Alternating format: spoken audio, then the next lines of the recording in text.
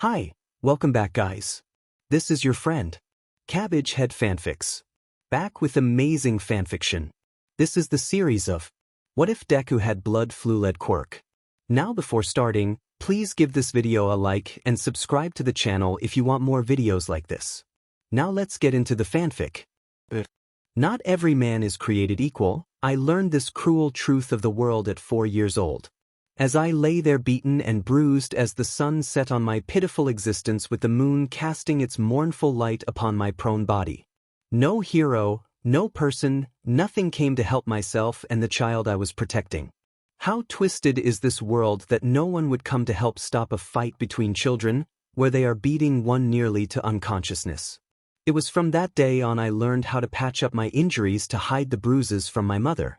Growing up I had to constantly endure this treatment, being bullied by fellow children and teenagers, the adults always pinning all the blame on me, my mother not supporting my dream, my friend, the one I wanted to call brother in everything but blood, becoming my biggest tormentor. Beaten down at every opportunity that everyone else around me could, I never gave up hope of one day becoming a hero. Even to this day as I make my way to school and catch a villain fight along the way.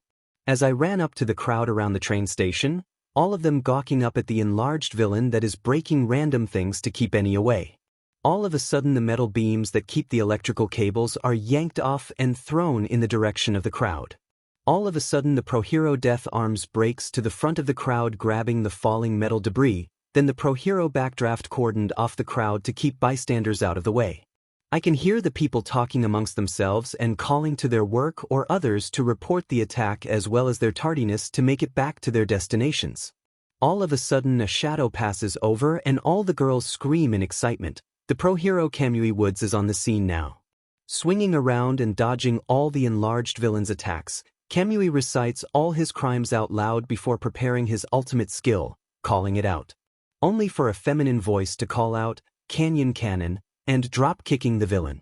After landing and standing up to her very impressive height, her hero outfit accentuating her features, a slew of reporters and men wielding cameras appear chanting money shot, as they take several pictures of her. Piece of cake for the world's next hottest hero.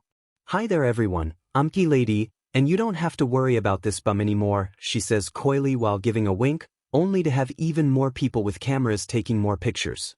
I guess that is one way to debut as a hero, I think to myself taking notes and doing a quick sketch of the new heroine.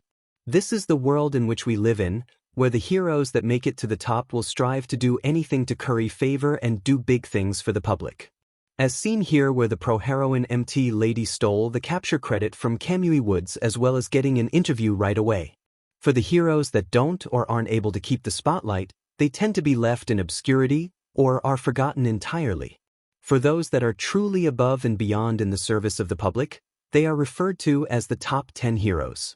These 10 heroes have strived and done amazing feats, however, there has been one hero that has been the undisputed champion of heroes all over, All Might. All Might has been one of the best heroes around ever since his debut, which has also dropped the crime rate exponentially wherever he goes. Unfortunately, it has the added effect of when he leaves an area the crime rate spikes and local heroes struggle to maintain the balance.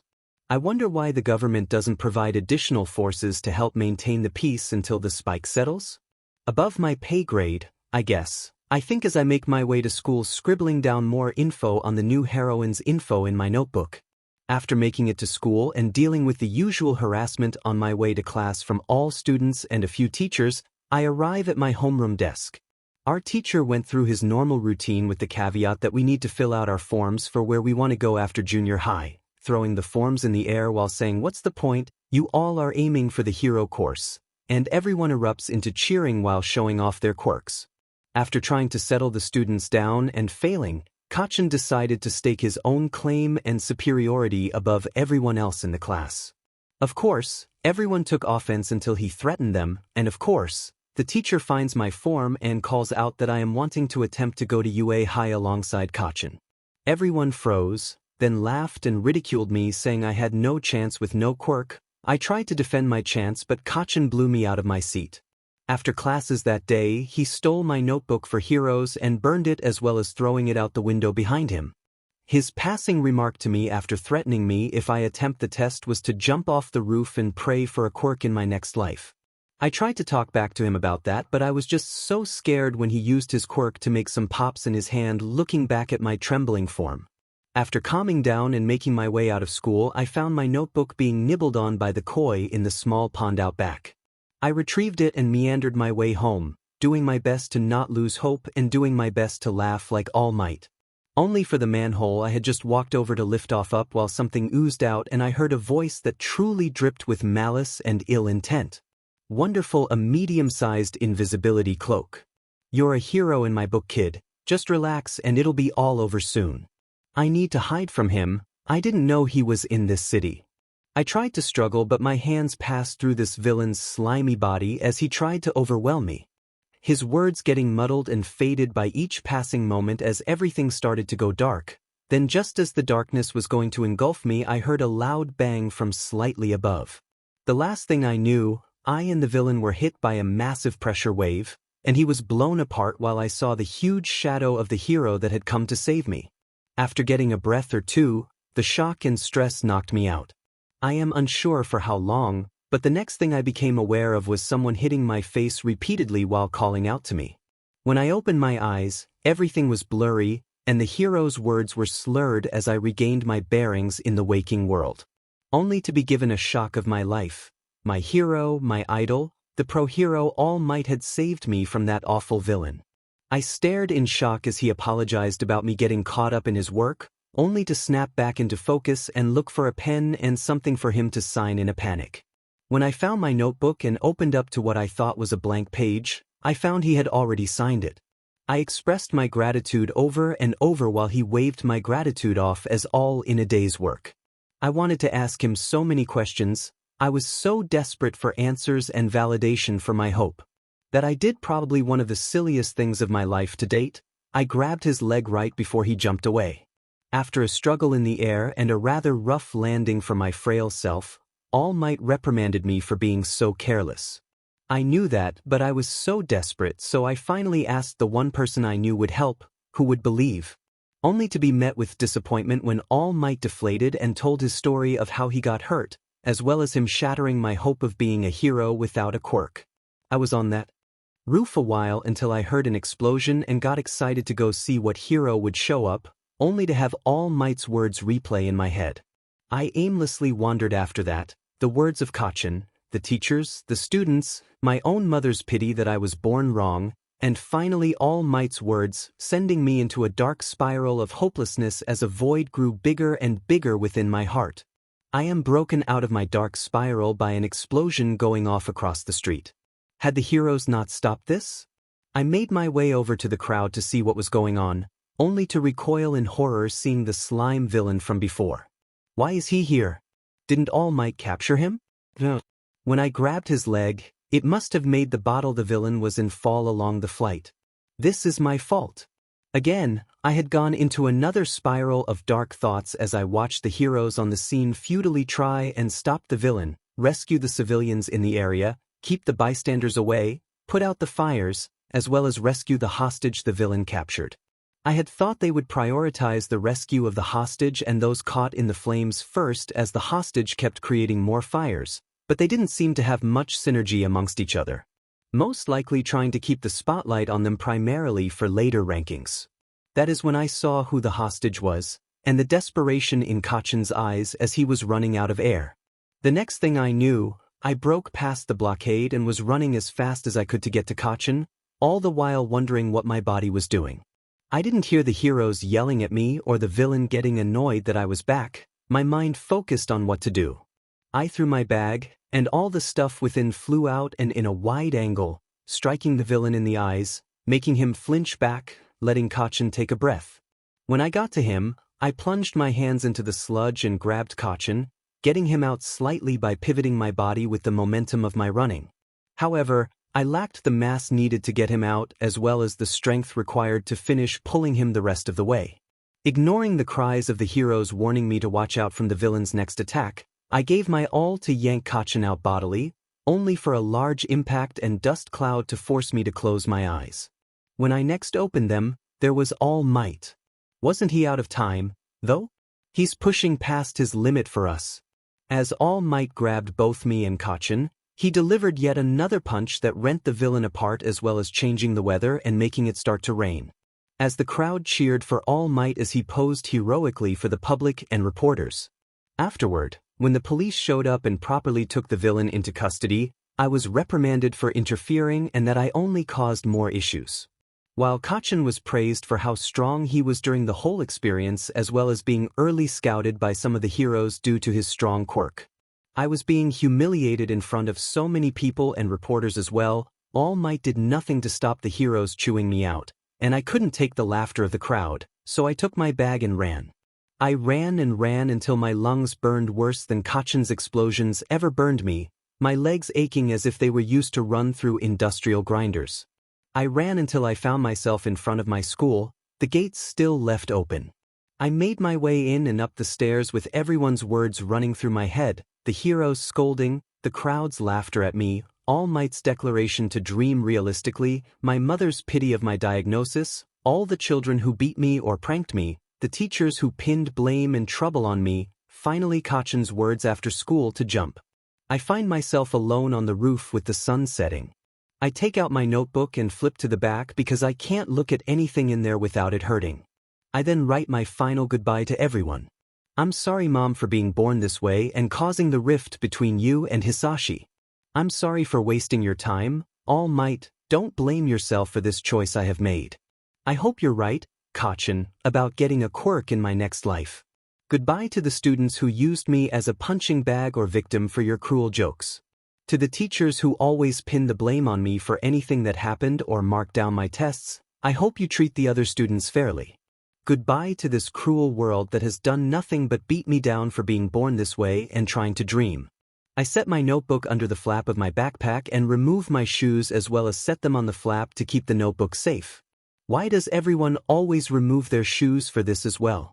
I think to myself as I make my way to the edge where the fence was damaged weeks ago by a misfired quirk, but still had yet to be repaired as the moon starts to rise in the sky, illuminating 8 crows sitting on a power line nearby, tears streaming down my face as I climb the damaged railing. Goodbye to everything that hates me in this world, please let the pain end. I say as I close my eyes and lean forward over the edge until I am in freefall, a slight smile on my face at the feeling of free-falling. I feel the rush of the fall, but then it suddenly stops and I can feel something has caught me, something big by the single hand holding me easily. When I open my eyes and look who saved me, I can't comprehend what I am looking at. Some creature with tentacles coming out of a head that has no face but holes that seem to stare into my very soul. Its torso an elongated skeleton with even more tentacles coming out the back of it. I watch as it finishes its descent to the ground, standing almost to the height of the school building in the light of a blood-red moon. I feel fear coursing through every part of me as it brings another hand up to hold me. I recognize the taste is blood, but I am still immobilized as I hear words unspoken yet shaking my very soul, unrecognizable as even words, just forces of nature as the thing brings me up near its head slowly. All of a sudden it jerks me close and holds me as if it is giving me a hug against its neck/face area as darkness starts to encompass me. A sense of peace washes over me with the tentacles wrapping around my body. Oh yes, quirkless. Well, you've come to the right place. I'm groggy and my eyes are swimming as I look to where the voice is coming from, seeing a man in a chair speaking to me. Yharnam is the home of blood ministration. You need only unravel its mystery. He begins to wheel his chair closer. I didn't notice it was a wheelchair before, but where's an outsider like yourself to begin? Easy, with a bit of Yharnam blood of your own. He wheels closer and then I see his ragged face, wild unkempt hair and beard, most worryingly his eyes covered in bandages. But first, you'll need a contract. He shuffles some papers until he seems to find what he is looking for. All I could make out is some strange rune on the back of the page with my name bleeding through at the bottom. Good. All signed and sealed. Now let's begin the transfusion. Oh, don't you worry. I feel my head and body getting so heavy and drowsy. Whatever happens, you may think it all a mere bad dream. I wince as I feel something pierce my arm and I start to feel nauseated. I hear the man start to laugh as I am dragged under into unconsciousness again. When I awoke in the waking world once more, I found myself looking up at an unfamiliar ceiling. An unfortunately more and more common occurrence it seems. The white ceiling and smell of disinfectant as well as the heavy cleaner clues me in that I am in a proper modern hospital now. Taking stock of all I can see and hear, I notice I am alone in the room as the morning's light seems to be streaming in through the window off to the side. Keeping calm to not set off the machine keeping track of my heart, I sit up and prepare myself for whatever may come with whomever is coming to check on me first. Possibly a nurse, good chance they are accompanied by someone from the law force, as I am sure my body was found on the ground and my note up on the roof. Turning to the door as I hear steps coming closer to the room I am in, I steady my breathing and prepare myself for the interaction to come. When the door started to open, I immediately took in the nurse's appearance. Average height for women, pixie cut of brown hair, tan complexion, hazel eyes, neutral-smelling perfume, but she seems to use a special cream on her skin often enough to stain herself with the smell of it. When her eyes fall on my awakened form, she jolts and puts on a strained smile. "Oh, good morning, Mr. Midoriya. I hope you are doing all right and are ready for some questions, for you were found in a rather unfortunate situation."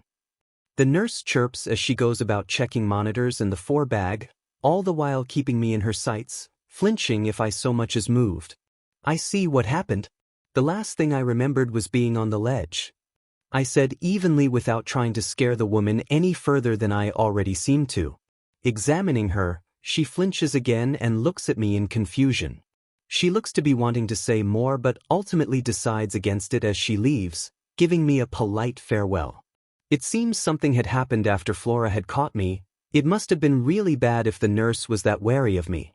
I just hope Mother is doing all right and that my note hadn't caused her too much distress or trouble for her. Hearing more heavy footsteps approaching as well as hushed voices between a couple of men, I sit up straight and await their arrival. When the door opens again, I am put on alert as the detective enters along with the doctor.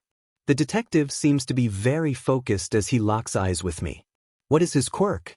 Immediately I am on high alert as I won't be able to deceive his quirk, lie detection. The doctor seems to have been called after my awakening, and the nurse had reported it to whomever is assigned as my doctor. "Good morning, Mr. Midoriya. My name is Naomasa Tsukachi. I am a detective with the local police force. I have been assigned to your case in regards to the situation in which you were found," the detective said as he took out a pad of paper and pulled up a chair. The doctor went through the motions of examining my heart, lungs, and eye response with a light, which made me flinch back to the sudden brightness. "All right, Mr. Midoriya, you seem to be in perfect health with a slight sensitivity to light, but that can be expected after you have been asleep for a straight day. We have alerted your mother, and she should be along shortly. I'll leave you and the detective alone now." The doctor, having finished his examination, gets up and leaves me alone with the detective. After picking up his pen and readying his pad, the detective takes a breath to get ready to start his questions. "Now, Mr. Midoriya, can you explain what you were doing on your school roof 2 nights ago and why you were found the next morning in a concerning situation?" "I went to the roof of my school building. I left a note with my backpack that should have been enough for you to understand my intentions. However, I have no clue as to how I ended up back upon the roof after I had been there," I explained, looking at him in confusion at the missing bag and where I was found. "You were found yesterday morning on the roof of your school building. We were unsure as to what had occurred to you, but foul play was assumed from the situation. However, I nor any of the police that were called onto the school grounds were ever made aware of any note or your bag," the detective said sternly as his quirk pinged true, making notes and looking at his notepad with a scowl. I guess I'm not surprised at the missing note and bag. The teachers, as well as the administrators at the school, are probably protecting the various students or teachers that either bullied me or put the blame on me for any incident that had occurred, as well as most of my test or homework scores being intentionally marked down, as well as putting marks in my personal record against my character, so the other students wouldn't be outperformed. They probably want to protect their star student, Katsuki Bakugo, my main tormentor for the past 10 years of my life, so that they can bask in the no-doubt fame he will earn as a hero. After his quirk came in and mine didn't, he got more and more aggressive, until eventually he started using his quirk on me, my things, my uniforms. I say, voice full of sorrow at the loss of my friend from so long ago, as well as angry at myself for hoping he would change for the better. The detective, looking perturbed then angry as his quirk still hadn't pinged any lies from my statements, seems to angrily write in his notebook for a while after I had finished making an assumption on what had happened to my note and backpack. I see, I'll be sure to look into this. Why did you choose to go to your school roof specifically? Well, that day, my old friend Bakugo had told me to go there and hope for a better future.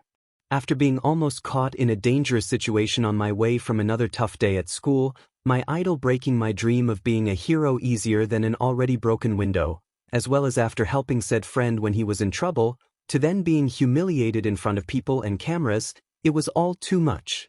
So I ran until I found myself in front of my school. I got in easily, then made my way up onto the roof, wrote my note to my mother as well as those important to me, put the note in my bag under the flap with my shoes holding the flap down so it wouldn't fly away, climbed the broken railing and just fell off the building. It is almost sad how freeing it felt to just fall and let everything go, knowing all the torment from the past decade will finally be over. I said solemnly, staring out the window as I recounted my worst day to the detective. Oh, and who is your idol? The detective grasped at the only non-terrible thing about the boy's truly sorrowful story. All Might, but I understand that he was just trying to look out for me, as there are some villains that you definitely need power to take on. I look to the detective sadly, to which it turns to confusion as I see the detective flinch. Maybe he knows All Might? My eyes widen slightly at the whispers that echo in my head. I see, I'll be sure to look into the things you have brought to my attention. Oh, and I am sure you'll be happy to know that you are no longer quirkless. When you were first brought into the hospital, they ran tests on you and your blood, as well as the blood found in the area alongside yours, finding it was a match, with a quirk factor. Said the detective, hoping to give even the slightest bit of light to this poor child's darkened life. Only to look on in confusion when the young man in front of him starts to laugh darkly. It seems Bakugo was right, had to go through something extreme to get a quirk. Hopefully things will turn out for the better from now on. Guess I will have to figure this all out and reassess my life goals. Thank you for your time, detective. Hopefully the next time we see each other it will be under better circumstances. I say with a sad but hopeful smile. I see the detective give me a strained smile, pack up his things, and give me a wave as he heads out the door. As I am sitting there contemplating what I should do moving forward, mist sprouts around me and pale small hands reach through, followed by the rest of the diminutive helpers of the hunters. I see a few of them crawl around the bed and mess with random things close to the bed. I give a smile and some head pats to the ones that get close, earning them cheering in their macabre cute ways. I find it interesting to watch them for a time, as the nurses and doctors seem to still think I am a danger, or that they are just wary of being in the room of someone who was involved in a rather intense situation. Eventually, I hear a familiar scream of my name as well as hearing crying from down the hall, so I wave to the messengers to go away for a while, as the frantic sobbing and scrambling footsteps get closer. The door promptly bursts open and a veritable flood of noise and tears pervades the room as my mother falls, scrambles up, and then falls upon me, immediately soaking my hospital bed in her tears. I wrap my arms around her and try to calm her down so that I can better understand her wailing words. It's all right, mother, I am sorry for worrying you, I say as I rub her back soothingly as she slowly calms down again. Why, Izuku? What happened? Mother blubberingly asks, tears streaming down her face. Well, I am sorry I jumped off the roof, she gasps and goes into another crying fit, and I am forced to comfort her again for a half hour. Which, if I am being honest, is impressive how many tears she can shed. I give her the pitcher of water that is on my bedside table, because she definitely needs it more than I do.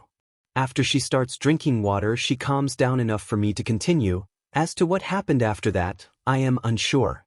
However, the detective that was here earlier said I was found on the roof of the school in a concerning state.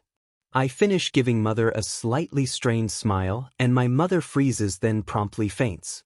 I sigh and catch her as well as page a nurse or someone with the call button, which is followed by the same nurse walking in from earlier with a puzzled expression to the floor as she steps through the puddles of tears. When she spots my passed out mother, She gives an exasperated sigh and hefts my mother into a chair as well as advising me to tell her to stay in the chair if she is prone to fainting spells. I give a strained smile to the nurse as she leaves after replacing the pitcher of water with another tired sigh as she looks at the pool of water that was shed from my mother's eyes leading from out in the hallway. When the door closes, a few messengers pop up from my bed and wave their fist angrily at the door, causing me to chuckle slightly. Which earns me more cheering and celebrating from the messengers. I play with them for a few minutes as I await my mother to recover. When she starts to stir, I wave the little ones away and await my mother to gain her bearings again as she groggily asks, "How did I get into this chair, Izuku?" "You fainted after I had answered your earlier question, so it would probably be a good idea you stay in the chair until we get through all of this," I say with a sad smile. Now onto the why I jumped off the roof. She chokes back a sob as she tries her best to squeeze the armrests with her hands. It was a culmination of the past 10 years of my life, I guess, with the absolute worst day that sent even my hopeful spirit over the edge. Literally in this case, I think in dark amusement to myself and continue on. "I have kept so much from you, my classmates mistreating me as well as using me as a test dummy for their quirks, teachers lying about me starting things at school as well as marking my grades or performance down in favor of other quirk students, and my biggest tormentor of them all, Katsuki Bakugo, who every day called me Deku since we were 4. This got mother to start sobbing again. I think she was trying to figure out why or when it started, as well as how close we were as children. Finally, she seemed to have gathered herself after only 15 minutes of crying, sobbing, and going through a CYCL of self-blaming, which I headed off every time she started, as the fault lies with the people who decided to hurt me instead of help me.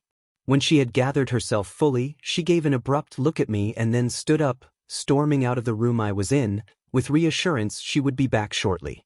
Well, that went well, I think. After a while, in which I could feel the now familiar pull back to the dream, I resisted the urge to go back as I waited on whatever mother was up to. After about 45 minutes, she returned with a saddened but serious look, holding her phone in one hand and tissues in the other. "I just got off the phone with the detective to get as much of the info on all the things he finds from the school and all those that hurt you so I can take legal action against them," she said firmly. When I went to object and reflexively dissuade her, she interrupted me. "No, Izuku.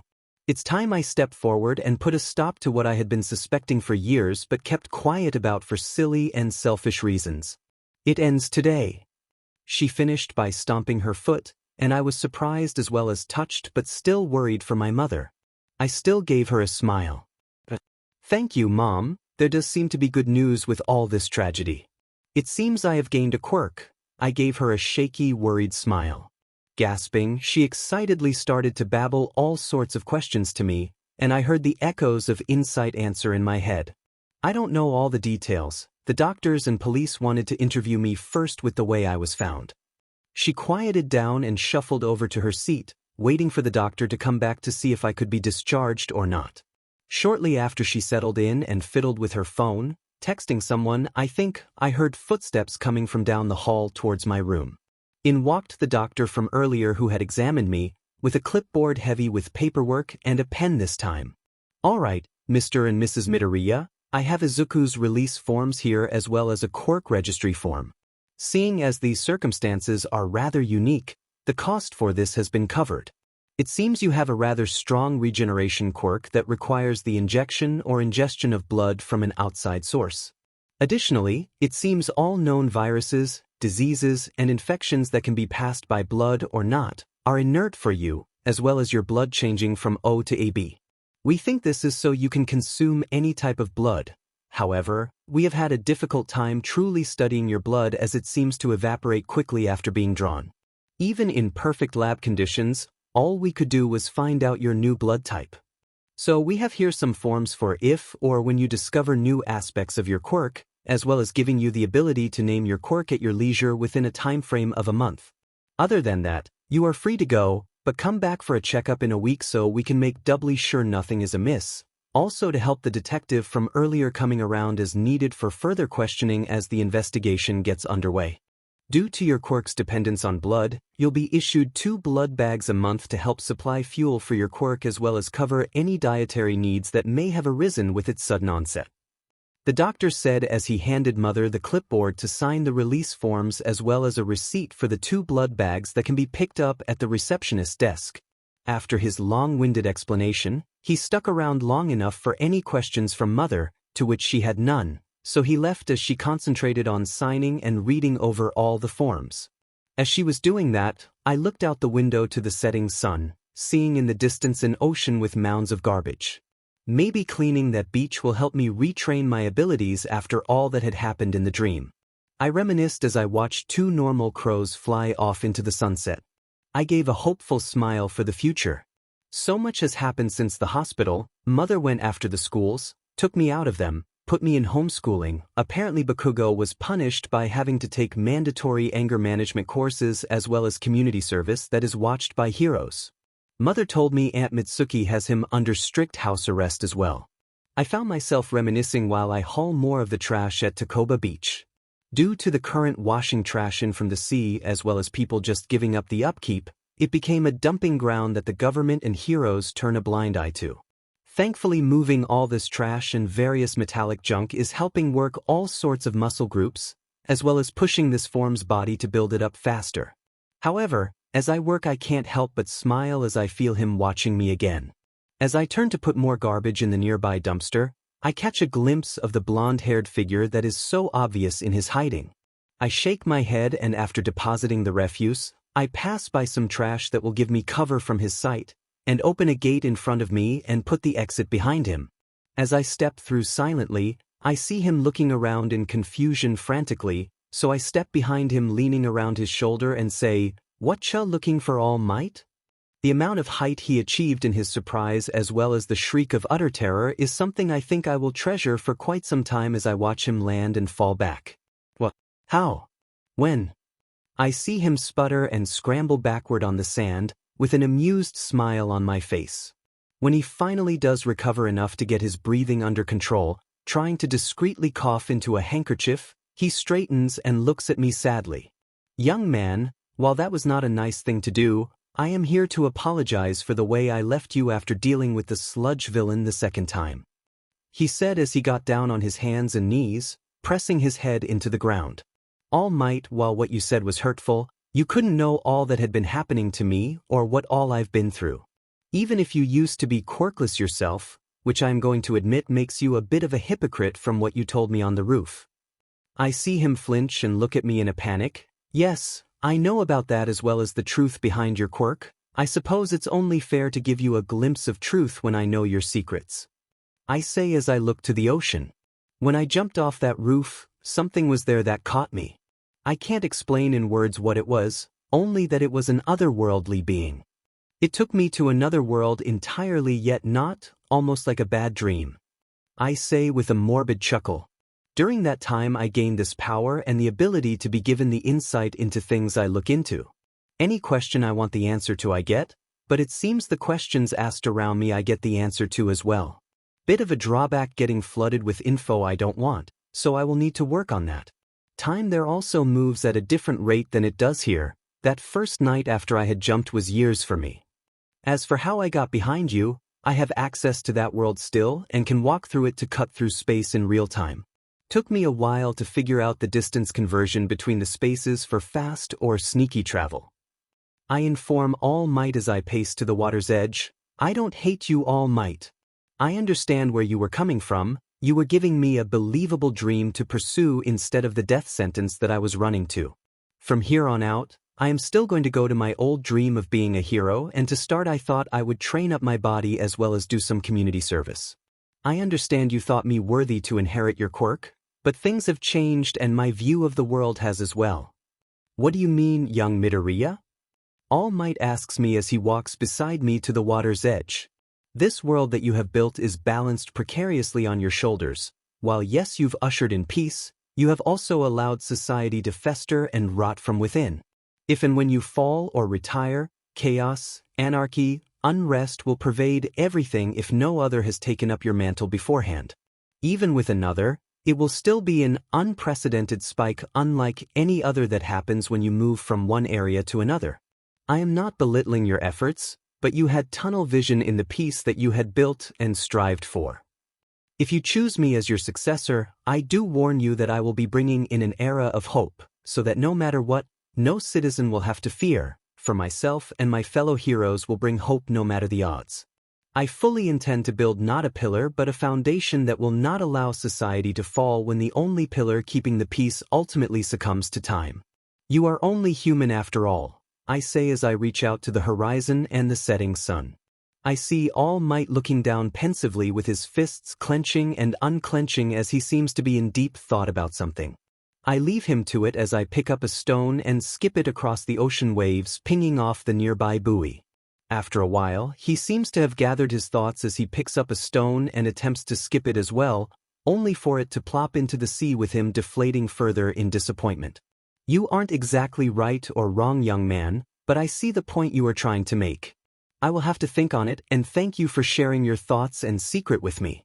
I guess you figured out Tsukachi when you awoke and sent him away to chase after those that had hurt you so he wouldn't ask the right questions. All Might inquires after scowling at the rings from his rock not skipping. Yes, and I hope if you don't choose me, you find a proper and worthy person to take up your mantle. However, I now have an achievable goal that I am passionate and dedicated to achieving. I look up at the sky as the stars start to come out, some distant whispering echoing within my mind, "Get home safe, Toshi." I laugh as he flinches again and gives me a spooked look. Some months pass, and I've gone to therapy for my trauma of past abuse and suicide, as well as acing my online courses, catching up on what was held back from my other schools. I've also made great progress on the beach as well as developing my current body and reflexes. However, on this night as I am about to go to sleep, I could feel a familiar aura of hunger nearby I haven't felt since Yarnum, so I send some messengers to scout it out as I put on my hunter gear and equip my threaded cane and hunter pistol. Stepping through the fog, I am above whomever has the same hunger from my time in Yarnum, from those who lost themselves to the cursed blood. Looking down, I see someone in a cardigan sweater hunched over and focused on something in their hands, to which I can even hear from the roof. Stepping over the edge, I fall through fog again and step out behind her without a sound. "Hey there," I try to say gently, only to have to dodge a hastily thrown knife from the girl as she tries to escape down the dead end. Taking a calming breath to cool my rushing blood, as well as reminding myself I am not in a hunt, I pick up her knife and put it in a pocket as I walk after her. Reaching the end, I see her pressing her back against the wall of the dead end with panic in her eyes and a tremble through her body. She seems to be my age, in a schoolgirl outfit with an oversized cardigan sweater, messy blonde hair in messy buns on her head, along with a pale face, but with an apparent blush that doesn't seem like makeup. "I'm sorry, please, I won't do it again. I'm sorry." She keeps repeating this over and over as she frantically looks around for an escape. I calmly walk to her as non-aggressively as I possibly can with my hands held at my sides after putting my gun away. "It's alright, are you okay? I did not mean to scare you. Do you need something?" I ask, trying to get answers to my questions. "You were feeding on the rats to get their blood?" I inquire as I look at a nearby dead rat. Seeing her flinch and hide her hands behind her back as tears stream from her cat-like eyes with their pupils blown wide. "I'm sorry, I'm a monster," she wails as she collapses to the ground, covering her face as she cries out into the night. Her sobs echoing off the walls of the alley as I get closer to her with a scowl. I sense no other afflictions other than the hunger that seems to be coming from her quirk. "Who told you that you are a monster? What about you is monstrous in nature?" I press as the answers filter in my head, and I have a snarl on my hidden face at the length her family and peers went to force her into this dire situation. I use blood to turn into people, and it makes me crave blood. My parents call me a monster, and none of my friends understand or want anything to do with the real me. No matter how many times I try to resist the need for blood, but the cravings just become too much, and not consuming blood makes my head go fuzzy. She tells me as she hiccups and sheds more tears with her explanation. After closing the distance and standing before her, I think on what all to do, what all I can do, as I set my hand gently on her head. I give my best caring smile as I pull down my face cover and rub her head gently. You are not a monster, I say firmly, and some messengers bring me a blood bag I requested through the dream. Here, drink up, my quirk needs blood for regeneration. I can spare one of the blood bags I get a month for it. You should have been given the same treatment, but it seems your parents are truly sick individuals. I am sorry you've had to suffer alone for so long. Have no fear though, hope is here and I will never call you a monster or begrudge your quirk's cravings. I keep trying to soothe her the best way I can if this is the only time I meet her. She looks into my eyes as if searching if I am telling the truth or not, only to decide to trust me as she cries out again and throws her arms around my waist, holding on to me desperately. I keep soothing her by giving an awkward hug, hunching over as well as patting her head, reassuring her over and over while she lets out all the years of pent-up frustration. I'm thankful for all the teasing and training Ariana had done to me so I wouldn't be a mess when dealing with women like I was before. I do wonder if all the things she had done to me were really necessary though. After a while, she calms down and lets me go, still shaking as she sits with her legs sprawled under her, giving me a wobbly smile. I hand her the blood bag even though she still seems unsure about it, glancing at me every so often and pausing repeatedly as she brings the straw in the bag up to her lips. When it does reach her lips, she doesn't break eye contact as she slowly takes a drink, and I give her an encouraging nod as well as an easy smile. Watching as she breaks down again, crying silently as she drinks down the whole bag, I reach out and softly rub her head again. After an initial flinch, she settles down in getting everything she can out of the bag and then cleaning her face of tears, to which I offer her a handkerchief which she takes gratefully. Thank you so much. What is your name? She asks as she finishes cleaning herself up. I dunno, maybe I won't tell you, I say as I stick my tongue out at her and dance away from her playful slap while laughing. I keep it up as she chases after me a bit, laughing alongside me, until she has to stop and bends over, holding her knees to catch her breath. I give another easy smile and say, I'm Izuku Midoriya, pleasure to meet you, as I hold out my hand for her to shake. Still catching her breath, she stands up and takes my hand with a big smile. I'm Himiko Toga. She chirps with a wide smile but then cringes and covers her mouth with her hands. I roll my eyes and pull her hands away, giving her a kind smile as she gives a shy and wobbly smile back.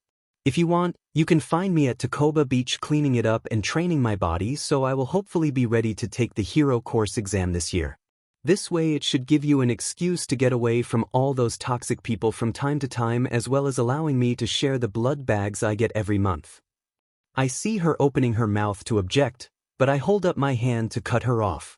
While my quirk does need blood for the regeneration faction, I was actually going to submit that I only need one a month due to my training honing my ability to heal greater wounds with smaller amounts. However, I don't mind giving you the extra bag instead, as I doubt your family will do what is right and get you the proper help you need. If you want, I can see about asking a detective I know that is working a case against the schools and people who abused or mistreated me over the past 10 years. I ask gently, but she still flinches away with fear in her eyes. He has a lie detection quirk, so he will uncover the truth of the matter. I understand if you need time to think on it. This is big, but know that I will always be on your side. You are not a monster, you're far too cute, I say with a smile as I boop her nose with my finger, making her already blushing cheeks darken. I'll think about it, thank you. I might swing by the beach every so often. She says, looking down and away. Thank you again, you saved me. As her blush deepens, she gives me a hug and a kiss on the cheek, then bolts away down the alley and onto the street. I give a smile and chuckle as I collect the forgotten empty blood bag and throw it in a nearby dumpster. I call forth the little ones that had brought me the blood bag. I give some head pats and tap others' small fists with my own, gently gaining cheers and celebration from them as I thank them for their work. As I am making my way back home, I gaze fondly up at the waxing moon that illuminates the night sky. I step through more fog to reach the roofs to better view the sky in its splendor. Taking a deep breath and feeling satisfied that I have made a great start of being a hero by saving Toga earlier, I am excited for the coming months to pass and I start the actual path of becoming a hero. As I turn to my apartment building, I scare 12 crows that were all picking at some rooftop garden, I take a step back readying myself and my cane, but they all fly off and perch higher up waiting for me to leave. I do so after getting my breathing back and reminding myself that these crows aren't a threat, walking through the fog a final time and letting my hunter gear fall into the pool of fog at my feet. I get into bed and fall asleep with a smile on my face.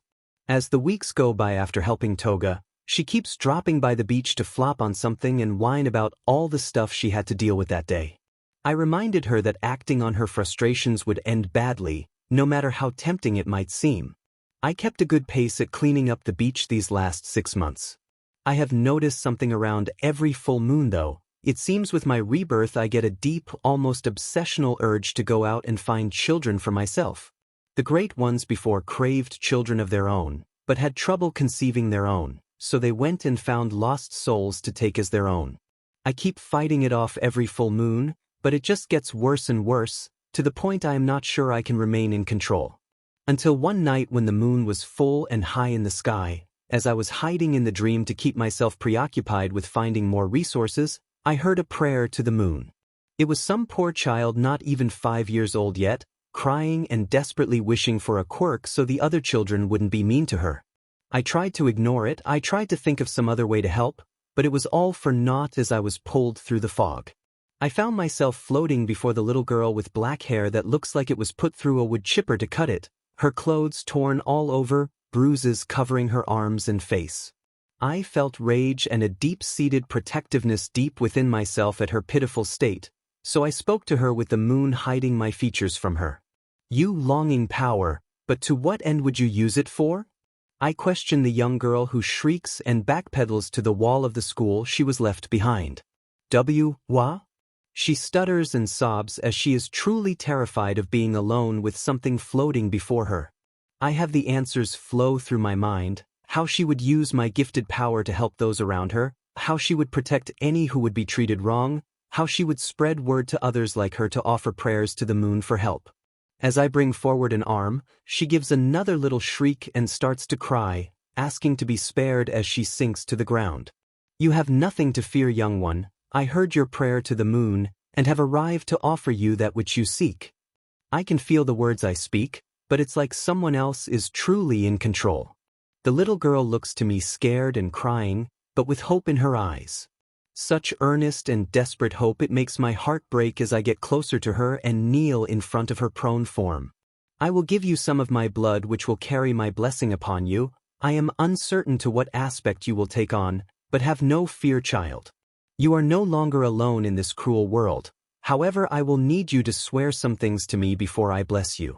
You must not turn cruel like those with power do these days. You must protect those that need it to the best of your ability, and finally give up prayers to the moon.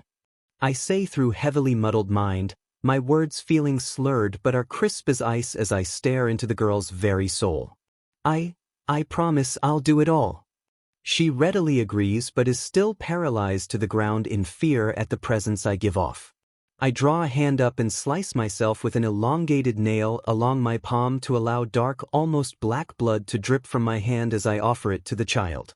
Drink deep and may your dreams be given life anew, child of the moon. She hesitantly gets up and crinkles her nose when my bloody hand gets close, but she does open her mouth and lets the blood fall into her mouth. She licks up to the cut and starts to drink more and more as the blood starts to take over her body, making some feathers start to poke out of her hair. Eventually she stops and gasps for breath and looks to me with wide eyes as she and the blood merge fully.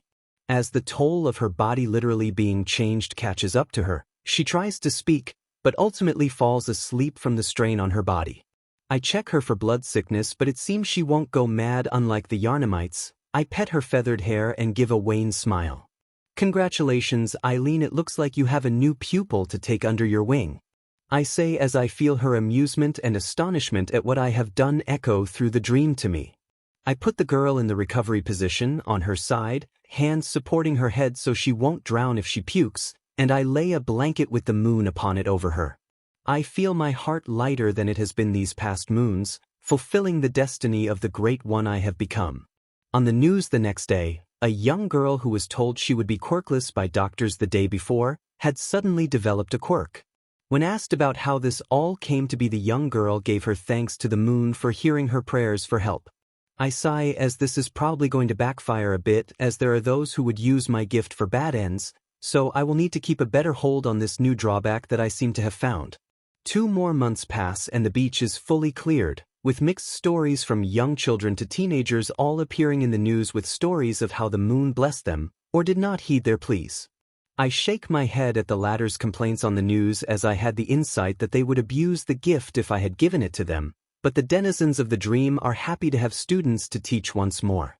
It seems those under the tutelage of Eileen are given speed or evasion quirks that have crow or raven aspects attached to them. Those with Jura as their teacher seem to have a penchant for gunslinging or crafting things that go boom with ease. The rare few that had either the church dweller or Sister Adela seem to specialize in healing with scented things they make to burn, be it candles or incense. Finally, the only one I had that fell under Ariana seemed to be an empath of some sort, but I haven't heard much of anything from that. The prayers of those I bless, as well as the echoing gratitude from the dream, does satisfy a longing I did not know I possessed at the time, but I seem to still crave and hunger for something else. It's gotten to the point where I have to lock myself away for the 3 nights that have a full moon, for fear that other part of me does something I will regret. I have heard the prayers of those with weak quirks or those that want a different one, but whenever I ask what would that achieve, it only leads to death and destruction. I think it is a built-in limit to those that are born with quirks, that if more outside power is put in, the more likely the person dies, with all that is left is a husk driven by base instinct and desires. So only the quirkless receive my blessing, and only those who would use it for the betterment of those around them, instead of by selfish desires.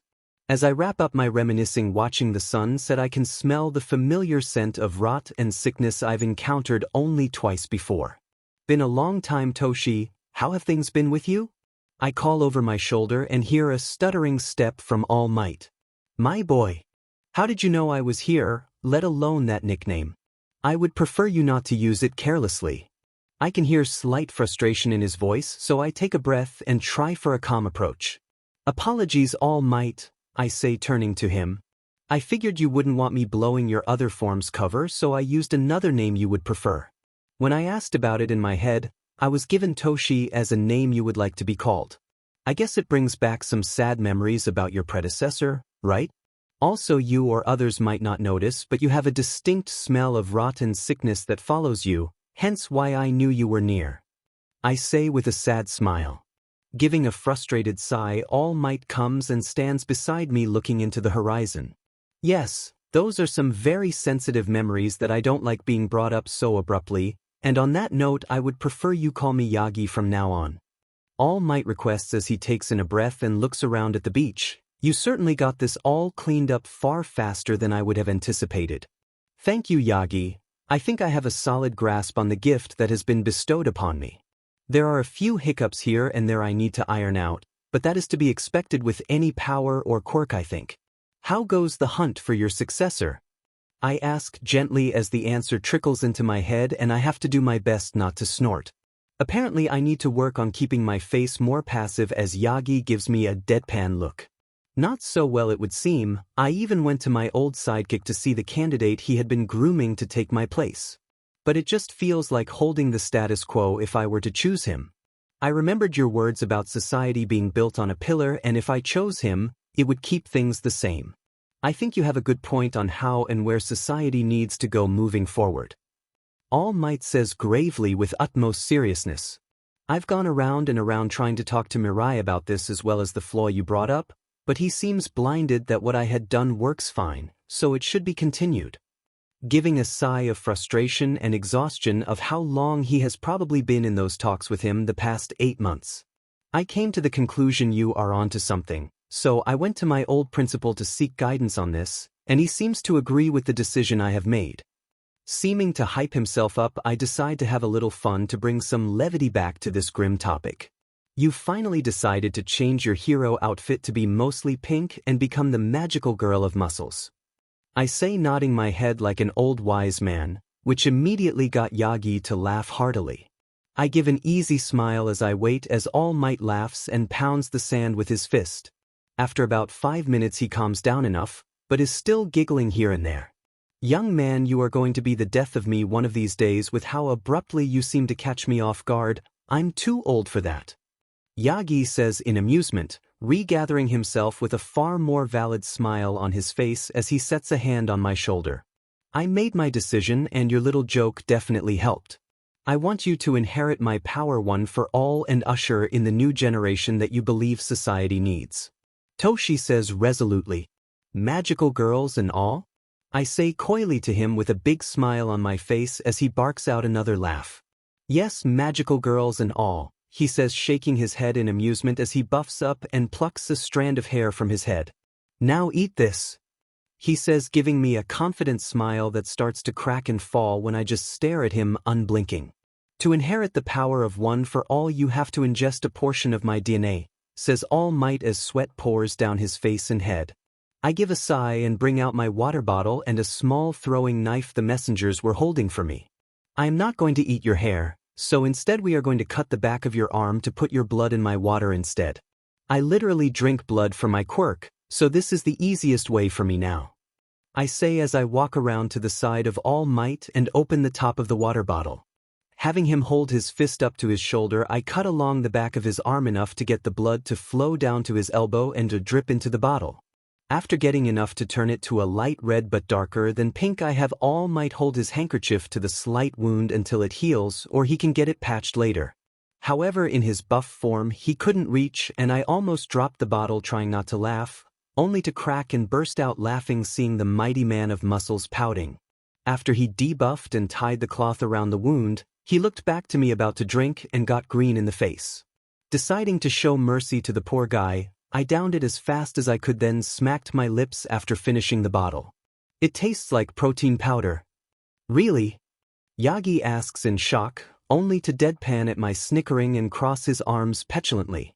I am starting to regret this decision now. I laugh and throw an arm over his emaciated shoulder. I don't be like that. I'm only having a little fun with you. Anyway, we should let this seep through me for the night, so tomorrow we can see how much it affects me.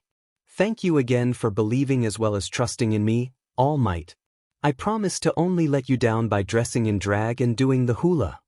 This gets a smile and a snort out of the man as he covers his face and turns around. I see him off as I make my way home, feeling the power start to surge within me a bit more quickly than I had anticipated, but I still make it home safely, to which I see 4 crows on a power line across the street. I tell my mother that the beach is cleaned finally, as well as my excitement for the Rowdyhay's exams next month over Katsudon. In celebration of finishing the beach she made my favorite. When I drift off to sleep, I am abruptly pulled into a dream space I am unfamiliar with.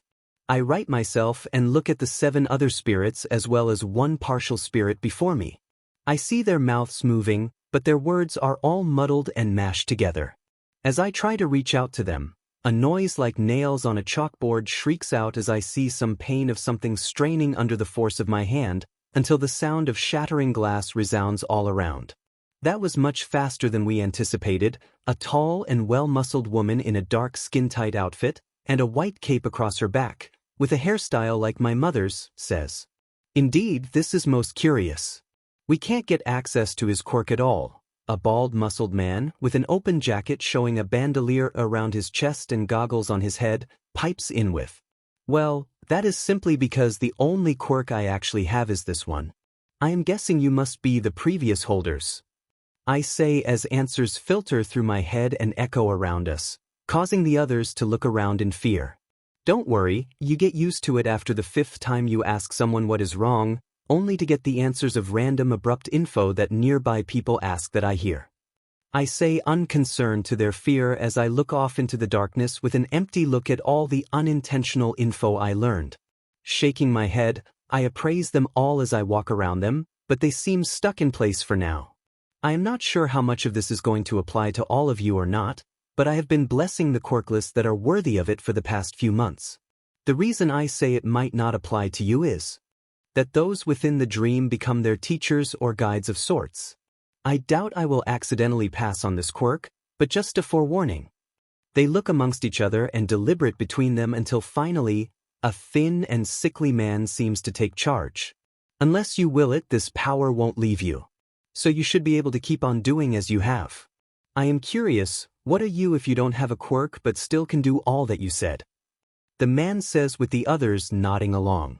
Oh, well, I guess I can show off a bit to you guys seeing as you are constructs, though I am not sure about this one, I say as I step in front of a partial spirit that seems empty and flickering in and out. I turn in a flourish and drop the illusion of my human form standing far above the rest of them as they cry out in shock and fear.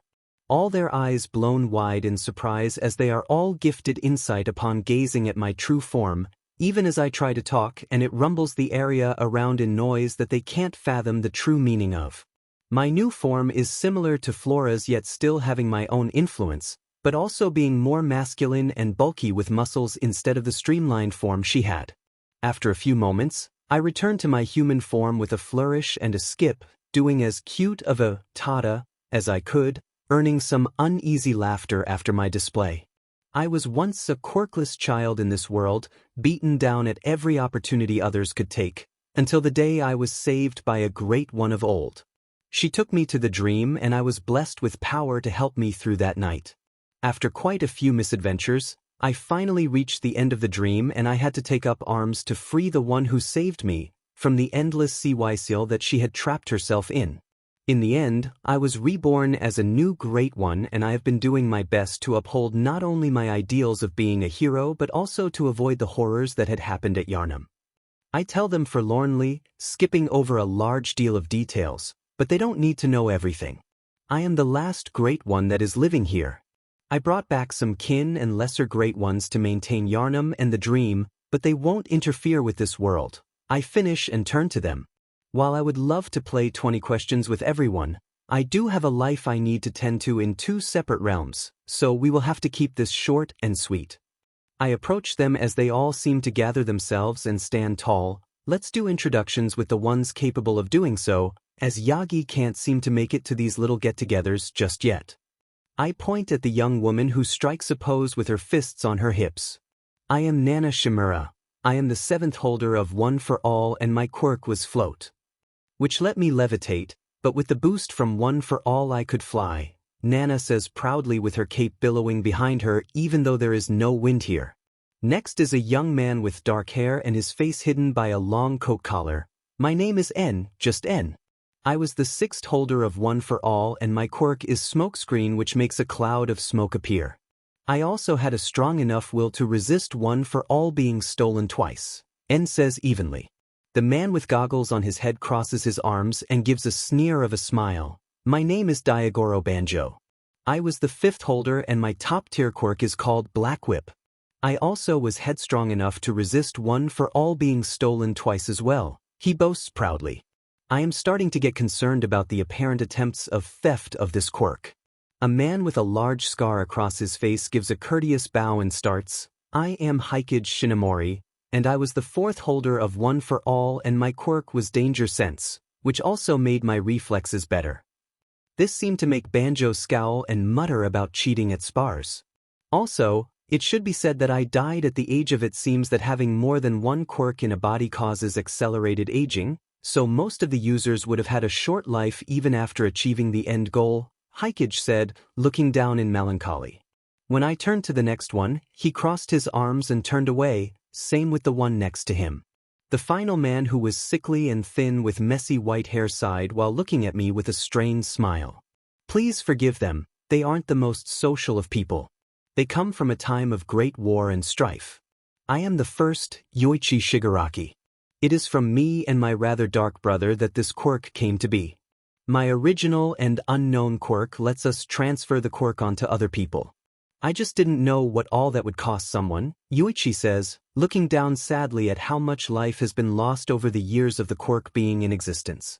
I turn to the other two and say, so you are going to be petulant children when we all have a common goal to do better for the world? Fine then, what are your quirks? I let the question ring out and have the answers call back after my question's echo fades. Transmission allows you to change the speed of an object that is touched. The one next to Yoichi looks at me in surprise, then fury. The other one you called FA gene, which allows the buildup of kinetic energy before releasing it in a burst to give a boost to speed and power. The other one looks at me in fury as well and trembles in place, no doubt wanting to lash out at me. I tried to be civil here as we are all trying to aim for the same goals here, but if all you both want to be are these stuck-up pricks, then I am just going to have to lock you out of being possible teachers and having those I bless not ever dealing with you both. I say as I wave a hand in their direction and chains sprout from the ground, locking them in place as well as having clamps seal around their mouths. All the others look at them in surprise and then to me to see my equally surprised expression. Not gonna lie, I had no clue that would happen, but I think they may need to cool off for a bit and re-evaluate their priorities going forward. It was a pleasure meeting most of you. I give a glance at the two thrashing around in their bindings. I bid you all a fond farewell and I will see you when I see you once again, I say as I turn and walk off into the dark abyss. Until I see familiar fog and fall back into familiar flowers that glow in pale moonlight. The final month before the exam was interesting to say the least. On the first day trying to use that quirk, my entire body felt like it shattered as I tried to use quickening alongside it. Good news is, when I use it, red and green lightning pours off me.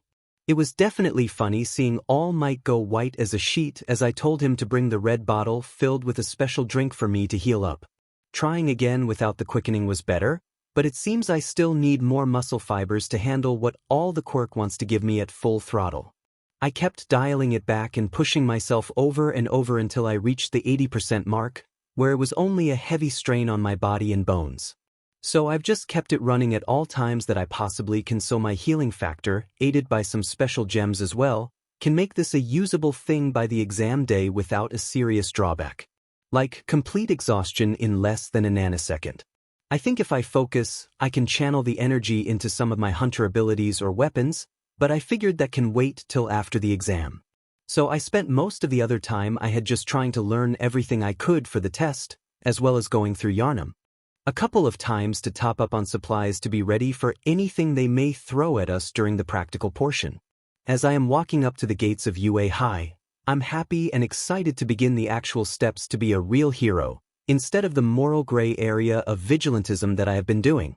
As I am about to cross the threshold, I hear a voice I haven't heard for almost a year now. Get the hell out of my way, you Deku. I hear Bakugo growl out as he tries to shoulder check me, only to bounce off me and has to stumble to catch himself from falling. Unfortunately, he saves himself from the fall. After he rights himself, he opens his mouth about to yell at me again, pulling his arm into position to attack me. Only to stop, close his eyes, take a deep breath that he lets out his nose, and then storms off to the building. What do you know, miracles can happen. I think as I look around the sky to see if any pigs were flying by, only to trip and curse Karma and her sick sense of humor. As the fog bursts from the sidewalk to catch and redirect me, I suddenly feel all my weight and momentum to the ground disappear. Whoops, I'm sorry, I didn't think you were going to catch yourself on time, so I used my quirk on you without permission, so sorry again. I hear a light and bubbly voice say from behind me as the hand she had used to stop my fall puts me in a bit of a spin forward when she jolts back from the mist on the ground. Does that look up? Or is it down now? To try and see the origin of this voice, I get a glance of a pair of brown shoes, a hand in a brown sleeve, and I start to see legs covered in gray nylon. To which I promptly close my eyes lest I see any further up the kind girl's skirt by accident. It's fine, can you write me? Also, I am sorry, in my attempt to look at you I caught a bit of a glimpse up your skirt. I say softly to not draw attention to us and try to show my remorse for the accidental peek. Oh! I hear her squeak as she shuffles her feet, then I feel her grab me, spinning me a bit harder than I think is needed. She sets me on my feet with a thump. After she whispers, "Release," do I open my eyes and get a good look at the girl. I stand taller than her, but with my rebirth, I had a bit of a growth spurt that puts me closer to 6 feet tall now. She has brown hair in a bob cut style, hazel eyes that are looking down, and I think permanent blush marks on her face, but I am uncertain due to her whole face being flushed. I bow to her, apologizing again for the accident as well as wishing her luck in the exams, to which she makes a prompt and hasty retreat into the building. I take a slow and even breath and then make my way into the building shortly after. After finding my way to the cubicle for my testing, and finishing it in half an hour, with another half-hour recheck because that can't be all the questions. I flag a proctor down asking them if there is any more to the test, to which they just chuckle and shake their head, taking my packet from me, then sending me to the auditorium for the practical review. After reading through the packet and understanding the premise of the destruction of robots for points, to which I cheered at not having to hold back on, I decided to take a nap. Arriving back to the familiar site of the lumen flowers and graves for the chalice dungeons, I walk up the steps to the rebuilt shop, as the original had burned much too far to salvage. I spot the doll, tending to some sewing and making things for the messengers to wear to better distinguish them from each other. Hey doll, I'm back for a bit. I finished the written part of the exam early, so I thought I would wait here with you and tell you what all has happened today so far. I see the doll give a reserved smile as she keeps to her sewing but turns slightly to show she is listening. I took up this sort of ritual or habit after freeing the dream and nightmares, telling the doll about my days in the waking world, or I would smuggle books or things to help her pass the time when she had little to do. After I finished my retelling of all that had happened so far today, I just sat and watched her work. It's always amazing all the things she can do and make with how little materials are at her disposal to use. Even with my constant runs through Yarnum, I can only bring back so little for her. As I am about to ask her about some of the books I brought for her, and if she liked them, I am abruptly pulled back from the dream by one of the messengers I left behind to keep watch for important things. Only to hear someone yelling in my direction, "And you with the unkempt hair. If you can't take this seriously and pay attention when the proctor is speaking, you should leave." I look and see a young man with blue hair, sharp glasses, and pointing his whole arm my way with a scowl on his face. I hear other students sniggering around me, and before the proctor can settle things down, holy CV, it's present Mike. I look the hero in the eyes and ask, on the pamphlet it states that attacking fellow test takers is against the rules. I would like a clarification of that if I may. If I were to use my quirk to redirect another examinee away from the robots, would that disqualify me? I have the answer flow through me and I have to hold back a smirk, but all the others need to hear this as well. Excellent questions, young listeners. Present Mike bombastically cheers to the auditorium, in regards to the redirection away from robots, so long as it doesn't directly harm other examinees it is allowed. To which Blue Hair looks at him in shock. As to your question, examinee number 7111, the fourth robot is worth 0 points. It's more of an obstacle that should be avoided. It is not that it can't be taken down, there is just no point. I recommend you focus on the ones topping the charts. Present Mike finishes as the boy bows to the man and sits back down. I can hear the others talking about it as a trap to be avoided and other such things as I look around. I glance beside me to see Bakugo is there and that our battle centers are different, to which he growls at me and hides his card. When we are all dismissed and sent off to our battle centers, I am stretching in a normal workout uniform, as well as centering myself so I don't lose myself like I had in previous hunts. I glance around and look at my possible classmates, some having their equipment on already, others talking in groups to keep their nerves down. All of a sudden I feel a hand clamp down on my shoulder, to which I slap off me and round on the guy from before. What is your intentions with that question you had asked in the auditorium? Are you going to ruin and sabotage other students' chances of taking this already stressful test? You truly are a delinquent to do such things at this prestigious academy, he proclaims, raising his voice and chopping his arm at me, as other students point while whispering about us. You should really learn to curb that superiority complex of yours.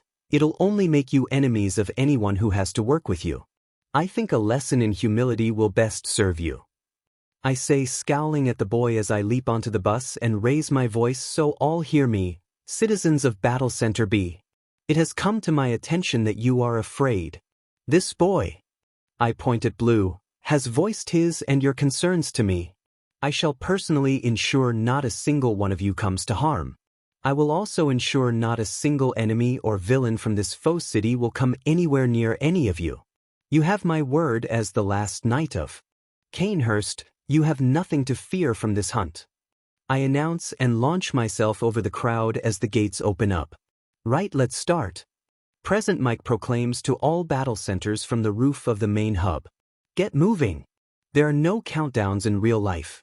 As the rest of the group turns to charge in, They see me standing within the city beyond the gate. I clap my hands together and move them to the sides as fog takes over the entirety of the entrance and then covers the whole training ground perimeter in a dome of mist, locking the battle center within a temporary dream. I can hear their confused shouts as they try to charge through, only to come right out the way they came and trying to get in constantly. I turn and ignore their cries of anger and set my hand upon the ground. Little ones, please scout and be my eyes for this hunt. I request of the messengers as they burst forth through the battle center, letting me know through the dream where all the robots are, as well as their path of observed movement. 101 1-pointers, 52 pointers, and 33 3-pointers. Looks like I am getting my steps in today. I think to myself as I push 80% of 1 for all through my body and tear through the city.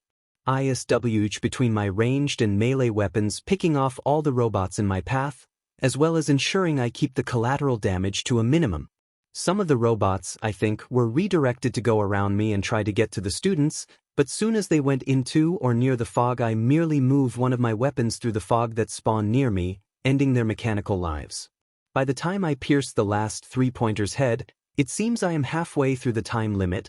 Breathing a bit heavy, I make my way back to the entrance and get the right distance away from 2 skyscrapers. Summoning a small table and chair, I set out a small tea set with steaming tea in one of the cups. I look to one of the cameras, giving it a smile as I bring a chessboard to be before me on the table, as well as setting the holy moonlight sword across my lap. Deciding to take the first move, I move my white pawn to e4, then taking a sip of tea. I look around until I see one of the big screens light up, showing e5 in simple black characters on a white screen, to which I smile and move the piece.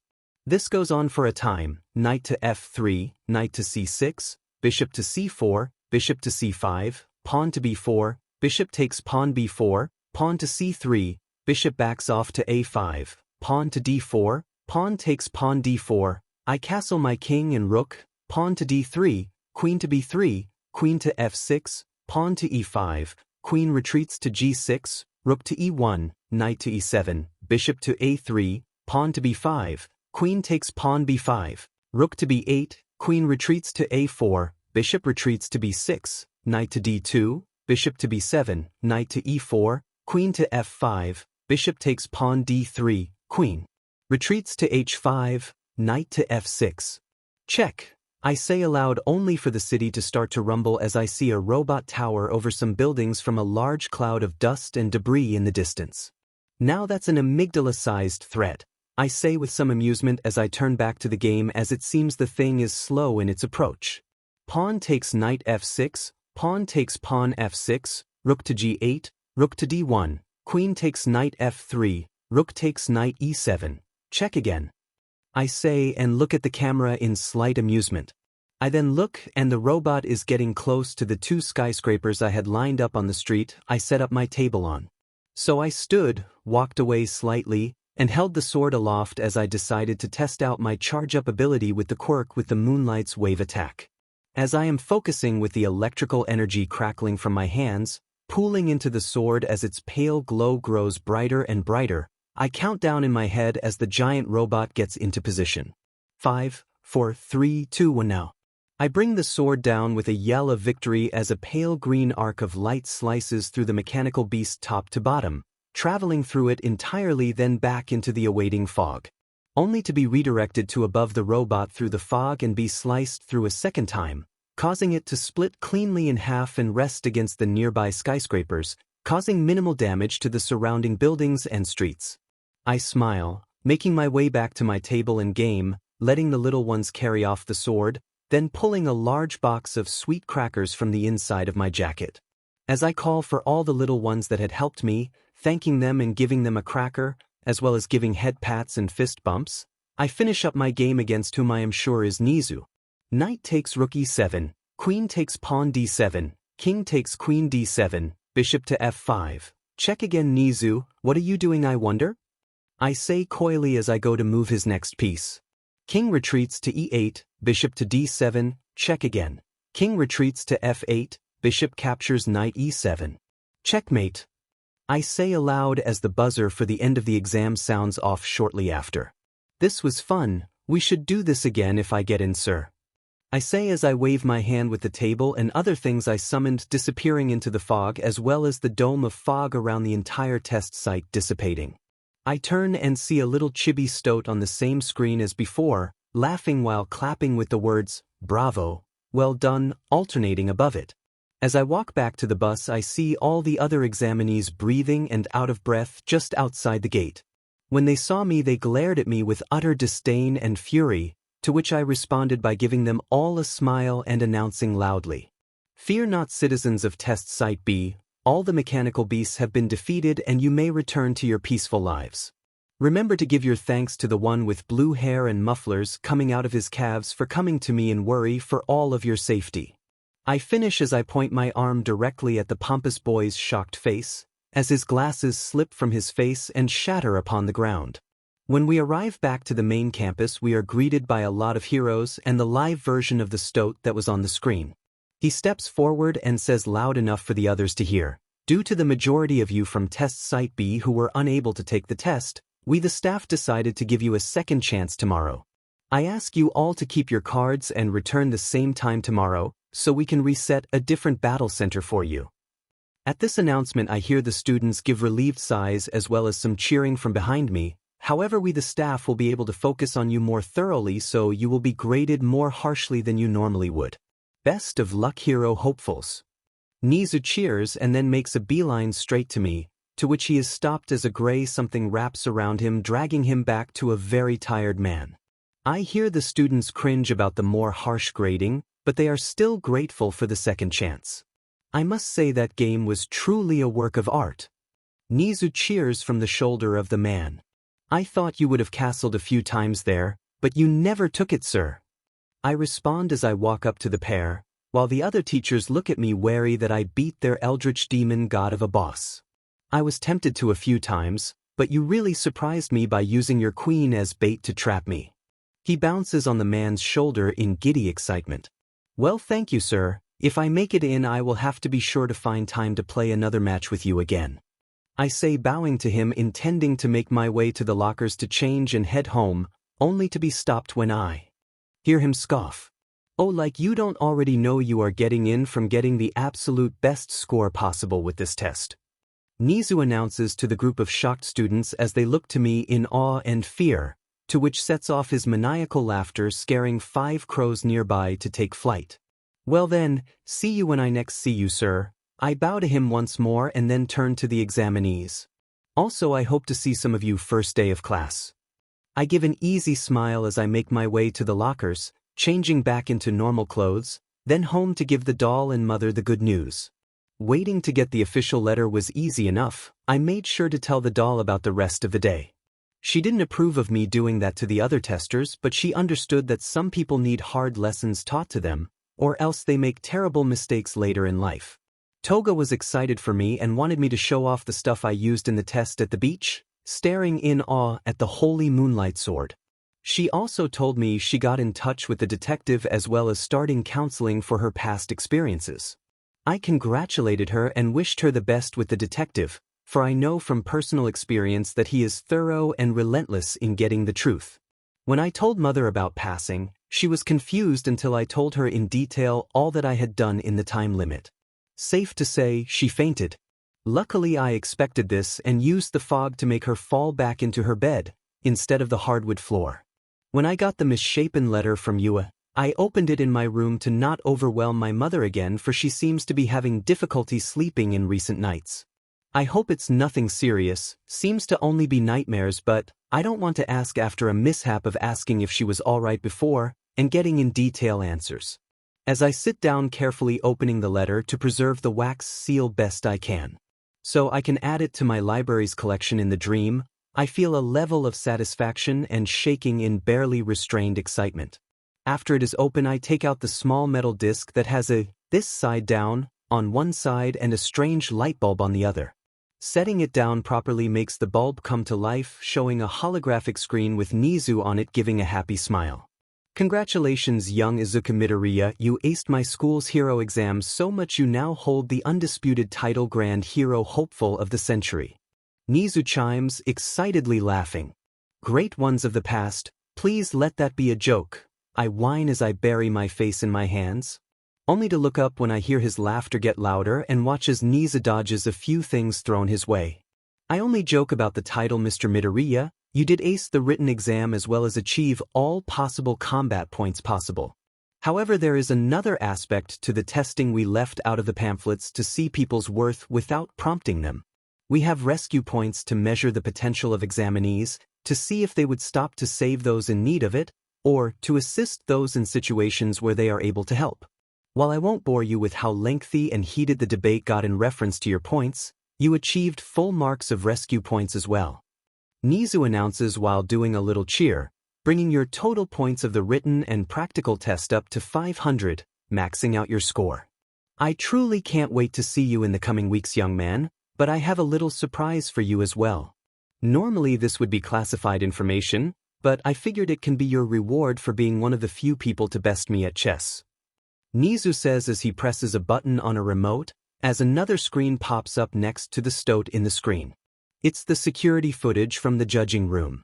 He exclaims and laughs maniacally, pressing another button making himself mute and the other screen take over and start playing. Quite the selection of hero candidates this year. A woman's voice purrs, I can't wait to see how they rise to the challenge before them. I see a shadow, in front of several screens in a dark room, moving side to side as she seems to be hugging herself in excitement. On the screens I see the battle center's entrances before they start. It's only logical to wait till the end before casting any judgment on them, not before and especially not on how they look. So focus, Midnight. A rough voice growls from near the floor. Oh, don't be such a sourpuss, Eraser. Midnight, I believe, pouts down at the man. I see my battle center and that blue hair just confronted me, so it'll be interesting to see how this all plays out from their view. Oh, looks like we have a confrontation starting at the entrance of Battle Center B. Midnight excitedly comments on bouncing in glee. I see the judge's head swivel to the screen showing me chewing him out, followed by a click as the speakers start to play as I jump on the bus. I can hear my little speech to the examinees and cringe slightly at how pretentious I sounded as well as how Gehrman would break my knees for showboating. A bold claim, I wonder how he plans on achieving those promises. A blocky person commentates in a deep voice, looking to his fellow judges. We will have to wait and see, let's start the exercise before they get any more restless. I hear Nizu chime as another button beep sounds out in the room, and the gate starts to open on screen. I see a few of them flinch as I launch over the testers and land in front of the gate, tensed and ready. After present mics start signal that is echoed in the speakers, do they see me rush forward in a burst of mist, turning back to the hero hopefuls. When they see me clap and the fog overtake the entrance, and then the whole battle arena in a dome, do they start their deliberation? Watching the other students try and charge through, only to come right back where they started from in confusion. Some argue that it shouldn't be allowed, others voicing their approval, only to all be silenced by Eraser pointing out that I am on a rapid pace through the battle center. They rewound the footage to see what I had done after covering the mock city and seeing me deploy the messengers, but only able to see fog rush through the battle center and have small pools stay near bots after they are found by the helpful little ones. Seems he is able to scout the area and keep track of targets with that fog of his. It also apparently is able to keep others from entering dangerous areas. One with a modulated voice and a bald-looking head observes. Can't say I dislike his approach, I hear Midnight say. Looks like I have a fan? Maybe she is like Ariana. I think as they see me pull my threaded cane from the mist after the messengers set up observing the targets, and then watch as I transform it into a WHP, grabbing a one-pointer with it and then flinging the metallic puppet into another that was coming around the corner. Oh my! Looks like I have competition with the WHP, looks like I am gonna have someone to teach this year. I can hear the palpable hunger in her voice that gives me a terrible shiver, as the memories of what Ariana had put me through in her boredom after I saved her wash over me for a moment. Behave yourself, Midnight. I hear Eraser hiss and toss something at her, to which she dodges with a giggle and a toss of her hair. Are you seeing this, kid? I hear a male voice that seems to have some sort of clunky head shape, say as he is pointing to the screens I am dashing through and decimating robots turning my cane. Between forms to save on speed as well as shooting others in alleys I pass with only a glance to aim. He's a darn good shot. I hear another drawl in a heavy American accent. I wonder what his quirk is that lets him be so fast and accurate, not to mention letting him draw those weapons from. It says here that Izuku Midoriya has a quirk called the Hunter's Dream. A dimension locked in fog that allows him to traverse distance as well as store things. It seems that not a lot is known about it as he only got the quirk a year ago. Nizu says as they all gasp in surprise, to which he supplied with, after he jumped off his school building's roof in suicide from being abused and mistreated for being quirkless for his entire life. To which gets mixed reactions of shock, surprise, anguish, and anger. Have no fear, it seems all those involved in said abusive behavior has been brought to justice and punished accordingly. Nizu chimes in, scowling at his screen that is illuminating him in the dark room. As they see me clean up the rest of the robots in record time, them praising me at my skill and talent of doing so in a timely manner with how short I've had my quirk for. Only to then be confused when they see me set up my table and set a massive sword across my lap. When they all saw me wave my hand with a chessboard appearing on the table, with me giving a smile at the camera, I then move a piece and look around at the screens nearby. Which gets dark giggling from Nizu, and I see all the other teachers shift away a little from his seat in the middle. As he and I go back and forth with our exchange of pieces, until they hear from the speakers I say, check, which garners gasps from the whole group. Someone finally pipes up and says that they should release the area traps. After a large button is pushed, do I see across other test sites the same mechs rise up over the buildings, yet the one in mine is still unseen from outside the fog. They hear my next line in confusion and are curious why I haven't gone after the large monstrosity of metal. They watch as I keep playing against their boss, all the while still calm and collected as the mechanical titan lumbers nearer and nearer. It's when I say, check again, that I then get up, which causes them to flinch and some to even move away when Nizu starts to cackle while sipping his own tea. When they look back to the screen, they stare in awed curiosity as the sword starts to glow and crackle with energy. Only to flinch back at my yell, as the arc of energy going through the building-sized bot once, and then again when it came back down from above, finally bursting when it reaches halfway through the Colossus. When they see it start to fall and then be stopped by the two buildings, they erupt into chaos as they try to figure out if I had planned that all along. When they look back to the screen, they see me with a big box of crackers, giving the little ones single crackers and petting the mist over and over, as well as keeping up with the chess game. The teachers watch as the chess game gets increasingly more intense, to which they get up and slowly back away from their boss, who by this point is going through teapots in his excitement, until they hear through the speakers something no one thought possible, especially from a student out of middle school no less. Checkmate rings through the room, followed by a shattering of a tea set.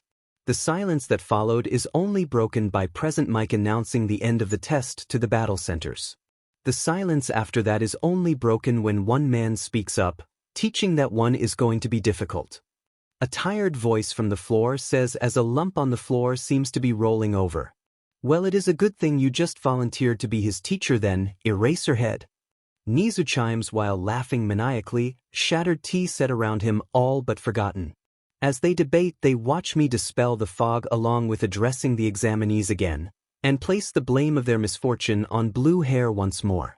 When we get on the bus, Nizu makes a break for the exit, followed belatedly by the teachers, all with faces set in shock as they pass the camera on their way to wait for our bus. To which this ends the recording and Nizu pipes up with, "Once again, congratulations young man. I can't wait for you to start your first year here as well as our next game." To which the video closes and I feel deeply honored and happy that I am being recognized for my skill and abilities. I am a little unhappy about my suicide being public knowledge to them without my permission beforehand, but I guess that is acceptable with their background checks. After telling my mother, I then take the disc to the dream to show the doll. After explaining how the disc works, as well as what and who people are, she is excited as she watches how everything transpires but scolds me again for what I did at the start, and then smacking me for when I placed the blame upon blue hair. She does give her congratulations and then pecks my cheek, which then turns me into a stuttering, blushing mess. When I recover I feel bad because she is trapped here and the only ones she has left are myself and the little ones. She sees my mood sour, so she takes me in her arms giving me comfort and shows appreciation for my concern for her. After the few weeks that pass and school starts up, I head in early and get to class before anyone else, so I decide to rest at my desk lightly dozing. Doing a quick run through Yarnum, visiting graves of those I lost as well as those I saved. I get well-wishers from the majority of the survivors and a teasing kiss from Ariana and Adela on my way back as the messenger I left to watch is calling me back. Ariana is a terrible influence on her wife. I think with amusement and slight embarrassment as I come back to focus seeing blue hair once more. I give a long sigh and ask, "Can I help you with something? You are the one who made myself and 3 others here almost fail to get into this school," he exclaims while chopping his arm at me with 3 others glaring at me. "You still have yet to learn the lesson I gave you at that exam it seems. I suggest you back off before you make an enemy of the last hunter of the moon." I glare as I get up and into his face making him take a few steps back in fear. I hear a familiar growl from beside me and I level a glare at my old tormentor. "And you, I suggest you hold tight to those sessions of yours. Because the teachers know your misdeeds as well as my background, so it's best you behave." That gets a glare from him, as well as him clenching his fists so tight I hear the knuckles straining with the pressure. Looking around it seems I have garnered some attention in the class, so it's best to get this out of the way now. Striding to the front of the class I announce, "What blue hair says is true," which gets an indignant hey from him, to which I answer with an eraser to his forehead which sends him stumbling backwards. I did that to teach the self-important person a lesson in humility, but it seems he is very dense. I say this to you all now, I will not tolerate self-important behavior. I have seen what power has done to our society, how it has corrupted people to turn against those who are without power, or power that is viewed as evil. There is no such thing as evil power, only evil intent. I want us all to show not only the public but to the villains, we are coming, and we are bringing hope for a brighter future with our coming dawn as heroes. I see my little speech. Give some inspiration, others fear, and quite a few anger and hatred. Know this, I will do everything I can to ensure your fullest potential is achieved, and that those of you who have slipped through the cracks, I will weed you out and replace you with one who is deserving. If you do something against a fellow student, I look pointedly at Bakugo with a glare. I will not hesitate to put you in your place and ensure the school dishes out an appropriate punishment to suit your crime. I end my little speech and go back to my seat, as a messenger I left in the hall warns of a coming caterpillar. The class, understandably, erupts into chaos, yelling at my declaration and threats. Until the door is slammed open by a tired-looking man in a yellow sleeping bag as he levels a glare at everyone who is causing a ruckus. "If you are here to be nothing but a disturbance and not take this seriously, you can pack your bags," he says in a dead and even tone, waiting for everyone to settle down. To which when silence is back, a click is heard and he pulls out a stopwatch. "It took all of you 37 seconds to quiet down. People would be in trouble with that amount of time wasted. Time is precious, rational students would understand that," he growls out, getting the majority of the class to gulp as he makes his way to the front of the room. "Hello, I am Shota Aizawa, your teacher." He then takes out gym uniforms I've seen other students wear in previous sports festivals. "Put these on and head outside," he drones as he tosses a bunch of uniforms on the front desk, wandering off with his sleeping bag under an arm. I grab one and quickly make my way to the changing room, only hearing students start moving once I round a corner. Dropping the uniform into the fog and then walking through a door of fog I summoned, coming out the other side wearing the uniform already. When I make it to the field to a slightly surprised Aizawa, we then wait for the others to arrive in silence. Until he breaks it by saying, "It's barely the first day and you are already being a problem child. They need the truth, and I only use dishonesty against those who deserve it." I look around and see the testing field. "Sir, if you are going to be testing us on our capabilities using our powers, you should make me go last so they aren't devastated by the impossible goal I will set," I suggest calmly. "Are you telling me how to run my class, problem child? Also it's Sensei or Mr. Aizawa, got it?" He tells me with a glare, to which I match with my own. I believe a logical person would see the wisdom of a suggestion from the person who beat your boss, one of the smartest people around, in a chess match, sir. I will address you as you like when you earn my respect. It's a two-way street and you are already on the back step with your superiority and attitude, much like my previous teachers. I say pointedly to him, which gets a flinch from him. From then on we wait for the students to arrive over the course of the next few minutes. When they all arrive, Aizawa sighs and announces to everyone that we will be doing a quirk assessment test. This earns him some confused bewilderment. The girl from the entrance that saved me voices her concern about missing orientation as I look off to the side, and see some blonde hair hastily hide around a corner. Keeping my amusement to myself, I tune back into what the teacher is saying when he threatens to expel whoever doesn't show potential. He pulls out a ball, then glares at me for a few moments, but ultimately goes with my advice and has Bakugo throw the ball with his quirk.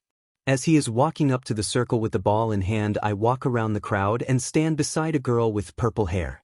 After tapping her shoulder, I say, "Excuse me, but if those ear jacks give you enhanced hearing, I suggest you protect your ears for his throw." I then turn to a guy with gray hair and a face mask, "As well as you, sir, with your extra ears."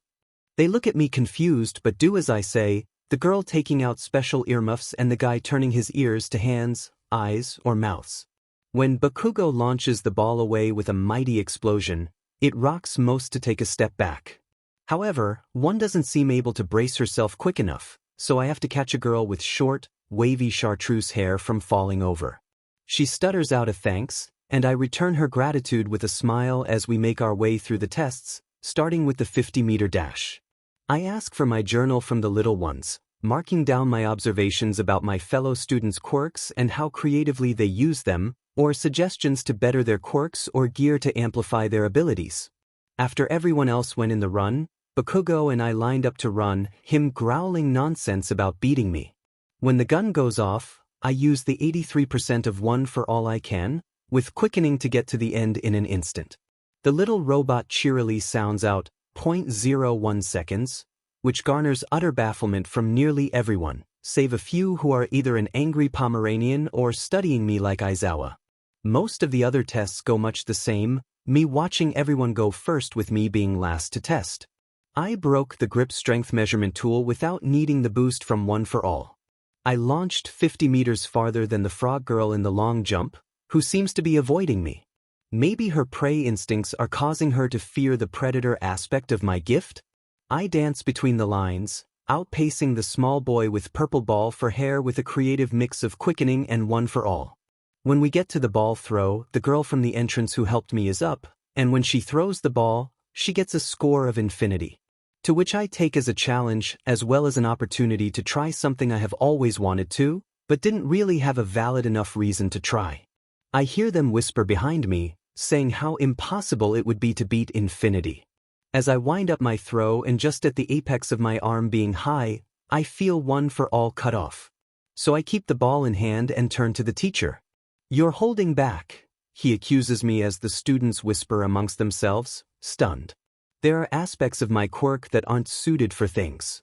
I broke your measure device of the grip strength without having to channel actual energy into it, remember? I shoot back. "However, if you want me to go all out, I am sorry to say, but Nizu will have to approve that. As me not holding back comes at a terrible price to those who see it." "Don't worry, sir," I punctuate as I hold up a hand when he goes to make what is no doubt a threat to me. "I will go to just before that, but until I talk with your boss about this, I must hold back to just before it. Now if you would be so kind, erase your hero, Eraserhead, return my quirk before I replace one of your eyes with this ball." I level my threat while tossing the ball up and down in my hand. When he looks about to yell at me, his phone buzzes and he looks at it with a deep scowl. "Teach fine, but the principal wants to have a talk with you at the end of the day, problem child." Aizawa growls out, and I feel one for all flow back through me as well as the worried voices of the past vestiges. I ready myself again, but then remember to check that those with sensitive hearing will be protected. Winding up the throw, I focus as much of one for all my body can handle as well as where I want the gate to open up to, and throw with all my might, shredding my sleeve up to my shoulder, as several shockwaves knock everyone over then. back as the ball disappears in a window of fog. I look to Mr. Aizawa as he looks to see where the ball is, only to get a beep from his phone, which he shows the rest of us. Which has everyone exclaiming in shock, "Infinity Plus?" After 10 minutes of them yelling questions, to being yelled at, do they finally calm down, and then the teacher says, "Can you explain to us what you did, Midoriya?"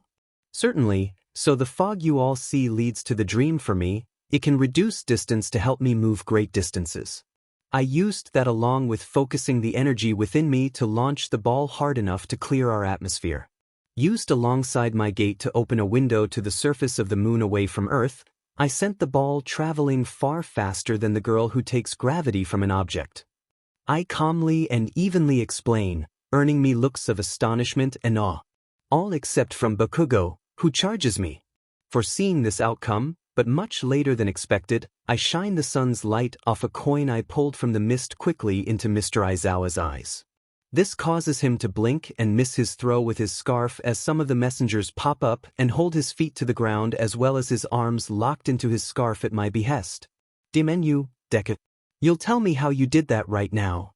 Bakugo roars as I rush into him, picking him up with one hand and lifting him easily. As he struggles, I level him with a glare. Do you not remember what I said this morning? I question as I tighten my grip, my voice getting deeper, gaining a reverb to it as well.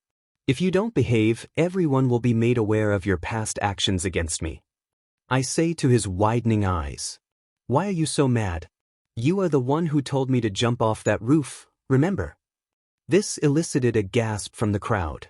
Ever since we were small, for 10 years you mistreated me. I yelled into his fear-stricken features. I will not be a punching bag anymore, and I sure don't owe you any answers. I said, pushing him back and away. The next time you decide to be a beast, I will show you what us hunters do to beasts. I leveled my threat, then walked away from the others to cool my heated blood.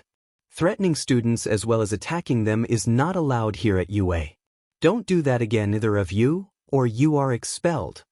Aizawa said after getting over his own shock.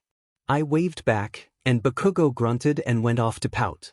When we had to do sit-ups, I had to lock my legs into something special to hold the force I was using, getting 500 out before the time was up.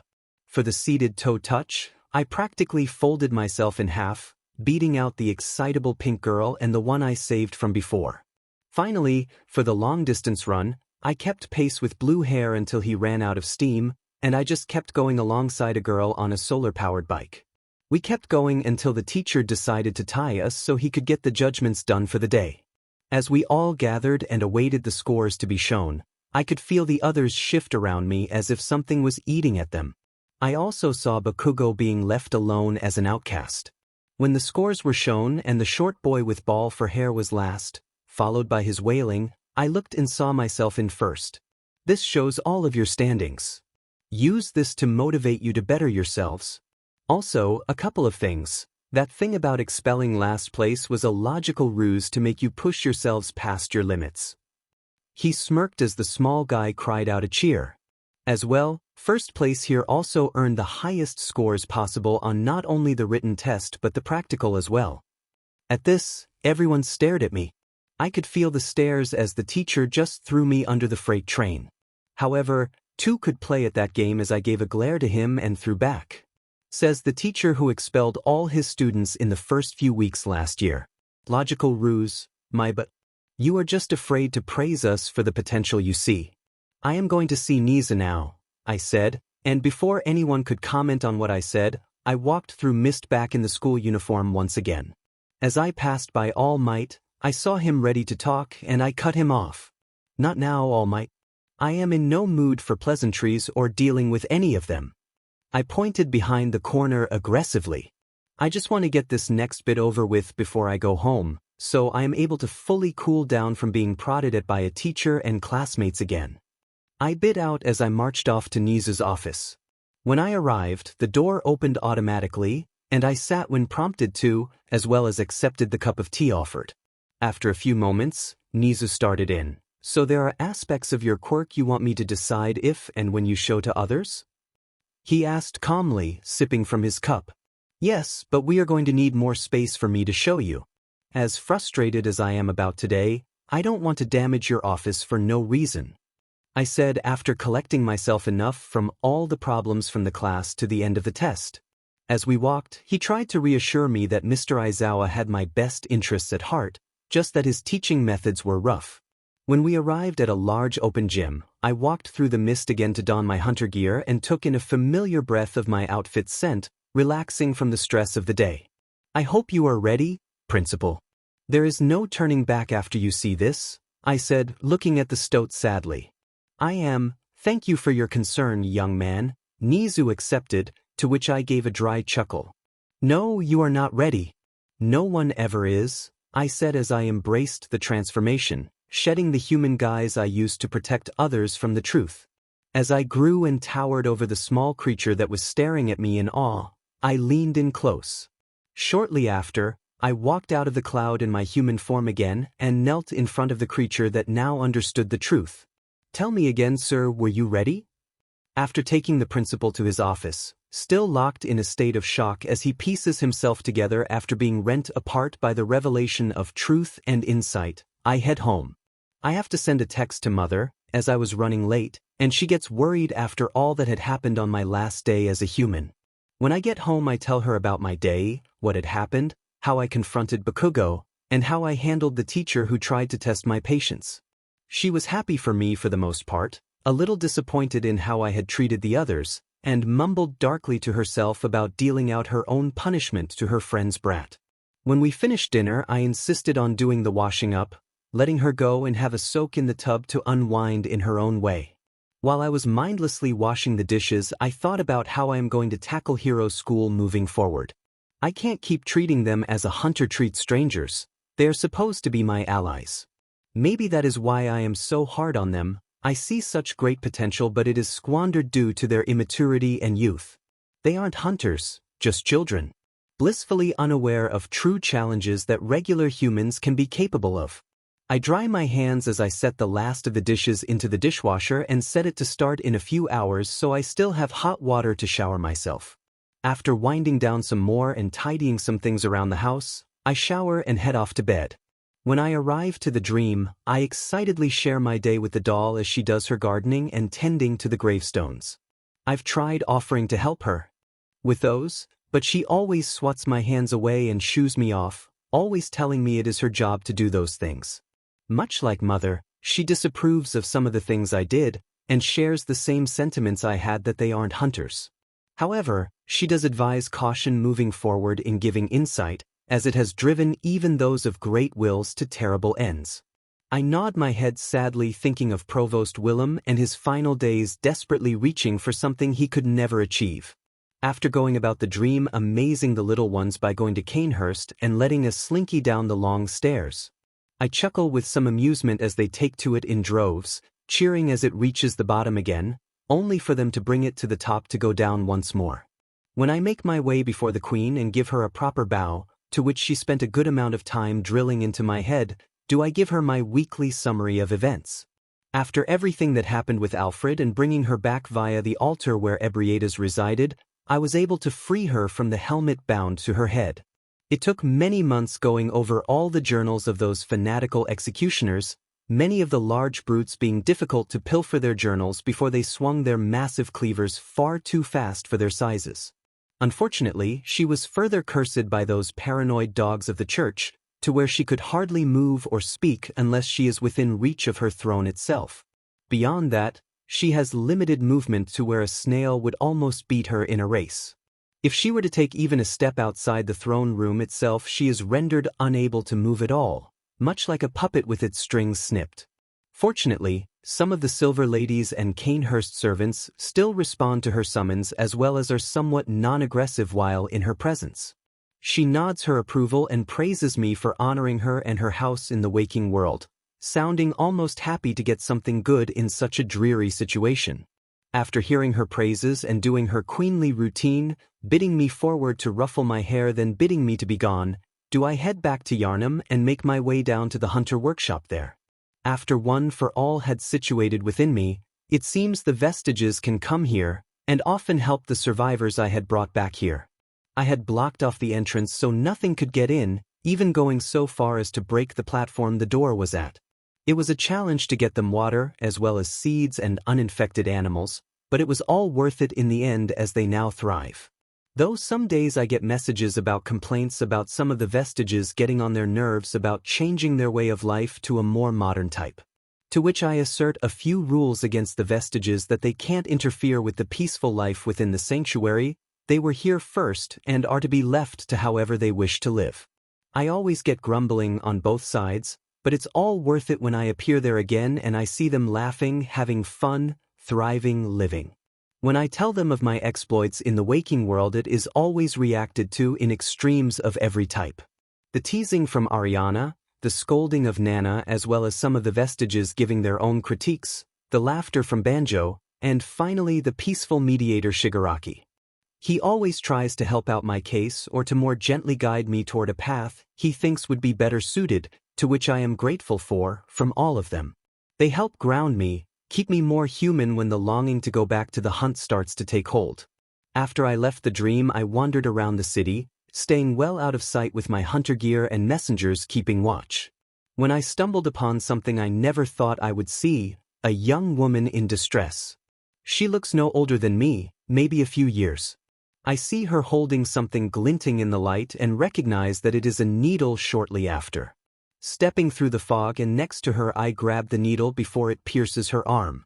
Understandably, she freaks out and thrashes around trying to get out of my grip or to get away. What is her name? Why is she like this? How can I help her? As the answers to my questions flow through me, I am concerned and shocked at what the insight has told me. I also have to restrain myself from clenching my fists in anger, lest I break the arm I am holding. So I gently try to calm her down. Miss Yoshida, please calm down, I am only here to help. She flinches when I say her name, which is understandable, but I am trying to repress the rage that flows through me at what all this poor young girl has gone through. How do you know my name? She shakily asks, calming down enough for me to get the needle out of her hand and letting her get more comfortable against the alley wall next to an old crate, as I set her down letting her arm go. Part of my gift lets me know things about others. I gently evade too detailed of an answer lest I expose myself too much. Can you tell me what has driven you to this point? I try to get her to spill the no doubt torrent of pain she has been holding onto for so long. What's it matter to you? She spits at me. You will be just like everyone else, just using me and casting me aside because I am quirkless. She shrieks and the echo of her declaration bounces off the walls into the empty night air. She reaches for the needle in my hand, but I set my hand atop hers. When she tries to glare into my eyes, she flinches back at the sorrow and care I am emanating at how far this poor girl has fallen. I am not here to hurt you, I am here to help you. Whether you accept that help or not is going to be your choice, I promise you that. I assure her, and then hold up the needle. If you want me to leave you here with this needle, I will. I set it down on a nearby crate, then walk around her and closer to the alley entrance. However, I turn and offer my outstretched hand. If you want help, if you want this nightmare you seem trapped in to end, then stand up and come this way. I will help you and no one will ever harm you again. I vow as the determination within me sings out to help her and support her. I watch as she struggles. She looks between me and the needle, alternating between the two at an increasingly frantic pace. I watch as she starts to sob and reach slowly to the needle, only to stop right before grabbing it. She trembles so hard I fear she may be having a seizure, but am then pleasantly surprised as she pushes the crate away, the needle falling with a muted clink as it rolls away slowly. As she struggles to her feet, making her way over to me, still sobbing and now probably shaking from withdrawal, she again stops just before reaching me. She looks down the dirty and garbage-strewn alley with the needle sitting in the center, shining in the pale moonlight. I hear her gulp, but she looks back to me, covering herself up and grabbing hold of my hand with a wobbly, broken smile. I bring her in gently for a hug and whisper in her ear, "I am so proud of you, Saki." This earns me even more tears as this poor girl, who was mistreated and abused, truly lets out all her pain. I stand there for hours holding her and comforting her as she lets it all out. Until finally she calms down enough to ask in a broken whisper, "How are you going to help me?" She looks up to me with such hope and desperation in her eyes. I give a gentle smile and remove a glove, earning me a confused look to which I chuckle at. When I slice along my ring finger, she gasps in shock and reaches forward to try and help. I simply smile at her and offer my hand once more. Drink deep, young child, and you shall be given a gift of your own, as well as helping purge your body of those ill effects the drags have had on you. This will also, in turn, help your daughter as well. I see her look down sadly at her swollen belly, cradling it with her arms. I do not blame you for any of that. She looks up, shock in her eyes.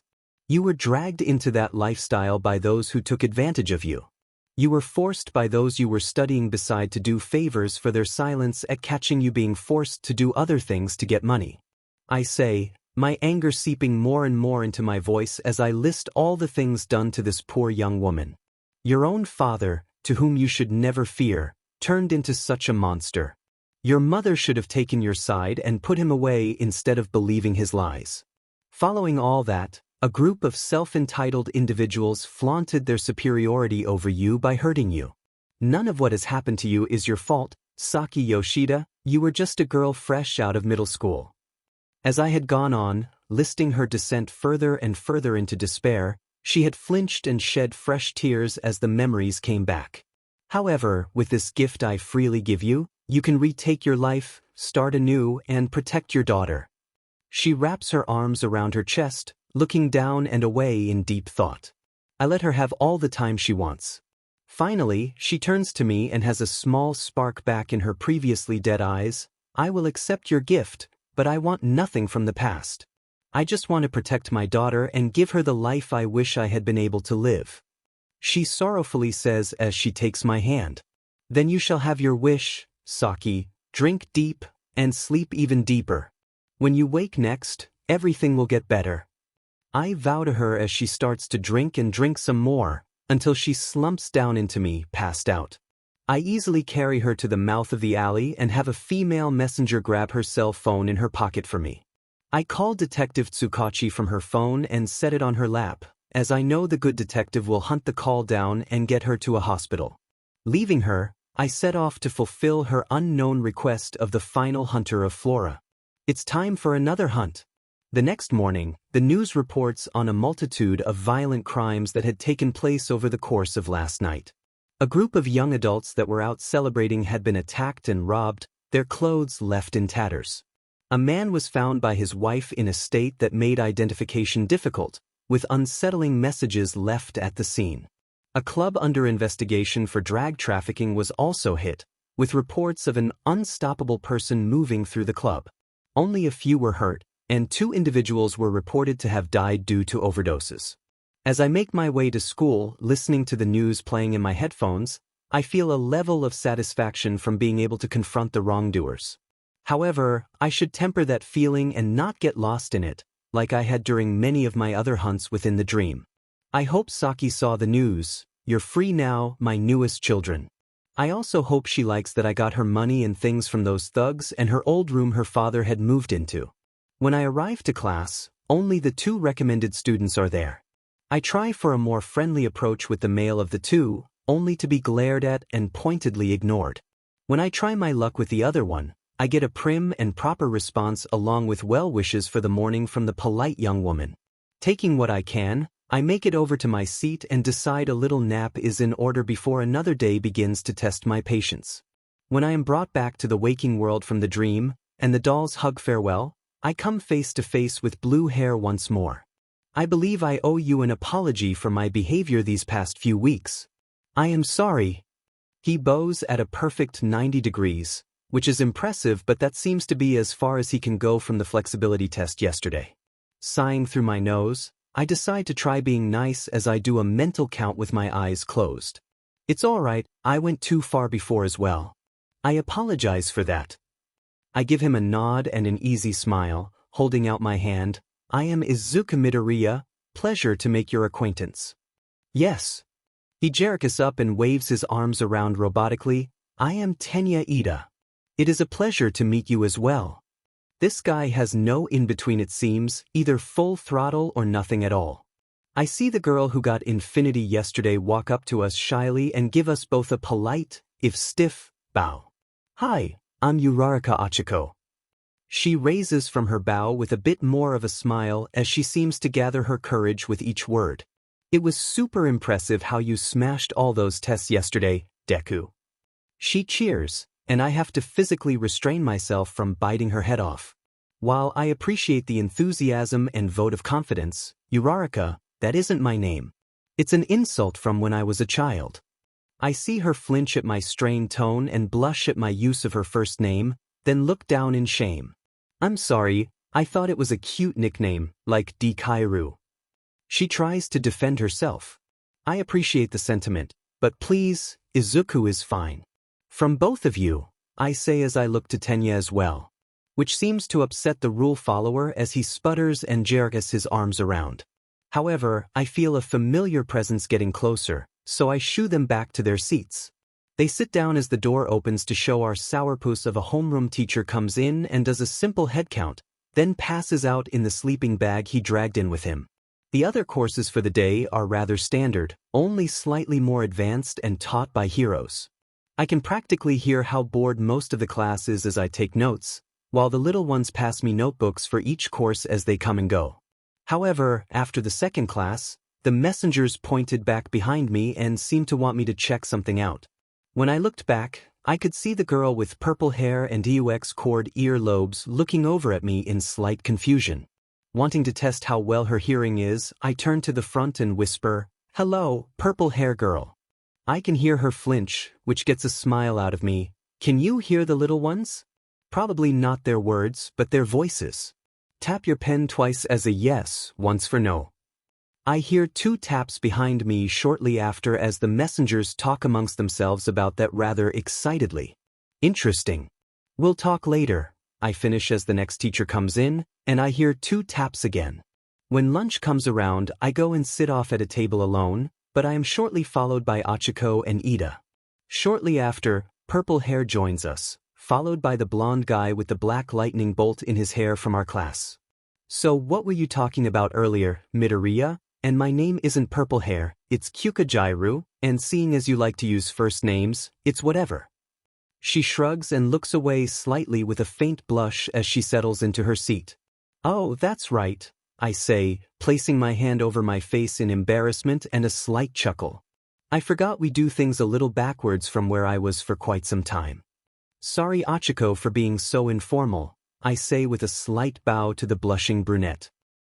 It's fine, she squeaks out blushing harder and finding her food suddenly very fascinating. I do not mind you using my first name as well as Izuku. Ida enthusiastically adds, giving a resolute nod. My name is Denki Kaminari. And the way you launched that ball was awesome.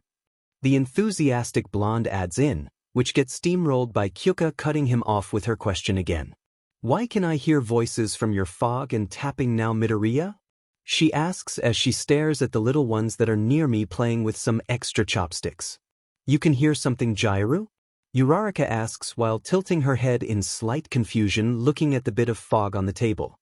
I can't hear anything. Kaminari leans his head down and to the side trying to listen, only for a messenger to lose a chopstick and it getting launched into his ear. This causes him to flinch back, cry out, flail his arms, and promptly fall out of his chair all in the span of 3 seconds. Which gets Jairu in stitches, grasping her sides and laughing as she falls out of her chair shortly after the poor boy. Ida and Achiko get up and help their fellow hero hopeful either straighten up back into their chair or to help retrieve the sword that got stuck in poor Denki's ear. When they all get settled again, I say with some amusement directed at the blonde. The fog can obscure what I call the little ones, or as they are known by the messengers. They help and worship the hunters of the great ones. I say casually while eating the abundant amount of food I am able to indulge in here without causing a financial strain on Mother. Wait, so your quirk is these people? Denki chimes in with while scooching away from the mist and giving a squawk of fear when it lunges at him. Not exactly, I say in amusement as I tap the troublesome messenger on the head in reprimand. To which gets it to turn around and beg forgiveness as well as prayers up to me. Rolling my eyes, I give it a head pat and continue with my explanation. My quirk, is I am connected to the hunter's dream. To put it plainly, I basically have access to another dimension that also gives me armaments, armor, and empowers my body. I explain when I see the empty eyes of Kaminari still staring right through me, nothing of what I said seeming to stick within the poor boy's head. So the voices I hear are the little ones? What do they look like? Gyro asks, studying the mist as it moves about the table, bumping plates and bowls but not knocking them over. Well, they can look rather grotesque to those who first meet them, but they are all a very friendly bunch. I guess I could show you a drawing I made of them, I say as I hold out my hand to the messengers, bringing one of my many sketchbooks and placing it in my hand. I flip through some pages of the beast I have slain, until I get to the pages dedicated to the little ones. When I show them, some wrinkle their nose in barely restrained disgust, except Gyru as she takes up the book with a whoa. She traces a few lines and looks to the mist in slight confusion still. So why is it that we can't see them? She says, still with the book in hand. My guess is a safety feature, as I can will things through the fog and into the dream or the waking world. A lot of things from the dream is not safe or nice to let everything through or be seen, I say with a strained smile. Let's see if this works. I close my eyes and try to focus on the curious girl, to let her see beyond the fog for just a few moments. I hear her yelp and the thud of my notebook hitting the cafeteria table. As I look, I see her staring openly at the messengers on the table. Half their bodies showing, some wearing clothes the doll had made for them, a few making their way over to her, to get the book back to where it was taken from. When they draw near, she reaches out to one hesitantly, to which the little ones look at her and wave as they take the book back to the dream. She gives a shaky smile and waves back at them as she just watches them move around the table in slight awe. Eventually, the strain of lending insight is too much and I have to take her gifted sight back, lest she be given it permanently. That was so wicked. She cheers excitedly as I give her a tired sigh, headache be med if she finds them as awesome as they are.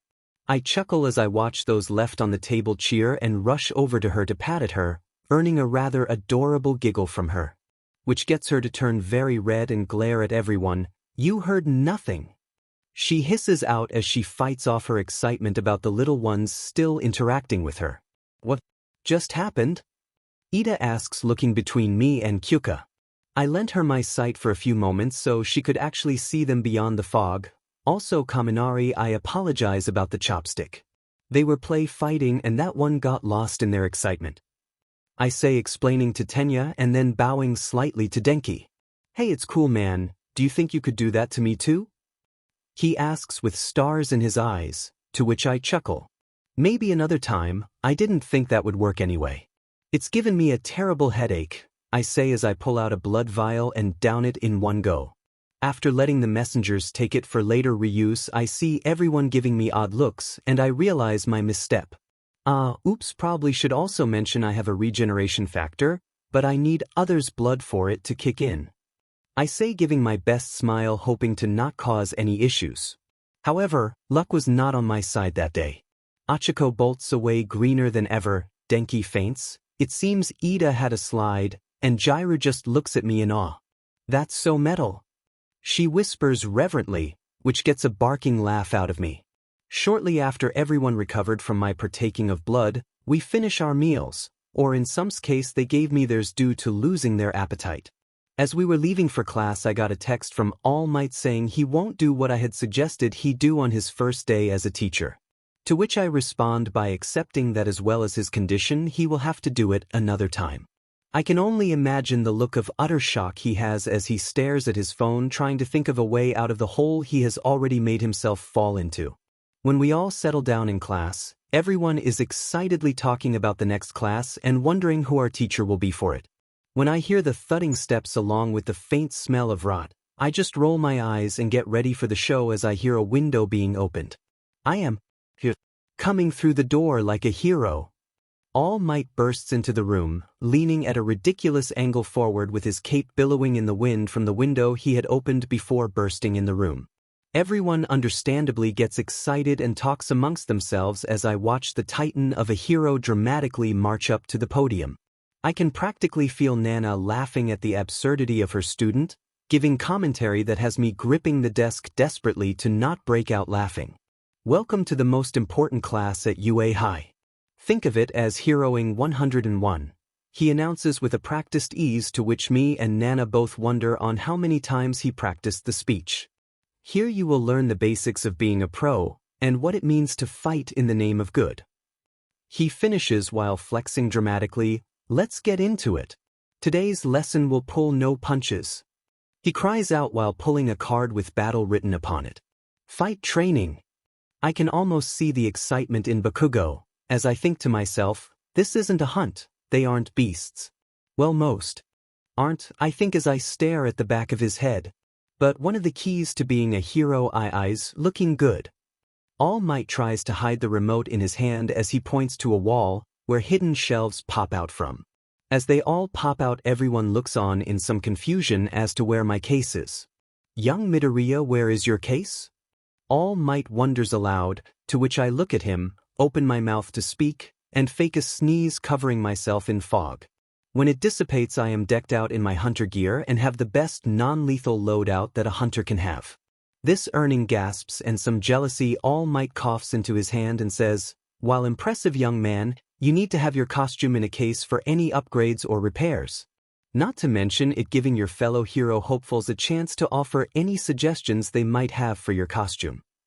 Looking him in the eye, I give a nod, which he follows up with, "I shall inform Nizu to leave you a case in the lockers for after the exercise today."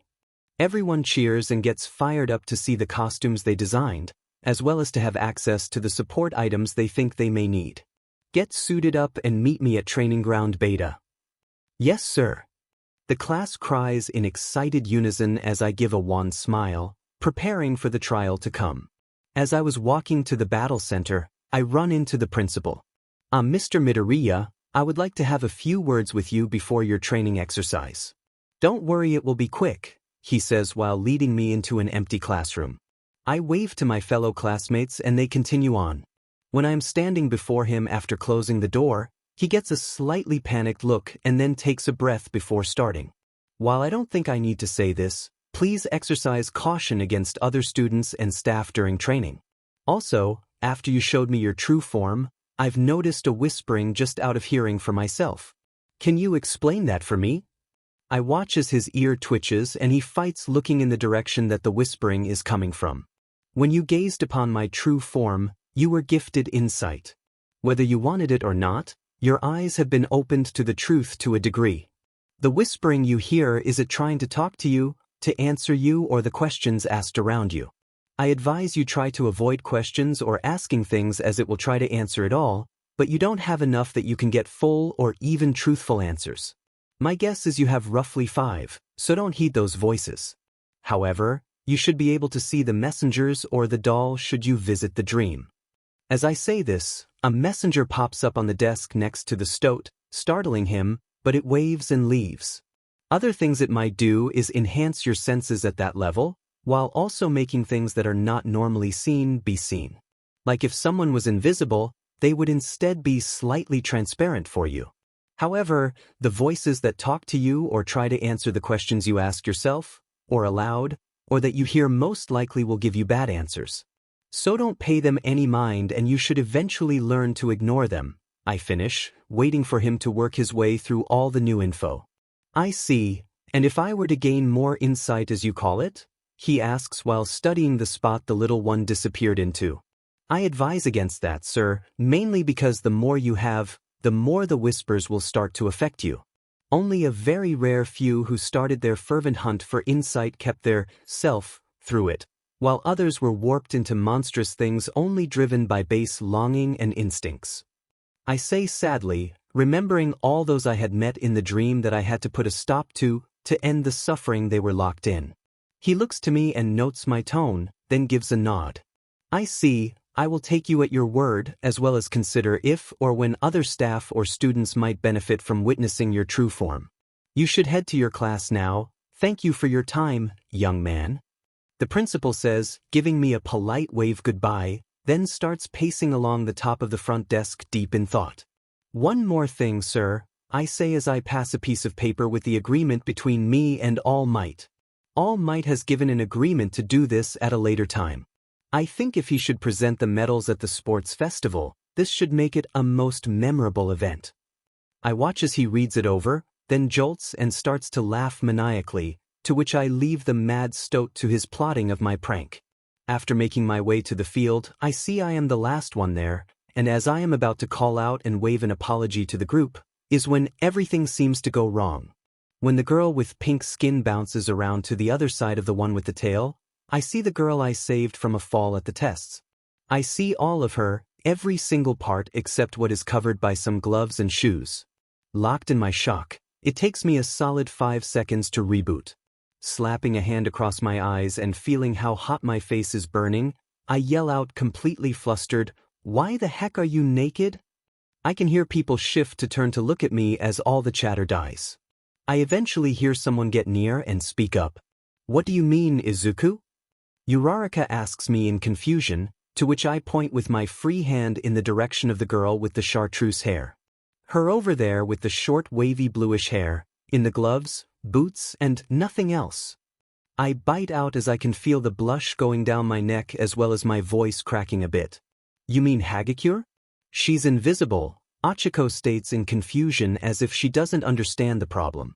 I bring my other hand to my face to scrub it as well as scream into it slightly. After that, I calmly turn around and say, "Not to me, she's not." I then take off my coat, hearing a bit of a gasp from Uraraka, but I ignore it for now. "Please hand this to her and tell her to wear it, then I will go and explain the situation better." After she took my coat and called out to me that she was wearing it now, do I chance a peek over there again? I am mostly getting looks of confusion, or in Bakugo's case, barely restrained rage. However, Hagakure is wearing my coat and has it closed, which thankfully covers her private bits. Making my way over to them all, still blushing, I look to All Might and say, "Sorry, this needs to be explained so we don't have any more issues." I get a nod from him as I take a deep breath to try and center myself as well as prepare for any misunderstandings. So, a part of my power lets me know things if I have asked the question for them. For example, "Don't answer this, but what is everyone's favorite food?" After even more confused looks and some with understanding, do I start to point at people. "You eat like beef stew, you, Achiko, like mochi, you with the head of a bird like apples, you with the pink skin like natto." I can know these things because I asked. I have learned not to ask some things due to concerns for others' well-being and gaining information I don't need. I shiver at the knowledge of women's monthly cramps I had learned asking if mother was fine at the wrong time, as I am about to continue the short one with the ball for hair screams out. "You could know what all the girls' underwear sizes are." He points to me like I am his god about to deliver him sacred info, only for me to clutch my head and growl out a groan as the unfortunate question registers to the insight, the answers ringing clearly through my head as I blush even harder. An unfortunate drawback of this ability, I say through clenched teeth, is that questions asked around me seem to be answered to me as well. I am still working on that, and have made little progress no matter how much I try. It's particularly bad whenever a pervert like you is around asking these inappropriate questions that these ladies have no obligation to share with myself or anyone other than those they trust or longing. I roughly poke him away as a headache blooms in my head at the strain of info I have been cycling through. "No, this doesn't make me psychic. If from now on you all choose different foods to be your favorite, I will still have the old answers." Now on to the point of all this before the pervert spoke, I say side-eyeing the diminutive boy. This ability also makes me more observant and in tune with my surroundings. I smell things better, I hear better, and finally, I see better, be it in the light or dark. I can also see things that are unseen or invisible, to which gets a really loud squeak out of Hagakure and she clutches the coat closer around herself. I see her about to start yelling or something, but cut her off. "I did not know you were invisible. To me you have always been in sight, and I like to guess people's quirks as a hobby from childhood." I give a deep bow to her. "I am truly sorry for seeing you like that without your permission or consent. I will endeavor to be aware of where you are and keep my sight of a more appropriate area or lend you my coat." However, I take a breath and stand back up with confusion written on my face. "Why didn't you just get a costume with your DNA built into it so it would be invisible with you?" I watch her be gobsmacked for a while, blushing all the way down to the neck that is still visible with the coat on, opening and closing her mouth like a fish. Until finally she seems to gather her thoughts enough. Okay, so, not cool you saw me like that. I mean, I haven't seen what I look like ever. I was born invisible. She says, sadly, looking down a little. However, I guess I can forgive you this time, as you didn't know, and I could have introduced myself and explained my quirk. She finishes while looking away, her blush going down as she chews on her lip in contemplation. Oh well, I can draw a sketch another time. Thank you for forgiving this accident. I say as I realize I am wasting Yagi's time limit. We can talk more after the exercise today, however. I think it best you keep my coat until it's my turn to do whatever All Might has planned for us today. I say, giving her a small smile and turning to All Might with my cheeks still rather warm. Quite noble of you, young Midoriya, to admit your ability openly as well as immediately apologize for its unfortunate use. Some would use it to their advantage. At which he gives the small boy the stink eye which he seems to wither under. Now on to today's lesson. As I explained before, we will be doing 2-on-2 matches against each other. Come take your lots. He bombastically declares as he pulls the poorly hidden box from behind him. I pull a ball out that has a large H on it, lightly wandering around with the ball held high, until I see the girl with the prey quirk frozen and staring at me. As I make my way over to her, I notice her eyes are still staring at me, unblinking and with fear. I try to go for no intimidation against her, but it seems she is frozen in place. Even when I move out of her line of sight, she still looks to where I was. When I approach her from the side and try to call out to her, she still doesn't respond. When I lay a hand on her shoulder to try and shake her from her stupor, it only causes her to let out a loud croak that echoes down the streets. As she then jumps way up in basic instinctual fleeing after freezing for so long. This gets everyone's attention as they look to me, then up at the frog girl, and I wave All Might off as I see him about to jump to get her. As she is falling, it seems she is getting her wits about her, if her flailing limbs are any indication, to which I take a few steps to the left and hold out my arms. As she turns and tumbles down trying to right herself to land, only to fall right into my arms and see my smiling face. Sorry about that, didn't mean to scare you, but you seem terribly lost in your head. I set her down, trying to show that I mean her no harm. As she seems to croak in her throat in fear at her sudden jump and fall. After a while her croaking dies down as she seems to collect herself and the other students get back to their groups or finding their partners. When she is calm, she turns to face me and I can see the turmoil in her eyes as she looks upon me, as well as confusion to that fear. Sorry about that, Midoriya. I was going to call out to you that we are partners, but I froze up for some reason when you looked me in the eyes. Karo. She looks at me with her head tilted, tongue slightly out, and finger on her chin.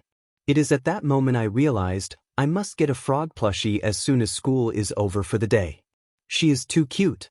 Swallowing my thoughts, I give a friendly smile and give my theory to her. I think it has to do with your quirk being prey-based and mine having some predator qualities to it. Your instincts are telling you I should be feared. However, there will be times in hero work where you must not let those instincts hold you like they had. You were a SLV to one of the 3 basic reactions. If you freeze like that during a villain attack or a natural disaster, people can be seriously hurt or die. I gently advise. Perhaps we can train it out of you by you being around me more and more, or us sparring, or some other way that runs along the lines of exposure therapy? I shrug my shoulders and ignore the whispered answers in my head. Doesn't your quirk give you the answer to your questions, though? Karo. She tilts her head the other way and I have to resist clutching at my heart. Yes, but it's rude to not let you have your input in my opinion. Anyway, proper introductions, I say cheerily. I am Izuku Midoriya. You can call me Izuku or some form of a nickname if you like. I think we will be good friends and better hero partners in the future. Probably laying it on a little thick, but I can't help it. I'm Tsuyu Azui, but call me Tsu. I tend to speak what's on my mind. Do you really know all the girls' underwear sizes now? She deadpans at me, which gets me to cringe back as the answers once again flow through my mind. Yes, and again I am sorry, but please stop asking those types of questions. I truly wish I could choose what answers I get, but it just has a mind all its own. I say with a sigh and sagging shoulders. When I look up at her, she is still giving me an even look but seems to relent and turns to where All Might is calling the groups forward for their matches to start. When we all gather, he puts his hands in two boxes showing that Team D is the villains and Team H are the heroes in the capture, recovery, and time trial exercise. I can feel before I see Bakugo's intensity, and then I see Tsu freeze up again and stare straight ahead. I sigh, reminding myself over and over this is not a hunt, also that Bakugo is not a beast to be slain. I sigh when I see Bakugo stalk off with Ida trying to get him to talk to him instead of growling with pops coming from his open hands as they disappear in the building. I give Tsu a nudge and she croaks again in fear, hopping away from me but landing safely. I give an easy smile as I walk over to her, while she catches her breath. So I think the plan we should probably do is we go in, I use the messengers to scout the building, then we make our way to the fake bomb. Along the way, Bakugo is probably going to attack me, so we can split and you can make your way to the bomb.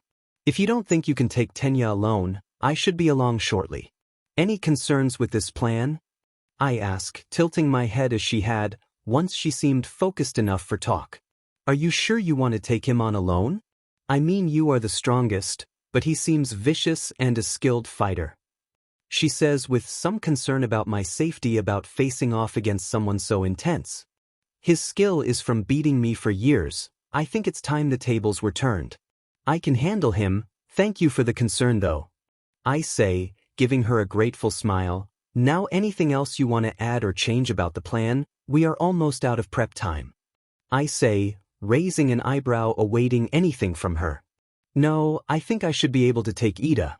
He seems to be locked in a straight line for the most part when it comes to his quirk, so I should be able to outmaneuver him and get to the bomb quick. Azui says with certainty as All Might begins the exercise. When we step in, I send the messengers out to scout the building and find the bomb on the top floor. They also reported that Bakugo was trying in vain to dispel the little ones by blasting them to no avail. I relay this to Tsu and we start making our way up the steps when I hear Bakugo try rushing us on the third floor landing. Got you, did him a nerd. Bakugo screeches as I pull the lock shield from the mist, completely blocking his attacks so Tsu doesn't get hit with any crossfire. Go on Tsu, I got this. I relay to her, but don't get a response. When I turn to look at her, she is once again frozen in fear, which gets an annoyed sigh from me as I look back at my opponent who is throwing his typical right hook starter. Looking at it now, I wonder how it ever could have hit me with how sluggish it seems now. Right as he is about to connect, I grab the gaudy gauntlet and look him dead in the eyes. Did you know you always start fights with a right hook? I would know better than any here because of how often you challenged me in the past. With this, I squeeze the bracer and it instantly shatters before my strength. I pull him closer so I am looking down on him as I give a sweet smile. I have a theory about your quirk. It has given you a slight shock absorption quality to handle the recoil of the explosions you produce. This should make impacts against you be dulled as well, so it's a win-win in case you get soaked in something. However, it should also make it so you can handle a harder impact. So to test this, I am going to throw you through some walls so I can help my new friend with her fear. Having finished my part, I throw my arm back behind me, yanking him along the way. While his cries of pain are somewhat satisfying, I then launch him across the way and through the next few walls. I can see he is still moving, so that is a successful experiment, I guess. However, he is down an arm, so he should be out of commission. I turn to my partner for this exercise and make my way slowly to her. Tsu, it's okay now. Calm down and take a deep breath for me. This unfortunately doesn't seem to get through to her, so I try a different tactic. If you don't snap out of this, I am going to have to do something to start making you fear freezing. I level my words as I stand before her frozen form, her gaze still not looking at anything in particular. I sigh and take a deep breath as I open my mouth and bring it to her neck, and promptly give her a raspberry to her neck, which still gets her to loudly croak, but I have the wherewithal to hold on to her. After she recovers from my ultimate attack, she levels a glare at me, to which I respond with a cheeky smile. Hopefully next time, you'll snap out of it before I have to do that again. I say as I stick my tongue out at her and make my way shield in hand up the stairs as she follows at a belated pace. When we reach the top floor, I bow and motion her forward to take charge in the assault so she has a chance to shine. She's still sulking, and it takes everything in me, even the reborn parts, to not coo at the sight of a pouting frog. However, she seems to steel herself and charges in, hastily hopping around the room to stay out of Ida's range as well as tripping him up with her tongue. I casually stroll into the room and slowly make my way over to near the bomb, with Tenya having to now split his attention between two people. He tries to rush me as I near the bomb, only to then be frog squashed by Azui coming from the ceiling full force. After she ties him up, I walk over and offer sincere compliments. "Well done, Tsu, you handled that encounter very skillfully. I would love to spar against you sometime, no weapons of course." I add when I see her start to pale, to which I give a small laugh and am about to clap her on the shoulder in camaraderie. Only to hear the click of something behind me, which the messengers tell me is Bakugo aiming his left gauntlet at me using his mouth to trigger it. Rushing through the motions but not applying too much force to hurt my friends, I push Ida away out of the line of fire, letting his armor cushion his rough landing into the wall. I pushed Tsu down, put the shield between us, and throw my coat open and wrap her in it as well as my arms to use my body as another shield against the destruction that is coming. As the building is rocked by the eruption from his gauntlet, I can only think to hope my new friend is protected. When the blast cuts out, there is nothing but smoke around the room and light streaming in through the new hole in the wall. I can hear the moron laughing like a typical villain who just unleashed his ultimate weapon. To which I respond by leaving the shield resting on a catatonic Tsu by standing up, turning around, and giving a mighty clap that dissipates the smoke from the room, showing his bewildered eyes full of fear as I let my fury bleed out of me as I walk slowly to the blonde bomber. When I stand before him, I sneer and say, "You almost hit my friend, next time it won't be a flick." Which understandably gets a slight look of confusion from him, until I flick his forehead hard enough to launch him through yet another wall. But this time he stays down, still breathing but out for the match this time. When I turn back to look at the room, I see Ida looking around dazedly, probably has a concussion but should be fine. I look to my shield, which only moves with the rapid breathing of the poor frog I left there to deal with the rabid animal that used to be my best friend. Making my way over, I remove the shield and try patting her back to soothe her, but it seems this time it was almost too much for her. So I set her in as best of a sitting position as I can with her state, take a deep breath, and blow yet another raspberry against her neck. To which I am rewarded with a croak and her trying to launch herself into my chest in reflex. Which makes me stumble back and I catch myself on something, as I am about to call out to her again to see if she is alright. Does All Might declare us the winners? When I look where my hand is, it is resting on the fake bomb that got knocked against the wall I was pushed to by Tsu. Laughing to myself and helping Tsu up, I listen as All Might says to help Bakugo to the observation room for a debriefing. Which gives me an opportunity to try something else that's new today, as I wave my hand and connect the two places. I send Bakugo through the fog, only for him to fall face first through the other side. As I make a door for us to walk through, I feel the others pause and look at it warily. "Don't worry guys, it's completely safe, just step on through and we will be back right away." "Oh Tsu," I take off my coat and hold it out to her. "Can you give this to Hagakure to put on before I make my way through, please? Just put your hand back through the fog and give me a thumbs up when she has it on," I say as she takes my coat and wrings her hands a little, still affected from the event she survived. "Thank you for saving my life, Midoriya. You aren't as bad as I thought you were. I am sorry for thinking poorly of you." Karo, to which she follows with bowing to me in apology, and my hand raises wanting to pat her head, but I grab it in time, giving her a smile when she looks up at me.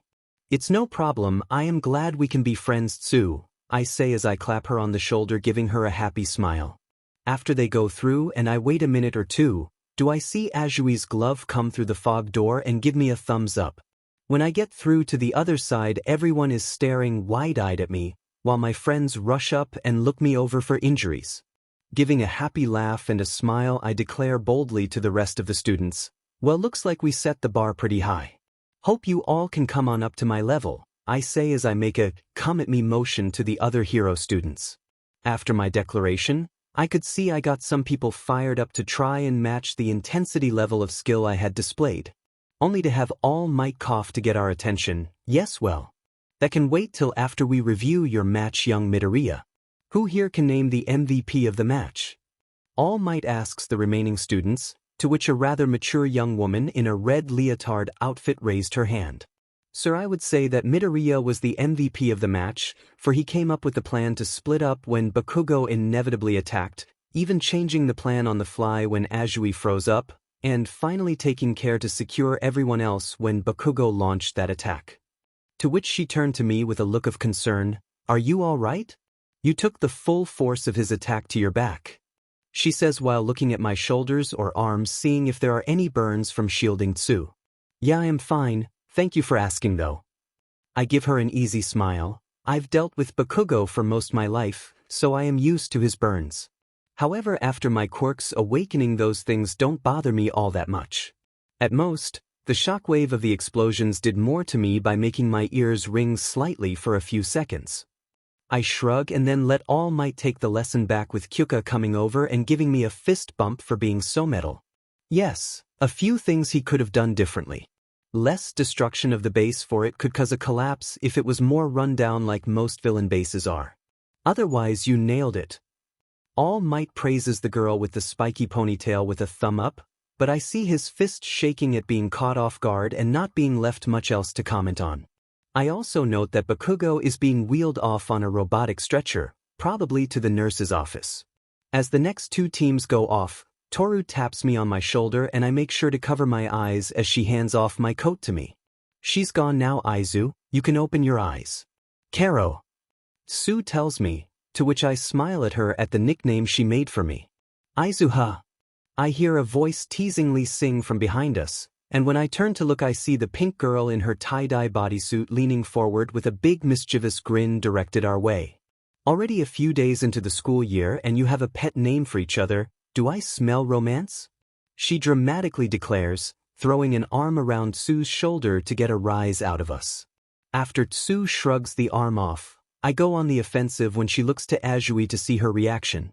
My, it almost sounds like you are jealous, I say with a grin of my own. I didn't know you were so invested in the color greens so much you would try and poach us together. I say as I lean in more so our faces are closer, which gets her to start to blush.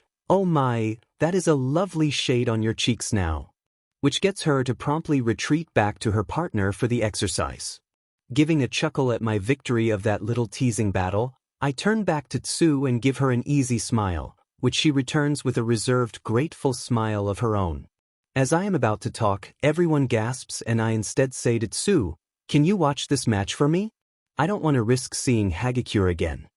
I say with a slightly strained smile, fighting the longing to take notes on my classmates and watch their quirks at work. She nods and takes my notebook from me, which I pulled from the dream to do the note-taking with, as well as giving head pats to the messengers who helped today. The match was essentially over by the time everyone had gasped, but I got the cliff notes. Hagakure and Tailman were frozen to the floor by Scarface and Big Arms didn't do all that much. However, when the room started to chill, Tsu seemed to start to fall asleep and leaned into me for warmth. Probably a form of hibernation? I wrap an arm around her and rub my hand up and down her arm to promote heat exchange so she doesn't fully slip under. Shortly after, the whole building warms up rapidly and she blinks awake with a slight blush, croaking quietly as she pulls away from me with a slight blush.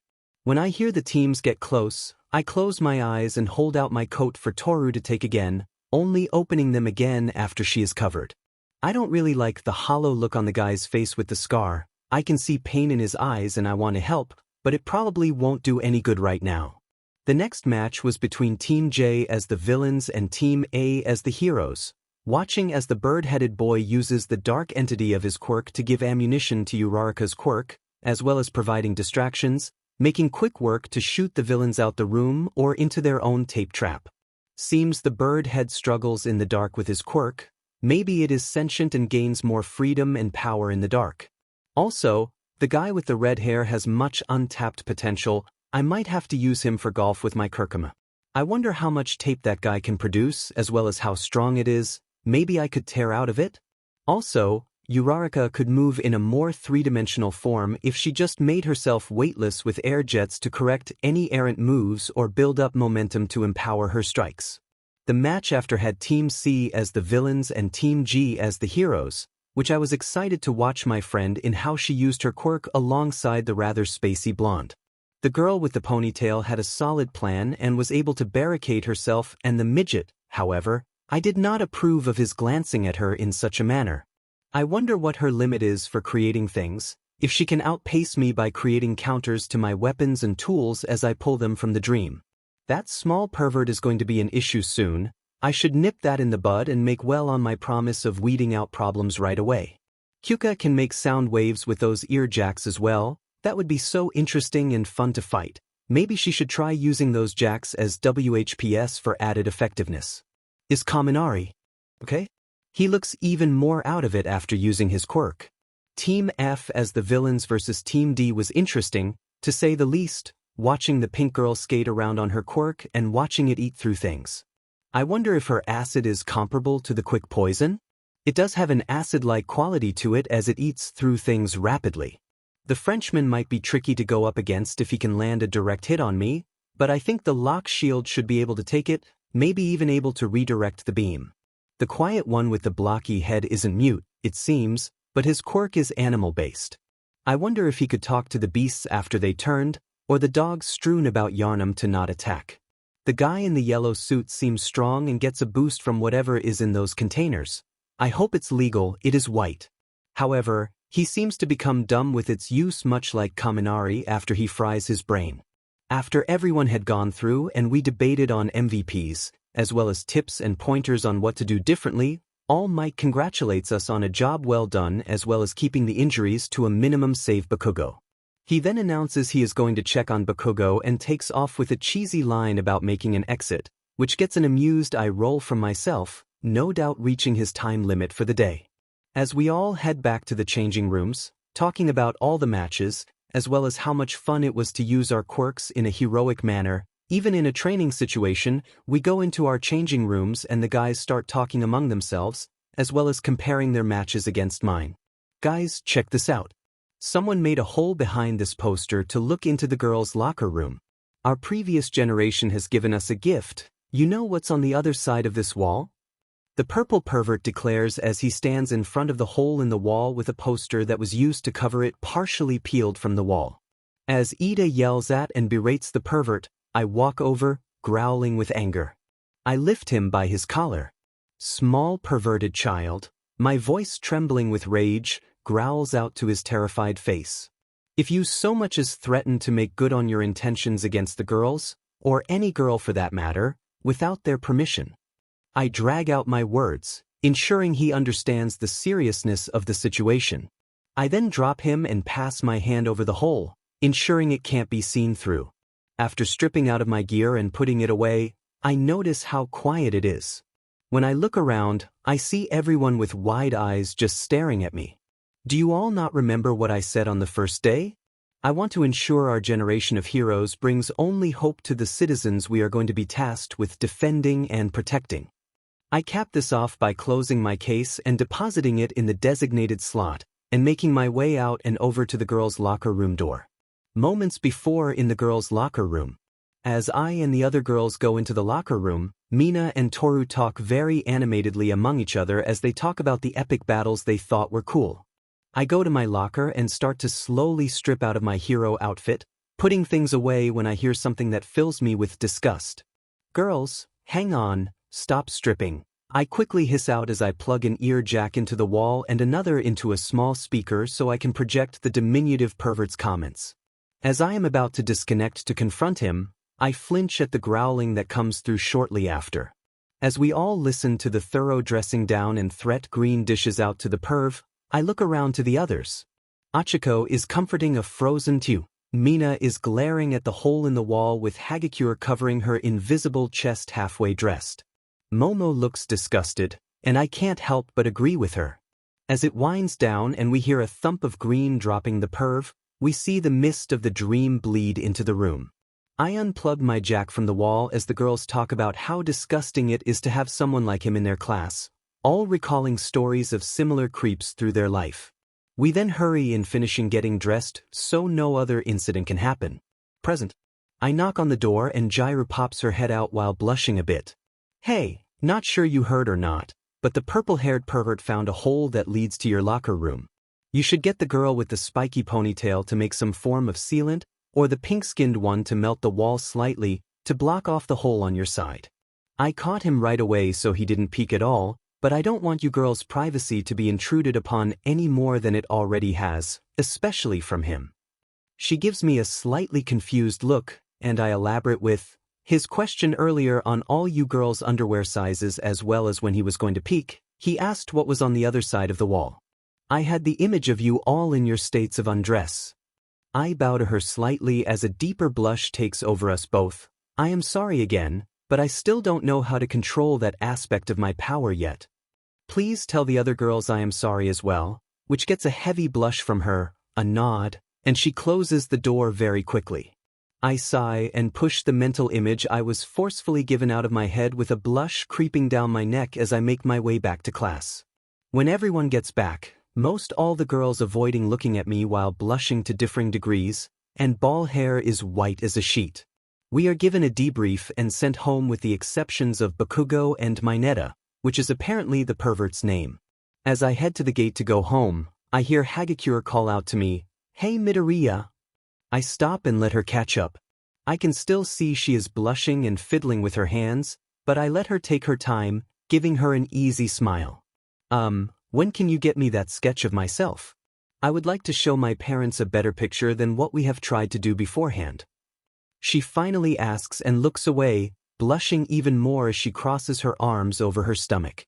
I will work on it tonight, but I can't promise it'll be a perfect picture. I tell her and give her a wave goodbye as I make my way home. When I got home, I went through my usual routine, even helping mother with dinner a bit, and doing the washing up. I go to the dream and tell the doll of my day, and she lightly reprimands me about the accidents with the girls, but relents when I had already apologized to them multiple times.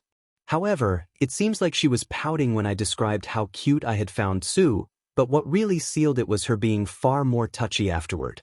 Giving more hugs, head pats, sitting closer to me to where she is practically leaning on me. Safe to say I was a blushing mess and I should be careful about finding anyone else cute. As I am about to head off to the survivors or the queen, I hear a desperate plea from one I had given a blessing to. Someone has taken some of my blessed ones hostage and is keeping them in a factory. I bid the doll goodbye and head off, my determination shaking the very air around me. When I arrive at where the 3 children are being kept, I see a man in shadows with red tendrils from his fingers. How odd, doctor, there doesn't appear to be a quirk in this one. To which I decide that is enough of that and promptly intervene. I see the man flinch at the instant attack but ready himself as well as a nearby man in a lab coat, no doubt the doctor, retreats slightly. That is because these children, I have blessed with my blood. The power they have isn't a quirk technically, I say darkly, my form and voice obscured in misted shadow as I move about the room. You have trespassed against me, and I think I will be taking your hand as penance for this offense, quirk thief. I say, having the little ones drag it into the fog. I see the man flinch at the name and press my advantage. Yes, I know about you, I know about all you have done against the world, and I know what you had done against your very own brother. I hiss out as the warehouse we are in starts to shake and rattle, support beams and other such building materials start falling around us. You are to leave my blessed children alone, thief, or I will do more than take a hand and leave behind a ghost of your past. I level my threat by using a summoning bell and bringing the first user, his own brother, to hammer the message home. As he is coming through the fog, I grab the children and make our escape, hoping my threat will keep all the children safe. Ensuring the children are unharmed, I have them call the cops and report the incident and hang around the area until the police arrive. Afterward, I head back to the dream where the vestiges are and have a talk with them. They all think I should have acted more decisively, while I point out that if I had, a lot of his assets would be unchecked and the loss of life would be unimaginable for not only Japan but the world at large. We discuss this for hours on end, But eventually they relent and advise caution from here on out, as he will have his sights on not only me but the children I bless as well. I go through all the ones I can reach easily and forewarn them of the danger and to always be on alert, which gets me thanks and praises for looking out for them. The next few days at school are much the same: normal lessons in the morning, getting elected as class president with Momo as vice, giving Hagakure the sketch of her, more socializing with most of my classmates, learning their names during lunch. Getting abducted by the girls to have a serious talk, which had me become an honorary girl with how much respect women juice I seem to have drunk in my life. Kyuka has an interesting sense of humor if I am being honest. However, I do notice her gaze lingers on Momo quite often, which gets a smile from me. After the first exercise, Bakugo and Mineta were put in mandated therapy as well as after-school detentions for their offenses. Which I get the school needs to show they take these things seriously, but the punishments seem light for the damage they could have caused. I keep thinking about my blessed ones, worrying over them, but I don't hear anything from them that is bad, or any coming to harm in the news. I think if they were to be in danger, I would know right away. I become better friends with most of my current ones, helping their shortcomings in regards to their quirks or fighting styles. It's all going great. A more normal school life, all it took was me jumping off a roof. I reminisce somewhat darkly as we are all on a bus this Friday to go and do rescue training at a special facility. Losing myself after we all get on the bus, I wander through some of the empty areas of the dream, reflecting on recent events. It seems a vigilante has appeared after I saved Saki, targeting criminals involved in serious offenses. I keep worrying over my blessed ones and heed some of their prayers for guidance in life, telling them I am not going to dictate their lives but will always listen and be proud of their accomplishments.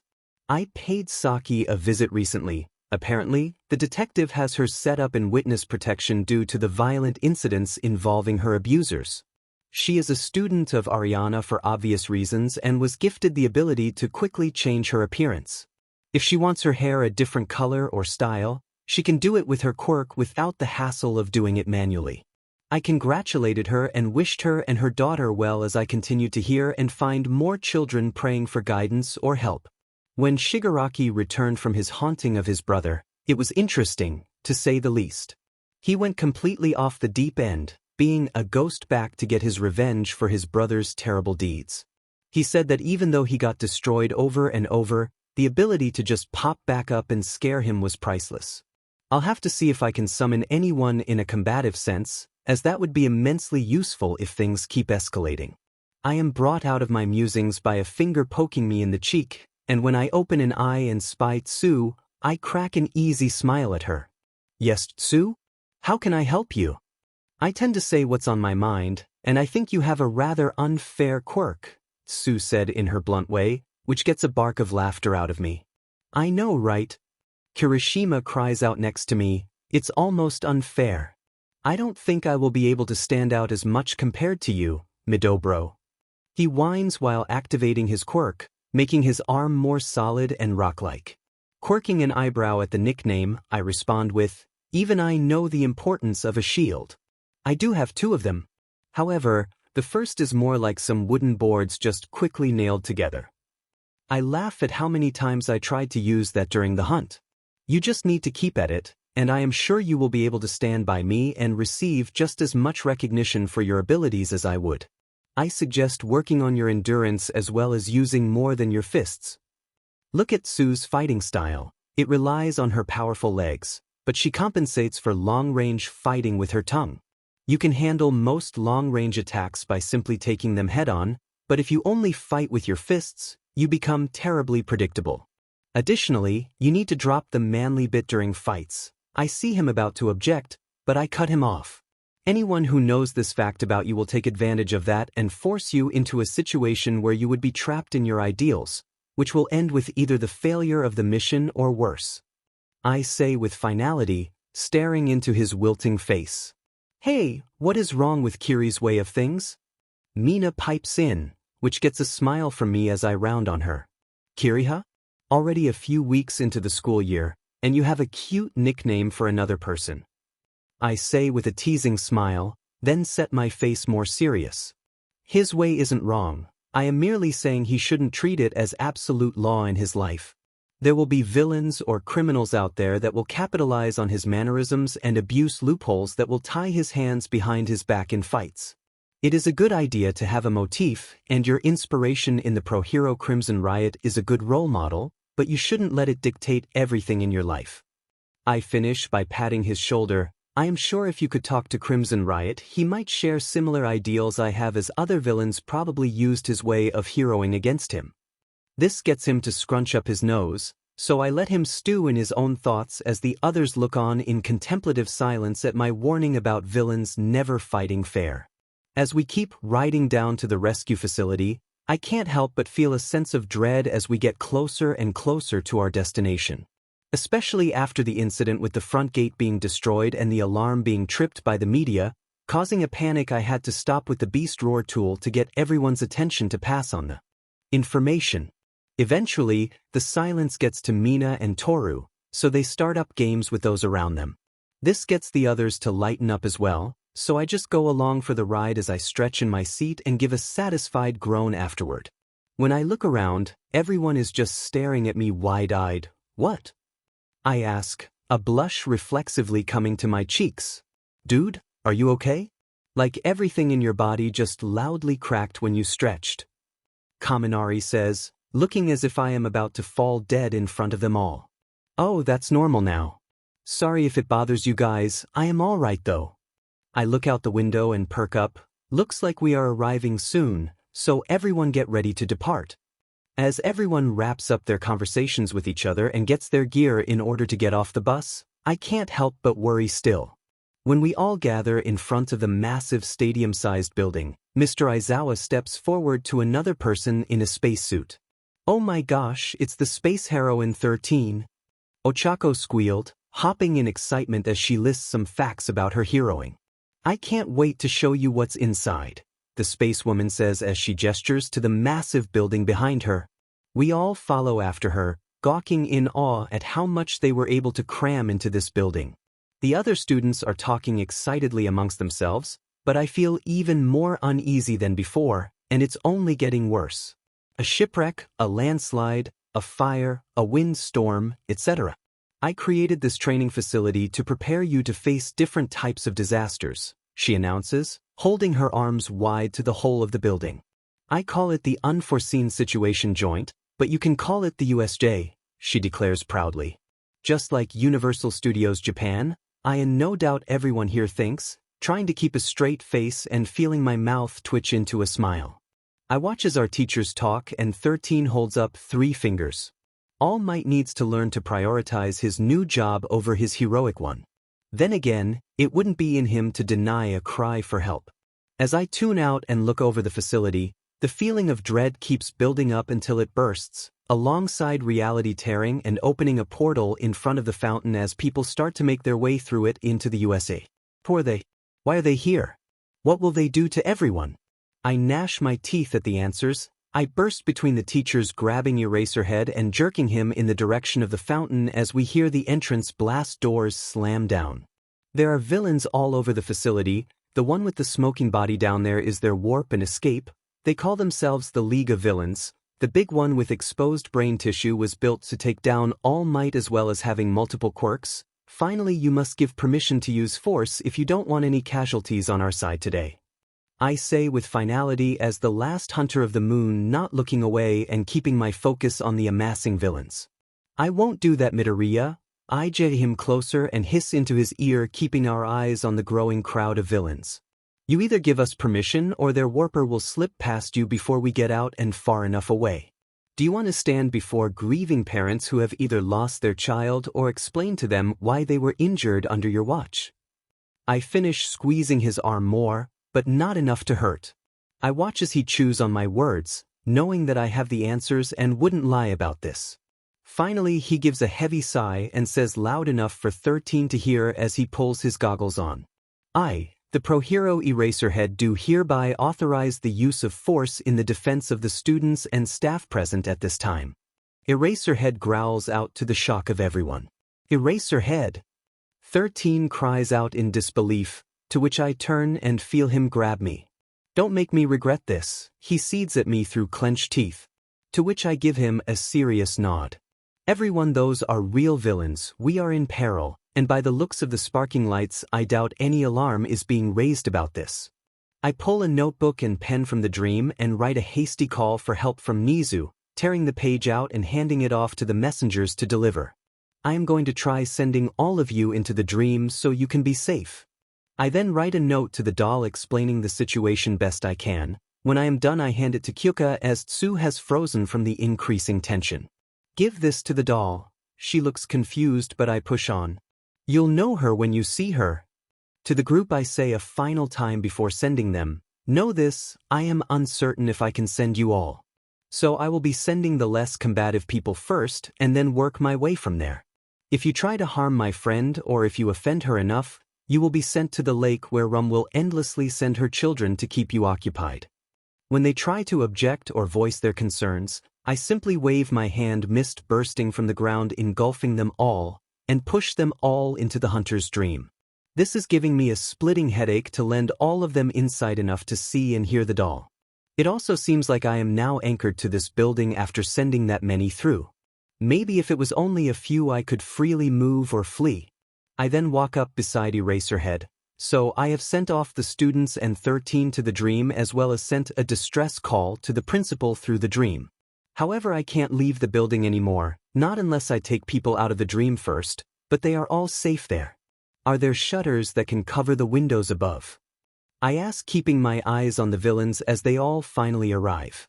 Yes, but that will hinder my quirk if I can't see people. He tells me lowly while adjusting his capture scarf. I need the dark for this move I am going to try, I say as I pull a beach umbrella from my storage and hand it to him. When I say the floor is lava, head for cover or use this to keep in the dark, don't let any light touch you. I see him scowl in confusion but nod, adjusting to hold the umbrella under an arm and use his phone to start the shutters to start closing.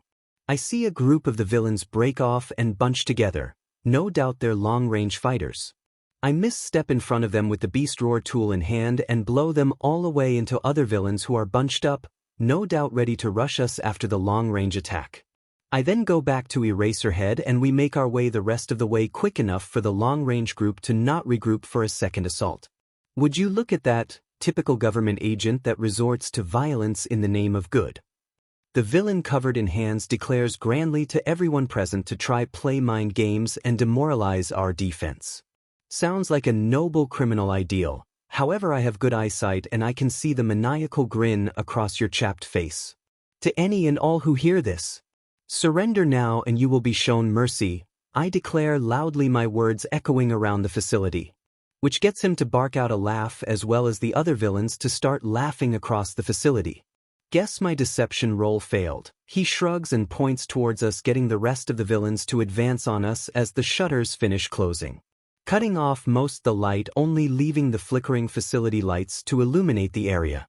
This gets him to laugh quite maniacally and howl, "You just nerfed your best chance of fighting against us, moron." I notice that their warper disappears and Eraserhead clicks his tongue in annoyance, only for him to return shortly after. Young Shigaraki, I could not find any students in the entirety of the facility, the warper says in a posh manner, which gets him to claw and scratch at his neck. Is he related to the first? Kurogyri, if you weren't our escape gate, I would dust you myself. Keep looking. They couldn't have broken through the blast door.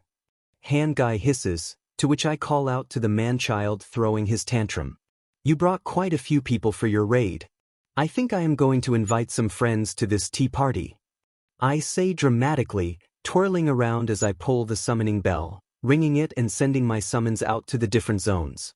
Jura is in the fire zone. Wonder if it reminds him of old Yarnum? I sent Eileen to the rainstorm. I should probably bring her a cake for sending her there. I sent Banjo to the water zone. Hope he likes fishing. I sent Nana to the mountain and slide zone. Should be easy pickings. I sent N to the ruin city. Smokescreen plus buildings equals a fun game of blind tag. Shortly after, I put the bell away and hold up my hand. You ever play The Floor is Lava? Understandably, my question gets confused looks, and they only get more confused when Eraserhead runs off. I hear him plant the umbrella, so I decide to start my chant, raising my hand slowly, To you who shines your baleful light across menses. You who is captured and posted upon a tower as a glorious lighthouse.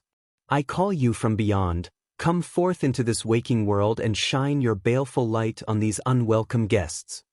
I declare and smash my fist into the ground, and after a few moments of confused looking around from the villains, a tower erupts from the fountain in the center of the plaza, reaching just under the ceiling of the facility. As they all gawk and flinch away from the falling debris the tower created, I call out to the hand guy. Seeing as you brought a summons in that bird brain, I thought I would bring my own brain to this fight. Say hello to the brain of menses. I present grandly with a hand wave up to the top of the tower as the light starts to stream about the area. Shigaraki and all the villains around start to laugh, just standing in the light, thinking I haven't done much of anything. I think you made a bad summon, all it is doing is shining its light. With that, he and everyone caught in the light who isn't a great one, or protected summon, start to feel the effects. I watch as they look around in confusion, only to look up at the tower in fear as the frenzy builds up. I look around and see Racerhead looking on in absolute fear even through his goggles. I look to the blue psycho and see himself and the warper hiding behind the brain monster that seems to have healed all the damage. While both of them are trembling, I can feel the rage coming off the little turds so much, I could probably still feel it even if I was at the other end of the campus. I'm going to dust you, summoner. At this, he nudges Kurogiri, and I feel the area off and behind my right side distort as reality is ripped by another gate. Waiting till his hand is almost touching me, I pull the rider palish and manage to fend him off, which earns me his howls of frustration. To add insult to injury, as I know he will try and retrieve his hand before leaving, I throw a small knife into the base of the severed hand, sending it farther away. Looks like you only have 4 minutes before your hand starts to rot beyond reattachment. I bet my little knife isn't helping matters either. I taunt and brandish my sword gun in preparation for any other tactics he may try. The doll was tending to the garden, wondering when the good hunter will return with more stories of his day in the waking world. I find myself listless without him in the dream, especially after he had freed both the dream and nightmares. I feel unshackled and far more lively than I had ever been before in the dream. All of a sudden, there is a bunch of shouts or cries of shock behind me, and when I turn around, I find new people have entered the dream. I don't think they are hunter candidates. I doubt the good hunter would ever do anything like that. While the majority of the group is talking in a panic amongst themselves, save for one with short purple hair approaching her slowly. Are you the doll? If so, Izuku asked me to give this to you, she said while holding out a folded piece of paper. I nod and take the paper, seeing the good hunter's scrawl. Sorry to spring this on you, doll, but an emergency has happened, and I needed to hide away the majority of my class in the dream. I instructed the little ones to take any troublemakers to the lake as well as Rum to send her children to any guests she may have, but be non-lethal. I hope they don't cause you too much trouble, and I will endeavor to wrap this up out here as quick as I am able to. I smile and put the letter away in a small pouch I carry my own supplies in for any occasion within the dream. I give a bow and greeting to the assembled people before me. Greetings to all, I am a doll created in this dream to take care of the hunters that pass through it. The good hunter has bade me to watch over you while he handles whatever emergency has arisen in the waking world. I say as I stand looking at the children who look amongst each other in slight confusion. Until finally, one with spiky blonde hair bursts forward aggressively. You had best send me back, because I am not letting that freak Deku get all the glory in our first encounter with villains. The blonde one screams at me, only to be grabbed by the messengers by his feet and dragged down into the fog when his hands start to crackle. Where did you just send that student? The one in a big puffy suit demands of me as she holds a hand up toward me. He was going to attack me, so the little ones open the way for him to be dropped into the lake. Do not worry, he will live. He is just being kept busy in a way that won't be regrettable later, I say, my Slavic accent bleeding into my words as I dust off my dress to settle my nerves. Can you bring him back? She asks me, her body tensing as her domed head swivels about slightly, keeping me in her sight but checking the ground. Can you guarantee his good behavior if I do? If not, he is better suited at the lake. I say as I clasp my hands in front of me. What is at the lake? The woman in the pale suit asks. The vacuous spider and her children she can summon to keep intruders busy. Even should the violent child tire from exhaustion, the spiders were instructed not to harm, I say plainly as the students start to wander around the area. It seems the one in white is still worried but can't do much, so she just tries to keep everyone in the general front area together. So, how did you come to know Izuku?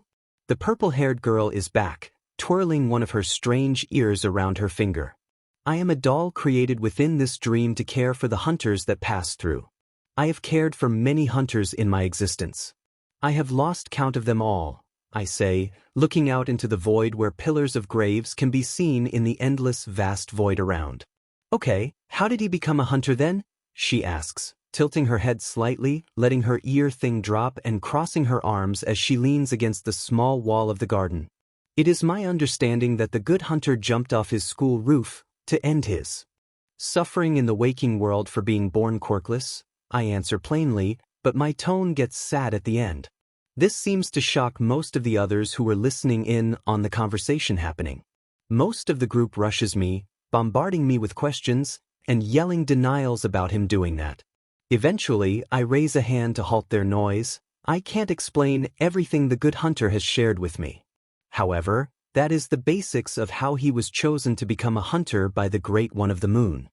This gets plenty of confused looks, which I dismiss by continuing to tend to my gardening. The students look at each other and then start to wander around, gawking at the drop-off and things in the distance. Some split off into their friend groups to explore the outside or find somewhere inside to wait for this to be over. A few look at the little ones that are around in slight disgust, except for the one with purple hair that goes around waving at them with a smile, which earns her waves or cheering from the ones strewn about the area. However, predictably, one of the students decided to try something. As the diminutive purple-haired one decided to try his luck in trying to score with a new female that doesn't know about his ways. Only for when he gets close to the doll with his wrongly placed confidence, he is promptly grabbed by the messengers and they send him through the mist to the lake, much to the surprise of the others. Eventually, I finish up with the garden and I approach the pink, red, blonde, and blue-haired students. Forgive my curiosity, young miss, but why are you invisible? I ask with my head tilted to the side, which gets the girl to eep and cover herself best she can with her gloves. You can see me too? The girl cries out while her friends nearby give strained smiles, looking at each other trying to figure out how to handle this. Am I not supposed to see you? I tilt my head to the other side, still in confusion. The girl groans and shifts on her feet, still covering herself up. Yes, my quirk makes me invisible. She whines and blushes hard at having another person being able to see her truly in her hero outfit. I see, my apologies then. The good hunter did say you gave him quite the scare when he saw you like that. I don't understand all the fuss, but I will gladly help how I can, I say as I take off my shawl and offer it to the badly blushing girl who takes it and covers up better. The pink one, seeming to sense gossip, decides to help divert attention away from her friend. Oh, you sound like you like Izuku? She sing-songs, rocking side to side on her feet. But of course I love him, that's how I was made, I state plainly, which gets the pink one to squeal and bounce more, but also to get the guys to scowl slightly. Oh, what about him made you fall in love with him? She asks excitedly, grasping my shoulders, still bouncing up and down at the possible gossip. I love all hunters that pass through the dream, that is how I was made, I say, getting deeper scowls from the two young men, and the pink girl stops her bouncing. However, of all the hunters to pass through the dream, he is the only one to treat me as a person instead of the tool I was made to be, I reminisce, looking to the area where I laid dormant for each and every hunter until they got their insight. I was created by one of the first hunters to be a replacement for a lost love, but apparently I did not match her personality or mannerisms. So he pushed me aside and bade all other hunters to use me how they wished. Some have done truly terrible things and their fates are fixed in a nightmare now. Others would use me to vent their frustration or violence from the hunt on the nights, and I would always be brought back to serve them no matter what. I then looked down with a reserved smile at some of the first gifts I had received from Izuku, petting them softly. But with Izuku, he never treated me as anything other than a person. He's constantly trying to end my dreary existence here by bringing me things from the waking world. I wish I could do more for him now that the hunt is forever over now, but I don't have any answers. I say with a voice full of regret as I clench my hands in frustration. You should confess to him. Tell him all you feel. The pink one cries out in fervent excitement, bouncing again. I have, but he says I am trapped here in this dream, which is true, but he would not take my choice from me by only having him as an option for companionship. I don't think he would love me like that for as long as I am shackled within this dream, for there is no way for me to be in the waking world ever. I look at my porcelain hands in sadness, imagining the fictional shackles around my wrists. The young children look at each other in confusion on where to take the conversation from there, only for the pink one to see the back of the house and points out the flowers back there. Oh, what's back there? Those flowers are really pretty. What are they called? She points to the path leading to the back of the rebuilt house that's on the hill, and I give a forlorn smile while leading them up the way. These are lumen flowers. They were brought into the dream by the Great One that brought it into existence. Also back here, I present to the children as they crest over the hill, only to come to a massive field of graves and flowers. Are all the graves in which the good hunter died within the dream? He likes that I had planted all the flowers to make this grim sight better. I present walking forward and dusting off a nearby grave. This gets the children of the group to be absolutely stunned, as well as a few others that had followed in curiosity, unable to grasp just how many ways their friend had suffered to gain power. Fountain area Yuti. I stand in preparation watching the man-child howl and cry, clinging to his injured hand. I am going to stop you, summoner. He seethes. Nomu, get them both. Kurogyri, let's get back to the doctor to fix my hand.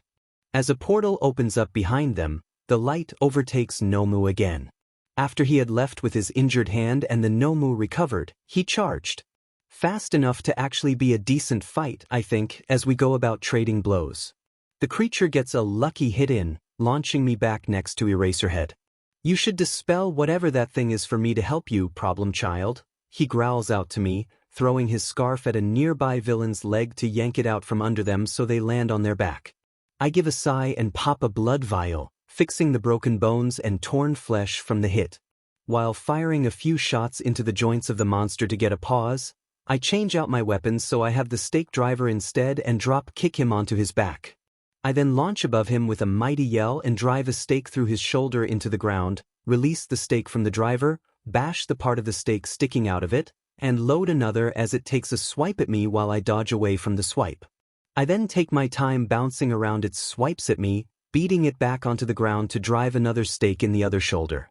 Breathing, I give a howl of victory that resounds from the hunter within me, trembling the area with my cry of celebration. I look around and can't see any of the villains moving or hear anyone other than Eraserhead's heartbeat in the area. So catching my breath, I walk up to the tower and place a hand upon it, looking up to the brain of Menses.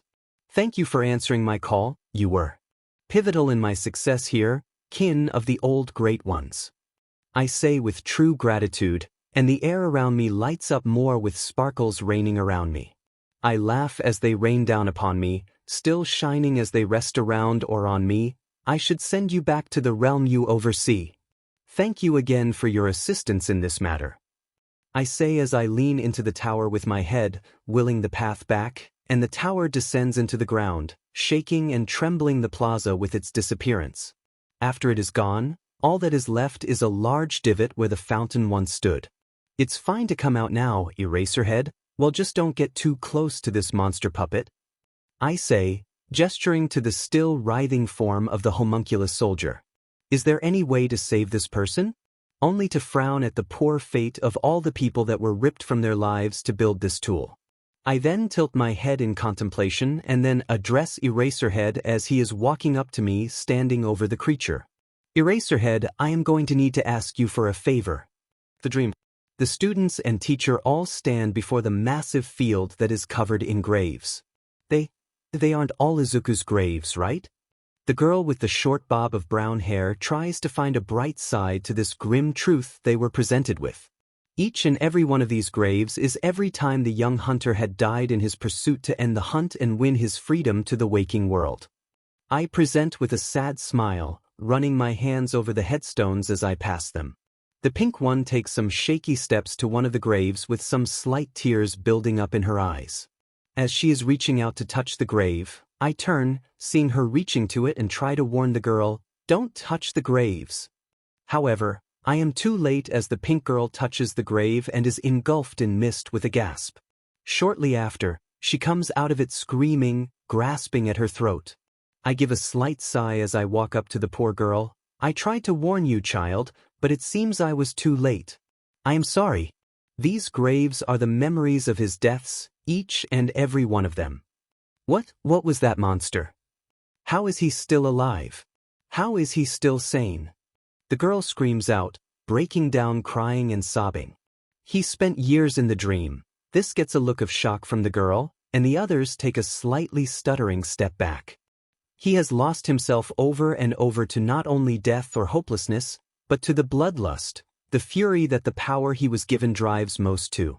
However, he always seemed to find himself in some way or another, be it saving another person within Yarnum, or coming to me to channel the blood echoes, and breaking down at my kindness from all the times I had to sit and listen to his sorrows. Until he had gotten his first insight, I had been a lifeless doll and could never offer my help or support. I lament as the girl's pool of acid dissipates. I walk up and offer a hand to help her up from the traumatic experience. The group looks to the graves in dread, now understanding why their terrifying classmate is so driven from all the times he had faced death over and over again. The one in the puffy white suit walks forward to me and looks around the massive field. "How did he not break?" she asked in a hushed whisper. Because his heroic heart pushed even beyond all this. He saw all those suffering within the dreams and nightmares. Even here within this dream Gehrman was trapped and suffering. When he saw all this, he always pushed beyond the despair and hopelessness to help save everyone he could. I step forward, making them all take a step back. He is the hero of the dream and freed us all to the best of his abilities. He has a strength none of you could hope to match, not even the mightiest of those false idols you worship. I seethe, remembering Izuku talking about his old idol. As I advance on the retreating woman, my clenched fist shaking, eyes scowling, and mist pouring off me in my anger. When the mist dissipates and a sword that has two blades, one on either end of the handle, her anger is felt by all, as it freezes the very blood in all their veins. Only for me to take a few breaths and let the sword fall away back into the mist taken away by the helpful messengers. "Do not insult my beloved hunter," I say with finality, and all others present take a gulp in fear of the wrath this woman can bring. The USJ Plaza. "What do you mean, problem child? I thought I already did you a favor by giving permission for lethal force," Mr. Aizawa says, surveying the aftermath of the battle with the invading villains. "You did, but that was to protect the others. This is between you and me alone," I say, walking back and forth next to the monstrous creation. "I need this thing to try and free the one person who saved me during one of the darkest times anyone could face. Know this, even if you don't approve or give permission for this, I am still going to try. You can either have an eldritch being owe you a favor or be bound down, and I still do this." I level with him as I turn and face him, letting out a bit of my presence. I see him flinch back from it, but watch him mull over what I had told him. "I want to watch whatever you do, as this is probably the full extent of your abilities. I don't care what your reason or the principles is as to why I am not in the know to my students' full potential. I want to know about the truth," Mr. Aizawa growls out to me. "Very well, but you should trust what your boss decided," I say as I let my human form slip from me and I start to tower far above my teacher. After watching the terror in his eyes for a few moments, I get to work setting up my experiment. Taking the Quirk thief's hand I had acquired, I place it above the head of the still struggling monstrosity, and then lovingly pull the physical doll's body that Gehrman had built. I set the doll's body with her head facing the head of the monster so they are a mirror image of sorts. As I then hold my hands over both bodies and pull from the dream, mist explodes from my hands, covering both bodies and severed limb as I try and bring the doll to life. Still not getting the result I want, I push harder and hear the monster cry out as the ground trembles from the power I have flowing through the area. Going even further, feeling a strain on my reborn form as the very air around me trembles at the amount of power I am burning through, I hear a thump and grunt behind me, but I ignore it. Still not enough, I tap into One for All and give a last final prayer, the entirety of the USJ shaking so violently zones collapse, the shutters that covered the bay windows fall all around, and I start to cough from the exertion as light coalesces into the forms below my hands. I push a final time, giving a roar of my defiance, willing this to work with every fiber of my being. It all comes to a head in a mighty explosion of light and a shockwave that sends everything around me away, but I still don't feel the doll's presence. I collapse to my knees, feeling defeated.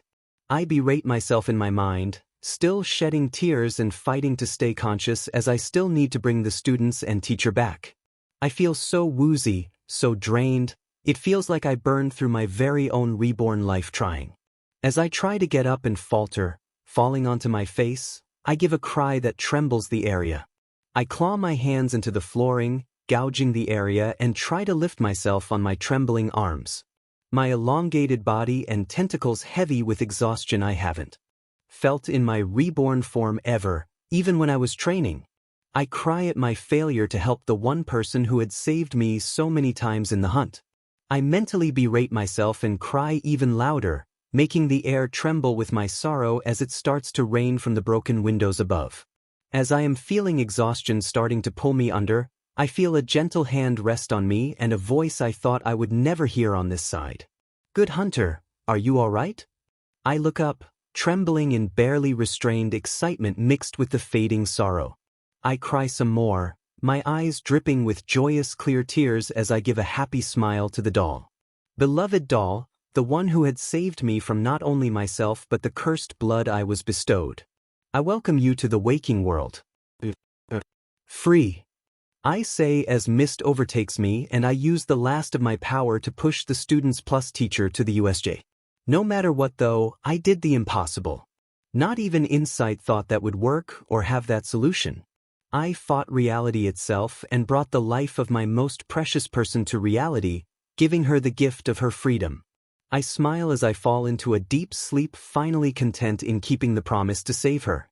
As all the students cry out in shock and fear being roughly deposited in the plaza of the USJ, they stumble around in confusion. Until ultimately one of the girls sees the extremely unsettling scene that had been painted in their absence and screams in horror.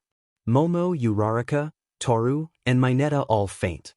Mina openly wept at the sight, and everyone else was a mix of shocked or various levels of nausea, some even collapsing to their knees.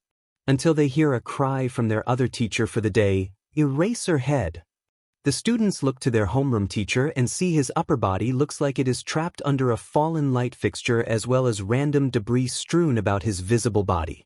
As the space hero rushes over to her pinned colleague, sobbing and reflexively putting her fingers up, only to then force them away for fear of causing more harm. Some of the students break out of their shock and go help the teacher dig the other out from the fallen light fixture. As they struggle to move the heavy piece of lighting, soft footsteps approach the group, and a figure pushes a few of the students aside. She then casually picks up the industrial lighting equipment like it weighs nothing and throws the light over her shoulder away into the flood zone, revealing that the teacher was buried in mist from his shoulders up. As he starts to emerge from the mist, the doll claps her hands, getting the little bit of dust that got on her gloves off. The students and teacher look at the doll in shocked awe as she seems to be taking stock of the area, looking about for anything that might cause any further harm to the group. All of a sudden, a loud explosion is heard as the blast doors that had closed during the attack were launched over the plaza and embed into the walls on the opposite end of the facility. "Have no fear, students, for I am here." All Might declares loudly, scowling down at the plaza, only to pause, taking in the scene. He spots the doll standing among the students and makes a dash, scooping them up and his fellow teachers, placing them at the base of the stairs away from the intruder. As he faces off against her, preparing to attack the only threat that is left, "I don't know who you think you are, but you will tell me what you have done with my student." All Might declares, getting into position to fight off this unknown person. An unknown warehouse. Two figures stumble into the warehouse, both injured, but one of them stumbles and falls over. "Doctor, young Shigaraki needs desperate aid now," the shadowy one says to the room at large, and a man in a lab coat with large glasses steps forward. "Help him to the best of your abilities, doctor," a strong voice calls from a seated position in the shadows. "I can't use the regeneration quirks I have to help my pupil due to my still healing hand myself," he says, scowling at his slowly growing stump. "What happened, Kurogyri?" the man asked of the other person that followed his student back from their raid. "When we arrived at the training facility, things went to plan of peppering all the zones with our fodder criminals, however All Might was not present. When we started the assault to distract Eraserhead by sending out the long-range quirks to draw him away from his students. However, a student that was at the top of the stairs with him, Kurogyri pauses to take a ragged breath before continuing. The student was able to use some type of portal to get to the bottom instantly and then use a blast of sound to drive all our long-range attackers back into the other groups. Eraserhead made it down the stairs by the time they all had gathered themselves again to try setting up another attack with the long-range quirks. When they all were about to ready themselves for a brawl, Eraserhead and the student were able to group up at the base of the stairs. The student declared that whomever surrendered would be spared, but otherwise, force would be used as we had the number advantage and our intent was readily apparent. During this time, shutters closed over the windows, which was confusing as it would hinder Eraserhead. As a debate between young Shigaraki and the student was occurring, I slipped away to split the students to the zones. However, I was unable to find them or any sign that they made their way out of the facility either. When I returned to Shigaraki to report this, the student then brought forth what he called friends for this tea party, to counter the ones we brought and had throughout all the zones with a small bell. After that, he then called forth a mighty tower to match the Nomu we brought he called the Brain of Menses, which cast light through the area when the shutters had fully closed. It seems staying in the light the tower produced caused the blood in our bodies to rupture after a time. During all this report, the doctor had removed the knife from the base of Shigaraki's hand and was busy reattaching the hand, using a gel that promotes reattachment of recently lost limbs. It was going well until the hand started turning an unusual shade. That then started working its way up the young man's arm. Panicking, the doctor had to make a call to save his MSDR's pupil by amputating the arm before whatever was affecting the flesh spread further. As he is distracted, a small pool of mist slowly bubbles up around the discarded blade, taking it away from the warehouse with no one noticing its disappearance. Cursing under his breath and doing his best to cleanly amputate the arm with minimal damage for a prosthetic attachment to be fitted for the young man at a later time. The rapidly decreasing time frame is beaten by the doctor barely getting the arm taken off. After the arm is off, it starts to crumble away. "What happened, doctor?" Amistier asks as he watches the remains of his student's arm. "I am unsure, Thanistier. When I reattached the hand and applied the binder gel, the hand just started to deteriorate, then it spread quickly up the arm. I amputated as I was uncertain the cause of the rot and I had to cut ahead of it as it spread rapidly," the doctor reported as the puddle disappears eating a good distance into the reinforced floor of the warehouse. "Where is the knife that was in his hand?" Thieser asks, looking around as he can't see it anywhere. "I put it over here," the doctor says in confusion, looking around for the weird small blade he pulled out of the young pupil's hand. As he is looking around for it, the Instar commands Kurogyri. "Keep telling me your report while the doctor locates the knife," he says as he turns his attention to the still injured butler. Young Shigaraki decided to use our combo attack, but it was like the student knew it was coming. Right before he touched the student, he pulled out a strange sword and cut off Shigaraki's hand, as well as throwing that blade into the base of it before I could retrieve it. Shortly after that, Shigaraki called a retreat as well as sending the Nomu to confront the student, and I got his hand while we were leaving. Now we are here. I am unsure if the Nomu is still fighting him or not. Kurogyri wheezes out as he tries to stem the more severe bleeding with his trembling misty hands. "I see, and Eraserhead, where was he during all this?" Thane asks. "He fled immediately after the student had asked if we had played the game, The Floor is Lava," With what looked like a beach umbrella shortly before the tower was called forth, Kurogiri dutifully reported. "I see, Doctor. Have you found the knife?" the Emperor asked in exasperation. "No, Ems, I don't understand where it could have gone off to," the doctor says in fear as well as confusion. "Something to puzzle out at a later time. Finish patching up my poor pupil, then help Kurogiri," the Emperor orders as he contemplates the possibilities of the entity he had angered was at the raid or not due to the bell summoning others to fight. The USJ Plaza. The doll taking up a defensive position says out to the giant of a man, "The young hunter is asleep after defending everyone here as well as driving all these vermin off." I gesture around myself, still wary of this man who had hurt her beloved hunter. As he looks about the destruction, I take some steps away from him, never letting him out of my sight as I try to figure out where my beloved went. Unable to feel him anywhere in the dream or sense his presence anywhere, I start to feel panic set in with this new form. "I see, and who are you?" All Might asks, still at the ready to fight me at the first sign of hostility. "I am the doll that serves the hunters of the dream," I respond coolly, still at the ready in case of a sudden attack from the Titanic oaf. Both flinch when they hear the call from the stairs as the teachers arrive and gunshots ring out from the stairs, tagging any stragglers in the ruined disaster zones.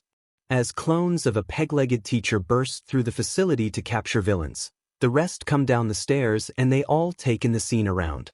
When they reach the students and injured teacher, they take stock and administer first aid to the downed teacher, as well as getting statements from the students.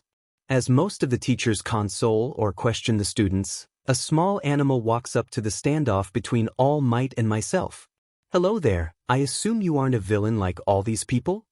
The stoat gestures around to the scene of the whole of the facility. "No, I am the doll that serves the hunters in the dream. I am uncertain about how I am here as I always have known that I would be shackled to the dream." I look down at my hands, slowly opening and closing them repeatedly. "I see. Do you have any idea where young Midoriya is?" The stoat asks, walking up to her calmly. I can't even feel him within the dream, so I am unsure where he is." "Maybe the one teacher that was left here would be able to tell you better," I calmly reply, relaxing slightly. A known area. "Awaken, young one," a voice rumbles the very air I seem to be floating in. I struggle to open my eyes as everything hurts or is sorer than it has ever been. "Awaken." The voice calls louder, rattling the bones in my true form, as I am too weak to hold my false form. Struggling to my feet and taking stock of the empty void that I am in, I still don't see where the voice could have come from. "Finally awake, huh? Walked right into that ambush, same as most other parallels of yourself would as well." After it finishes speaking, light erupts from everywhere as my enhanced eyes are burned and healed rapidly. When I look around, I see several different scenes of the USJ. A version of me dashing around the plaza with the burial blade, facing challenges and coming back in the defense of all the other students. Another one is using the chickage, confronting the hand FTSH villain I had encountered. Finally, I can make out another version of me, no hunter influence at all, helping at the flood zone to save Tsu and the pervert. What is all this? Where am I? Who is there? As I await the answers to filter in, the very air around me rumbles with the answers. These are parallel instances of Izuku Midoriya. You have achieved the next step every great one eventually reaches by ascending beyond your current form. Kos, Eden, and Flora are here to guide you, young reborn child. I shiver in slight fear of having faced two of these great ones already, and one wasn't actually fighting during that match.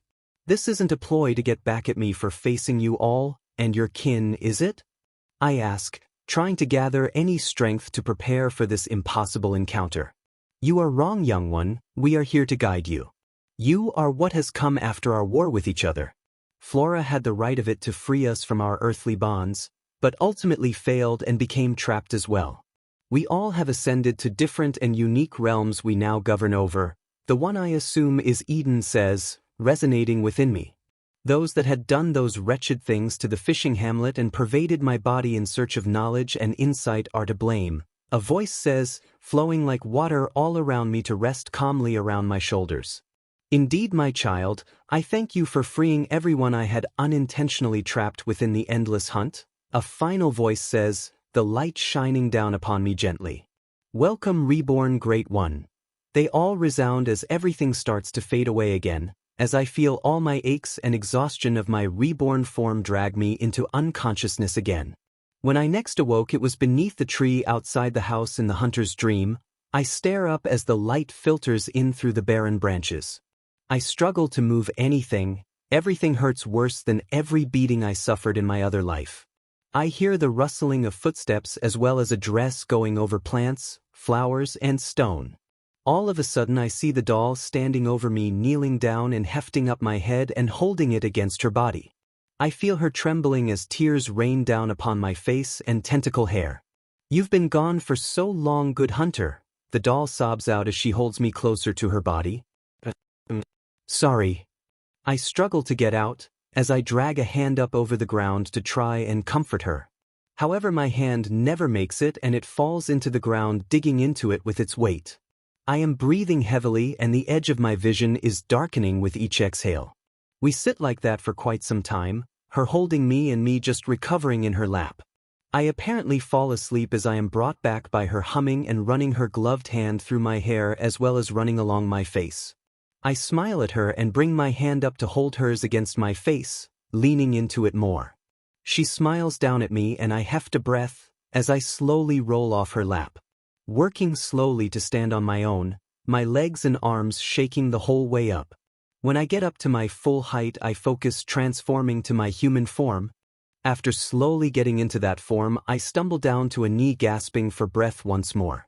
The doll comes up to me and then proceeds to help me, which of course gets me to blush profusely. Sputtering and trying to struggle out of her iron grip, as she gives a brilliant smile while carrying me all the way into the house. She sets me down in a chair in the main room and bustles around getting me tea with cookies I had snuck into the dream for her.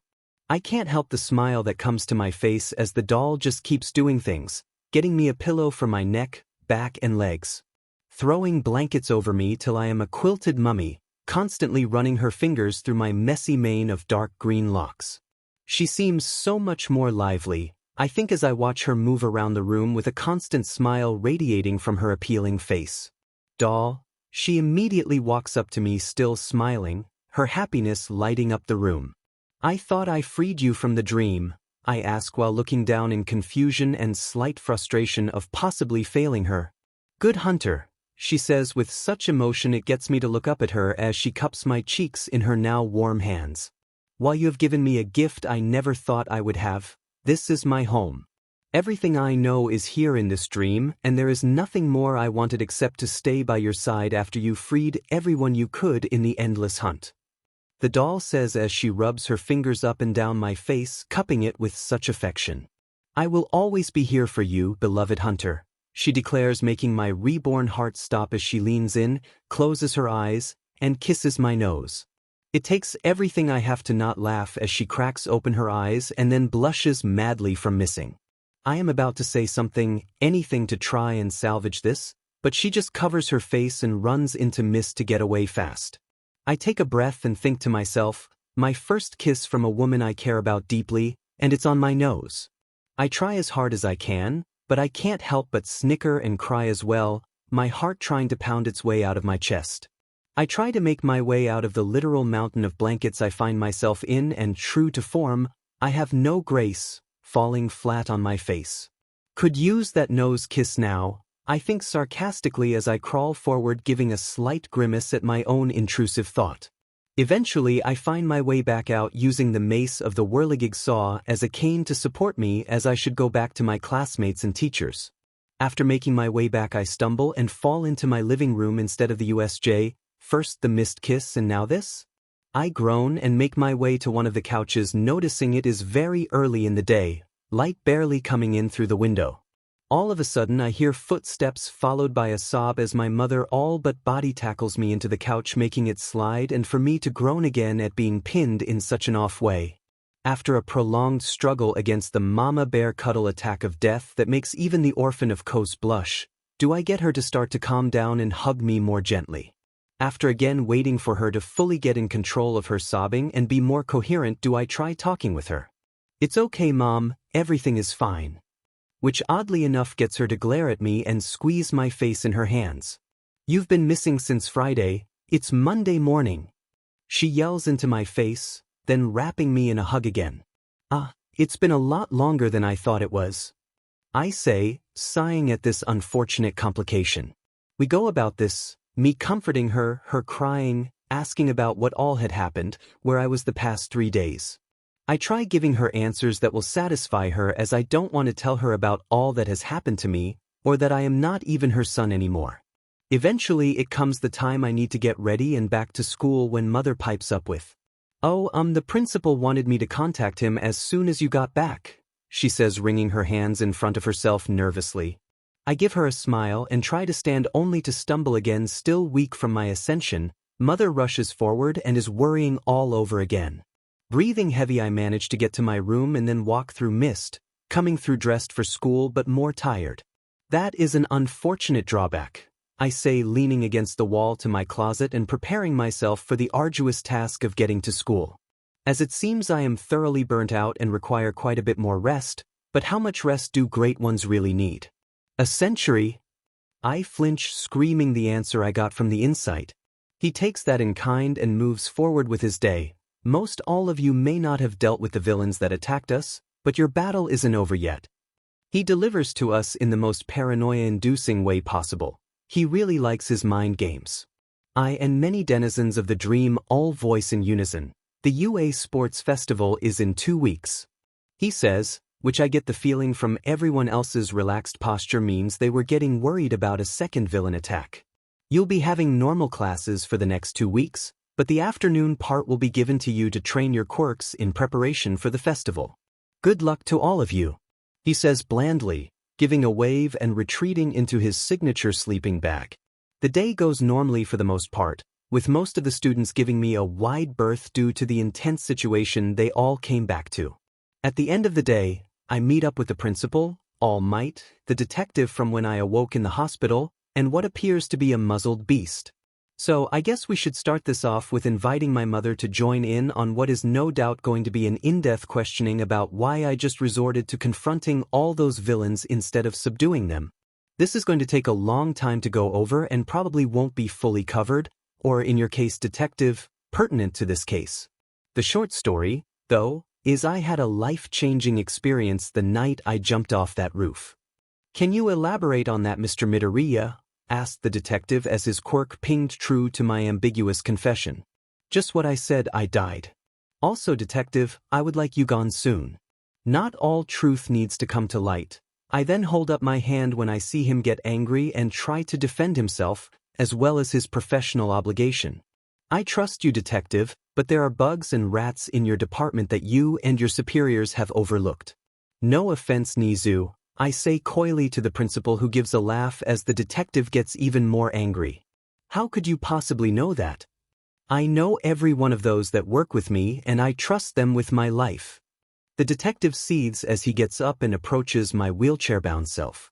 I know this is hard to take, but it is true.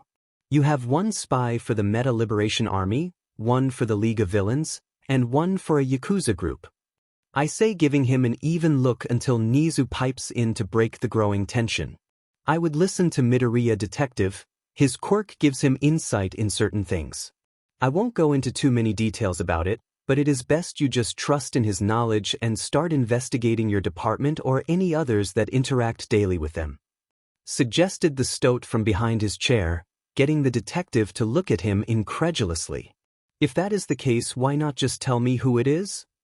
The detective exclaims in frustration. I see All Might getting up to comfort his apparent friend. Because you won't learn if all you get are the answers without finding all the information. That's the downfall of knowing an answer against learning the answer. You become lazy and over-rely on that method, then those that learn of your ways will figure out how to work around it and hide better, so you are unable to learn the truth. I say evenly, freezing all present as they look to me in shock. Knowledge is power, and all power corrupts absolutely. There is no other way about it. Even for me, this will ultimately be my downfall. All the power I have, all the knowledge I have access to, It will lead to my undoing and final end. I say, looking down at my disguised hands, opening and closing them slowly, turning them over to watch all the movements with a sad smile. After a few minutes, the detective seems to calm down and ask a different set of questions. Do you plan on going about with that ability you used against the villains in public? No, detective, the brain of Menzies is something I have no intention of using again, unless things are truly dire and is needed to face a large force again.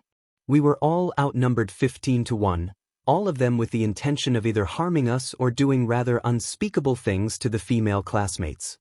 I say, scowling at the man for defending monsters and beasts. Still, you can't take the law into your hands like that. The detective tried to start with his accusation against myself, which I promptly shut down. I will admit you are correct, detective, in carelessly dealing with them. However, they all willingly joined a raid onto a high school with the full intent to harm not only All Might, but as many of the students present. So before you go about saying that I had no right to defend not only myself but my fellow hero hopefuls, I want you to hand over your gun and coat, go stand before the students as well as their families, and tell them all their child's lives mean nothing. That they could not do anything without the law to be there to make the call. I seethe to the detective as he gets progressively paler with every word I launch at him. If that is the case, where was any of the police? I had told Mr. Aizawa all the pertinent information, and told him to authorize necessary force in the defense of the students and teachers present. So, until you fulfill my part of this, with respect, detective, please return to your agency and start actually doing some good. I gnash out to the detective, baring my teeth at him as my anger starts to rattle the very room we are in. After that, the shell-shocked detective walks off with a rather haunted look in his eyes, and I get my anger under better control by breathing. The doll helps by running her hands through my hair gently, humming a little as we all take a moment. After a few moments, Nizu decides to speak up. While your defense of the students was extreme, we are grateful no lives were lost. Even Eraserhead only received minor injuries from falling debris, but told me what had seemed to cause such destruction of the USJ. He also told us the report of the creature that was made to beat All Might, so we have been able to handle any and all media backlash that has tried to call for justice against you. However, the Hero Public Safety Commission will be keeping a close eye on not only yourself but your mother as well. I am pretty sure they may have sent agents to already monitor your house, which just gets an angry sigh out of me as I plant my face in my hands and scream in frustration. While their reaction to your actions is extreme, it is slightly understandable. However, they have gone extreme even by my standards. So I have a solution that will not only help you, but the rest of the students, as well as this institution. I am going to bring forth a dorm system after the sports festival, as well as making a public announcement about it after the first year's tournament is over. This way, the first-year students and parents can decide and then transition into the dorm system for the security of the students. With this, I would like to bring your mother in as a sort of dorm mother that floats between the two hero classes and keeps them stocked or handles repair requests. She would be employed by us as well as be given housing on campus that will help ensure her safety from the HPSC as well as any others that might be looking for ways to get to you. Says the principal in a jolly tone, trying to bring any light to this abysmal situation I find myself in. Thank you, sir. I will be sure to pass this along to my mother.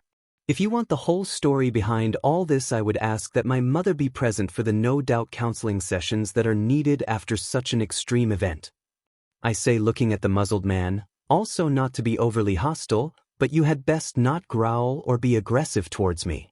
I've had far too many creatures that look similar to yourself, or your quirk that outright caused harm to me far too many times. So it's more of a conditioned instant response to be cautious around those of your type that are aggressive to me. After I say that, I see him tense up, clench his fists, and his jaw tightens immensely, to which I bring forth my cane, laying it across my lap. After a stare down for a while, he gets up slowly and leaves the room, banging the door on his way out. That was Hound Dog. He's the school counselor and licensed therapist. We have him here for when students go on internships or work studies and get involved in a rather bad incident with a villain. Sometimes things just go wrong when dealing with villains, and students aren't prepared for that. Some even change courses after witnessing the true price heroes have to pay sometimes, the principal says evenly, looking after the departing teacher sadly. I can understand that, but the fact still remains that I will be on edge around him.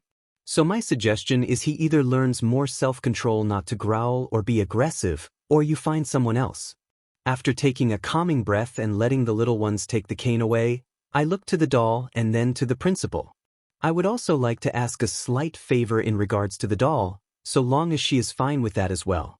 I would like for her to have a job here helping Recovery Girl as an assistant nurse or something of that order. She's been trapped in the dream ever since her creation, and I would like that she has as little trouble as necessary in transitioning to the waking world, I say, bowing my head to the principal. He claps jovially and says, "Well, this is a surprise and quite the pleasant one at that. I can draw up the quick employment contract for her, and she can be Recovery Girl's assistant. In fact, it might be wise to hire one for each year's hero course so they can help students better and more efficiently. This way, they can be made more stable for transport to Recovery Girl, and she has more time to catch up on her backlog of paperwork." Nizu cheers and happily cackles as he types away at his computer at a frenzied pace. "I would gladly accept on the condition I may remain by the good hunter's side," she says, petting my hair. Before I can try and convince her to branch out to experience the world, she gives a light tug on my hair and says in a steely voice, "I understand what the good hunter wants for me, but I am the emperor of my fate now. So I want to spend my days with the one who freed me from my endless imprisonment within the nightmare." She goes back to petting my hair as I slump down into the chair, and I have to avoid the cheeky looks of the others in the room as I pout while crossing my arms. After we talk some more, hashing out the details and having either All Might or Aizawa be able to sit in on or be told of the counseling sessions I am to go through, the doll and I head on home. This is going to be a hard talk with Mother. When we got to the complex for home and I moved to get up to hobble my way up the stairs, the doll decided to once again carry me. I am an eldritch god. I whine internally as I bury my face in my hands as she easily carries me up, the wheelchair being taken by the mist. When we reach the door, the doll sets me down in the chair once more and knocks on the door. Shortly after, Mother answers and sees myself in the chair and then the doll standing behind me with a reserved smile. "We are going to have another hard talk, Mother," I say, giving her a strained smile, hoping she doesn't faint while in the doorway. She blinks and then tears up. "You got this, young woman, P." She bawls out, rushing to hug or strangle me. I am unsure because it is me who passed out in shock at what Mother had jumped to. After a while, I came to and gave a rough explanation of who the doll is, as well as asking Mother if she could stay with us in the sense that she was welcome whenever, as her home is still in the dream and she refuses to leave the room I had made for her for anything else. She does busy herself around the house, cleaning here and there while I talk about the principal's proposal to Mother as well as the danger we could be in from either the government or other parties. She understands and says she will talk with the principal tomorrow to hash out all the details. She then looks to the doll as she is bending over to pick up some dust bunnies that had fallen off the shelf Mother couldn't reach, and Mother looks me in the eyes and says she's too young to be a grandmother yet. I, of course, am flustered and try to explain away the doll would be incapable of any of that, only for the doll to interrupt by saying, "With what the good hunter has done in bringing me forth from the dream, I believe I am more than capable of that. As well as having a few other boons as well," she idly says, looking to her gloved porcelain hands and flexing them back and forth in curiosity. Which really doesn't help my case as Mother once again gives me another smug look, to which I answer by pouting and turning to look away from both of them. When dinner rolls around and we all sit down to eat, with the doll joining and surprisingly able to eat alongside us. After we all go to sleep for the night, I let my mind drift over the prayers of the blessed ones, hearing their stories and smiling at how much their lives are better from my gift to them. I need to be wary to not let the incident with the church repeat itself. Seems the government might already be trying. What with how many of the children talk about the detective or other government people always asking questions. As I sleep and recover as well as I can within the nightmare to get full use of all the time dilation between realms, I feel that hunger again. Nothing I have done seems to satisfy it, and it seems to grow with each moon that passes by. The next morning I wake up to Mother happily showing the doll how to make breakfast and other food, most notably some of my favorites. When we finish and head out, The doll seems rather excited for her first day of learning the ropes of being a nurse's assistant. I show her where the nurse's office is and then roll my way back to class as we had arrived early for her to get settled. I, on the other hand, go to the classroom and nap once more until the other students start to arrive and class begins to start. While classes for the day were fine and normal, when lunch rolled around we apparently could not leave our classroom. A horde of students had apparently caught wind of the USJ incident and they hungered for gossip. You idiots, they are here to scout out the competition of the students who survived a villain attack. Bakugo right on cue with his inflamed ego, when he didn't so much as get within 100 meters of an actual villain outside the sludge guy. Take it all in, you extras, this is what a real hero looks like. So get out of the way. Bakugo says, trying to intimidate the crowd of students out of his way, slightly foaming at the mouth. I didn't know the hero course was full of self-important idiots. A voice drones from the crowd as a boy with eye bags that could rival our teachers and purple hair makes his way to the front of the crowd. I hope the rest of your class isn't like that. While these others here might be here to scout you out, I am here to deliver a declaration of war. There is a rumor that says if we do well in the sports festival we can earn a place in the hero course, and that if you have a bad showing you will be moved away to make room. So you better watch your step before I sweep your feet and take your spot, he says and then walks away in a dismissive way. You know where I come from, we at least share our names before crossing blades, I say as I roll up to the door and move Bakugo aside with a firm push. This getting him to gnash his teeth at me with frustration in his eyes. Also don't mind the rabid Pomeranian, his bark is worse than his bite. I say with an easy smile as the Bomberanian goes nuclear. What did you say? Bakugo yells and moves his hand up to be threatening, only for me to send him through the dream, leaving him on the school roof. Later we hear a loud boom followed by screaming curses from the windows nearby. I am Izuku Midoriya, and I look forward to whatever challenge you hope to bring to the festival. I introduce myself giving a confident smile while offering a hand to shake. Hitoshi Shinszo, and if you are in a wheelchair you should be the most worried of all. He says, glaring at me, while I give an easy laugh as I let my hand fall back down, which makes him glare harder. I am only in this wheelchair because I overtaxed myself during the incident with the USJ. I say, seeing the others around opening their mouths, no doubt with questions I don't want to answer. The teachers and principal have put a confidentiality ban upon all the info regarding that incident, so if you have questions, take it to them. I deadpan at them as they all sweat drop and shuffle their feet, some looking down at being caught so easily. What's there to know? You are probably the student who dealt with those villains. A haughty voice calls out from the crowd as it parts to show a blonde boy sauntering up to our classroom door. I can hear my fellow classmates behind me flinch and murmur amongst themselves. There is no point in hiding you are responsible, I don't even know why the school still lets you attend. He dramatically declares and points at me as I give him a dead look. All the teachers and staff have gone over this with the police, which all have agreed that the information in regards to the incident at the USJ is to be classified as confidential or secret. You spouting your theories on what or who did what is a violation of these discussions with not only the administrative wing of UA but the actual government. Isn't that right, Nizu? I say, looking up at a speaker. That is correct, I think Mr.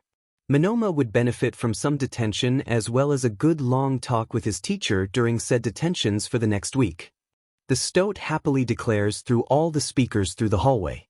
The assembled students all decide to make like a tree and get out of there, along with Monoma the moron walking away in a daze. Still looking up to the speaker I say, thank you for the support, sir. I tried to mitigate the fallout best I could. No problem at all, Midoriya, did you extend that offer yet? Asked the principal through the specific speaker and none other. Yes, mother should be along sometime today, I believe, to talk it over with you. Also E2 to E4, sir. I say with a devilish smile to the speaker as he starts to cackle like mad as the speaker cuts out abruptly. I made my way to the lunchroom and ordered a lot of food once more, as my other form needs far more nutrients than a normal human body. When it came to heroics class, most of the class split off into groups to train together or do solo training. Or in Bakugo's case, trying to do it solo, only for Kirishima to glomp onto him and spout about getting better together will be so manly. I chuckle and wish him the best of luck, for he will need his hardened skin to survive the abrasive nature that is Bakugo. I decide to tag along with Jiraiya and Momo as they seem to want to try sparring against each other that day without quirks. As they are walking along they stop and look at me in slight confusion. I thought I would tag along with you ladies today as I am wheelchair bound for a while more. Probably will be out of it by next week, but I thought I could give you both some pointers in fighting if you wanted it.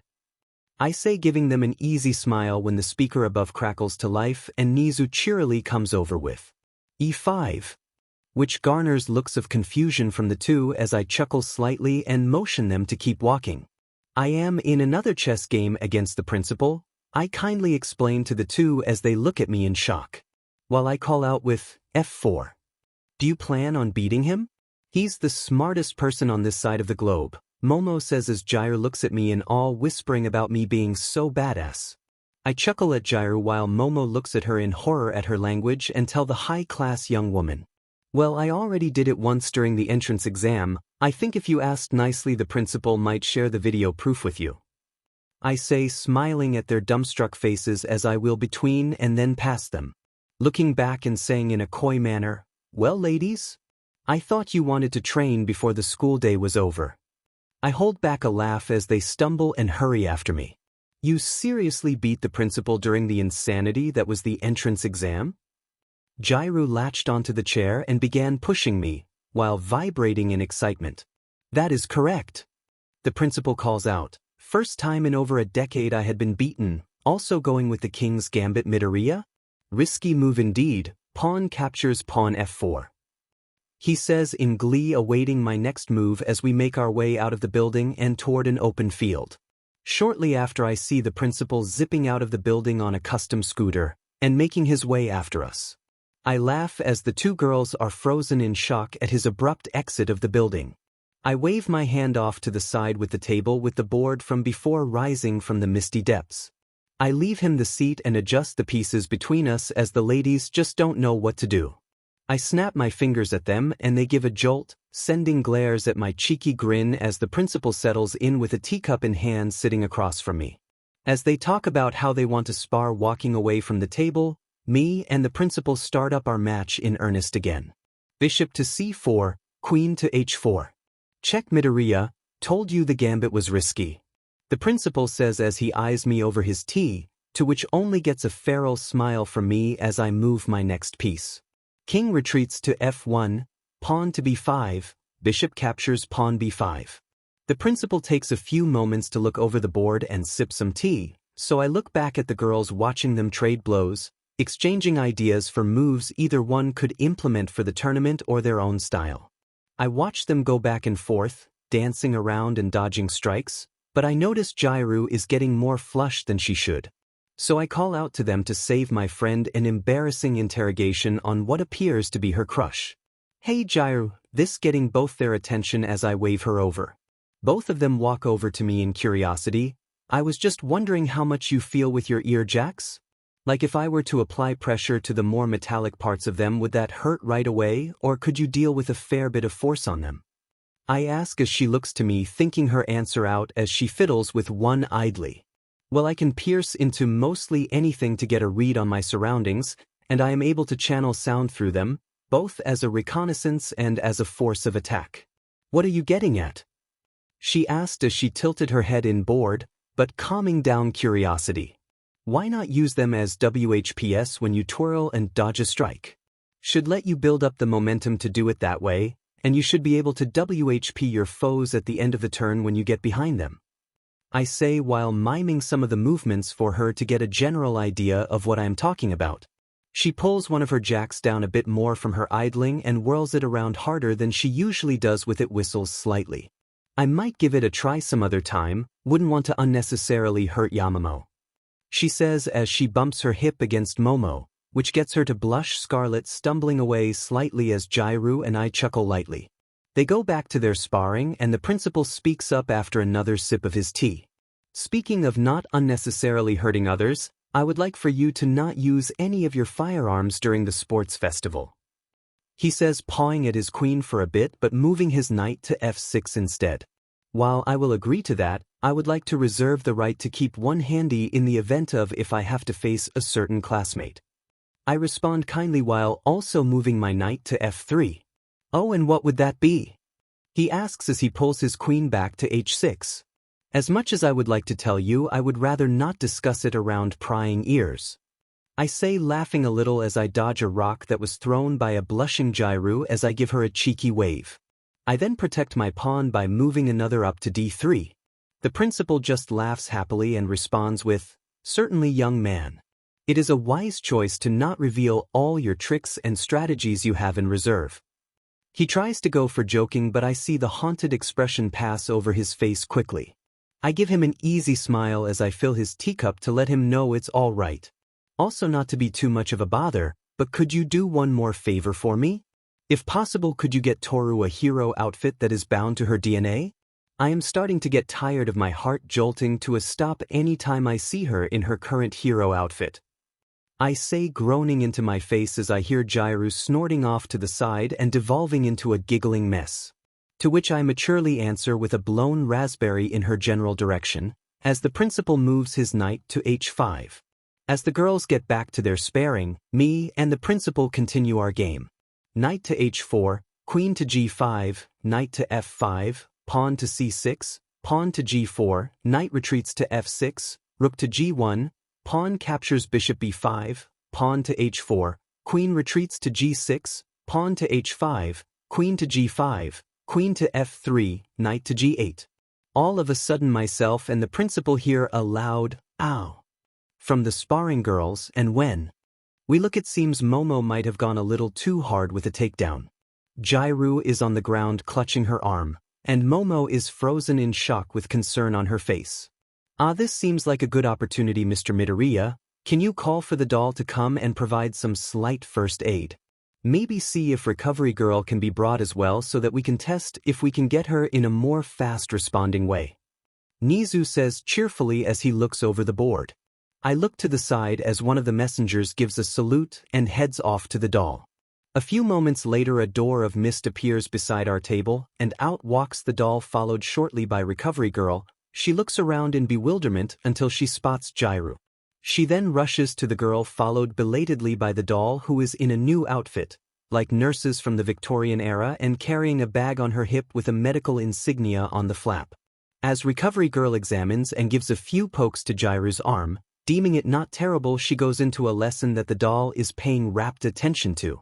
It seems the doll is taking nicely to her new job well enough, I say with a happy reserved smile as I turn my attention back to the chess match between the principal and I. Indeed, I am still on the hunt for nurse aides for each year and hero class, but I am happy to better help my students. Nizu says cheerfully as I make my next move and capture his pawn on f4.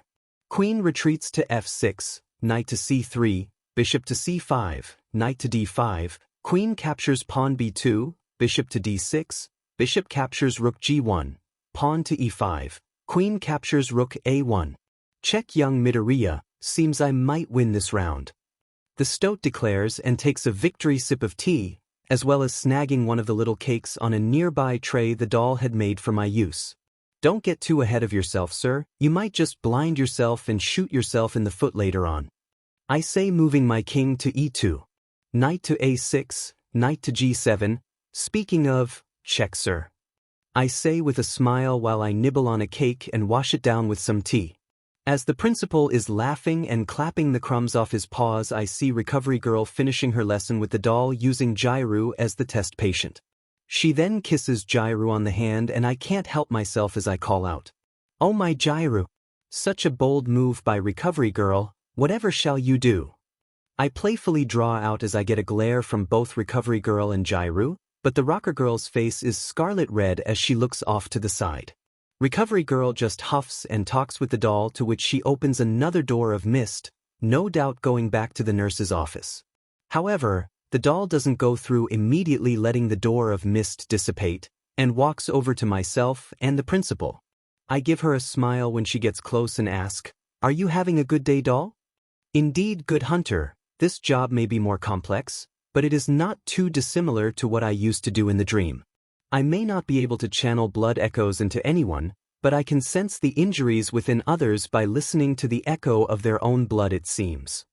The doll says with her reserved smile as she stands beside me and pets my hair a bit. That is amazing, I didn't know you would be able to do that.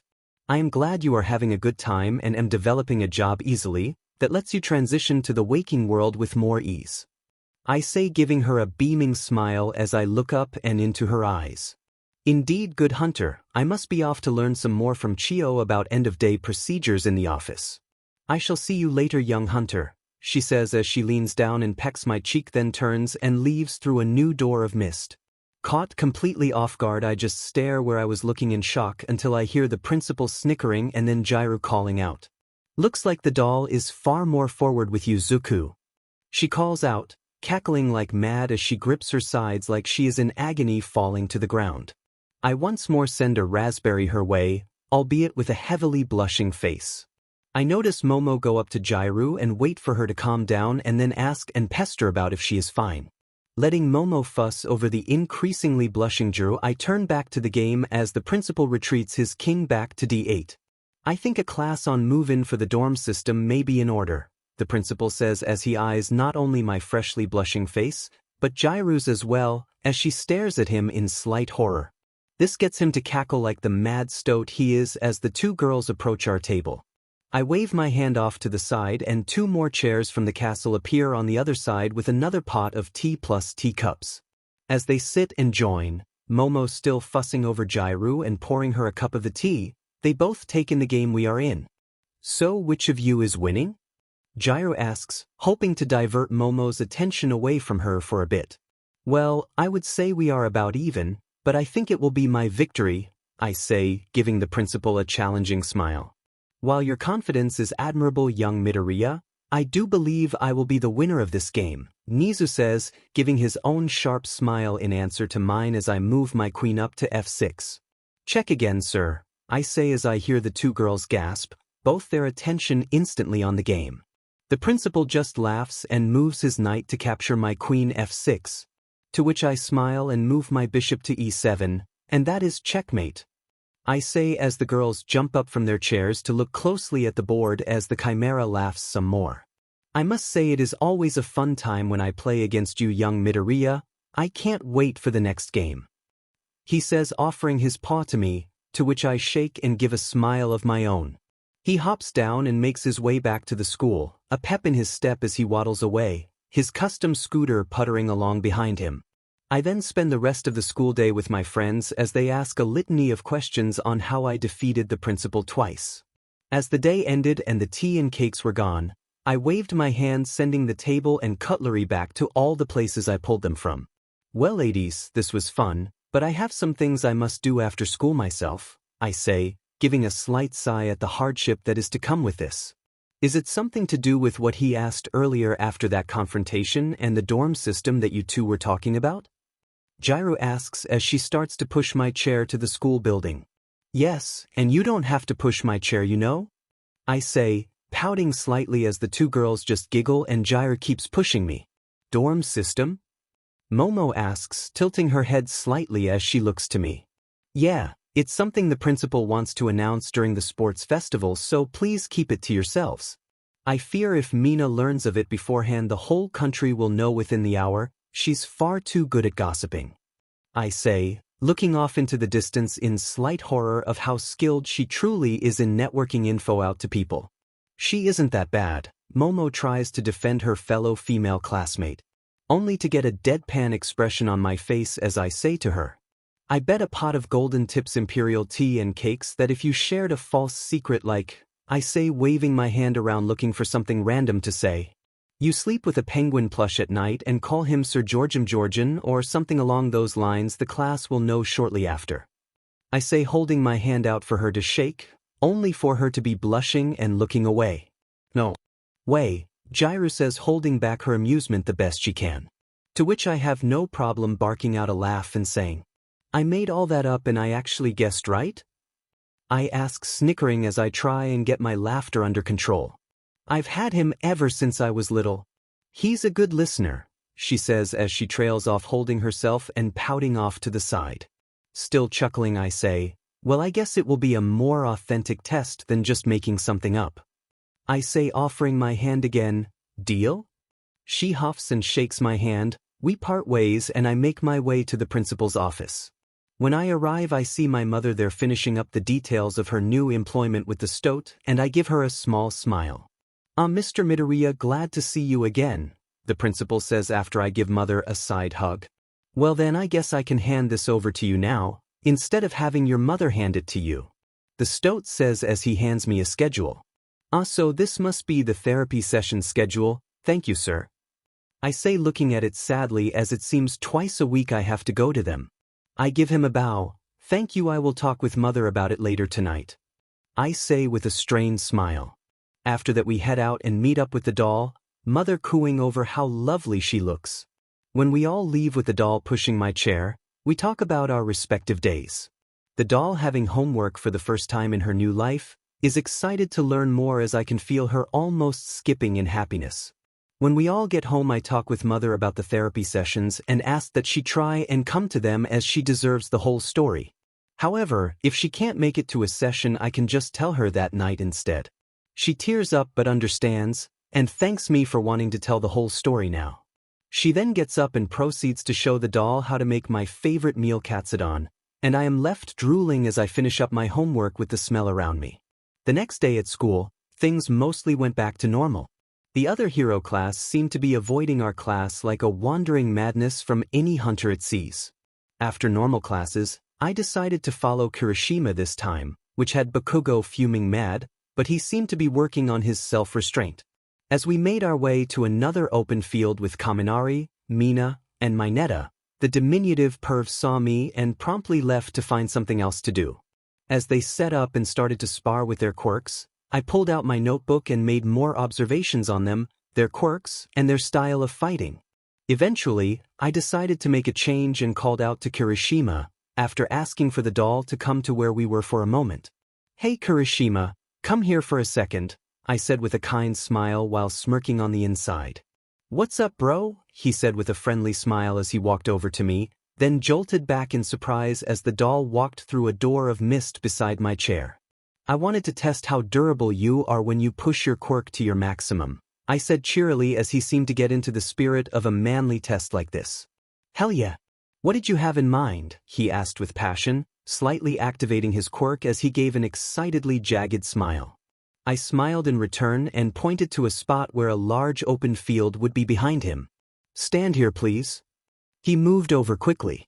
Get your quirk as hard as you can go, and I will have the doll use the Kirkimer on you, I said, struggling to not let my smile turn savage at the destruction I was about to behold. Are you sure, good hunter? The doll asked as Kirishima seemed to deflate a bit and looked at the doll skeptically.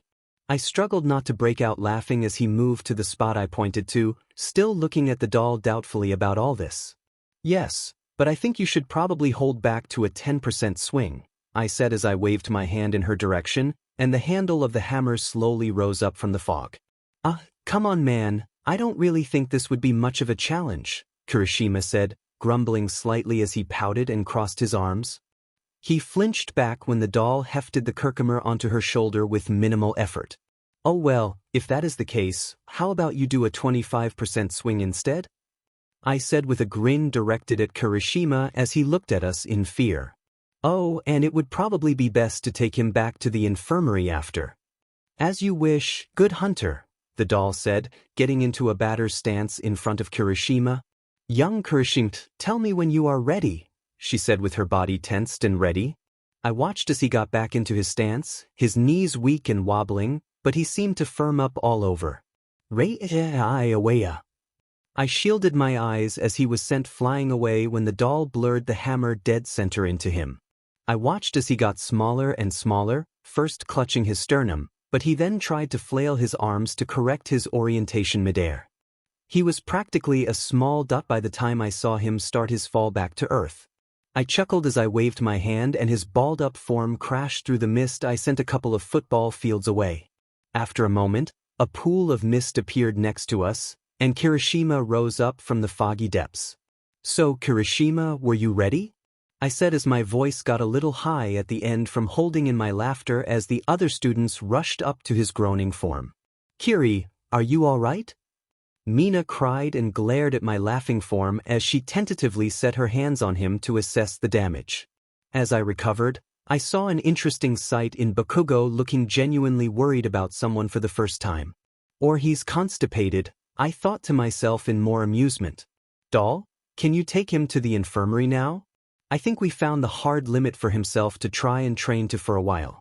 Also, Doll, you look very lovely in your new nurse dress, I complimented as she smiled and did a little twirl to show off.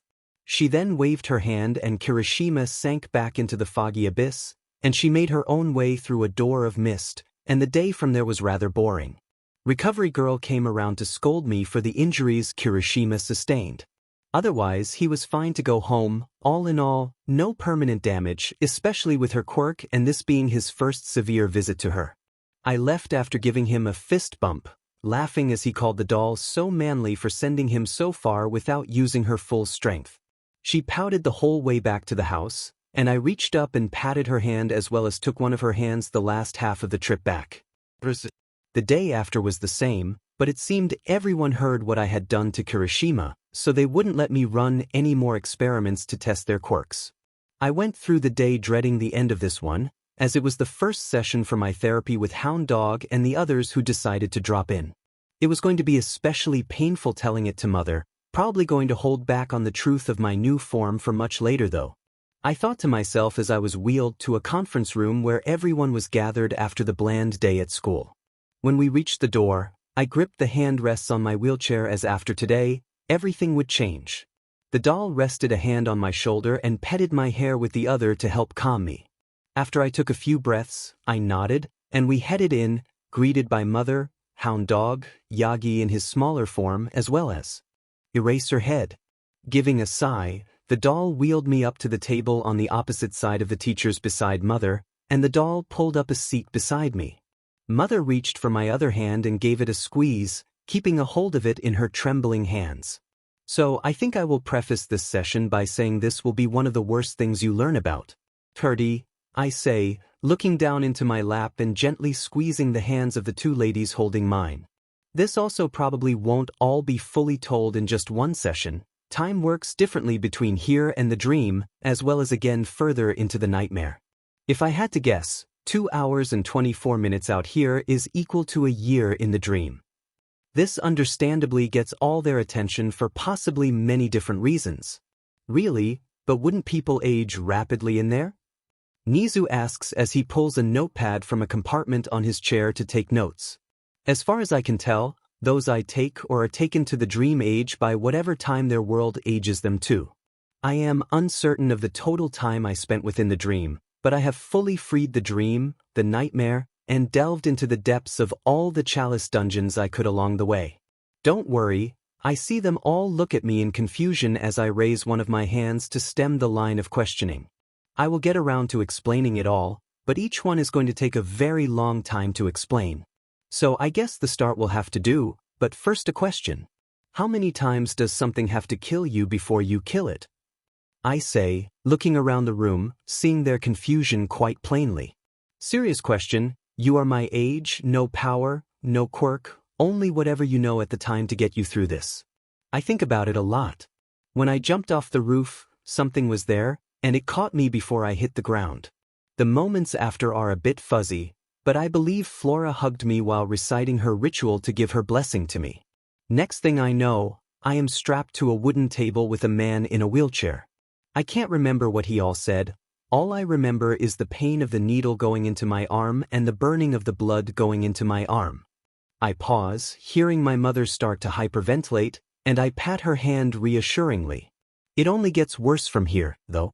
When I next awoke after passing out from the pain of not only what was being infused within me but whatever Flora had done to me as well.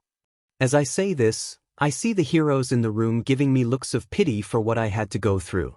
Though slightly patronizing, I push on. I found myself still bound to the table, but a noise beside me made me look to the side. It seems a large barrel had spilled somehow, spreading out over the room from the corner it was in. After a few moments, something began to emerge from it. Before it could touch me, however, it burst into flames and then turned to ash. When the smoke settled, I looked around, trying to find a way to get off the table, and that is when the messengers came crawling up the sides of the table over me. I see some looks of confusion, and I have the little ones bring my notebook of sketches to show what they look like first. As it is being passed around, I pat my mother's back as her breathing seems to be getting worse as the tale goes on. I see Mizu scribbling down on his notepad and then look up to me in a questioning manner. So you were in this other world for a little over 2 full days, does that mean you were in there for over 20 years? He asks with that fervent hunger for knowledge in his beady eyes, as I give a slight sigh. Yes and no, I spent a good amount of time in the nightmare realm as well, trying to learn everything I could. Not to mention all the time I used delving into the main chalice dungeons, and there are still more I have yet to explore that are offshoots beyond them. I would say it's probably closer to the 50-year mark, I say, which gets a sob from my mother as she throws her arms around me and cries. I pat her back and comfort her the best I can as she sobs into my shoulder. I am confused as to how you are still so put together, problem child, Eraserhead says with a slight scowl, looking down at the other beasts I had sketched. You and me both, Eraser, I say with a morbid chuckle, reminiscing on all the terrible things I had suffered and witnessed. Anyway, we are getting a little off track here, I say, trying to get the story back to the proper path. After the little ones came, I kind of passed out from fear and shock, but when I next awoke, I found myself freed from the table. Looking around the room, it seemed to be some sort of medical room, but far older than anything I had known at the time. As I looked around, I found 2 doors that would lead out of the room. However, one of them was locked. I couldn't get it to budge no matter what I tried, even the glass in the door wouldn't break, so I went through the only door I could. However, that was the beginning of my agony, unfortunately, I say with sorrow as I look to my lap in sadness. Looking around the room, I see all the others tense up, and I can't help but give a slight smile at what is about to come. When I made my way down the stairs, I found myself in a bigger room like the one I was in. There were 4 stands around many more of the hospital beds, more bookcases containing outdated medical journals. Oh, and another creature was at the only other exit. I say with a chuckle, seeing them all flinching at the last statement. Understandably, I was terrified, and the sounds of it were something I still have nightmares about. I tried to sneak my way around, but there was so much stuff around, I knocked over in 4 stand due to not being aware of my surroundings and having tunnel vision. So it turned to me, lunged at me, and I found myself in a dire situation for the first time there. Understandably, that got quite the slew of reactions. All Might pales looking to be sick, Eraser is shocked, Nizu looks on in curious wonder that is slightly tempered by my morbid info, Mother wails even more clinging to me harder, and Hound Dog looks up in concern from his own notepad. All through this, the doll is a pillar of support for me, constantly there and holding either my hand or arm as I need it. So if you face danger in there, what happens? Hound Dog is the first to break the silence my first encounter caused. Oh well, I awoke for the first time in the hunter's dream. It's a sort of safe spot away from Yarnum, which is where I was in that medical place.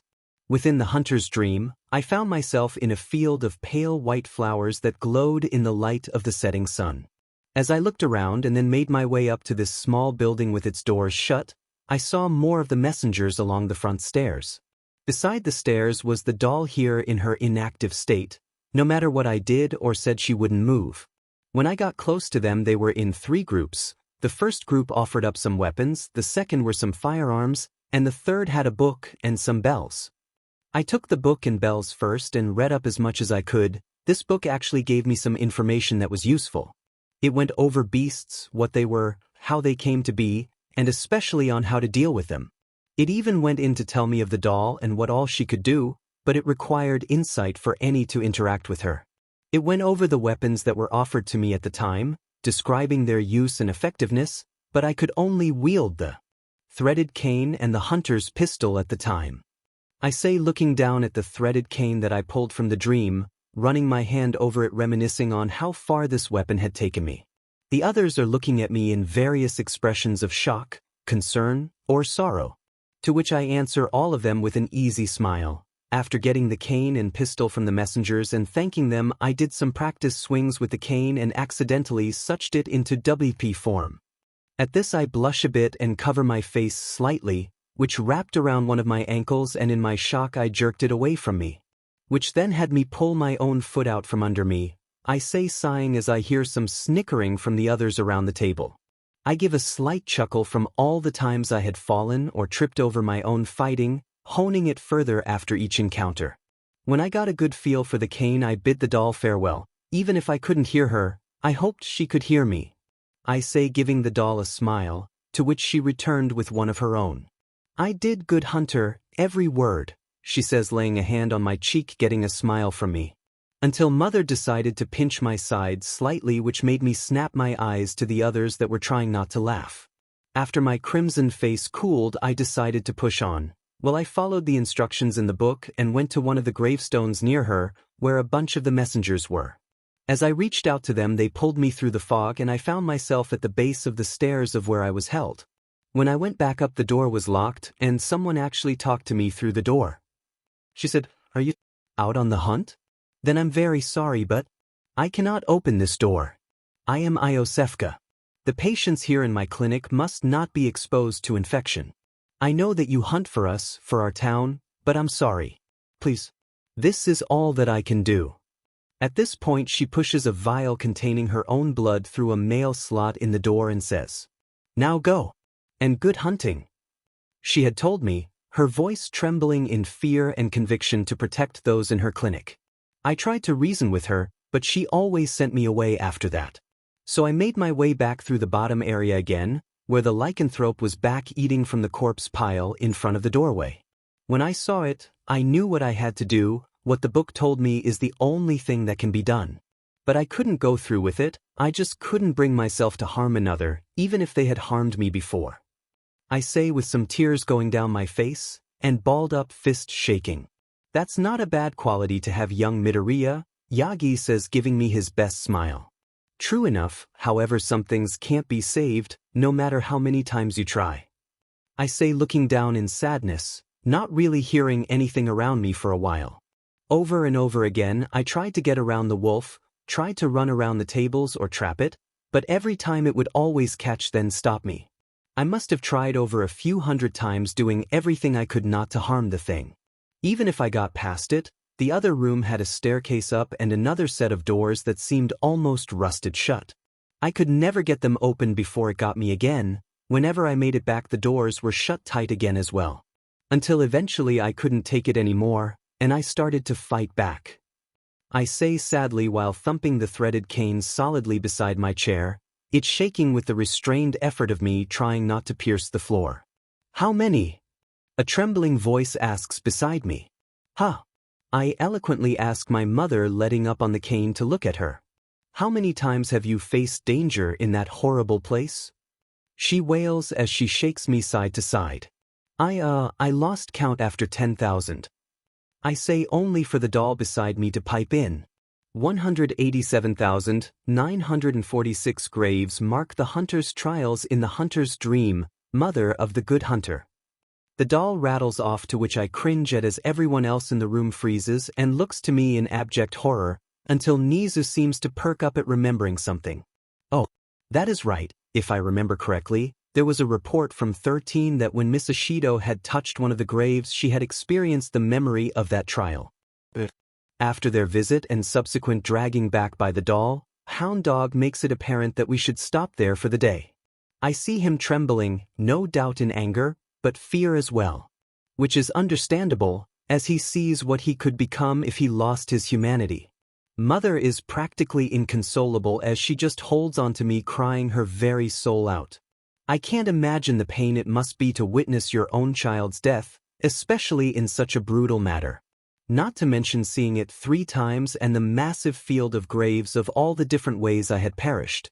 I just hope she doesn't see the times I had lost myself to the bloodlust. Those were probably the worst I had ever been.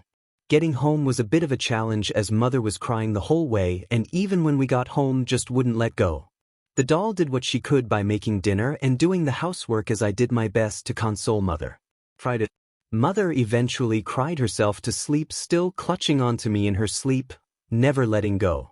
When the next morning came around, it took several hours and the combined effort of myself and the doll to get her to let me go to school. When we arrive, it seems my somber attitude is bleeding out into the class as everyone was a lot more subdued. When lunch came, I waved everyone off and decided to spend time in the dream, just looking out to the endless abyss. Eventually, I hear the rustling footsteps of the doll approaching me from the house. "What is troubling you, good hunter?" she asks as she runs her fingers through my hair and rubbing my right shoulder with her other hand slightly. It hurt hearing Mother's screams from witnessing my deaths. I break down crying into my hands again. All the pain and sorrow I went through was nothing to hurting her. At the end of all this, I just hope she still calls me her son, even if I was reborn into a great one. The doll took me out of the chair, setting us both down on the ground. She then holds my head in her lap, soothing me to the best of her ability by running her hands through my hair and along my back. I just scrunch up into a fetal position against her, silently sobbing and shaking. We stay like that for as long as I am able to for the remainder of the lunch period. Me with my arms around her waist, sobbing at having to hear and witness the pain I put my mother through, along with the doll giving me kind words and soothing my hurt heart with her affections. Eventually a messenger popped up and waved at us, letting us know that lunch was coming to an end. The doll helps straighten up my uniform and cleans up my face as well. I then finish composing myself by taking a few deep breaths. When I roll back into class, I get a look from Mr. Aizawa, but I just shake my head, to which he seems to get and let me be. That day I chose to let the others be free of my meddling ways, as I decided to just wander for the day. Eventually I found myself in front of the infirmary and decide to be there for the rest of the day. After Recovery Girl's lecture about how busy she is with training all the new assistants, she gives a huff and says to just stay out of the way. To which I give a salute of affirmation and a cheeky smile. She storms off to the others that are gathered around one of the beds, when I see an old friend, Zuzu. All of a sudden I am sent rolling back into a wall, being tackled by my old vampiric friend Himiko in a tight nurse outfit that is definitely against regulations. "It's been so long." She then sits on my lap, smushing my cheeks and rocking my head side to side. "Why haven't you texted or called me since you got into youth?" She keeps on whining and rocking around on my lap, kicking her legs about like a petulant child. I free my face from her grip. It has been a rather busy time ever since I started here. I try to placate my friend until I see Recovery Girl getting ready to bonk the both of us with her cane, so I give my friend a nudge to get off. Unfortunately, I nudged her too hard and she rolled off my lap, landing on her face. I blush hotly and avert my gaze from the situation, only to see the doll looking somewhat confusedly cross at the two of us. After Himiko gets up and gives me a shove while whining, we then all go back to watching Recovery Girl's lesson. Going through the day, I watched Recovery Girl teach all the nurse assistants, as well as volunteering myself for practical practice instead of on dummies. Though I did have to fight Recovery Girl on it for a while, she eventually let me be the pincushion for them to practice drawing blood with. Unfortunately, Himiko got a little enthusiastic about drawing my blood and making me a whole lot cuter. She was promptly restrained and punished via audio lecture she was forced to listen to. After going through that, I then gave a demonstration of certain injuries that are easy to treat or to show how to patch for later treatment. All the while, all of us ignoring the pleas of Toga, as she was subjected to what equated to listening to the song Sunshine and Lollipops. When the day is done, the doll and I make our way back home, the doll getting even more stares from her uniform as well as her exotic looks.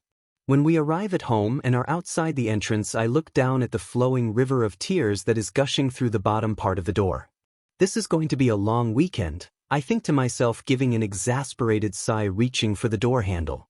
When the door opens, I am immediately glomped onto by Mother as she cries anew, babbling about how worried she was, checking me for injuries. Which is unfortunate that I am still covered in the practice bandages from the nurse class.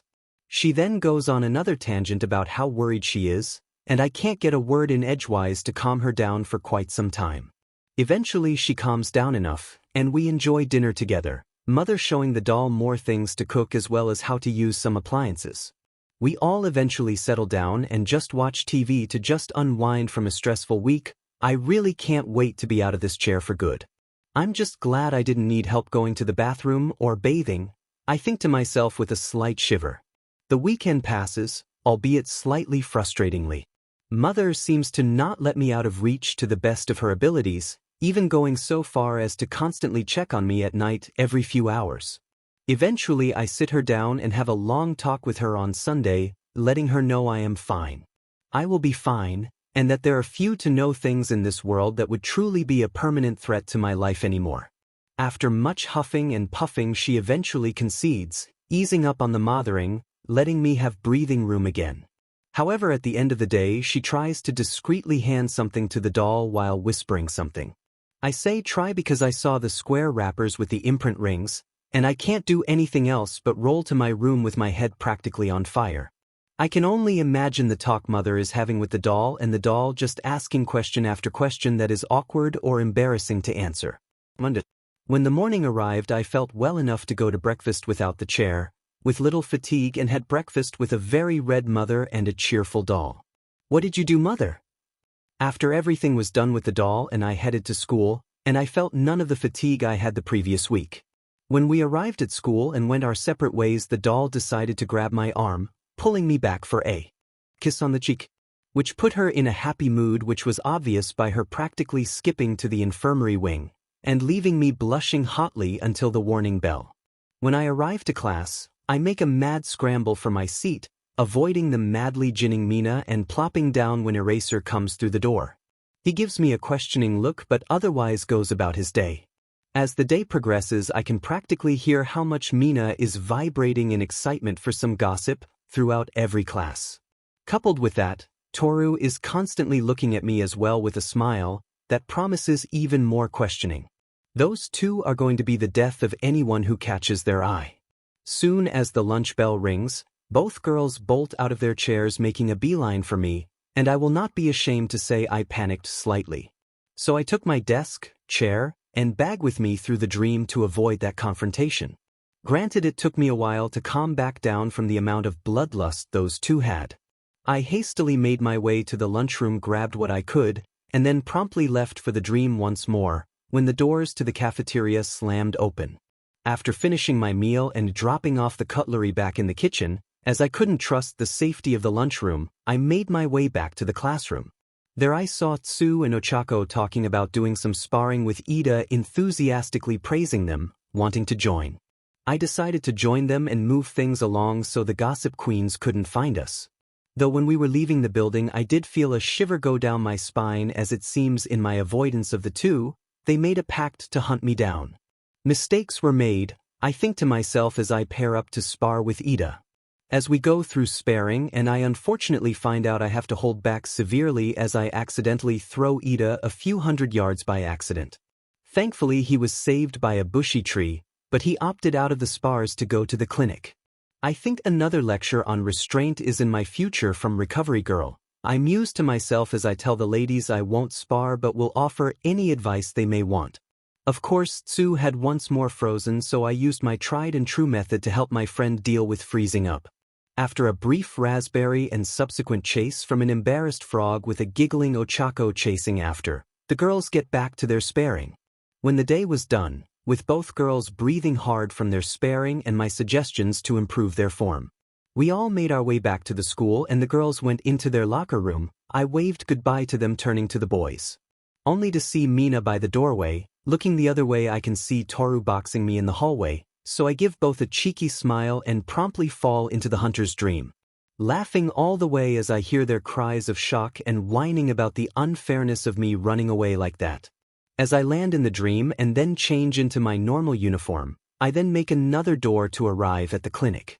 I see the doll and blush a little, remembering her kiss from this morning. As I am about to wave at her, I am brought to the floor by an irate old woman repeatedly tapping me with her cane.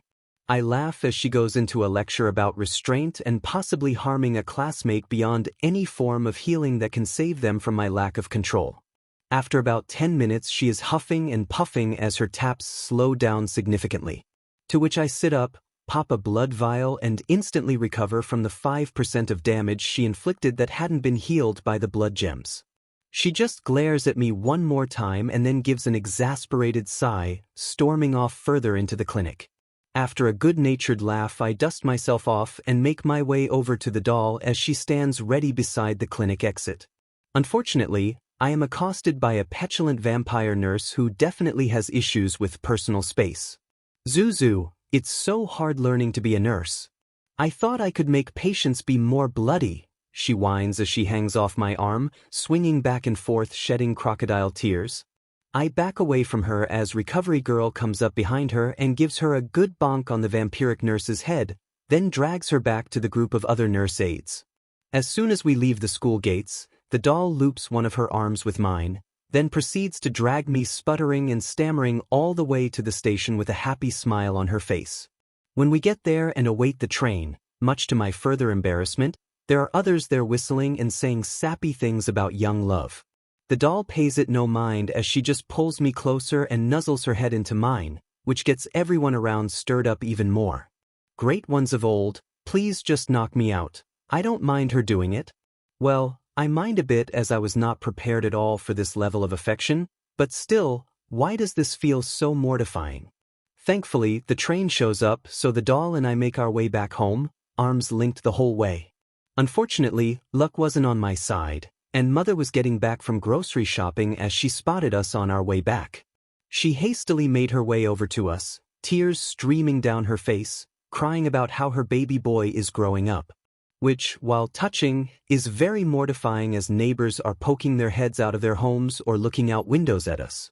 I try ushering Mother up the stairs, out of people's prying eyes, as she is crying and going on about how she is too young to be a grandmother. I swear I never went through anything like this my whole hunt. I whine internally, which gets raucous laughter from all the predecessors as well as cheering from Nana. That night was challenging, with Mother hounding me for details and the doll blissfully providing input that, while sweet, is definitely not helping fix the misunderstanding. When Mother finally finished questioning myself and the doll, we all went to sleep for the night, and I got ready to do what I have been missing for the last week. Stepping through the mist, I came upon a poor girl in an alleyway. I look over her and find her still breathing.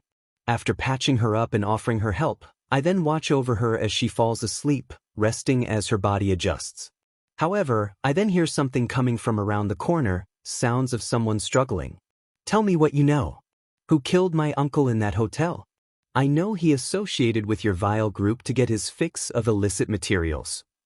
A familiar young woman's voice says, punctuating each sentence with a strike. I then move forward until I am behind her in the shadows. I don't know. He hadn't been around us for quite some time, please, that is all I know. The man blubbers as he tries to back away from the woman and her bat. She gives a scream and knocks him out, leaving her breathing harshly. Hey, did you hear that? Didn't Skinny go down that alleyway? Let's check it out. I hear a group say as they seem to be walking to the alley now. I watch as the young woman panics, turning to run, only to be stopped and silenced by my hand. I then hold her against the wall as she is now slightly dazed. When I hear the footsteps getting closer, I sigh in exasperation. Time to put on a show, I guess. Before they round the bend, I take the punk's phone and then slide their buddy their way when they round the corner. I then amplify my voice with a reverb. I found your friend when I was helping someone. I couldn't be sure if he was responsible for her injuries, so I stopped him as. Well, I say to the group of third-rate goons, who are looking all around the alleyway as I project my voice from all around. I watch as they pull their knives and other weapons out, all the while trembling violently in their shoes. However, I don't feel like playing with others while I have someone to watch over, so you are in luck. I see their fearful faces light up with a slight bit of hope. I'm going to count to 5, and anyone who is still in the alleyway that isn't the person I helped is going to be in trouble. I see them panic and drop their stuff. 1. They scramble to pick up their friend and start dragging him away. 2. They run as fast as they can, dragging dead weight. 3. They round the corner and see the end of the alleyway. 4. I hiss out as everything in the alleyway starts to shake and rattle, the fire escapes threatening to come off the walls as the group nears the exit. 5.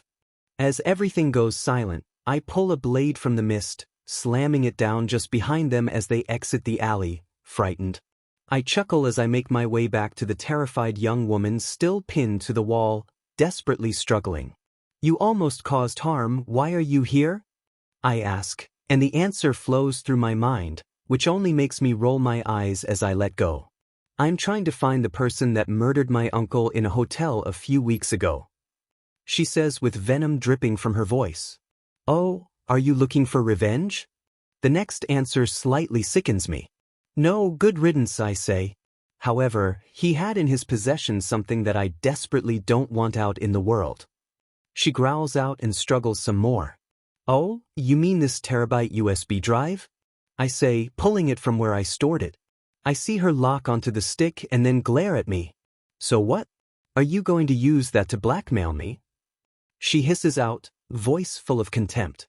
No, on the contrary, I have been trying to figure out how to get this to you, Momo Yayorozu, after I got it when I dealt with that vile monster. I look down at the stick as she flinches and stares at me in shock tinged with fear. Yes, I know who you are. I look to her eyes as they quiver in fear as tears threaten to fall from her eyes. Also, before you think I looked at this, I did not. But I do know what is on here. I truly am sorry for taking your prey away from you.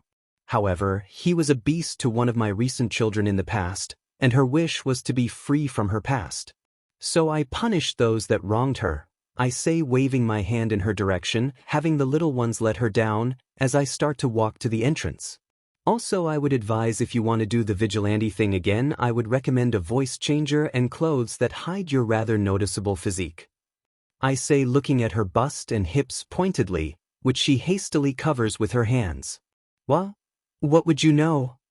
She asks indignantly. Well, for starters, I stop and look up, getting her to as well.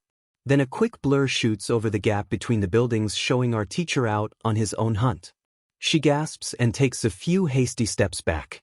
Don't worry, I think he is after that group that I had chased off, which by the way isn't cool. You almost got a new child of the moon caught up in your mess. I say, glaring back at her. She looks down and shuffles her feet as she continues to follow me. Sorry.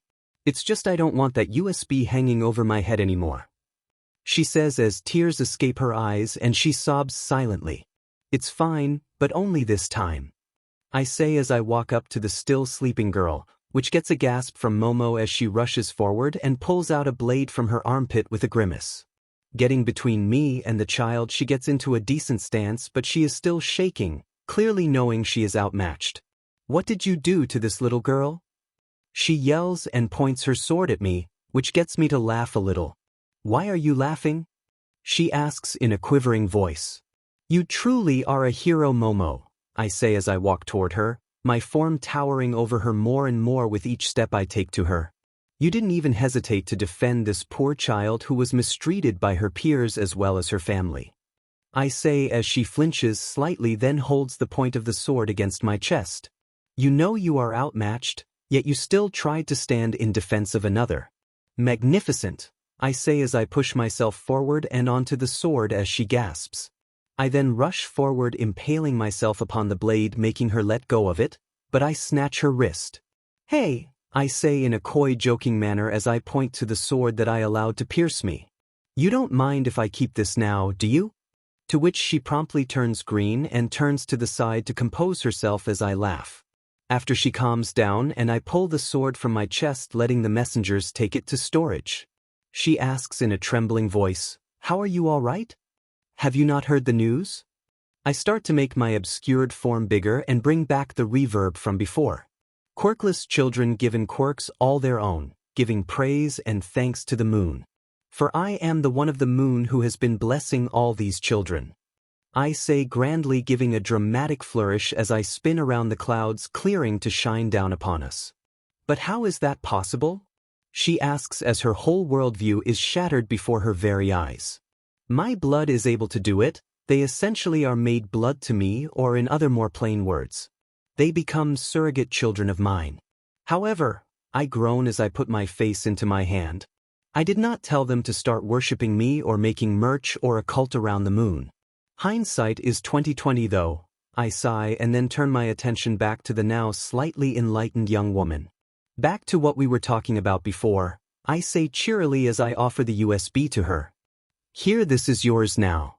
She lunges out towards me and grabs it out of my hand, tumbling down to the ground as I look at her in some amusement.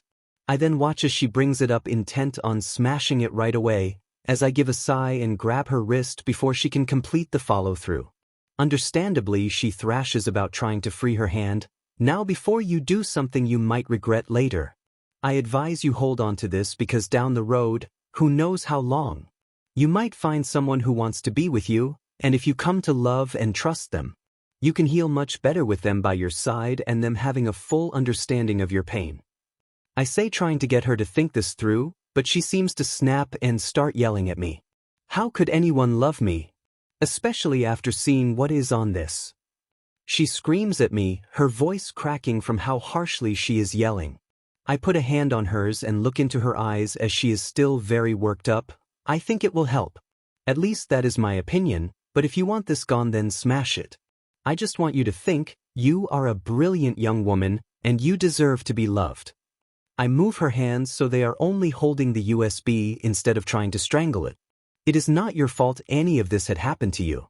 I believe you have people you can truly rely on, and those that can and will love you. Past and all, I say calmly as I close her hands gently around the USB.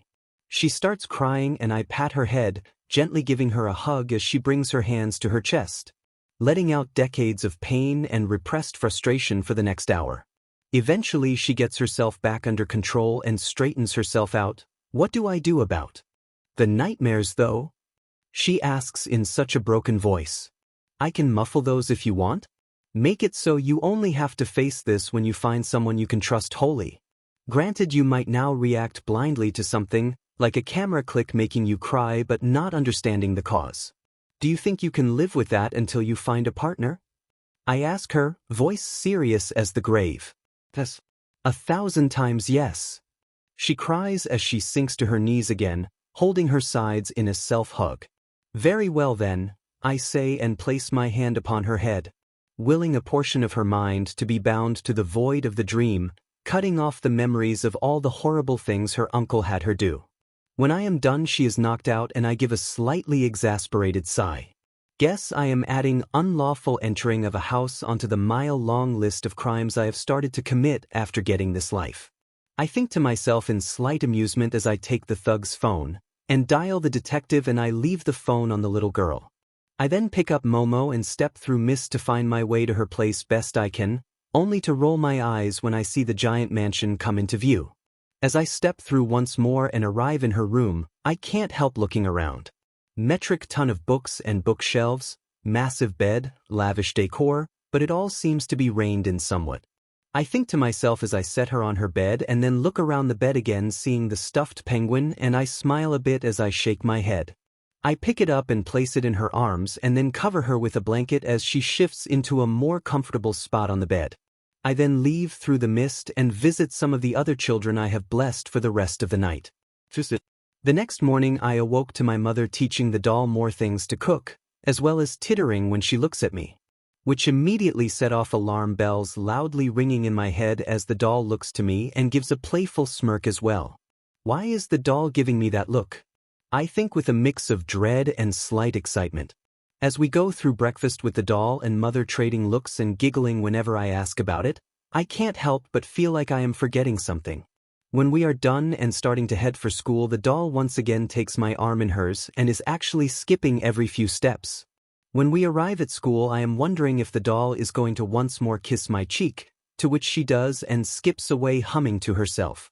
However, it's when I turn around holding my cheek, no doubt goofy smile on my face, that I freeze in terror worse than the first time I went up against the orphan of Kos. They're just a few feet away were the troublemaking duo, both with their phones out, and holding them as if they were taking video. I see their smirking faces, their smiles so wide it would make any Cheshire cat jealous, and I have only one thought in my head: capture at all costs. With that I lunge and get Toru's phone away from her and start to chase after Mina while deleting what was captured, ignoring the blue-haired girl's cries of protest as she runs after us. After finishing deleting the surprising amount of pictures she was able to take of the doll and I, then I let quickening and one for all flow through me to appear next to Mina. Before she can stuff her phone away to hide it from me, I snatch it and quicken away again into the dream. Taking my time in the dream, I ensure there is no evidence left and check their messages between them. Seeing Toru had sent Mina a few of the pictures, I then deleted those as well. I then open a door to the classroom and leave their phones at their desks, while receiving odd looks from others in the class. I just look at them with an even look and say, "Gossiping is wrong." To which I get sagely nodding from Jairu, which I reward with a fist bump. I sit down, hearing the rapid footsteps approaching, and then the door is thrown open by a heaving Mina with Toru right behind her. I answer their glares with a savage smile and a mature raspberry blown in their direction. Shortly after school starts up and we go through the usual motions, all the way until lunch. I then purposefully stride past the two troublemakers, as they are together and conspiring again it seems, so I just give them a salute as I go to the cafeteria for a victory meal. I indulged myself in bowl after bowl of katsudon, garnering looks of astonishment at how much I am able to put away while still having a trim build. That day most of the class decided to do solo training for the festival tomorrow, which while disappointing is understandable.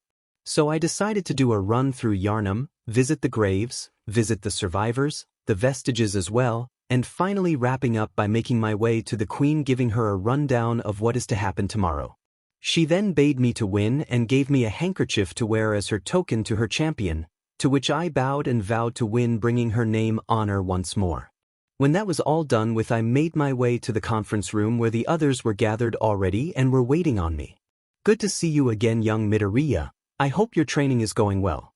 I'm not sure if you have been made aware or not, but being the top score at the entrance exam has awarded you the prestigious honor to give the opening speech." Nizu cheerily tells me as he takes a sip from his teacup.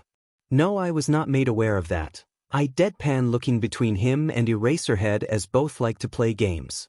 Anyway, I guess for this session I should pick up where we were last. I give a sigh, sitting beside my mother, and holding her trembling hand. After being killed by that thing over and over, I eventually learned how to fight through much trial and error. To which I eventually won and was able to defeat the weakened beast. I tell them with my voice even. "What do you mean by weakened?" Hound Dog asks as he looks up from his notepad. That beast was weakened and injured, probably a weakened person at the clinic that had fallen to the beast plague. I say as I see the others perk up at this. "What do you mean by that, young Midoriya?" Nizu asks as something new and interesting has been brought to light. It is a very long story, but to simplify, I say, pulling a blood vial through from the storage coffin. This is a blood vial. They are used for healing.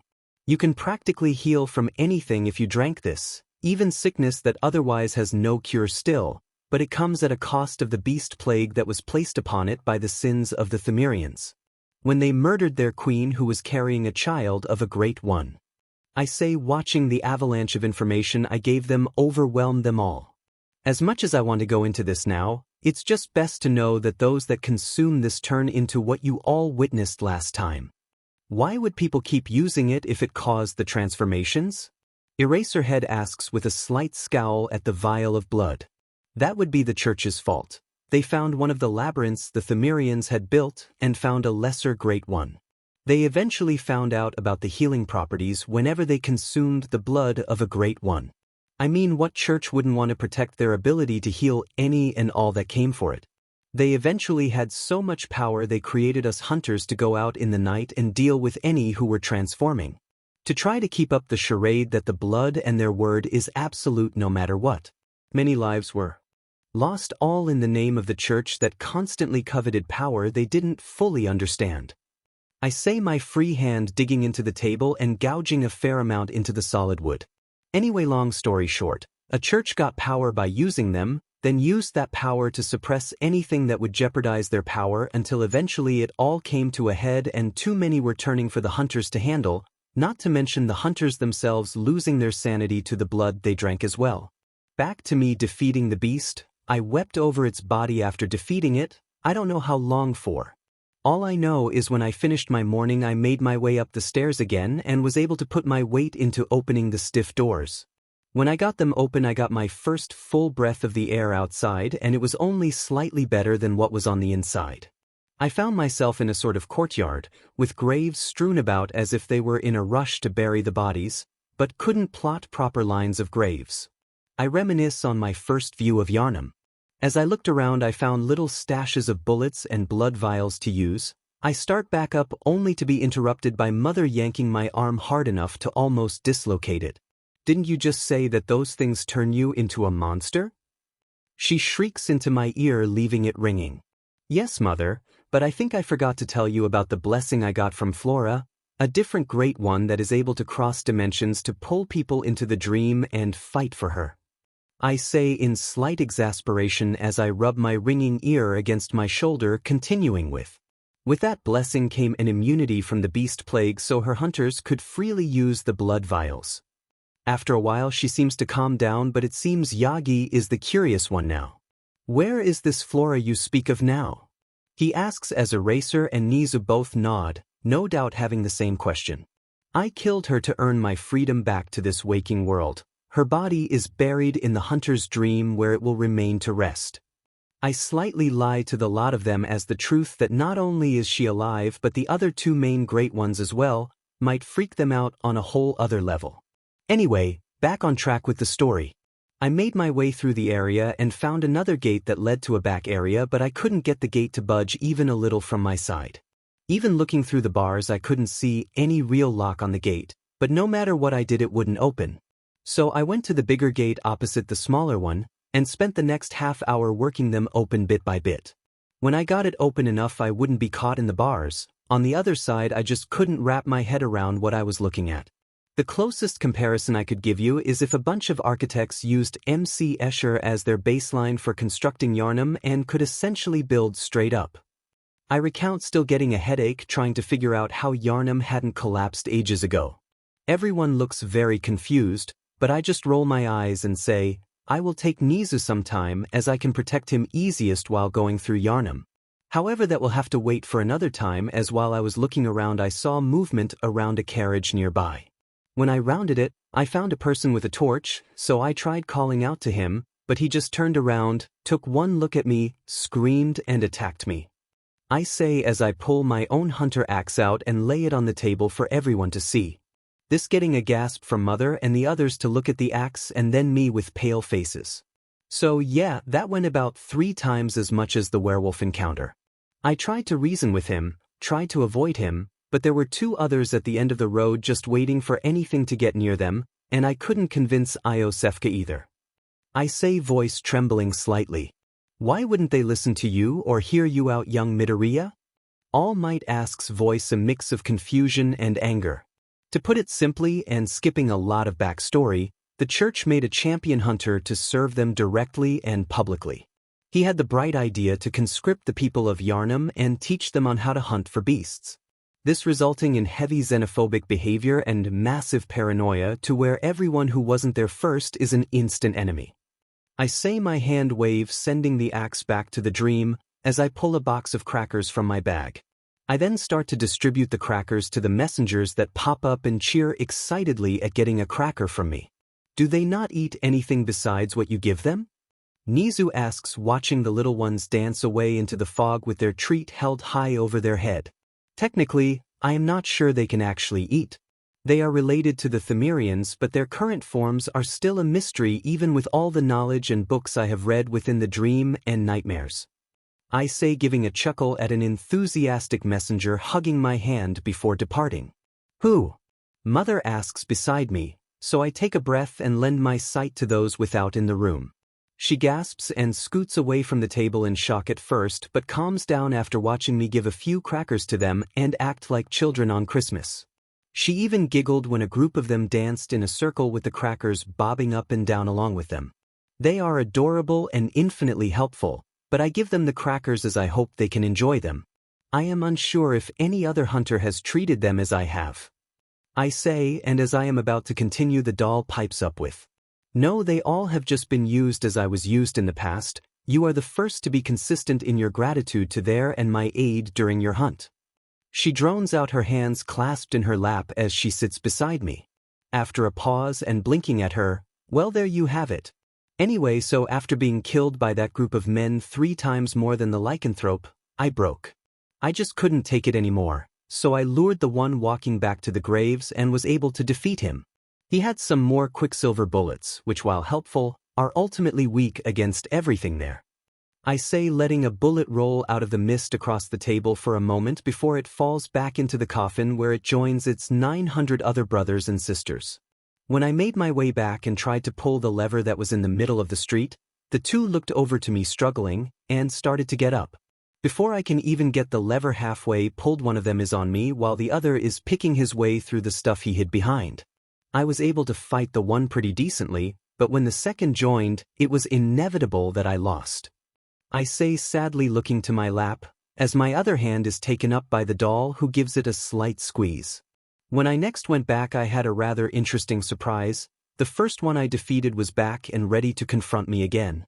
That threw me off for about 10 or so attempts, just beating him and then him being fine. I even tried getting rid of his body by burning it with his own torch or throwing it over the edge into the void. However, even when I did get his body over the fence and saw it disappear into the darkness, I would take a few steps away and then he would fall down in front of me. So I stopped doing that, for fear of them crashing down upon me, or something else that I didn't want to test. Eventually I got lucky one time and was able to defeat all three of them and retrieve the Molotov cocktails that the hidden one of the three was beside. I say, bringing one forth for them to see what they look like. After I send it back, do I continue? So I got to work getting that lever pulled once again, having to put my whole body into it until it jerks backwards, sending me stumbling back into the fence. I was about to scream at the unfairness of that when a ladder from above lowers down rather loudly. I mean, the whole world in there needs someone like All Might just going through with a 100-gallon barrel of W40 for how much rust is caked on everything. My little joke gets the others to laugh a bit as the little amount of levity lessens the heavy atmosphere that has been building up. Anyway, when I made it up the ladder, I found another of the lanterns the little ones create and guard as pathways to and from the hunter's dream. As I approach them, I hear loud coughing nearby, and slow my approach to the lantern. When I get there, not taking my eyes off where the coughing is coming from, I light the lantern and head to the dream for a free healing. I show them a drawing I made of the lanterns with the messengers around it. When I headed back to the new lantern, I slowly approached the window where the coughing was coming from, right next to another closed gate. I inspect the gate and try to open it as silently as I can, but to no avail. However, I was such a clumsy, ignorant fool back then, as I had tripped over an uneven brick in the path and slammed into the eave of the window. This got the coughing man's attention as he then calls out to me. I recount, making my voice soft like Gilbert's was. "Oh, you must be a hunter, quite a young one at that, and not one from around here either. I'm Gilbert, a fellow outsider. You must have had a fine time of it. Yharnam has a special way of treating guests. I don't think I can stand if I wanted to, but I'm willing to help, if there's anything that can be done." I cough as he had. When he finished, I asked what I could about the town, but his only response to my questions about the town and people was, I then dramatically wheeze a bit. "This town is cursed. Whatever your reason might be, you should plan a swift exit. Whatever can be gained from this place, it will do more harm than good." I then sit up after trying to convey his weakened state. I tried to tell him I didn't exactly come there willingly, that I was quirkless and had tried to escape my life at the time. I hear Mother cry a bit and I give her hand a squeeze. Gilbert's next words to me were, "Quirkless, you say? Never heard of it. But if it's blood you're interested in, you should try the Healing Church. The church controls all knowledge on blood ministration and all varieties of blood. Across the valley to the east of Yharnam lies the town of the Healing Church, known as the Cathedral Ward. Deep within Cathedral Ward is the old Grand Cathedral, the birthplace of the Healing Church's special blood, or so they say. Yharnamites don't share much with outsiders. Normally, they wouldn't let you near this place, but the hunt is tonight. This might be your only chance." He then broke down into a coughing fit and wheeled away from the window, taking the red lantern he had with him away. Seeing as I couldn't go through the gate, I made my way down the path to the right a little before deciding to go back to that ladder and look down to see if the three were back. They indeed were and seemed to feel my gaze, or perhaps I made some other noise, as they all looked up at me and started yelling. The one with the torch running for the ladder and climbing it quick, so I went to the lantern and tried to make my way back to the hunter's dream. The one with the hunter axe crested over the edge and ran up to me, axe held high, but thankfully I faded into the hunter's dream, watching as the axe went through my fading body without harm. When I fully entered the hunter's dream, something had changed. The doors to the small house were open. So I made my way up the stairs and past the doll, slowly coming around the doorway and seeing an old man in a wheelchair smiling at me.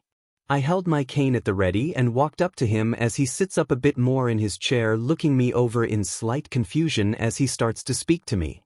"Ah, you must be the new hunter. Welcome to the hunter's dream. This will be your home, for now."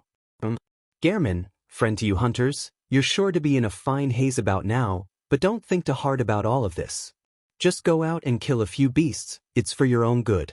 You know, it's just what hunter do, you'll get used to it." He tells me as I ask as much as I can about why all this is happening, what is going on, whether I can go home.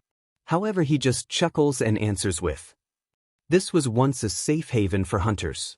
A workshop where hunters used blood to enhance their weapons and flesh. We don't have as many tools as we once did, but you're welcome to use whatever you find." I tried to ask more questions and get elaborations on what was in the book, but he just repeated himself, just phrased slightly different, until he snapped at me.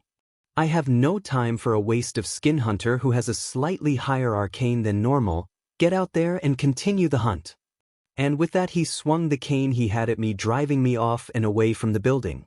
I could hear him grumbling to himself about me being more difficult than the other hunters that had come before, and wondering why Flora brought a waste of skin like me. I recount sadly to the others until Mr. Aizawa asks, "You say it like it has meaning?" He gives me a look of compassion tinged with curiosity. Those that are either brought or come to serve in the hunt are graded and classified into generalized groups. The milquetoast, ordinary, happy upbringing. All attributes average. Lone survivor of a lost hamlet. High life essence and vigor.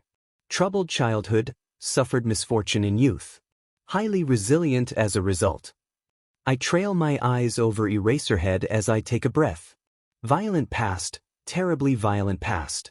Rash but stronger for it. Professional, born specialist, fit for sleuthing or academia. Honestly, probably would have been this if I had done more than taken notes all my life in the pursuit of being a hero. I say as a few tears fall from my face, but I take a breath and push on. Military veteran, experienced in war. A soldier with strength and skill. Taking a breath again, I lock my eyes on the icy blues of Yagi, but push on. Noble scion to a respectable line with faith in your pedigree. Cruel fate, faced terrible hardships, but now confident in your purpose. As I take a breath and look into the beady eyes of the stoat, taking notes as I talk, giving a slight smile at his flinch. Finally, we have waste of skin. You are nothing. Talentless. You shouldn't have been born. I say, my voice barely above a whisper. Mother then throws her arms around me, crying and apologizing over and over. I comfort her while Hound Dog straightens his papers and clears his throat to get our attention. However, he growled as well, and before I knew it, the throwing knife has left my hand, embedding itself in the wall beside his head. After giving an audible gulp, he then says in an even tone, "I think that will be enough for today. Thank you, Mr. Midoriya, for your time today. We will pick this up next week, as after the sports festival you students get the rest of the week off to recover." He finishes, looking at the hairs that were sheared off as the knife flew dangerously close to his head. After breathing for a while and being calmed down further by the doll, I regain enough wherewithal to say, "Right, thank you, sorry about that." Growling just triggers my hunter side from having to deal with so many beasts and rabid dogs.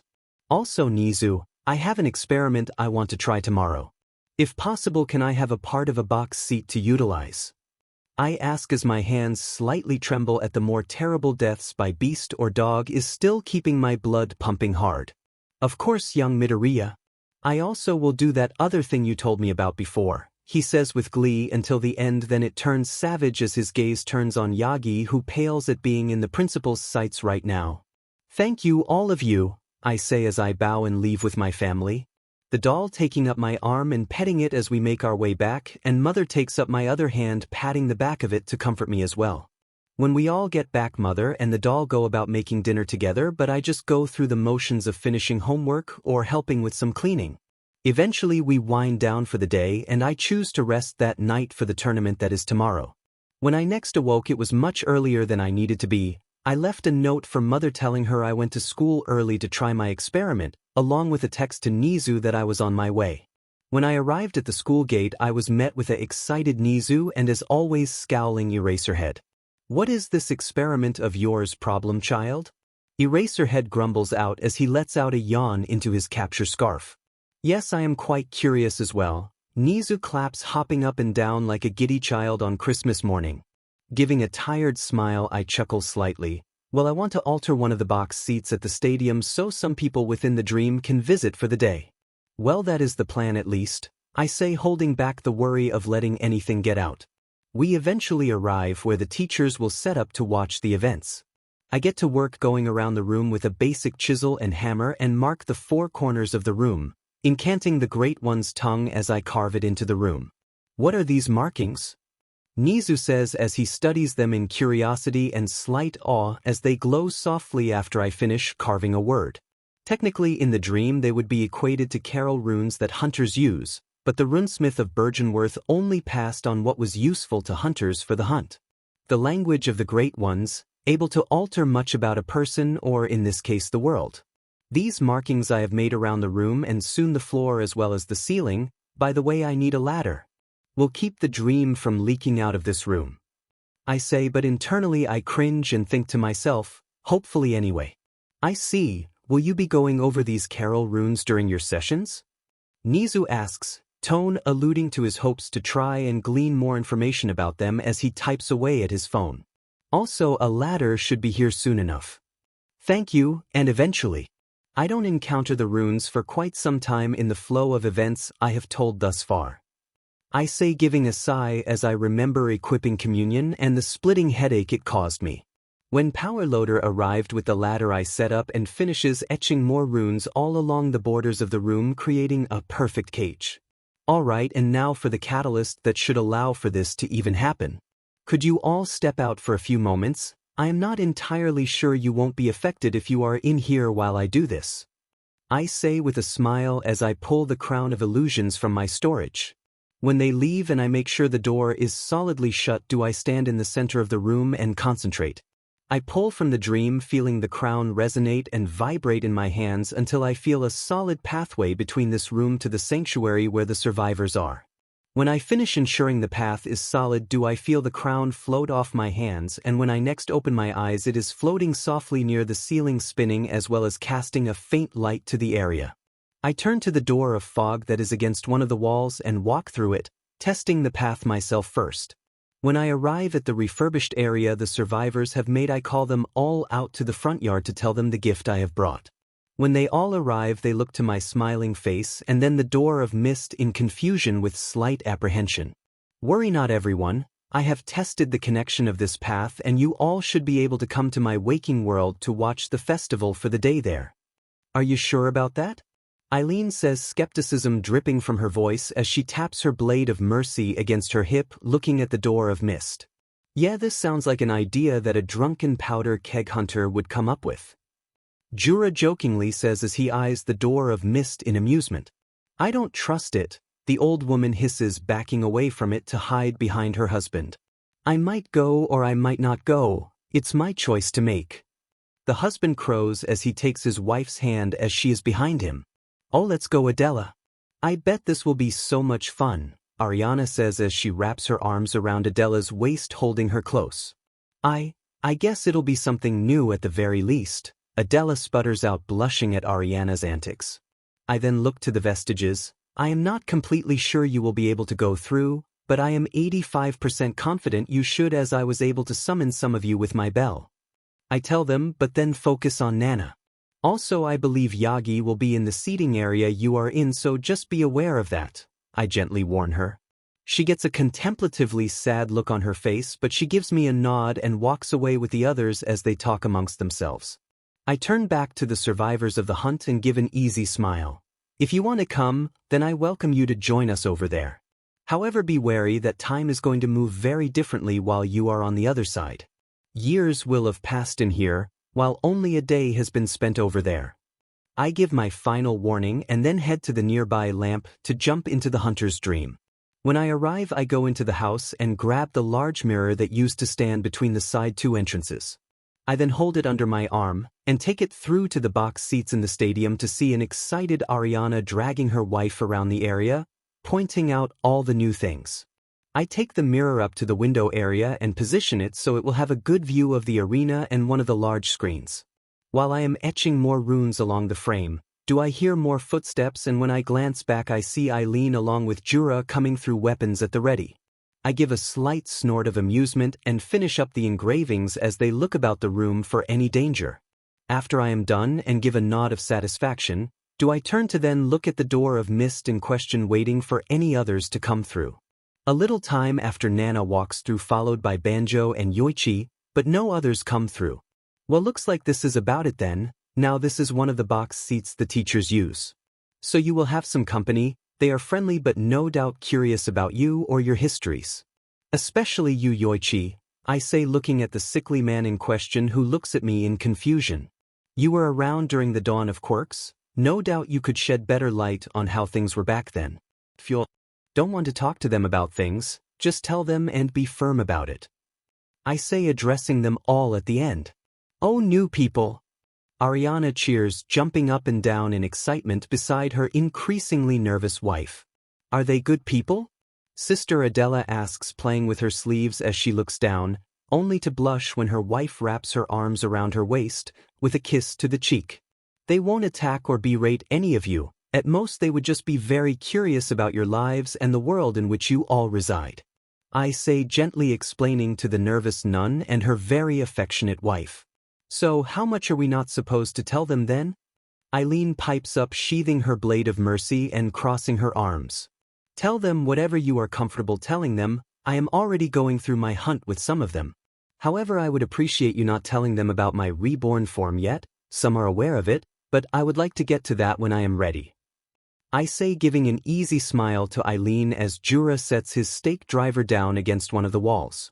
Well, that is good to know. Any chance of getting a beer while we watch? Jura asks, only to laugh when Eileen elbows him in the stomach with a chuckle herself. Well, I am pretty sure they won't serve alcohol during a high school sport festival, but I am sure you could negotiate other such foodstuffs and drinks from a few I will be bringing in shortly. You all should set up where you want to sit, I say, gesturing to the seats currently present as I make my way back into the dream and head to Canehurst to snag one of the oval mirrors. As I make my way through the castle and carve similar symbols to the larger mirror in the semi-waking world, I find myself once more in the throne room. I give an overly dramatic bow to the queen and present the mirror in a pompous, posh manner. Your Majesty, I brought a mirror that should let you view my trials on this day. I see. Thank you, my knight, the queen says in a kind tone, her lips giving a slight quirk in amusement at my antics. I then set the mirror up in a chair near her so she can have a good view of it. I give a final bow along with a farewell to the queen, hearing her call for one of the silver ladies to bring her food and wine as I fade away back to the hunter's dream. I then make my way to the box seats. When I arrive, I find Ariana snuggling into the side of her wife, practically spilling out of their chairs in their affections. While Eileen and Jura are on the other side of the room in chairs of their own, pointing at things they are looking at, giving their best guess to their purpose. All right, everyone, I am going to let in some of the staff of this school and the principal as well. You are free to move about this room, but you will be kicked back to the dream rather violently if you leave any other way than the fog door here. I say, gesturing to the still-formed door back to the sanctuary as I make my way to the normal door. When I walk through and look back into the room, fog blocks the view into the room, which makes a level of sense, I guess. Looks like it is done, Nizu says in excitement, getting close to the door and gently touching the mist a few times, then letting his hand pass through in wonder. Yes, and you may need to get more chairs, but otherwise a few of the ones I had rescued during my hunt have decided to come watch on this side.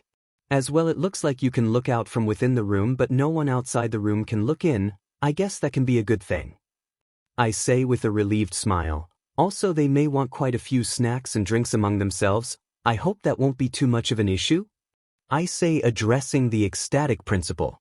Of course not. However, I am going to be rather curious and ask them all sorts of questions. Oh, also you are permitted the use of only one of your listed firearms during the entirety of the sports festival. The principal says with an evil glint in his eyes. I don't mind, but one of them is terrified of meeting new people due to bad experiences on the last hunt, so if she isn't comfortable talking with anyone, please let her be. Also, thank you for permitting my use of the firearm. I believe I will only need it for one specific match really. I request with a slight bow of my head. Of course, Midoriya, we won't pressure any of them, Eraserhead says while glaring down at the somewhat dejected Stoat. Thank you, Eraserhead. I am going to go to the changing room and take a nap before the festival begins. I say, giving a tired wave as I make my way down to said room, doing a quick change into the P uniform and bringing a rocking chair from the dream to nap in. After a while, I quickly awake, catching Mina's hand as she is reaching out to poke my nose, to which I give her a smile.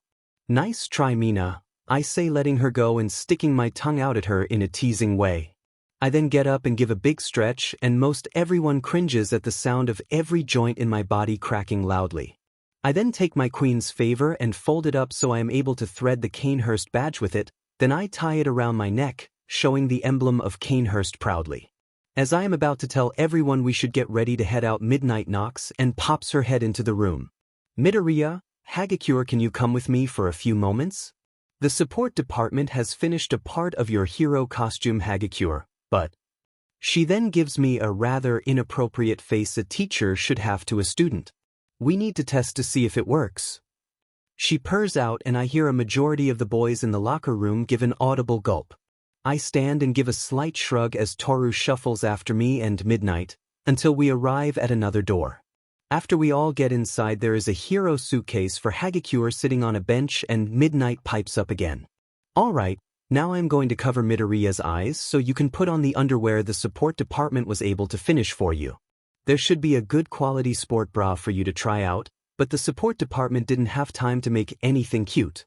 This gets me to groan aloud and Toru to blush into a stuttering mess. After she calms down and asks us both to look away even with my eyes still being covered and Midnight deciding to have some fun rocking my head from side to side, giggling occasionally as we ignore the sound of moving fabric. Okay, I am done now, Hagakure stutters out and we look back to her back in her tracksuit. Hagakure, we need to test to make sure if you try going invisible, the underwear will still preserve your modesty from Midoriya or any others. Midnight slightly admonishes the girl whose face is burning in embarrassment. Don't worry, Toru, I promise to look away if it doesn't work. I try to reassure the poor young woman. She fidgets with the hem of her shirt for a few moments before scrunching her eyes closed and lifting her shirt. Thankfully, the gray sports bra is covering her for myself, so I turn to Midnight. Can you see her bra? I ask our teacher. She struts around the poor girl looking from every which way possible before giving a nod. No, not even a vague outline. All right, that should be enough. Toru quickly shoves her shirt down, still blushing like mad. Were you able to see her bra, Midoriya? Midnight teases out, throwing sultry eyes and swaying her hips in my direction. I was able to see the gray sports bra covering her chest, I say, giving a sigh of exasperation at my teacher's antics. Which only gets her to give a giggle, then a slight clap in Hagakure's direction. Well, congratulations, Hagakure. Unfortunately, your hero costume is still being worked on, but at least you can keep your modesty and still be stealthy for any future hero exercises. Midnight says cheerily to the young girl. Thank you, Miss Midnight, Toru says, bowing her head to our teacher and making a hasty retreat from the room. Which I follow moments after when a teasing smile works its way onto Midnight's face and she sets her sights on me. When I step back into the locker room with everyone else, to get them to start making our way to the field, Shoto steps in front of me. Midoriya, objectively speaking, you might be more powerful and skilled, but I am not going to lose to you. He drones in a dead tone, which gets everyone's attention and they look among themselves with awkward, strained smiles. Hey man, there's no need for this. We all are already on edge, so there is no need to be picking fights with each other right before it begins. Kirishima tries to defuse the situation, only to have his hands smacked away by Shoto. We aren't here to make friends, he bites out, then starts to storm out of the room.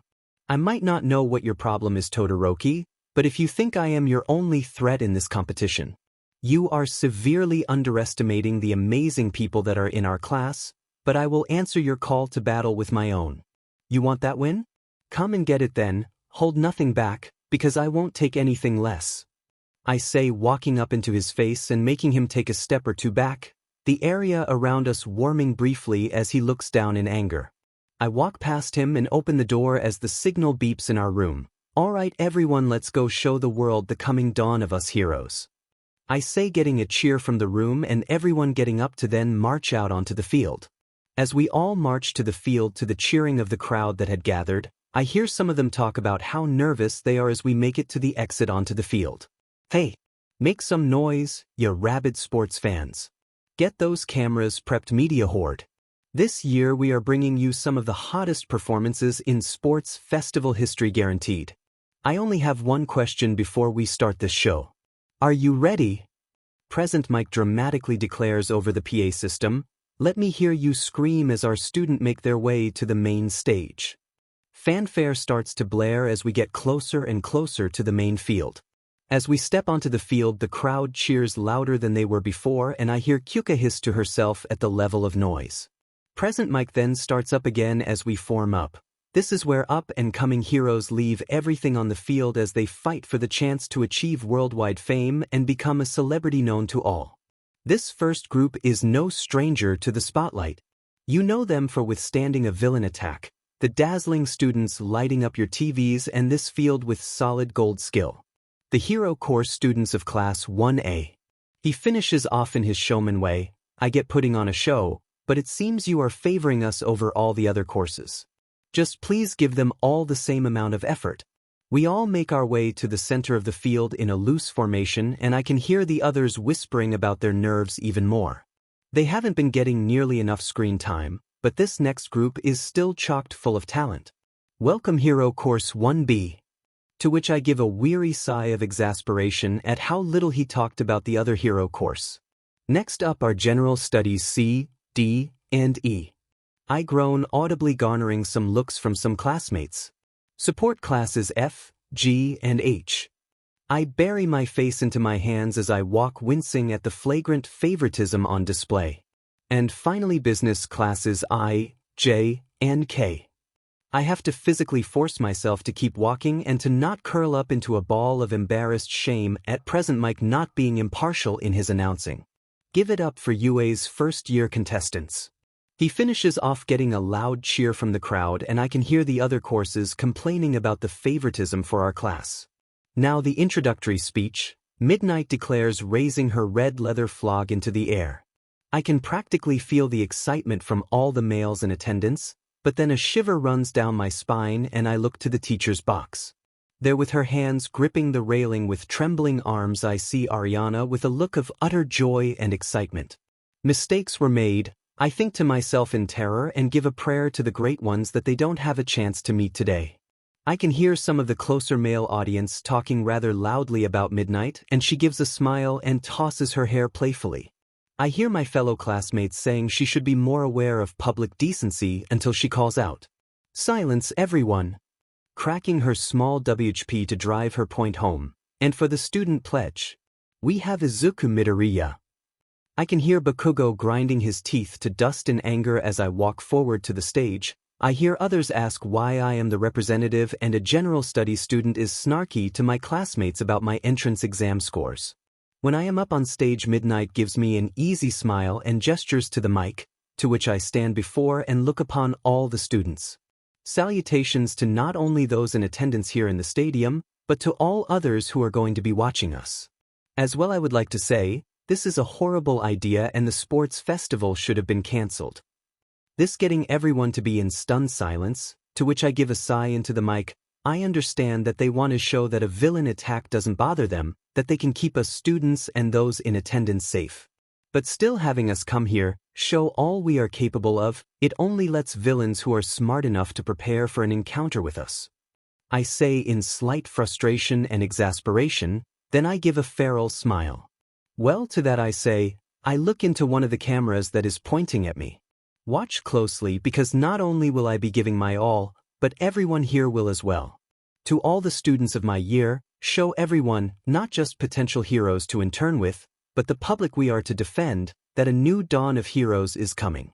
It doesn't matter what course you are in, anyone can achieve greatness, but it is those that have the drive and the dedication to truly be a hero.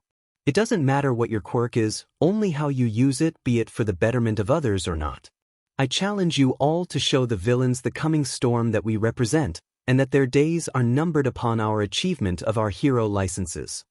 I take a breath seeing everyone fired up and give a smile to all those I am to compete with. I hope to see you in the final rounds. I finish off with a teasing tone as I walk back off stage, getting everyone to glare and yell various things at me, to which I just chuckle to myself as I make my way back down. A loud noise is sounded as the big screens around the stadium show first game. Midnight then says, "Without further ado, it's time to get started." I can hear my fellow classmates talking amongst themselves as Midnight keeps announcing, "This is what you would call a qualifier, this is where you begin to feel the challenge." She dramatically announces, putting emphases on various words. The first fateful game of the festival. She waves her flag around as a giant hollow screen appears behind her, spinning rapidly. With fanfare music. What could it be? She playfully asks, and I have to hold back a laugh at the answer I am given. "Tada!" She announces when it lands on obstacle course, those around me commenting about the planned game. All 11 classes will participate in this treacherous contest. The track is 4 kilometers outside the stadium. She then raises her flag high into the air, announcing playfully, "I don't want to restrain anyone, at least in this game." She then licks the side of her mouth with a hungry giggle. "As long as you don't leave the course, you're free to do whatever your heart's longing," she says, giving a wave to the large entryway that leads to outside. "Now then, take your places, contestants." As the crowd cheers loudly, we all make our way over to the start line and the lights above come to life. I see people all jostling for a good spot at the front and much shoving to have a good starting position. I hang back and give a wave up to the teacher's box, seeing Nana doting on Yagi, but she gives me a wave as she floats above him. The others from the dream give me waves of their own, and I can barely see the queen give me a nod. I turn back when I hear the countdown and get into a sprinter's stance, letting 87% of one for all course through my body. When the final beep and a declaration from Midnight, "Begin," everyone immediately plugs up the way to get to the course. I go into the zone and use quickening to launch myself through the whole crowd and onto the course. I ignore everything else other than getting through the race as I pull the cane from the dream. When I round the first corner, I see the robots from the entrance exam, which only gets a feral smile from me. I change the cane to its WHP function and launch it at one of the 2 pointers' bodies. I then stop and pull the robot around once to get enough momentum to launch up into the air with it still caught with my WHP. I aim at one of the 0 pointers and catch the neck with my WHP, and the 2 pointer acting as an anchor point so I can then bring the 0 pointer down. As I pass by the 0 pointer's neck and hook onto it with my improvised weapon, I give a mighty yank, causing the Goliath robot to be lifted up, flip around fully, before slamming back into the ground, leaving it embedded into the ground and blocking the path into the robot area with its Goliath-sized body. I ignore it, slamming its only unburied hand about at the students who were front of the pack that just got there. I then weaved my way through all the other robots, not bothering to engage any others, and made it to the next area that looked like it was a tightrope walk over a giant chasm. Still having one for all coursing through me, I make a mighty leap over the chasm and quicken myself halfway across. When I land, it causes the central platform to destabilize and start to crumble. I then take a few more bounding steps on the makeshift island of land, it becoming more and more unstable with each step until I make another leap across the rest of the obstacle, shattering the central platform, taking most of the easy or quick ways across as well. When I made it around the next bend, I saw a giant sign that said, "Mines," with comical skull and bones. When I make it to where the dirt is discolored, I throw my hand forward, walking on the mist just over the mines enough not to set them off. After the field of mines, it was a straight shot back, so I put everything I could into the last stretch. When I make it back, I hear Present Mike declare, "First place goes to Izuku Midoriya. He cleared that course in less than 5 minutes." The ones behind him are Shoto Todoroki and Katsuki Bakugo, who have only just now got to the second obstacle, to which is met with thunderous applause and deafening cheering. I watch one of the screens barely winded from the run, as the two of them are fighting for second place. As they and others are making their way through the race, I make my way over to Midnight. When I get near her, I ask, "Midnight, in the next event, am I to be restricted in any way?" This was a bad question to ask her, as she gives a smirk to me and I can feel the air from the teachers' seats vibrating from the field. She licks her lips and suggestively leans towards me, but relents with a laugh when I give an exasperated sigh. She then taps an earpiece and has a discussion with Nizu probably. After a few moments she gets a serious expression and looks me in the eyes. Nizu says in the next event you can't hide yourself and your team in the fog the whole event. You have to remain out in the open for at least half the time so the other students have a chance. I nod in agreement and decide to do some stretching, as the majority of the racers have now reached the minefield. Finally, both Todoroki and Bakugo make their way through the finish line, with Todoroki getting second. The other frontrunners are rapidly making their way through one after another now. Let's prepare an applause for them as we prepare the results.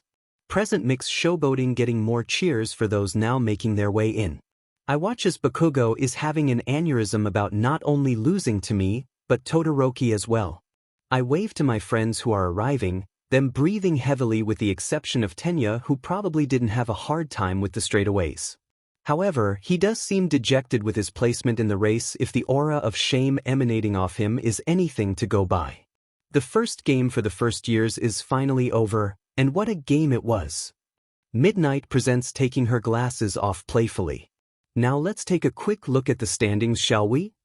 She points to one of the bigger screens as it shows our placements in the race with our pictures. Only the top 42 will advance to the next round, but don't be too let down if you didn't make the cut. We prepared other opportunities for you to shine, she says, then licks her lips as her eyes run over us all. Now the real fun is about to begin, the chance to fully move yourself into the limelight. Give it your best, she cheerfully presents, whipping her flog into the air, and the hollow screen pops up, spinning again. Let's see what we have in store for you next. Will your wildest fantasies come to life? What could it be? The waiting is torture, she purrs out as she then dons her glasses once more. Prepare yourselves for this. As she finishes with a flourish, the screen stops at Cavalry Battle as the second event. I can hear some of the people in the group excited to team up, while others whining about not working well with others. Allow me to explain. The participants will form teams of 2 to 4 people as they see fit. In theory it's the same as a playground game, but there is one difference. Each player has been assigned a point value based on their placement in the first event. Midnight explains to us, and those around me start debating among themselves about the rules presented thus far, and I can see Midnight getting aggravated about them taking the fun out of it for her. She then cracks her flog, turning around with a glare. Maybe you should shut up and allow me to explain things. Now then, point increments go up by 5, starting at 42nd with 5 points, 41st with 10, and so on and so forth. The point value given to the first place contestant is. Midnight drags out, getting everyone on edge and holding their breath. 10 million. Which just gets a chuckle out of me as everyone around me all set their sights on me. Just like Yarnum, I think with amused fondness. That's right, it's survival of the fittest, with those at the bottom with the chance to overthrow those at the top. Show us what plus ultra means. Izuku Midoriya has already been a shining example of our school's motto already. First years, these are the rules you shall abide by. The game itself will last 15 minutes. Individual values will be added together to get your team total. Everyone will know how much you are worth thanks to the headband. Swipe as many headbands to raise your team score. Stolen headbands must be worn from the neck up. The more you steal, the harder it will be to manage them. Another thing, if your headband is stolen, or your team falls down, you can keep playing until time's up. When she says that, those around me worry amongst themselves about how the game will go. This is going to be rough. You may use your quirks as much as you like, but there are exceptions. Make a team fall on purpose and I'll slap you with a red card, you'll be disqualified. Also, Izuku Midoriya is to be handicapped during the first half of the match, He will be restricted from hiding within his quirk with his points, so you all can do your best to capture his points. She presents to the cheering crowd. Now you have 15 minutes to build your teams. I recommend you get started. As I watch, everyone goes to who they think would be a good team to be on, but everyone avoids me like a Yarnamite does a stranger. I watch a lot of people go to either Bakugo or Todoroki, but I have some people I would like to see in the next round, so I try to approach some of my friends. Whenever I get close, though, most give me a strained smile and wander away, which gets me to smile and shake my head.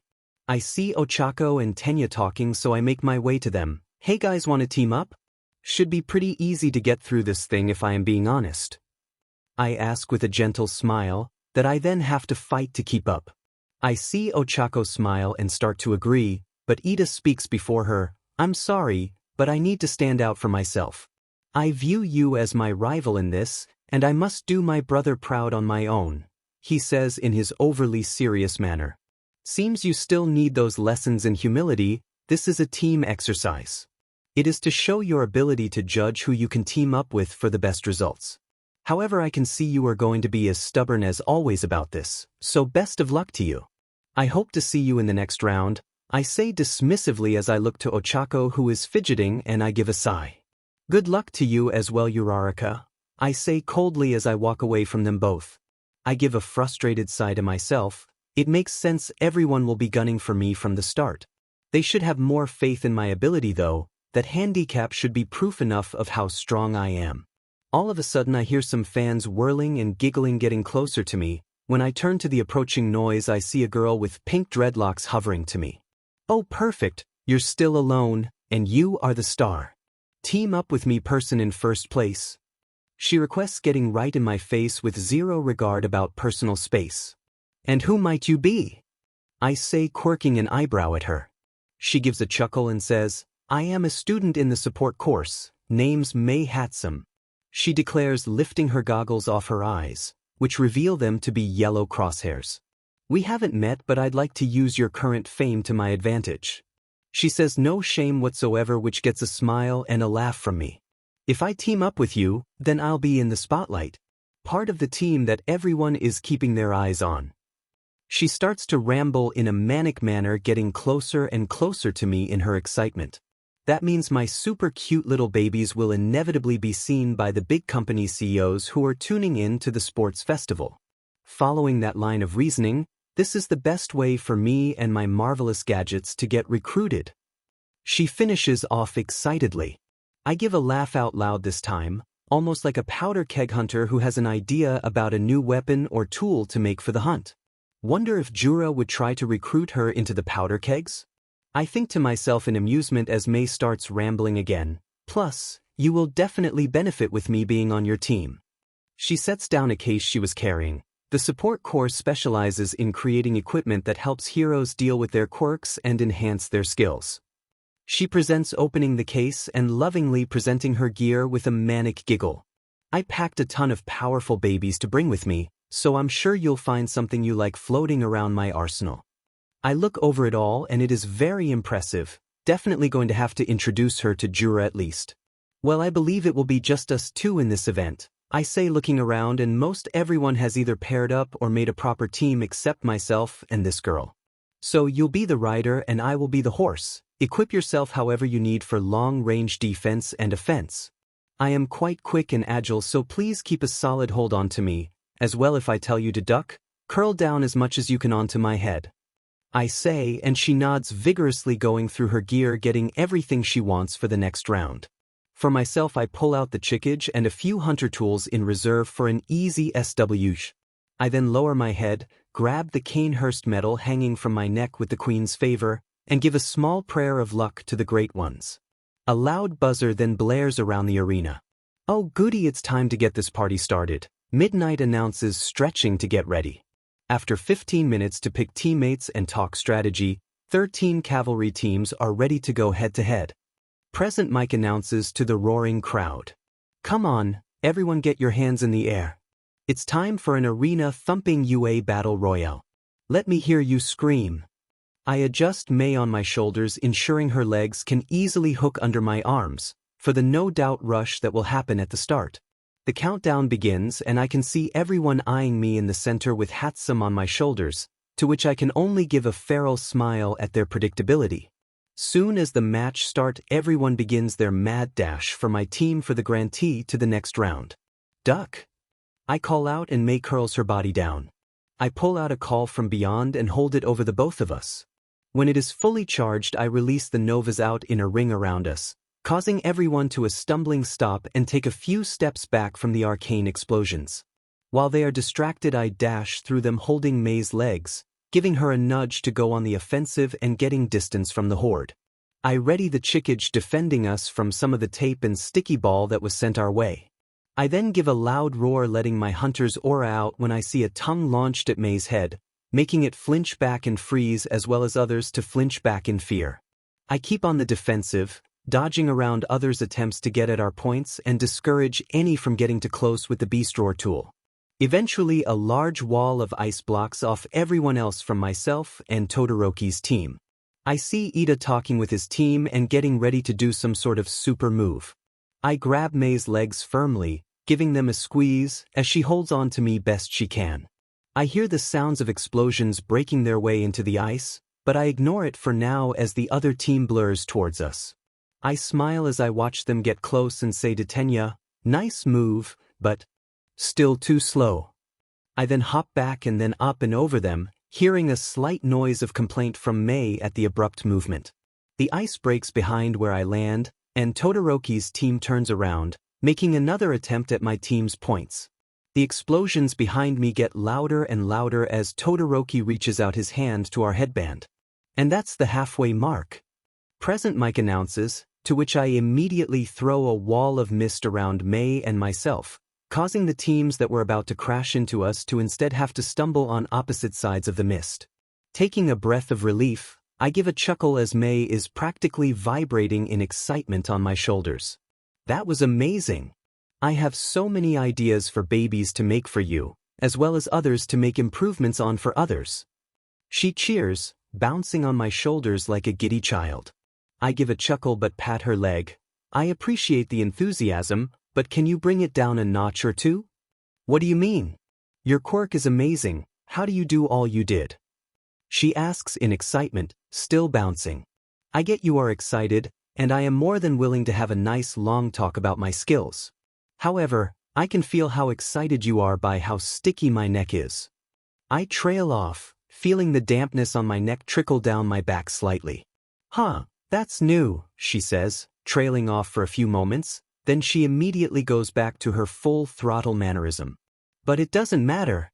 How much time is left? I need to write down these ideas I have." She whines, waving around her arms much like a petulant child.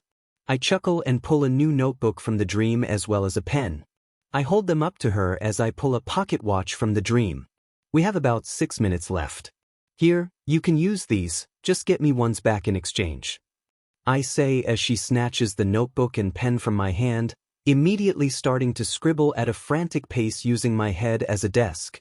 I chuckle and watch the time count down, even waiting an extra minute before letting the mist fade away, to where they are announcing the winners. Myself and May are obviously in first. In second place is Todoroki's team, followed closely by Bakugo and finally the purple-haired guy from a few weeks ago. Seeing as we don't have enough people for the next event in the first 4 teams, we will allow 5th place to proceed as well, seeing as their team would give us 16 contestants for the one-on-one battles. Team Uraraka will proceed to the next round. Midnight declares, doing a little dance and twirl. Off to the side, I see the two celebrating, Ochako jumping around and Fumikage praising his quirk for its pivotal role in their success. I watch as other teams all around talk among themselves, others talking to other teams and giving congratulations. After I let May down and she rushes off with her equipment, still scribbling at a frantic pace, I feel a cool hand land on my shoulder. "Midoriya, we need to talk," Todoroki says in his usual dead tone. "No, I don't think we do. I think you need to reflect on why you are here. Why do you want to be a hero when you only hold yourself back from being a great hero? I won't pretend to know why you don't use your fire, but this is something you yourself need to fix. Because if you don't, I guarantee many people will be at risk, and it will be your responsibility for not actualizing your full potential. I say as I jerk my shoulder out of his grasp, leaving him to think on my words. I make my way to the cafeteria and make sure to get as much food as I can to satisfy my hunger as I sit with my friends. You were amazing out there, Izuku. I should have teamed up with you instead of letting Ida's words get the better of me. Ochako says in her cheerful manner but trails off at the end. Yeah, I wasn't sure you would be able to handle the rush after you at the start like you did. How did you do those explosions anyway? Kyuka asks, tilting her head slightly. I pull out the hunter tool Call Beyond and show it to them. It's one of the many hunter tools I picked up during the hunt. It summons a small nova star that shoots off multiple explosions. I can actually aim them at people directly or as an area attack like I had done to make everyone back off. I explain, and Uraraka gets starry-eyed looking at the slug-like tool closely, which gets a small chuckle out of me as I stand up. As much as I would like to stay and chat, I have guests I brought from the other side I would like to check up on. I say, giving them a wave as I depart to the box seating that holds the survivors and predecessors. When I arrive, it is mild chaos in the booth. Nana keeps flying around All Might and smothering him with affection in being able to see him again, regaling him of how proud she is of him. Poor Yagi having to escape multiple times of being overwhelmed by his mentor's mothering. Eileen, Jura, and Yoichi are talking with Nizu about what I am unsure, but they all seem to be having a good time. Most worrying of all, though, I see Mother, the doll, Ariana, Adela, somehow Himiko, and finally Midnight all whispering or giggling among each other. I look on in surprise as the group of women all turn as one to look at me, and I quickly decide to leave. Future Izuku, I am sorry, but that is on you, I think to myself as I make my way through the corridors as fast as I am able to without causing any disruptions. When I make it to the field, everyone is making their way back from the lunch break and Present Mike begins his announcing once more, get those foam fingers in the air, it's almost time for the last round. But before that, good news for anyone who didn't make the finals. Since today's a sports festival, we've prepared some super fun side games everyone can participate in. We even brought in cheerleader from America to get your blood pumping. He declares to the cheering stadium as the cheerleaders go through their routine. I look around and am frozen in place as I see the girls from my class all bunched together in cheerleader outfits themselves, all with eyes dead as they realize something together. Looks like Class 1A is going full-on fan service. Present Mike draws out which gets the girls to all angrily round on the troublesome duo. What, you tricked us? Momo yells at the pair of Mineta and Kaminari who are smiling while giving each other thumbs up. You're gonna regret this. She hisses out, shaking a pom-pom in anger at the pair of deviants. I walk over to the girls with an amused smile on my face, and when I get close enough to talk to them, Momo falls to the ground whining. Why is it that I always end up falling for that little pervert's stupid schemes? Ochako then squats beside the bemoaning girl as she continues her sorrows. As she is getting comforting pats on her back, she says, I even used my quirk to make these outfits. Ugh, I hate those guys. Jiru says as she tosses the pom-poms down in anger and then crosses her arms around her middle. Well, we do have a little time before the finals start, and I kind of like these uniforms, so Hagakure trails off as she cheerfully waves her pom-poms around a little. She then waves them about and rocks her hips alongside them. How about we just roll with it? She cheerfully says, a happy smile on her face. Are you crazy?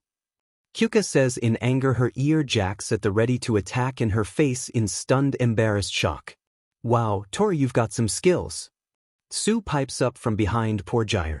And I think you all look rather lovely in those outfits as well, I say, getting most of them to all lock onto me with varying looks.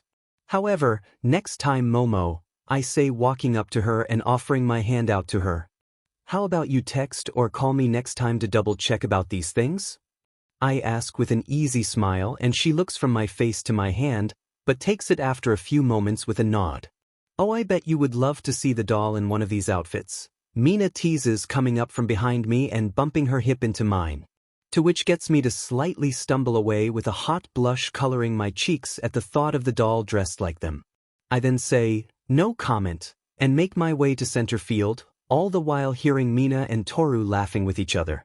Have fun competing in these little side games, everyone. Present mic announces as the screens around the stadium come to life with the roster of who is fighting who. After they're over, the 16 students from the top 5 teams will be duking it out one-on-one in a tournament-style fighting competition. I promise you're not gonna wanna miss these epic matchups. Most talk among their groups or teams about being in the competition and their excitement to compete. Come closer and draw lots to see who you're up against, Midnight says, holding a large yellow box with lots on the face of it. Then enjoy the pleasure of the recreational games before we start. The 16 finalists have the option of participating in those activities or sitting out to prepare for battle. I'm sure you all want to conserve your stamina. I'll start with the first place team. Midnight says, making her way to myself and May, who has a new notebook she is frantically scribbling in, when Ojiro holds up his hand. Excuse me. Sorry, but I'm withdrawing. He says, getting everyone around us to gasp in shock. Are you sure, Ojiro? I ask, and then Tenya pipes up with, but this is a rare chance for you to get scouted. He says, arms slack at his sides. It just wouldn't be right. I barely remember anything from the cavalry battle until the very end of it. He says, looking down in confusion, then starts up again, uncertainty staining his voice. Think it was that guy's quirk, he says, looking over at the purple-haired general studies student, which in turn has him looking away from the attention that is being placed upon him. I know this is a great opportunity. I wish I could take advantage of it, but my conscience won't let me. Ojiro says, clenching a fist in frustration. I give him an even look and say plainly, think this through. You might not know about your victory or the methods that was needed for you to make it here. However, if you let something like pride shackle you from this opportunity, it will always keep you from progressing forward. It's not bad to want to take pride in your actions and achievements, but if you squander an opportunity in the name of pride, it will only be your fault you get left behind. I say, trying to get him to open his eyes and to stand on his own merit in the coming tournament battles. I have thought about it, eh? He snaps at me and takes a breath. Everyone gave their all in round 2, but I was just someone's puppet. No way. I don't want to advance if I don't even know how I got here. It wouldn't be fair. He says with conviction, to which I answer with a sigh and leave him to his choice. You're making way to much of this. Just kill it in the finals and prove you should be here. Hagakure says, a sad but determined expression on her face as she tries to get him to change his mind. Yeah, what she said. Mina pipes up, giving her gal pal support, then continuing with, I didn't do much in the battle either. Ojiro is shaking and says through clenched teeth, that's not it. I'm talking about my pride here. I refuse to give that up, he says, conviction solidly flowing through his voice. Until he says, also, why are all the girls dressed like cheerleaders? Which gets said girls to flinch and look away in shame or cover themselves with their pom-poms. Nairenjiki Shota from Class 1B. I think I should withdraw for the exact same reason. Regardless of how strong I am, this isn't how I wanted to get here. It would go against the values of the festival to advance without earning my spot. The boy from 1B says while clenching a fist near his chest, and I just roll my eyes at the waist, all in the name of pride. I hear Kirishima getting worked up about their manly reasons as we all look up to Midnight to make the final call. This sort of talk is incredibly naive, my boys. She then cracks her flog and poses, Shota, Ojiro, you're withdrawn. She says, a blush covering her face, and I have to resist face palming from hearing the squeal of excitement and cheering from the stands. Why, Ariana? Don't worry. I'll win it for you, our resident overly dramatic Frenchman says in his serious way. Now let's see, Midnight says in contemplation with a finger tapping next to her mouth. We'll have to move up 2 students from the 6th place cavalry team so we have enough contestants. We were frozen most of the time. Honestly, we barely did anything in the cavalry battle. Isn't that right? A redhead with a side ponytail asks one of her teammates and they agree with her. She then looks around to her other teammates with a question of, girls, getting nods from the rest of her team. You should choose from the group that kept fighting the whole time. Team Tetsu Tetsu. She says decisively. This getting a boy with silver hair and sharp features around his eyes to say in shock, "Kendo. I'm not doing this as a favor. It's just fair," she says, giving a slight shrug. This seeming to get Tetsu worked up and emotionally says, "Seriously, you guys. Thank you." After a bit of debate, it seems Tetsu and the girl with long vines for hair will be replacing the others who had dropped out. And so, Tetsu and Shiozaki have advanced to the final. Midnight declares and we then move to take our lots. When it comes to my turn to pull out my lot, Midnight gives me a smirk and says in a whisper to me, "I didn't know you knew such a fun group of ladies, Midoriya. I will have to punish you for keeping them and your mother from me later on." She purrs out as I pull my lot from the box and hurry away, ignoring her giggling at my hasty retreat. Regrets have been made, such deep regrets. Why couldn't they have all not met? I whine internally, looking at my paper to see I am fighting first. Midnight then cracks her flog and says, "Take a look at the bracket, my dears, these are your opponents." The screens all change, showing who is facing off against who: Tetsu versus Kirishima, Tokoyami versus Yaoyorozu, Ashido versus Aoyama, Shinszo versus Midoriya, Todoroki versus Siro, Kaminari versus Shiozaki, Ida versus Hatsum, Bakugo versus Uraraka. It'll be interesting to see how Mei handles her fight with Tenya. I hope Ochako makes it through the fight against Bakugo in one piece. I wonder what Shinso's quirk is? I grimace as the answer flows through my head and I hear someone I haven't heard from in a long time ask from behind me, "That is you, right? Izuku, Midoriya?" I turn and face him proper with an easy smile on my face, giving a nod in affirmation to the general studies student. "A pleasure. So you excited?" As I start to answer, a thick fleshy tail wraps around my mouth, to which I promptly grab the tail and toss Ojiro away from me in reflex. I give a sigh and then look over to the guy I just bodied for trying to help me, and make my way over to his prone groaning form. "You okay there, Ojiro? Sorry about that, but if you catch me off guard I am going to react rather violently. Especially when your tail has the same texture and feel as the brainsuckers I had to deal with in the hunt." I give a sigh and help the poor guy up as he dusts himself off and stretches out the soreness of some of the bruises I had just given him. "What were you trying to accomplish anyway?" I ask him. "I was just trying to stop you from saying anything to him. I think his quirk lets him brainwash anyone who answers him," he says, getting close, whispering in my ear. I nod and thank him, offering to help him to Recovery Girl, but he waves me off as he hobbles away.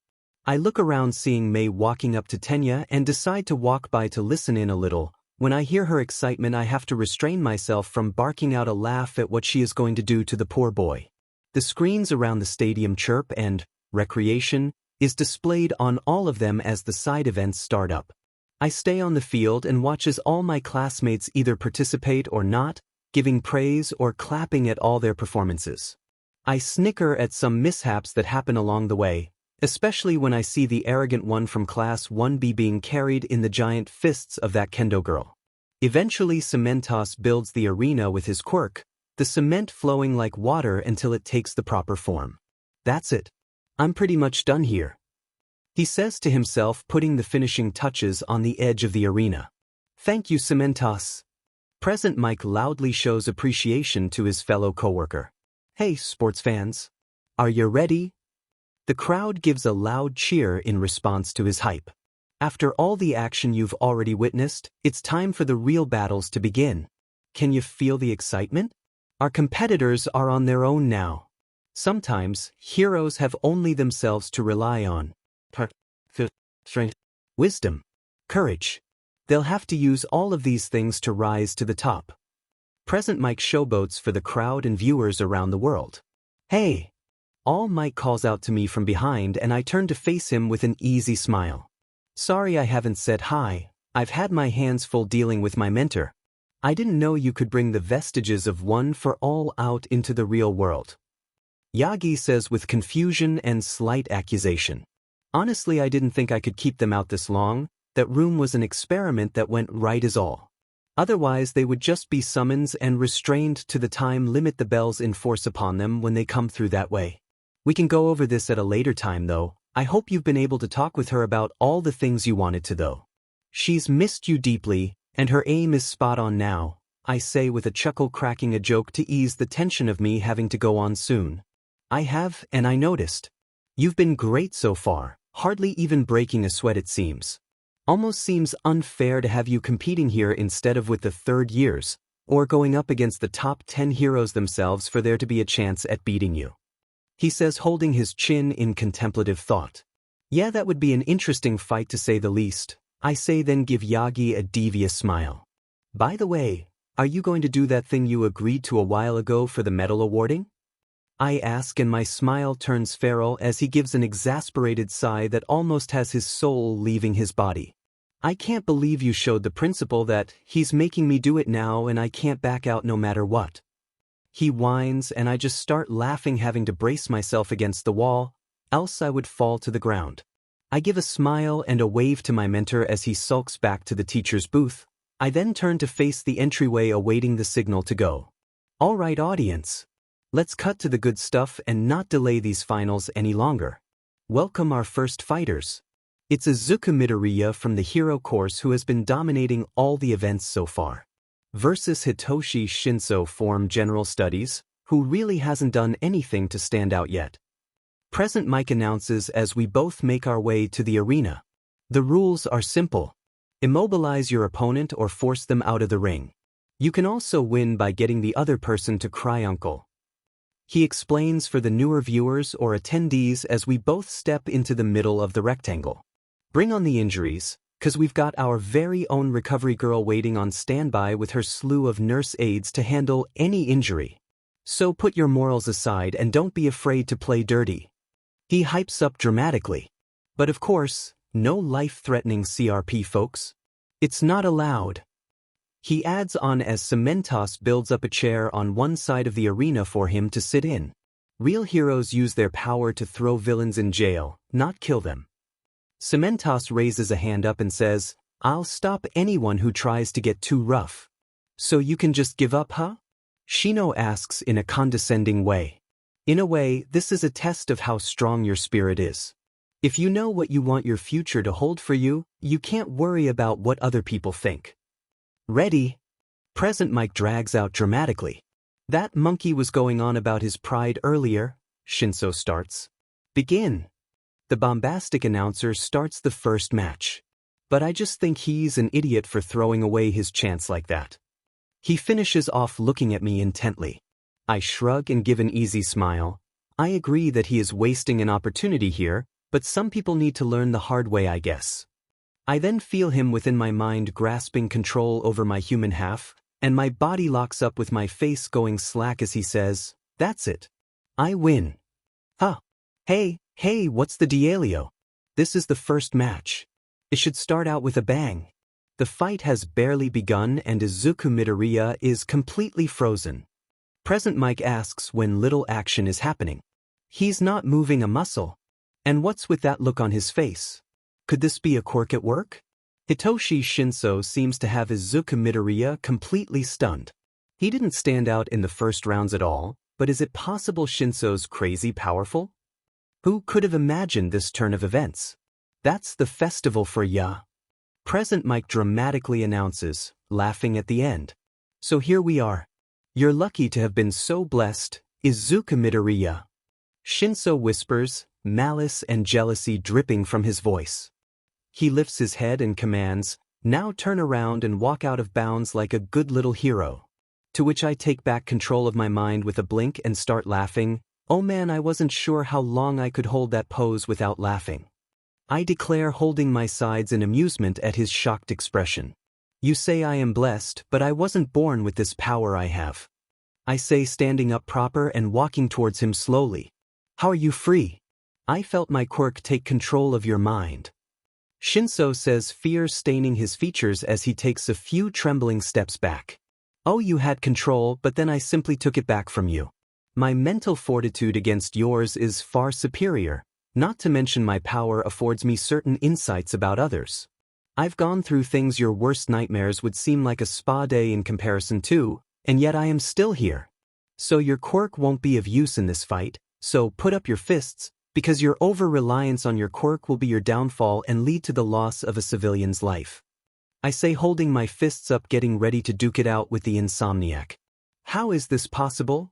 Shinszo says in fear, but then gives a roar of defiance and throws a very sloppy punch my way. To which I give a sigh and snatch his wrist from the air. Okay, so first off, if you are going to throw a punch, you need to have a solid stance. I then move his legs into a better position and he squirms in my grasp. Secondly, you need to ensure your knuckles are roughly level with your wrist, or you will either sprain or break your wrist with one punch. Additionally, don't put your thumb under your fingers when you make a fist, or you'll break that as well. I explain, holding my fist up so he has a visual comparison as he thrashes around in my grip, trying to break free. You're just mocking me just because you have a better quirk than I do. Shinszo spits out full of hatred, which I give an exasperated sigh to. Am I mocking you? Yes, a little, because you over-rely on your quirk. However, I think you could be a wonderful underground hero, much like my homeroom teacher. You talked about having a strong spirit, but it means nothing if the flesh isn't willing. If I am being honest, I would rather a sourpuss like you than the perverted grape we currently have. I hope you think on this and you better yourself. I say, letting him go and holding my hand up to his face. I then promptly flick him in the forehead, knocking him out as well as sending him out of the ring from roughly the center of the battle stage. After a few moments' pause, the crowd goes wild, shocking Midnight out of her stunned stupor. She then declares a double knockout on Shinszo with me the winner, with present Mike commentating about the wild turn of events. I barely spare it all any attention, as I walk over to the poor guy who's been beaten down his whole life, all for having a villainous quirk. I heft him up easily and hold him in a princess carry as I make my way to the back area to Recovery Girl's clinic in the arena. All the while hearing heroes praising his quirk and its effectiveness for hero work. After dropping him off and getting a whack to my shin courtesy of Recovery Girl, I head back to the stand for our class. When I get back to the congratulations and cheers of my classmates, I give them all a smile and a wave. I make my way and sit in the front with my friends, and send a wave to the teacher's box at the mirror watching over everything. Enough standing around. Now welcome to the ring, our next players. He's got skills, but at the expense of some really creepy looking elbows. From the hero course, it's Himiko versus an early frontrunner in the competition who's way too strong for his own good. Someone who rightfully got into the hero course based on recommendations. It's Shoto Todoroki. Present Mike introduces our two classmates to those viewing the match. And now for the second match of the finals. Ready? Present Mike asks as Shiro stretches almost like he's got a K&K in his neck. Begin. Hanta shoots out tape from his elbows, wrapping it around Todoroki, binding his arms and legs, as Shiro then breaks one strand, grasping the remaining one to throw the bicolored boy out of the ring. That attack could throw his opponent out of bounds. Mike exclaims in excitement. A brilliant, surprise opening from the underdog. Way to start off strong, Shiro. I lean back, pulling the others that are leaning forward, tossing my hunter's coat over Tsu to her croaking surprise. I then see the ice make its way from Todoroki's foot and rapidly expand, much like a frozen explosion. All of a sudden an iceberg is born in the arena, covering a large portion of the stadium in ice as everyone stares in shock. While those I pulled back are letting out silent, gasping screams of shock at the massive slab of ice is right in front of our eyes, and Tsu is clutching my coat around herself tighter. Tell the truth, Shiro. Midnight says, half covered in ice herself and shivering in place. Can you move at all? He apparently gives an answer of defeat as Midnight then announces, Shiro has been immobilized. Todoroki advances to the second round. After a few moments' pause, the crowd in the stadium starts to chant, "Nice try," to Hanta as Todoroki walks up to Shiro stiffly and thaws him out of the icy prison. I just give a sigh of exasperation watching the bicolored boy slowly free our other classmate from his creation. Well, guess it'll be a hard lesson to beat into him, I think to myself. Eventually Shiro is freed and sent to Recovery Girl for hypothermia, while heroes or other staff work to break or melt the ice away. Welcome back to the finals, everyone. Sorry for that long wait. Present Mike announces once the ice is all gone. The insane amount of ice from the second match has finally been cleared though. So it's time to welcome new competitors. The flames in the corners of the arena flare up. Even appealing flowers have thorns. It's the assassin from Class 1B, Ibra Shiozaki from the hero course, versus the boy with the electric personality. Another hero in the making, Denki Kaminari. The crowd then begins to cheer, raring for the fight to start. Keep those eyes peeled. I want to see a super flashy battle this time. Excuse me. Shiozaki calls out, interrupting present mic. Please pardon the interruption. I'm not sure why you called me an assassin. I've come to the festival in search of victory, not to take my opponent's life. That wouldn't be in line with the values of a hero at all, sir. She says, yelling up to his booth. Right, I'm sorry. Mike stumbles over his apology to the young woman, clearly flustered at the turn of events. Gentlemen, I didn't enter UA for wicked or selfish reasons, but to deliver salvation to others. It is my humble quest to spread true good across this world. She says, clasping her hands in prayer, and I crack a tooth, clenching my teeth at her behavior, which falls in line with the church. This also unfortunately makes Tsu freeze up at my wrathful aura, and I have to do everything I can to not lose my composure. Listen, I said I was sorry. Present Mike desperately tries to push on. That was my bad, okay? I thank you for your kind understanding. She finishes with a bow to the announcer's booth and then makes her way back to the middle of the ring. So, anyway, begin. Mike awkwardly starts the match. I see Denki talking with the girl and then has his electricity arcing off of him as he gets ready to attack. He calls out his attack and sends it towards Shiozaki, to which she turns around, letting her vines burrow into the ground, shielding her from the wall of electricity. She then sends her vines under and through the arena floor at Kaminari, binding him, then lifting him high up. He's immobilized. That's all, folks. It was over in an instant. The winner is Shiozaki. She advances on. Midnight declares, cracking her small WHP, pointing to the pious woman in the ring, and the crowd cheers wildly for her. She is standing in the ring, talking quietly to herself with her hands clasped near her chest. I hear Class 1B on the other side of the divider shouting their praise to their classmate until another voice says louder. Guess he was right. That match really was over in just 2 seconds. I wonder if his real quirk is the ability to tell the future. Wasn't Class 1A supposed to be so much better than us? Monoma heckles us from over the divider, to which I answer with a blind throw of one of the throwing daggers that digs into just under his fingers into the wall. This shocks him into letting go, giving a gasp of surprise, only to be karate chopped into the wall from behind. Oh, sorry, Monoma, a feminine voice says as a red head pops her head over the wall. Sorry about him, she bashfully apologizes to us. All the girls are just looking where he was with rather dead eyes. I get up to retrieve my knife. Next one won't be a warning throw.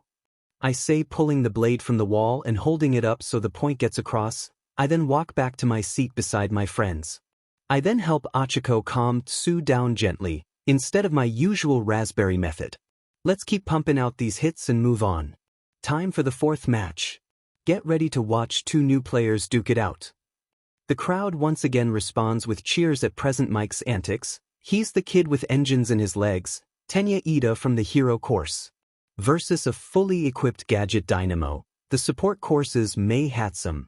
Those among our classmates start debating on how the match will go, but I just give a smile and have to hold back my laughter as I see Ida looking different. Hero course students can't use support gear unless they have to. And you didn't fill out any of the proper paperwork for that. Midnight scolds Tenya. I didn't know that was the rule. Aoyama got to wear his belt, so I thought it was fine.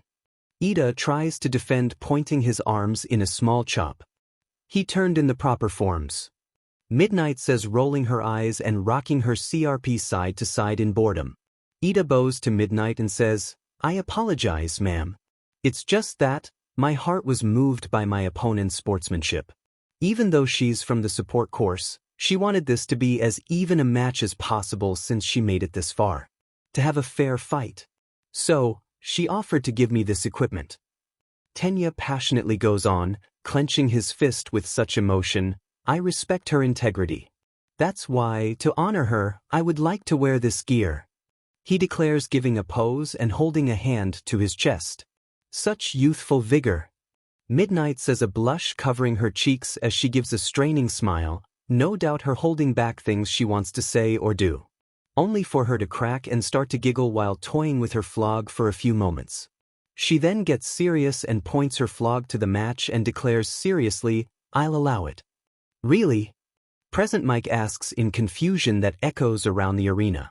"May, don't tell me you're gonna." I trail off internally, struggling to keep my composure, as well as watch the match to come. Well, if everyone's on the same page, let's begin the fourth match. As the crowd cheers, Ida takes off running at a blushing Hatsum. She then starts to announce, the speakers in her pack broadcasting to the arena. "Bet you love how fast that gear makes you. Huh, Ida? Don't your legs feel lighter than usual? That's to be expected," she says, raising a finger up, then holding her hand out as a holographic projection of the invention she is talking about pops up beside her. "I designed those leg parts specifically to increase the wearer's speed and mobility."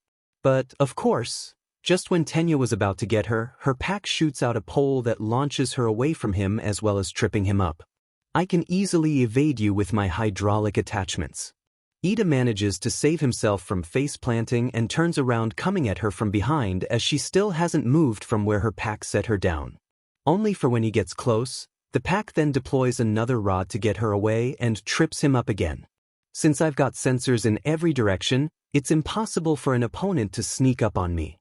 As Ida fights to stay up, his pack comes to life, jerking around and blowing jets of air to get him back up quickly to make another pass at her.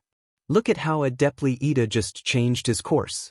It's all thanks to the ingenious auto-balancer I created.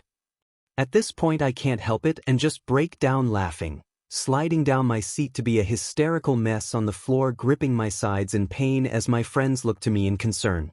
There's absolutely no lag time. The auto-balancer is equipped with a custom 32-axis gyro sensor.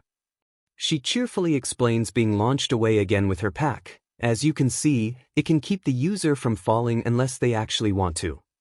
She presents, holding a hand out in Tenya's direction. He then charges at her again as she goes into a new stance, her boots powering up along with her pack starting to shake. She then launches over him, cackling in utter joy. "That's right, I'm practically flying through the air." She points to her jetpack attachment on her pack. "This jetpack lets me launch into the air for extended amounts of time. These electro shoes use electromagnetic induction on both feet to help landing from a height of 10 stories with no injuries. They're perfect for evasive maneuvers or just keeping things light."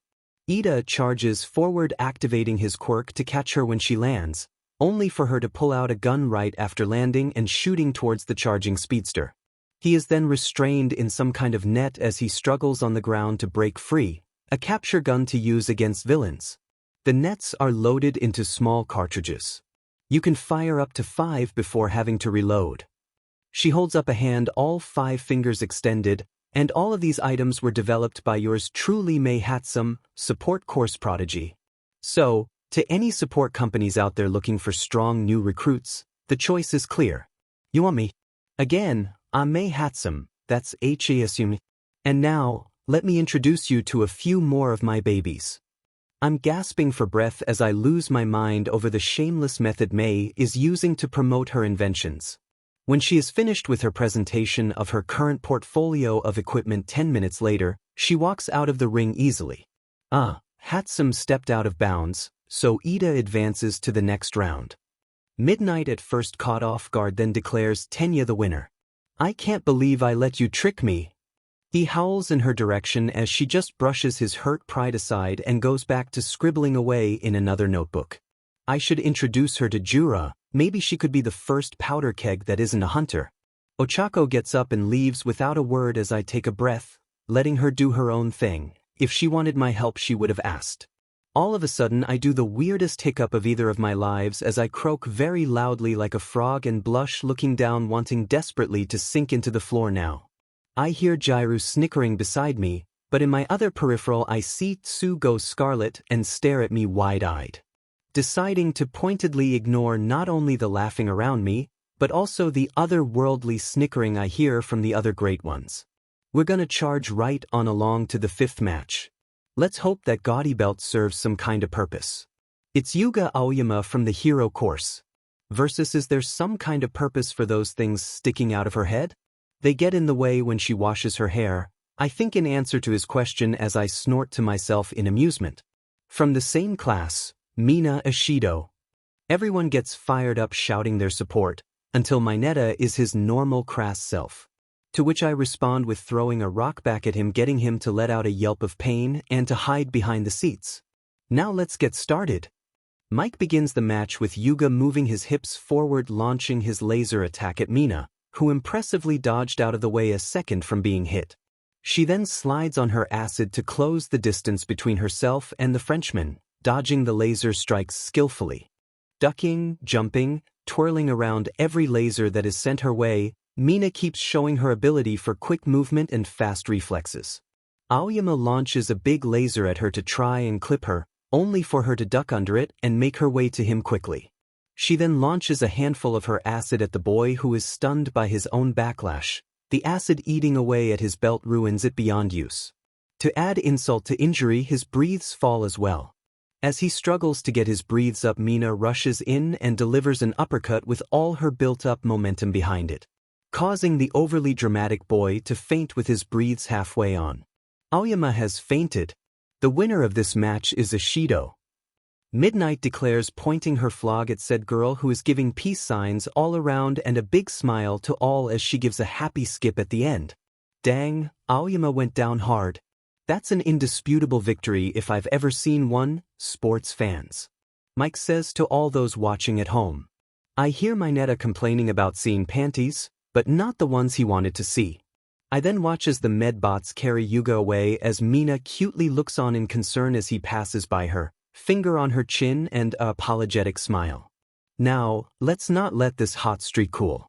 Time to move on to the sixth match. Offense and defense in one. The Dark Samurai and his darker shadow. From the hero course, Fumikage Tokoyami. Versus the Great Creator. She was admitted because of recommendations, and I think we can all see why. What the heck, Mike? I think to myself as Jairu and IWPR heads to the announcer's box, both sending glares its way. As Momo holds one of her arms and has a scowl on her face as she looks down, a blush staining her face. Also from Class 1A, Momo Yaoyorozu. Sixth match, begin. Momo quickly rolls up one of her sleeves at the start of the match, as Dark Shadow is sent out to attack her. She creates a small shield she uses to defend from the onslaught that Dark Shadow brings. She tries to create something else, but the Wraith is quickly attacking her again, driving her back slowly. Another pass from the Shadow Quirk makes her first shield fall from her arm. She then has to create another, slightly bigger one this time, and use both arms to save herself from the next attack, that then drives her skidding along the ground out of the ring. She pauses in confusion, not knowing she has lost, then creates a pole to use for attacking when Midnight calls out, "Yaoyorozu, you're out." As she says that, she points her flog at the young woman, who looks down in shock at her feet. This match goes to Tokoyami. Midnight's announcement is awarded with cheers from the crowd, and the bird duo become one, giving a slight bow to his opponent. Likes. Another fast, overwhelming victory. Is it possible that Tokoyami's Dark Shadow is the greatest quirk ever? I think so. Present Mike says, finishing his commentating for the fast match, but I watch Momo closely and I see her on the verge of breaking as she walks away. I then get up and hoist Kyuka up with me, getting her to be blushing and stuttering in shock. Come on, let's go comfort your girlfriend. This getting her to blush harder and start to throw out denials, becoming a hot mess, as I look to some messengers that popped up answering my call. Please find the one with long black hair that left the field, to which the little ones give a salute, and burst down the side of the arena wall down to the field, startling others as they chase after the rich girl. Shortly after, a door of mist opens and I pick Jairu up, easily covering her mouth so she doesn't give us away. When I step through with my rocker captive, we are met with an empty hallway, but I hear subdued sniffling from around a near corner. I walk, still carrying a struggling punk chick that is stabbing her ear jacks into my arm to let her go, only to stop when we turn the corner. There, with her head buried in her arms, body shaking in sorrow, is Momo Yaoyorozu sitting against a wall. I set Kyuka down and point to one side of Momo as I move to the opposite side of the crying girl silently. She flinches and looks to either side of her when we sit down next to her, me holding her in place as she tries to run, and Jiraiya giving her a side hug to help comfort her. So there we sit, the next match going on, but we all are there for the poor girl as her world crumbles around her. Do I even deserve to be here? She asks in a broken whisper, this getting a gasp from Kyuka as she tries to come up with all the reasons that is a stupid question. Do you want to be a hero? I ask, getting Jiraiya to send a glare my way as Momo looks to me in confused sadness. Yes, but I then cut her off. Was too slow. Yes, and while that is bad, especially in a real fight instead of a sanctioned competition with rules in place, it lets you see where you need to improve. This gets Kyuka to mouth at me to stop, but I push on as I get up. I will give you the facts as I know them from my hunt. If you stay in your head planning for anything that will happen in a fight, you'll be at a disadvantage before you can do anything. This gets both of them to gulp, no doubt remembering the field of graves. My suggestion to you, have presets for fights, a creation made for general situations that will buy you time to strategize on the fly. For example, take the fight that is going on right now. If I were to face either of them, I would use a blunt weapon to transfer the force through their defense, making them either fly out of the ring or lose their balance while they just stood there taking it. I take a knee and set a hand on her shoulder, giving her a kind smile as I look into her eyes. It's all right that you lost this time. Now you know where you need to improve, now you know where to focus your attention for your training and whom you shall be interning with. I stand before her and hold out a hand, smiling more warmly toward her. So chin up. You definitely deserve to be here. I believe you will one day be an amazing heroine and inspire countless people to do good. As she takes my hands, I give a little chuckle and she looks at me confused. If I am being honest, you are one of the few people I dreaded fighting in this competition. The rules tie my hands so much I probably would be at a stalemate with how you could counter on the fly.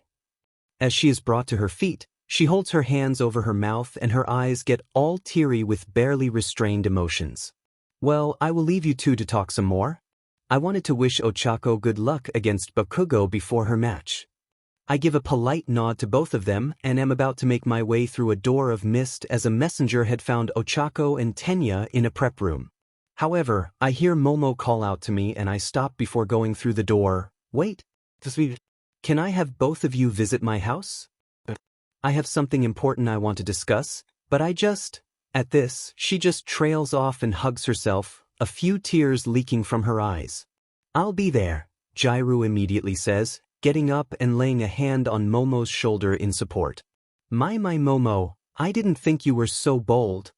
I dramatically say, pulling a hand fan I got from one of the silver ladies from Castle Canehurst, from my storage and fanning myself in mock embarrassment, which gets a laugh out of Momo, while Jiraiya lets out a squawk of shocked embarrassment. Yes, I will be there. I give a nod to the two and a wave farewell with my fan as I step through the door of mist. As I step through, I knock on Ochiko's room door and enter slowly. Hey guys, just wanted to wish you luck against Bakugo, Ochiko. Give him all you've got and take no quarter, because he sure as anything won't give you any. Surely Bakugo wouldn't do that against a girl. Tenya tries to reason and reassure the trembling girl. No, he doesn't see things like that. You are either an extra to his story, or an opponent he will challenge with everything he has. I then walk over to Ochako and lay a hand on her shoulder, giving her a smile when she looks to me. He will underestimate you, use that to your advantage. Anyway, I think Tenya and I should be going now so you can think through how you want to approach this fight. Best of luck. I say, dragging a sputtering and arm-waving eater away, back to our seating for the class. I sit beside Jiraiya with Tsu on the other side as Kirishima and Tetsu knock each other out, resulting in a draw that will be resolved later. While we wait for Tetsu and Kirishima to recover, we'll move on to the next battle.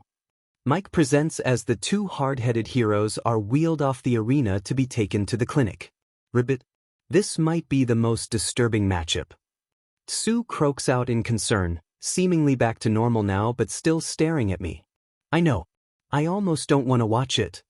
Kyuka says while rubbing her arms to soothe her goosebumps and anxious heart. The 8th and final battle of the first round of matches. He was kind of a hot shot in middle school, and just look at that determined face. From the hero course, Katsuki Bakugo. Versus the one I'm personally rooting for, also from Class 1A, Achiko Uraraka. Which gets the whole crowd cheering in excitement for the match. Midoriya, Ida inquires, lifting his arms while looking at me. Do you really think Bakugo will not hold anything back against Uraraka? This garnering looks from our fellow students, so I give a slight sigh. Out of all the students here, I am the only one with more combat experience than him. He's not suited for rescue work, but put him in a fight against nearly anyone and he will win. He's able to strategize on the fly and take new information to change tactics in a split second. If you think you can outlast him, it's actually a bad idea because he will sweat more, thus making his quirk stronger. Achiko only has 1 or 2 chances of beating him at her current level of experience. If she can't get either one, then she will lose. I say sadly at the end as all the class looks to the arena more worried for Achiko than before. Let the 8th match begin. As soon as Present Mike starts the match, Uraraka sprints low to the ground with her arms wide at Bakugo. The class starts to cheer for her among themselves, talking about the ways she might win, while others are bringing up Bakugo's combative experience being a nearly impossible hurdle. When she gets close, the blonde pulls his arm back and creates an explosion close to the ground so she couldn't dodge under the blast. Everyone gasps in shock at seeing how intense he truly is, saying words of concern for the gravity-defying girl's well-being and questioning the Bomberanian's approach. When the smoke starts to clear, we see a shift in movement to the side of Bakugo and he immediately blasts that area, screaming all the while, "There's no way you can beat me!" When the smoke clears again, it shows Uraraka used her blazer as a decoy. She then jumps from the remaining smoke from behind him, getting ready to touch him. Whoa! She flew her jacket over as a decoy. What incredibly quick thinking! Present Mike praises over the arena as she gets closer and closer to touching his back, only to be met with a rapid turn and explosion from Bakugo, driving her back. My fellow classmates praise his reaction time, and the inability to get around his reflexes is a disadvantage for the girl. Bakugo manually clears the smoke to avoid being blindsided like that again, while Achiko is making another attempt, only to be met with yet another low-to-the-floor explosion full on, but moments later she comes at him from the side yelling, "Don't yell if you want to get the drop on someone," I gently chide in my head as she is met with another large explosion point blank. "Is she okay?" Sue questions in concern as Jairu covers her face. "I can't watch this," she says, sorrow bleeding through her every word. Like I always suspected, Bakugo's a total aesthetic. The purple pervert's penetrating observation resounds aloud. Explosion after explosion, attempt after attempt. No matter how many times or ways she tries, Achiko just can't touch Bakugo. Looks like she's not resting between attacks despite being exploded. The poor girl. Present Mike laments over the loudspeakers as she makes another attempt, only to be once again met with an explosion. "Hey, shouldn't one of the teachers step in?" A random person in the crowd asks those on the ground. "Yeah, this is too rough," another chimes in to agree with the first. Achiko makes yet another attempt, being sent back with yet another explosion. "This is shameful. Listen, kid, you really want to be a hero?" Some hero, wearing a yellow cape in the audience, yells down to the arena. "Then stop acting like a bully. If you're so good, just send her out of bounds." The hero is ignored as Achiko's next attempt is met with another loud and flashy explosion. "Stop toying with the girl and end this match." The hero yells, holding both thumbs down in dissatisfaction of the behavior he is witnessing. "Yeah, you heard the guy." Another apparent heroine agrees, standing near the first as the whole audience begins to boo the blonde turd. The crowd is now booing Bakugo. And honestly, I kinda agree with what they're saying. Present Mike begins to publicly condemn the petulant child with a god complex, only to be cut off and erase her head to take over the mic. "Where is the man who started this uproar? Are you a pro?" He questions as the whole arena goes quiet. Because if you're being serious, you can go home and hang up your cape. I'd suggest looking into another career. This being met with questioning among our classmates and those near us. Bakugo's fierceness is an acknowledgement of his opponent's strength. He knows she deserves to have made it this far, so he's making sure he does whatever it takes to keep her at bay and come out on top. Aizawa defends his student from the crowd as the smoke all clears, showing Uraraka breathing and very roughed up. She starts talking to him as she stands and brings her hands up, and I smile as I look up, seeing her ace in the whole plan. She yells and touches her fingers together, deactivating her quirk on all the debris and parts of the arena that have been floated above the match from the start. The rocks start their return to Earth, creating a meteor shower as they all zip down to the ground rapidly. She then takes off running at Bakugo while the first of the debris rains on the arena floor, distracting Bakugo to look up and shift his stance. She presses her hands together a final time as Bakugo raises an arm up, bracing it with his other one as she is a mere foot away from touching him. Only for Bakugo to let loose a powerful explosion from his hand up at the raining debris, launching his opponent away, driving a shockwave to everyone in the stands, and clearing the area above him from all the improvised meteors. I watch as Achiko struggles to get up and Bakugo is shaking slightly after his last explosion, little bits of debris raining here and there still as they talk with each other. Bakugo bangs out a huge demonstration of power.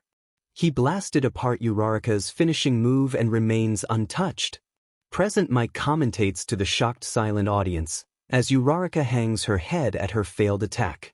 She gets up shakily, her feet barely able to support her, as Bakugo gets back into a fighting stance, ready to go on the offensive as he charges her. She turns to match his charge only for her first step to falter under her and bring her to the ground, halting Bakugo. Uraraka is down. Mike cries out as I see her body shaking all over, her longing to keep fighting apparent. She starts to crawl along the ground, trying to stand in every move forward she does, as Bakugo once more gets ready. However, it seems she can't go on as her body slumps down and Midnight approaches to check on her, holding up a hand to the blonde bully. Uraraka is KO'd. Bakugo advances to the second round. Midnight announces in a subdued manner as the crowd then begins to cheer at the fight being over. I stand up and mist step down to the arena floor. I then walk up to both ladies from the side slowly. "May I take her to Recovery, girl?" I ask Midnight softly. She looks at me and then sends a glare to Bakugo. "That might be best," she says as she stands away from the fallen heroine. I gently kneel beside her and gently roll her into my arms in a princess carry. After I stand and turn my back to the explosive blonde, does he call out to me, "That plan you gave her failed, just like you to come up with something that annoying and give people ideas that wouldn't ever work against someone like me." He yells at me, to which I stop and turn to face him with dead eyes. "I didn't give her that plan, all of this," I point with a sweep of my foot to the whole arena, "was all her plan, her strategy, hers alone. If this fight was harder than you anticipated, I hope you take it to heart and realize that our classmates have great potential to be heroes. But you'll only become a beast if you stay on this path," I say dismissively to the moron and create a door to the clinic. I then set the passed-out Gravity Defier in one of the beds and brush the hair off her face with a slight smile as some clear tears fall from my eyes. "I am so proud of you, Achiko. You did a wonderful job out there." Lean down and whisper in her ear. "I can't wait to bear witness to the amazing hero you will be." I stand up and see Recovery Girl smirking at me, to which I roll my eyes and pull the choir bell from my inventory. "This should help heal her without costing her stamina. May I use it on her?" I request of the elderly heroine, to which she holds up a hand and quickly does an examination of Uraraka. After she finishes her notation on all the observable injuries, does she give me the go-ahead, and I hold it over my fallen friend. As it rings out and shines its light upon all of us, lights come up from the floor swirling around me, then converging on my friend, seeping into her body. After the light fades, her injuries start to rapidly close up and color returns to her cheeks. A few moments later her eyes flutter open, shining slightly for a few moments and then fading away as she falls back asleep. She should be fine now, just needs a small nap and maybe a candy bar to help replenish herself. I say to the quickly scribbling nurse as she checks the previous injuries. "Can anyone use that bell?" she asks, no doubt wanting a tool that could aid her in healing. I hold it out to her and, when she takes it, I then pull a throwing knife from storage, stabbing my hand without flinching. "Go on, ring it," I say to the nurse, who looks on in surprise at me for a few stunned moments. She then rings the bell, but nothing happens, at least at first. She cries out as her hand that is holding the bell flashes brightly and is set ablaze. To which she drops the bell and falls upon her hand to smother the flames, as I pick the bell up. Well, guess that answers that question, I say, ringing the bell once more and it doing as before. Lighting up, then bringing forth the small lights that first circle me, a few going to my hand and healing it. Then the rest going to Recovery Girl, seeping into her body, and her charred hand quickly going back to its old self. However, that didn't seem to be everything, as some of her wrinkles on her hand and face fade away as well. She looks at her hand, then takes her other glove off to see it with far less wrinkles than before as well. When she got up, she moved with more ease than before as well. She then goes through various movements and poses. I think that bell might have fixed some of my arthritis and other things that happen when we get older. She states, picking up her clipboard and making more notations. Could your doll use the bell? She asks hesitantly. I am unsure, we should see another time. I believe it will be my match next soon, I say, giving a slight smile and wave to the elderly nurse. When I got to my waiting room, I then turned to the screen in the room showing Kirishima and Tetsu arm wrestling. Wow! We're finally about to learn who the true winner is from the 7th match. Kirishima or Tetsu? The box bombastically asks as it pans back, showing Cementos and Midnight standing near the two boys and the cement pillar they are using as a table. Both struggling against the other, cracks already forming in the pillar from where they are holding with their hands, and where their elbows rest while they struggle against one another. Whoever prevails in this arm wrestling match will advance to the 2nd round. Let's go! I see slight flex break off the metal one after a few moments, and Kirishima lets out a cry of victory, slamming his opponent's hand into the pillar, riddling it with even more cracks. Kirishima is the winner. Add him to the bracket. Midnight announces, holding up a hand in his direction as he stands cheering with a fist raised. Kirishima earns a spot in the 2nd round. Present Mike announces the cheering coming through the TV as Kirishima approaches his fallen foe, who is clutching at his arm in slight pain. He offers his hand to the downed boy, saying something the cameras can't pick up, which the other one then takes shortly after a slight laugh. In the background, Midnight cups her face with her hands, stands with one leg slightly bent, as she shimmies her body around, which gets a good laugh out of me. Now we got a full roster for the next round of the tournament. Let's get the party started after a few brief messages from our sponsors. Present Mike announces as the screen shifts. I stand up and give a stretch as I walk through the door, popping my hands and warming up my body for the next match. As I make my way down the hallway, a flaming boot walks around one of the other ways. A tall man ablaze with a permanent scowl on his face comes fully around the corner. Endeavor, I say questioningly as the large man turns his focus on me. I was looking for you, he says, turning fully to me as alarm bells ring in my head. Ah shucks, I already got a fan and it is the number 2 hero. Gosh, am I blushing? I snicker to myself as I see him look like he is getting more angry, so I sigh and say evenly, how can I help you then? I keep my voice even and calm to not try and start anything with this flaming pile of garbage. I watched your fight against the brainwashing guy. Your power is pretty impressive. To create so much force with just a flick of your fingers to knock out your opponent, as well as being able to resist his control upon you. It reminds me of another quirk. Seem to have much in common with All Might. He points a finger at me accusingly, to which I smile and give a shrug of my shoulders with a dramatic, exasperated sigh. Guess the cat's out of the bag now. I am his secret love child and he doesn't want the media to know to protect me. I say, watching as he staggers in satisfaction for a moment. I then give a friendly wave and say, I should be going now, my next match will be starting soon. All the while as I walk away, I have to fight holding back the laughter as I remind myself to text Yagi when I can to keep the joke going. It's my Shoto's duty to surpass All Might as the number 1 hero. I stop walking away, my joy draining out of me, and his match with you will be a good testing ground for how much training he has left. So hit him hard. Don't disgrace yourself for him by holding back. He encourages me in his own twisted way. That's all I wanted to say. I apologize for bothering you, to which I give a deep sigh. You know, Endeavor, I am not All Might. I say evenly to him. What are you talking about? He questions. The same goes for Todoroki. He may be your son, but he isn't you. Just because he reaches that height doesn't mean you will as well. I will leave you with some things to think on and ask yourself. I say, turning to him and walking towards him as he tries to stand his ground but backs up at my immense presence. What is a hero? What makes a good hero? What is a father?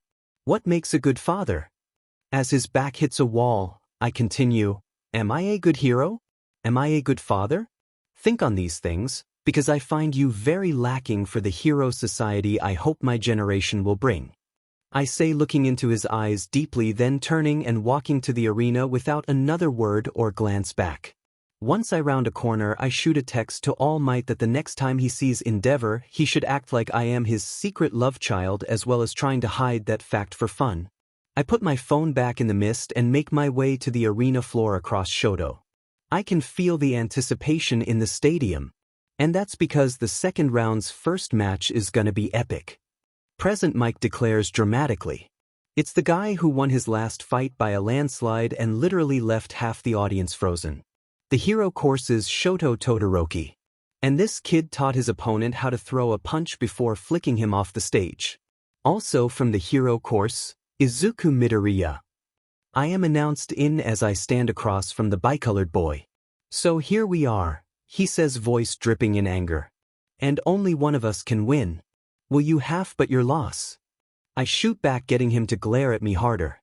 Both the heroes in training have been frontrunners in the sports festival. But which one of these rivals will advance to the next round? Prepare for Midoriya versus Todoroki. Mike announces as Todoroki gets into a stance. Begin. Mike starts the match and a massive wall of ice is sent my way, to which I just give a sigh and backhand it once it gets close enough. Even with my base strength, the glacier pulverizes into icy mist, which is then blown back and away by the remaining force of my swing, causing him to take a few steps back as well as bracing himself with a wall of ice behind him. This is how little I think of you, only using half your power here. The attack didn't even connect and I just backhanded it without really focusing my strength. I mock as I casually walk towards him. Wow. Midoriya managed to break Todoroki's insane opening move. Present Mike's shout causes the audience to get more riled up in their cheering. Shoto then sends another barrage of ice my way and I swing my hand the other direction, easily breaking the ice just as before and sending him bouncing off his ice support. He countered again. He's not lost, just misguided by his anger towards his father for all the things he had done. Not only directly to Shoto, but to the rest of his family. I just hope I can get through that cold hatred that has shackled him. I think to myself as I get closer and closer. He sends yet another attack my way as I let my foot that is walking forward casually kick out, launching the ice back harder, thus making him hit the pillar of ice behind him, cracking it slightly. I'm not even bringing out the firearm I had asked for, just for this fight. Your ice attack is so pathetic, I don't even need it for this round like I thought I would. I thought you were smarter than this. I yell at him, demeaning him to cause him to self-reflect a little. You want an endurance match? But I'll end this quickly. He grits out as he crouches down and sends another blast of ice my way. To which I respond by letting it freeze over me, and then I keep walking, the ice shattering off me. As I am just walking through the spikes of ice that are along the floor, them shattering under my casual footfalls.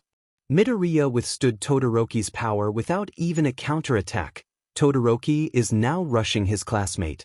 Mike announces as I watch the ice user create a ramp of ice up into the air, running along the top of it.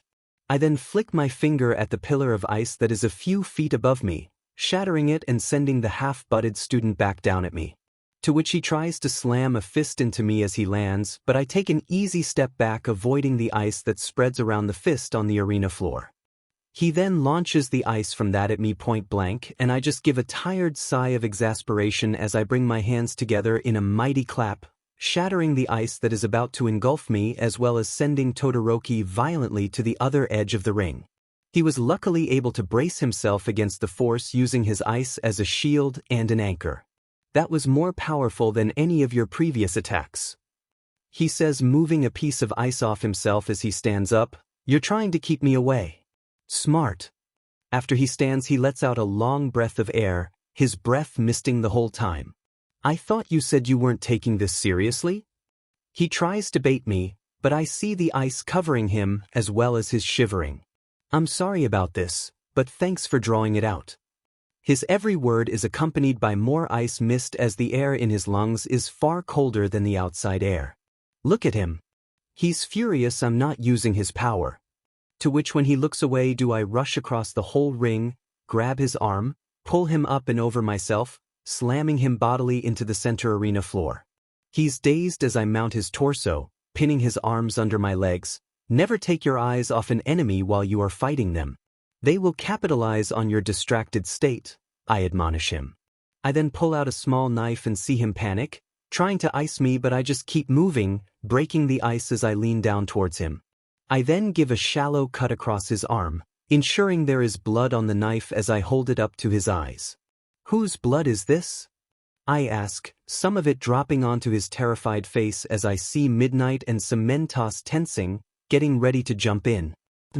Mine, he says, unsure what answer I'm looking for. That's right, and even though half of your blood came from both your parents, it is still your blood, they can't take it back. Same with your quirk, it doesn't matter where it came from, only how you use it. It is yours, no one else's, and I am tired of watching you waste your full potential because of a bad home life. Why are you even here if you don't want to be a hero like everyone else? I then bury the knife next to his head, to which he looks in fear. Then to me, last chance. Stop being controlled by others' decisions or choices, and start making your own. What do you want to be? I threaten, bringing my hand back to throw a punch and end this. As I am about to bring my fist down, the boy under me erupts in flames and the force of it drives me off and away from him. As I flip, doing a double twisting interrupted by forward flying 2.5 with a combo tuck and pike, landing perfectly on my feet. I watch as the boy is crying but making his way to his feet, half his shirt burning off him as he looks to me with a wobbly smile. Is that? Present Mike stutters out, bearing witness to the pillar of fire. I want to be a hero. He says with conviction, the ice melting off him as I give a satisfied smile. Why are you smiling? You just helped your enemy. Even though you want to win this battle. Now which one of us is screwing around? He says, the ice that had built up upon him melting away. I want it too. To win and become my own hero. He says, smiling more as I clap in front of myself then raise my clapping hands in amusement. Yes, Shoto. Endeavor screams from the stands, making his way down the walkway to the ringside. Have you finally accepted your purpose? That's it. Very good. He growls out in satisfaction, this is the dawn of a new era for us. With my blood in your veins, you'll surpass me. You will live up to the reason I created you. He finishes as he makes it to ringside and I see some tears leaking down Shoto's eyes. Don't listen to that moronic flaming pile of human waste, the only thing that matters is here on this arena. I comfort my opponent with a smile. Endeavor suddenly shouts words of encouragement? What a doting father. Present Mike says, unsure how to handle the situation. You must be crazy to think you can take me on like this. Shoto says in slight confusion but doesn't relent, his fire burning at his side. Don't blame me for what happens next, he says, stomping his foot, and an absolute monster of an iceberg is born, barreling straight down on me. That's at midnight. One of them could be killed, I hear Cementos say and hear the sounds of moving cement making its way to us. His body won't hold against that amount of force. I hear Midnight say as she rips her suit. I then launch myself over the ice mountain, clearing it and shooting down at Todoroki. He then flares his left side, creating a white-hot heat that is mixing violently with the already cold air. I see now Midoriya, he says, and I barely hear as I come hurtling down with the lock shield as my own meteor of force. Thank you, are the last things I hear from him as I smash the shield against the pillars of cement that just popped up from the wall of fire. The force of it all coming together to make one bright light and resulting in a powerful explosion that shakes the arena, sends Midnight and Cementos away. Debris is launched everywhere in a ring from the point of impact, and creates a shockwave that everyone feels, leaving the front row disoriented by the amount of force they were subjected to. Having a great power doesn't mean you'll be a good hero. But these two are amazing. I hear Cementos off to the side say to himself as he is no doubt picking himself off the ground. What happened just now? What the heck is up with your students? My questions with a confused and pained voice. The air around the ring had been thoroughly cooled down, and then rapidly expanded when heated up. Aizawa drones, explaining to his stunned coworker. Wait, that's what caused the explosion? How hot did that fire get? Geez, I can't see a thing. Is the match still going on, or what, huh? He asks in exasperation after recovering. I hear Midnight grunting, no doubt getting up after being thrown back by the epic shockwave of force. The smoke starts to clear and everyone is shocked to see a knocked-out Shoto Todoroki glued to a wall with his ice.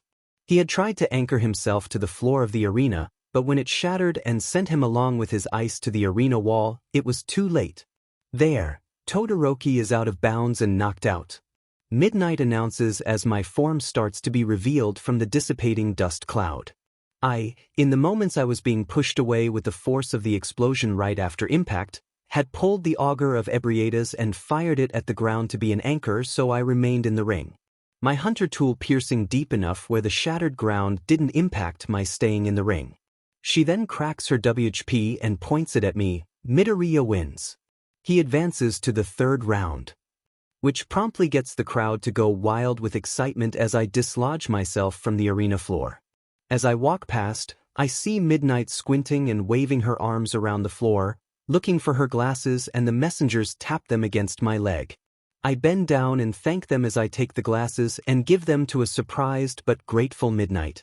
I then make my way to the wall Shoto is stuck to and I break the ice keeping him stuck.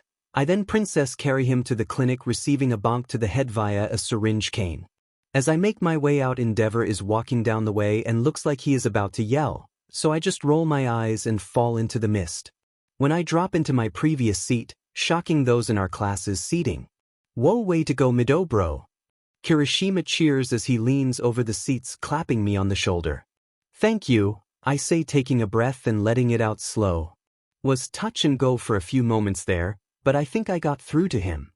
I say, looking to the sky in aloof happiness of saving someone from becoming lost. That match was one of the scariest things I've ever seen in my life, Midoriya. What pro's gonna want a sidekick that threatens other heroes?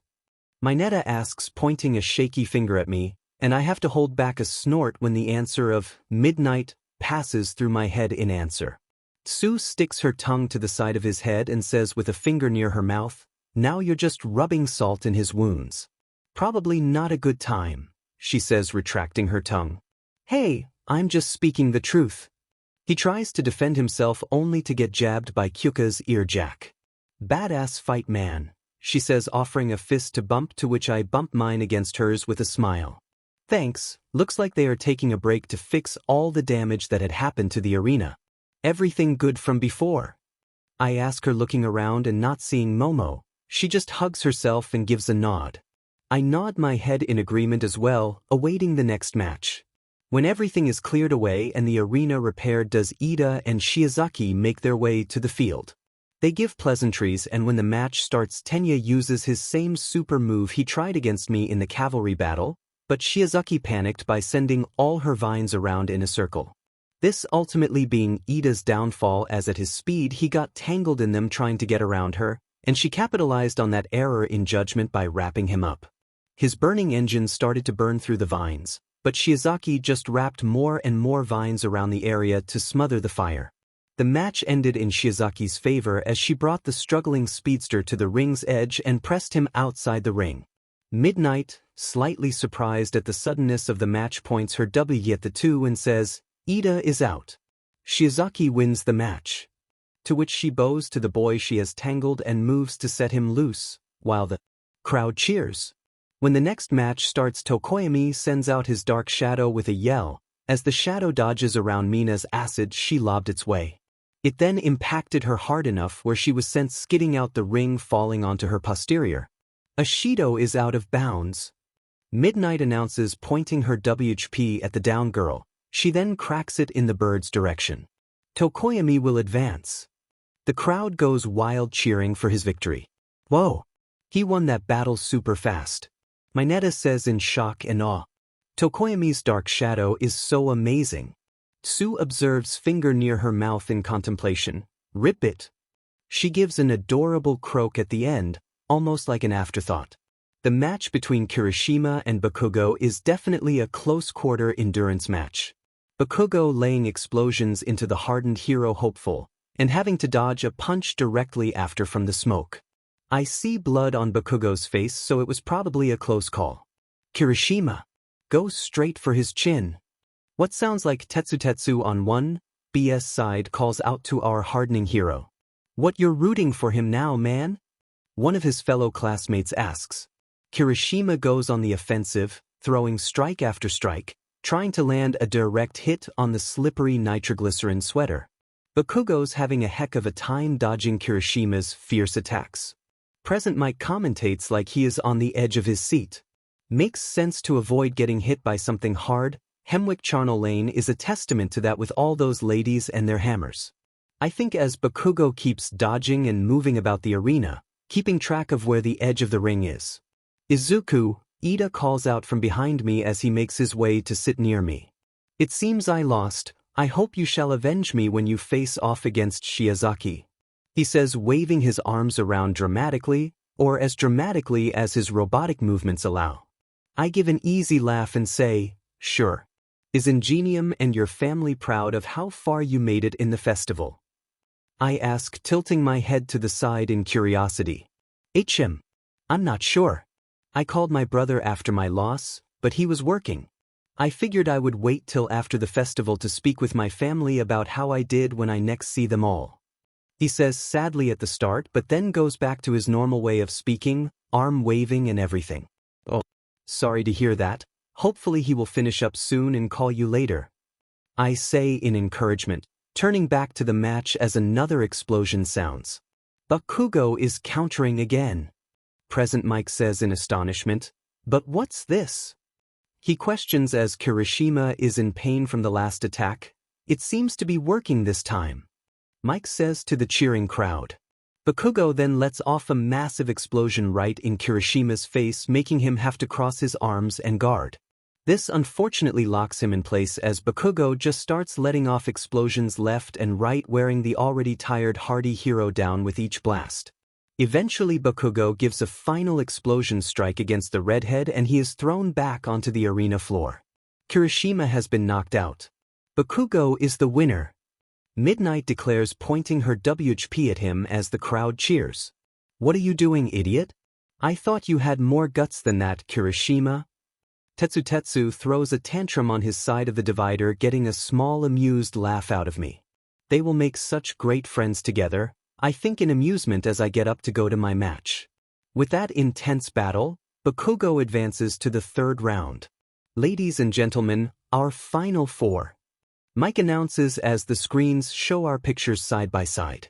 I get well-wishing and a rib bit of good luck as I give a wave of thanks, then make my way to the arena for my next match. When we are standing on either side of the arena, Present Mike starts up again, the first match of the semifinals. Both have fought hard to get here, and we shall see who shall come out on top. From the hero course, Izuku Midoriya versus from the other hero course, Ibara Shiozaki. As he is giving a dramatic pause, I see my opponent clasp her hands in prayer, so I decide to ask a question. Tell me, girl of faith, would you follow any order the church gives you, so long as they said your God wanted it done? She looks to me in confusion at first but answers with, well, yes. If the Lord should wish it, then I will follow out his will.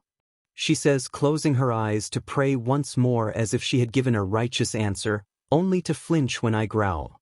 Then I have no guilt with bringing an end to another blind follower of the church who would order the harm of an innocent fishing village, as well as hurting a PRGNT mother just for her blood and the blood of her unborn child. I gnash my teeth and my fists tremble in rage at the poison that I hoped was only in Yarnum, but still had seeped here as well, it seems. Start. Present Mike called out, and I pulled one of my firearms from storage, shoving some bone marrow ash into it as a wall of vines is sent my way. I yell out. I was only allowed one firearm in this whole festival. I thought I would need it for the last fight, but it seems I will be using it for this one instead. I hold the can up in front of me as the vines are about to reach me, say hello to the flames prayer. I then unleash a massive sea of fire that flares through many colors, my anger triggering my arcane to bolster the firearm further as it quickly eats through the vines and scaring the girl as she screams in fear. As the cloud of fire is still advancing through her vines, I rush through it all and hold the firearm up to her face soon as it has eaten through her defense. "Surrender, you dog of the church." I hiss out to the crying girl, some of the vines on her head smoldering as she trembles. "I surrender," she whispers out, not daring to move for fear I might turn her to ash. Shiozaki has given up. Midoriya advances. Midnight declares, and I hear her W crack as she points it at me. I take a breath and lower the flames prayer, walking away, my other fist still clenched in fury. Midoriya moves on to the finals with an impressive demonstration of one of his firearms. Present Mike tells the cheering crowd as I make my way to a waiting room to try and calm down some. "This isn't Yarnum, the people of that church and their followers aren't here. We are safe from that sort of corruption, at least for now. The more people I bring in on the truth of that world, the more risk of something making its way to this world." I think to myself in concern, getting into the room and setting the weapon on the table for the little ones to take, as I sit to watch the next match. And now, Bakugo versus Tokoyami. Bakugo's vicious rushes are unstoppable. Present Mike dictates as Bakugo dodges around another attack from Dark Shadow, screaming all the while. He then launches another attack at the Quirk and its companion It Was Born too. Tokoyami has advanced this far with an almost unbeatable Quirk. Mike says as Bakugo launches explosion after explosion, driving the two back. But this time, it looks like he's on the ropes. After that, Bakugo reduces the distance between the two as Tokoyami takes a pause to strategize, only for Bakugo to launch himself above the duo. "Grab him, Dark Shadow," Tokoyami says, only for Bakugo to release an explosion right before getting grabbed by the sentient shade. Flipping over and behind the two, he holds his hands together and creates a new move while yelling it out. "Stun Grenade." After a few rapid explosions between his hands, a bright light whites out the camera for a few moments, shortly followed by an explosion that creates a lot of smoke obstructing the arena floor. How am I supposed to commentate when I can't see? What's happening? My questions as the camera focuses on a flashing within the smoke. When it clears, it shows Bakugo holding a hand over Tokoyami's beak while the other is continuously firing off rapid explosions, creating flashes of light. They seems to talk for a bit, until the avian lays his head onto the arena floor. Tokoyami gives up. Midnight announces, cracking her WHP at the two boys with a dramatic open pose. "Bakugo's the winner of this match. That means our final fight will be between Midoriya and Bakugo." Mike announces as I see Bakugo looking around at our section of the arena, but I am not there for him to try glaring at. As I sit there waiting and resting, the extended break for Bakugo to recover, I reminisce on my time in the dream. The people I helped, the people I failed, the ones I was able to save, the ones I wish I could have saved most of all. That is until the blonde bomber kicks the door open. "Hey, what the hell are you doing in here? This is my space too." He then trails off, realizing he has the wrong room, and I give a long sigh, accepting my quiet is gone. "CRP, this is waiting room number 2? I turn and give him a slight nod, hoping he just leaves, but that doesn't seem to be in the cards for me today as he stalks in. "All right, fine, so I may have walked into the wrong room. But don't think that means I'm not gonna be on top of my game, you got that." He raises his hand and promptly blows up the part of the table that is in front of me, yelling out, "You better bring all you got to this, Deku." "Bakugo," I say, evenly, looking straight ahead, getting him to stop and pull his hand back. "Where did our friendship go wrong? What did I ever do to you that deserves all you had done to me?" I question him, just above a whisper, as the answers I am given don't satisfy me at all. I look to him, sorrow in my eyes. "I just wanted to be a hero. I wanted to be by your side, like we had imagined, like we had dreamed. But all that changed when I didn't get my quirk back then. Everyone turned on me." I sniff, clenching my hands in front of me and looking at them sadly, even the person I called brother in Everything But Blood. A few tears leaking out of my eyes as I throw the table against the wall and stand over him, getting into his face. Now all you are is a beast, and it is a hunter's job to hunt down the beasts to protect the world. I take a step and he stumbles back, fear evident in his eyes. I don't care that you think you are to be the next #1 hero. You can't get that title through strength alone. Look at Endeavor. He does more hero work than All Might, yet has been stuck at #2 for years, but it's pointless to try getting through that thick inflated skull of yours. I finish off by pushing him out of the room as he falls onto his butt. See you in the ring.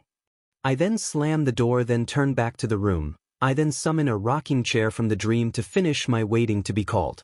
Eventually we are called to the ring and I stand apart from him as he trembles in barely restrained rage, waiting on the start signal. The flames light up and present mic starts up again. Welcome to the final battle of the UA High School Sports Festival. In just a moment here, we'll see which first years come out on top. Yes, it all comes down to this, folks. From the hero course, Izuku Midoriya, which gets the crowd cheering loudly, versus his classmate, Katsuki Bakugo. Again, another cheer from the audience. I then hold up a hand to the announcer booth and turn to Midnight. Could I make a change to one of the rules for this match, Midnight? I politely inquire as she steps forward. What rule are you wanting to change? Do you want to be able to use another firearm? She purrs out her hips, rocking far too much for a high school referee coming closer, so I don't have to yell. I would like the ring out rule to be gone. So long as we stay within the arena field, the match continues. I wouldn't want my opponent to not have a good fight, and for that we will need that much space. I say, and I can see the tooth dust leaving Bakugo's mouth from how hard he is grinding his teeth. She nods, then taps her earpiece, talking with Nizu again. After a while she turns back to us. So long as Bakugo is all right with the rule change, it will be allowed. She looks over to him. Do you object to the ring out for victory rule to be expunged? She questions, to which he gives a savage smile. I don't give a damn. Just means I can beat the nerd more fiercely. He snarls, his hands smoking in his barely restrained anger. For the final match it will be by knockout or SBMson. Midnight announces to the crowd that cheers in excitement. When Midnight makes it back to her stand and gives a slight nod, does present mic declare, match start. Bakugo wastes no time launching himself at me with all his might, and I just stand there as he gets closer, screaming at me. Just as he is about to bring his hands forward when he gets close to attack, do I equip the Fist of Grazia, step right up to him, and deliver an uppercut to his jaw that sends him flying back and away. He cries out in pain as he lands outside the ring due to his inability to focus to do a controlled landing within the borders. I pull the empty phantasm shell from the dream, coating the chunk of metal on my other hand in arcane fire. I then let it fall back to storage as I bring my hands together and pull the Fist of Grazia into its secondary form I made for it to turn them into gnarly iron knuckles that now glow eerily. As Bakugo is getting to his hands and knees, spitting the rest of the shattered teeth from his mouth, do I rush him. He then bolts to his feet, hearing my approach. As he brings up his hands to blow me away, do I close the distance with missed step, driving my iron knuckles alight in arcane fire into his stomach, launching him into the air. I then fall through the mist, hitting him at the apex of his flight in his sternum back down to the ground below. As he impacts the ground, I bring my hands together to pound him into the ground. He panics and lets off explosions from his hands, launching across the ground and away from my attack. He manages to get up as the fire on my knuckles begins to die down slightly, and I missed step once again, hitting him directly in one of his legs, earning me a loud crack as I have no doubt cracked his femur, as he fires off an explosion point blank at my face in retaliation, screaming in pain and fury. I calmly walk out of the smoke, patting myself of the dust that was kicked up as the elemental fire on my weapon extinguishes. Bakugo is howling at me much like the beasts on my hunt, as he then leaps into the air and spins around, using his explosions to go faster. As he builds up his momentum and circular rotation, I give a sigh of exasperation. I then stand at the ready, not moving an inch. As he is about to make contact with his ultimate move, I pull the lock shield and use it to cover my lower half. As the explosion of heat and light overtakes me, I stand resolute, unmoving as my shirt is burned away. Hoo-ho-hoa. Bakugo combined speed and rotation with a huge blast like he used against Uraraka. He turned himself into a human missile. So what has become of our two top competitors? Present Mike inquires, driving everyone to the edges of their seats. As the smoke is starting to clear, I can hear Bakugo's pained laughter as he thinks he has won the match. To which I promptly avail him of that misconception as I give a clap with the shield resting against my waist. I didn't want to fight redacted, so I brought the shield out to protect my breathes and shoes, I say to the stunned boy as the Canehurst medal hangs from my chest. I ignore the aura of hunger on the field and from the teacher's seats as I pull on the executioner's gloves, holding the tiny tonitrus in one hand, with Madras whistle in the other. Come on, Kachin, I thought you were better than this? I taunt loudly, making the immature hero hopeful shake in rage. This is crazy. Izuku Midoriya just tanked that massive explosion head-on and only used his shield to protect his breathes from burning off as well. Present Mike loses his composure as the crowd cheers loudly. Bakugo yells, "Don't call me that name," as he launches himself at me with two large explosions, but I tap the tiny tonitrus against him when he stops to attack me. Blue lightning arcs over his body, locking him in place as I blow the whistle and mist step away as the snake comes up and chomps Bakugo bodily. As the snake fades away, the beastly boy is revealed to be a beaten, bloody, punctured pincushion. Delirious from all the pain he is in, he still moves somewhat sluggishly forward to attack me. As he charges at me staggeringly, I launch the wrathful spirits his way with the gloves and swap out the whistle for the Black Sky Eye tool. As he tries to fight off the wrathful spirits that are largely unaffected by his attacks, I walk around him and take pot shots with the Black Sky Eye, causing him to be attacked even more by the spirits, when one of my arcane projectiles tags him in the leg or throws off his aim for an evasion. As the spirits fade away and he is left even more worse for wear, I pull the last two tools I will use for the fight. The Beast Roar tool and a Call Beyond as I slowly make my way toward him.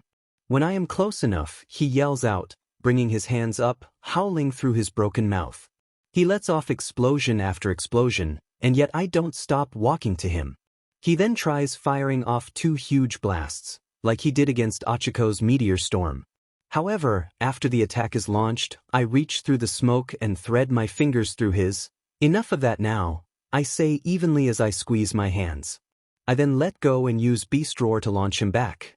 I walk up to him as he struggles to get up and stand right over him with the Beast Roar tool directed to his chest. "Surrender," I command, and he spits at me, trying to lunge at me to bite me, to which I use the Beast Roar tool, driving him into the ground and cratering the ground around us. "Surrender," I command again, and he struggles to try and kick me away.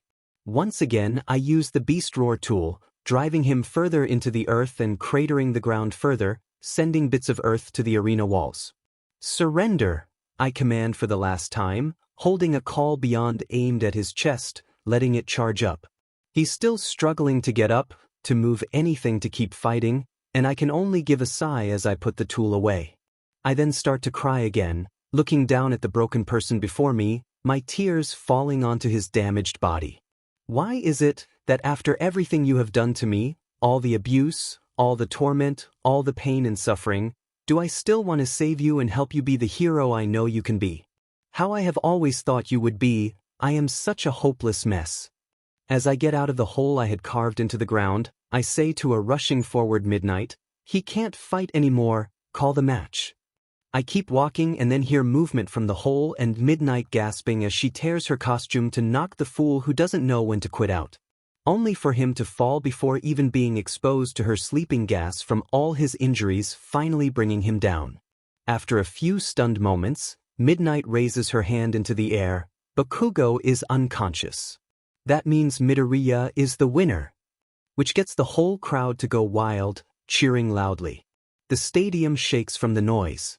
I feel kinda sorry for Kyuka at all this noise, but at least I won, I think to myself as I raise my gloved hands in victory, launching a burst from a Call Beyond to be like cosmic fireworks that explode above the stadium with my picture on all the screens saying "winner" above my face.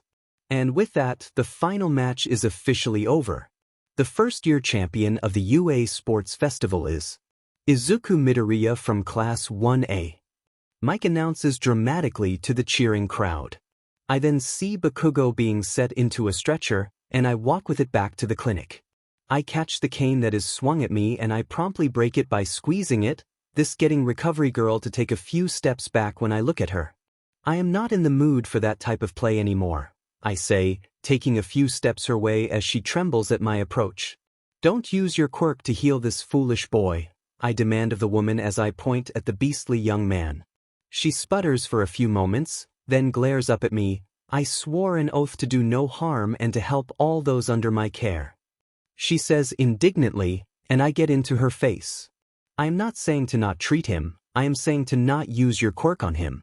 He needs a hard lesson taught to him in life, and being stuck in a wheelchair for the next 2 weeks should force some humility through that inflated thick skull of his. Wire his mouth shut 3 times so he can think in silence and cast to fix whatever else is no doubt broken in his body. If you use your quirk, I promise you here and now, I will re-break everything over and over until you can't or run the risk of killing him. I stare her down until she gives a snort and walks around me getting her supplies out for surgery, and I walk out the room. I eventually meet up with all my friends getting congratulations and some fear about how intense I was, but that it was somewhat understandable seeing as it was against Bakugo. As the delay that was announced for the recovery of Bakugo comes to an end, the winners are called to an underground part of the arena while the rest of the first years are to gather up top. As we stand upon the podiums that will be raised, I see Bakugo barely coherent in a wheelchair bandaged nearly all over his body, and 4 of something hanging above his chair. My classmate Tokoyami staying within the light cast down from above, with Shiozaki trying to keep Tokoyami between her and myself. I should eventually apologize to her about going too far. Perhaps she isn't lost like all those who blindly followed and believed the church in Yarnum. The first-year students have completed all of the events for the UA Sports Festival. Midnight announces from above us, now it's time to relax and enjoy the awards ceremony. After she says that fanfare starts playing, the crowd cheers louder, fireworks go off, a smoke bomb goes off, and we start to rise from below into the obscuring fog. As the fog clears and confetti rains down around us, I look out onto my classmates and friends, giving them all an easy smile, but I notice Tenya is missing. Some wave at me, others give me smiles, but a lot look at me warily, or in the case of Class 1B a lot of glares. I see behind a little fenced area a lot of the media, taking plenty of pictures, and focusing their cameras on us winners, but a lot seems especially focused on me. Price I pay for such a public and extreme display, I guess. I sigh to myself, still maintaining my calm, easy smile. Midnight strikes a pose and announces, now, let's break out the hardware. Of course, there's only one person worthy of distributing the awards. Midnight does a little twirl holding her hand above her head as All Might's signature laugh sounds over the stadium, much to the cheering of the crowd. All Might the #1 hero. After she announces that, All Might yells out in his boisterous way, "You are wrong, Midnight, for I am." He then launches over the stadium and lands, making everyone who sees him immediately go silent. The magical girl of mighty muscles. He declares, doing a spin and then a cute girl pose with one leg up. In one hand he holds a pink frilly wand. His costume was changed to be a mostly pink with blue accents dress, lots of ribbons and frills everywhere, and I can't see anymore. I break down laughing long and hard, falling to my knees as my fellow winners and everyone else is just trying to understand why. I keep laughing as All Might fidgets under the attention and tries to rouse Midnight from her stunned stupor. She jolts to attention and retrieves the medals, holding them on a tray as she walks up next to the massive magical man. She bites her lip and gets out shakily, doing everything to remain professional herself, but can't help letting giggles out here and there. "So, now that you're here, magical girl of mighty muscles," she snorts after saying that but continues. "Why don't you start the presentation?" He gives a strained laugh and approaches my avian classmate, whose eyes are blown wide open in shock at the approaching man, young Tokoyami. "Congratulations," he says, putting the 3rd-place medal over the stunned boy's head. All the while I am wheezing on the floor of my podium from laughing too hard. "You showed great strength out there," he praises, shocking the poor boy from his stupor. "Your words humble me, sir." He manages to get out all the while trying to keep his composure only to break it and look like he is panicking when All Might hugs the guy, burying his beak into the frills and ribbon of the shoulder strap of the dress. However, you've more training to do if you're going to be able to fight against different kinds of villains. You're not going to be able to rely on your quirk in every battle you face. He says, patting the boy's back, then stepping back from him to get the other medal. Yes, sir. Tokoyami says, looking down at his bronze medal. When he steps up to Ibra, she seems to school her features awaiting for the awarding to be finished with how he did it to Tokoyami first. Young Shiozaki. Congratulations. He says, hanging the medal over the pious girl's singed head much like before. You've done your class proud by making it to this podium. He praises the pious girl as she looks to the medal, then sends a glance my way as I stand back up. Yes, I hope that next year more of us can make it further in the tournament, she says in a clipped manner, and I give a sigh. As All Might opens his arms to hug the girl, she flinches back from the titan of a man, so he settles on patting her shoulder instead. Much like young Tokoyami, you too will need more training to fight against all types of villains. There are even those that will use your faith against you to get the upper hand in an encounter. All Might advises gently as the girl lets her medal rest on her chest, giving the man a nod. As All Might descends down and makes his way over to Bakugo, I look to Shiozaki and call out to her slightly. Hey, this getting a flinch and panicked look from her, to which I just close my eyes, taking a calming breath. Sorry for being so extreme in our battle. I've had a litany of bad experiences with a corrupt church that had done unspeakable things in the name of their god. But it was all for selfish reasons that led to the death of so many innocent lives, I say, bowing slightly to her in remorse and feeling a pang of sorrow pass through me at all the memories of those that were lost. She looks shocked but nods at me slightly and goes back to looking down at the platform she is standing on. I just give a sigh as All Might finishes getting up onto the second place podium holding up the second place medal. Congratulations, young Bakugo. You made it quite far and had little trouble making it to the end of the festival. All Might praises the beaten bully. However, might isn't everything in being a hero. You must be able to be compassionate and ease the fear of the people us heroes protect from those that would cause chaos. He lightly admonishes and advises the boy who is trembling weakly in rage as much as he is able.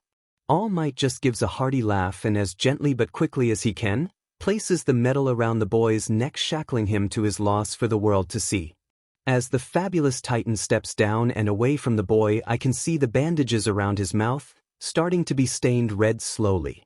Recovery Girl is going to need to redo his stitching and wiring around his jaw, maybe add more wiring. I think to myself as I watch him tremble as much as he is able to in his injured state, and no doubt drugged up state, bound to his chair burning in embarrassment. I shake my head, giving a sigh of exasperation as I watch All Might climb up my pedestal with a smile that gets wider with each of his steps. I compose myself as my idol climbed the steps decked out in his frills along with two blue frilly bows on his hair antennas. I just give the giant of a man a smile as he steps up to me. A slight bell chime rings out from the choker on his neck when he stops before me. Young Midoriya, congratulations on winning the sports festival. He jovially says, posturing around dramatically, you showed great restraint throughout all the events as well as demonstrated great skill in all the matches. As he is putting the medal around my head, he whispers so the mic can't pick him up. I can't believe Nizu really went through with your ridiculous idea, young Midoriya. This is so embarrassing, and one of the garters snapped when I landed. He said, giving a pained wince while giving a light subtle stretch from side to side as he leans over and gives me a hug, patting my back. You should talk to Midnight about that. I bet she would just love to give you pointers on how to wear your current ensemble in combat. I crack up and barely get out. I so wish I could see you go through your heroing like this. Just the utter bafflement of the villains and civilians alike would be priceless. I let out snickering as the Titan just gives an exasperated sigh, but having a more genuine smile. As I am about to continue, I notice a small golf cart the principal is riding in towards the podiums, an easy calm smile on his face. When he reaches us, he gets out and retrieves a small mic, then climbs up onto the first place podium that had a cement staircase follow him up. As he reaches All Might and myself, he taps his mic, getting everyone's attention. Hello everyone and congratulations to our winners once more on your placement in the sports festival. He says jovially, I bet that most all of you are wondering about All Might's altered appearance here at the end of the festival. The explanation to that is that young Midoriya here had beaten me at a second game of chess and I had allowed him to make a request for the sports festival. As you all can see, he has a rather unique sense of humor. Nizu presents grandly gesturing to the massive man. This is a one-time thing, or at least until young Midoriya or another student is able to beat me at chess and makes a similar request. As the principal is laughing, I see my mentor tremble in fear of the eldritch god of chaos. He is now bound too as his boss. However, he bounces back easy enough when the principal wraps up his announcement with, I will gladly field any questions any reporters would have at a later time about that, but I have another announcement to make. Starting next week, UA High will be changing to a dorm system and I will be sending pamphlets home to the parents of all our students this week so they can look them over. If any parents have any concerns about this change or the accommodations for their children, I will gladly schedule time during their children's intern weeks to go over any and all details with said parents. As he finishes that announcement, the group of reporters starts to get rowdy and pushes against the barrier they are behind, trying to get close enough to ask their questions. Anyway, I wish to congratulate all the students who had participated in this sports festival, even if you didn't make it up to these podiums, or even past the first event. I still am proud of all the students of this year for participating and giving it their all. At this he motions to All Might and he steps forward holding his wand up and giving a cheer that everyone in the crowd joins him in saying, plus ultra, as fanfare starts to play once more. I can't wait to see what happens next. I think fondly to myself, waving to the booth with my friends from the other side. Earlier that day in the box seat, I watch as the young hunter I met on the rooftop in Yarnum leaves through the other door and I turn to Jura. Be sure to remain on guard, I gently warn as I rest my hand on my blade of mercy. Getting a nod from my fellow hunter and him discreetly palming one of his explosives in his coat. We watch and wait until finally a person comes through the door slowly, with a small rodent upon his shoulder. He looks around at us all and seems to note both myself and Jura's ready state as he seems to settle into his own combat stance, his eyes flaring to red with his hair raising up slightly. All of us are just staring and waiting for someone to make the first move, until the small rodent claps its paws together and surprisingly starts talking. Am I a dog, a mouse, a bear? It doesn't matter because I am the principal. It cheers from the haggard man's shoulder. I understand you all might have some misgivings about trusting strangers, but I would ask that you do trust us not to harm any of you. He finishes off by bowing to us slightly and the man relaxes slightly, his hair falling down with his eyes going back to normal. Jura and I relax as well, but we keep an eye out for any sudden changes. You never could be too careful during any hunt. The small talking rodent clapped with a slight laugh as he launches from the man's shoulder to stand before us. Thank you, young Midoriya said some of you would like refreshments? He asks, looking around at all of us with a curious glowing square in one of his paws. Can I get a beer? Jura asks and I audibly groan, palming my face as the rodent laughs joyously. Oh, can we get some cakes? Ariana asks with an excited squeal, with her wife trying to shush her while hiding behind said wife in terror of the small rodent and his companion.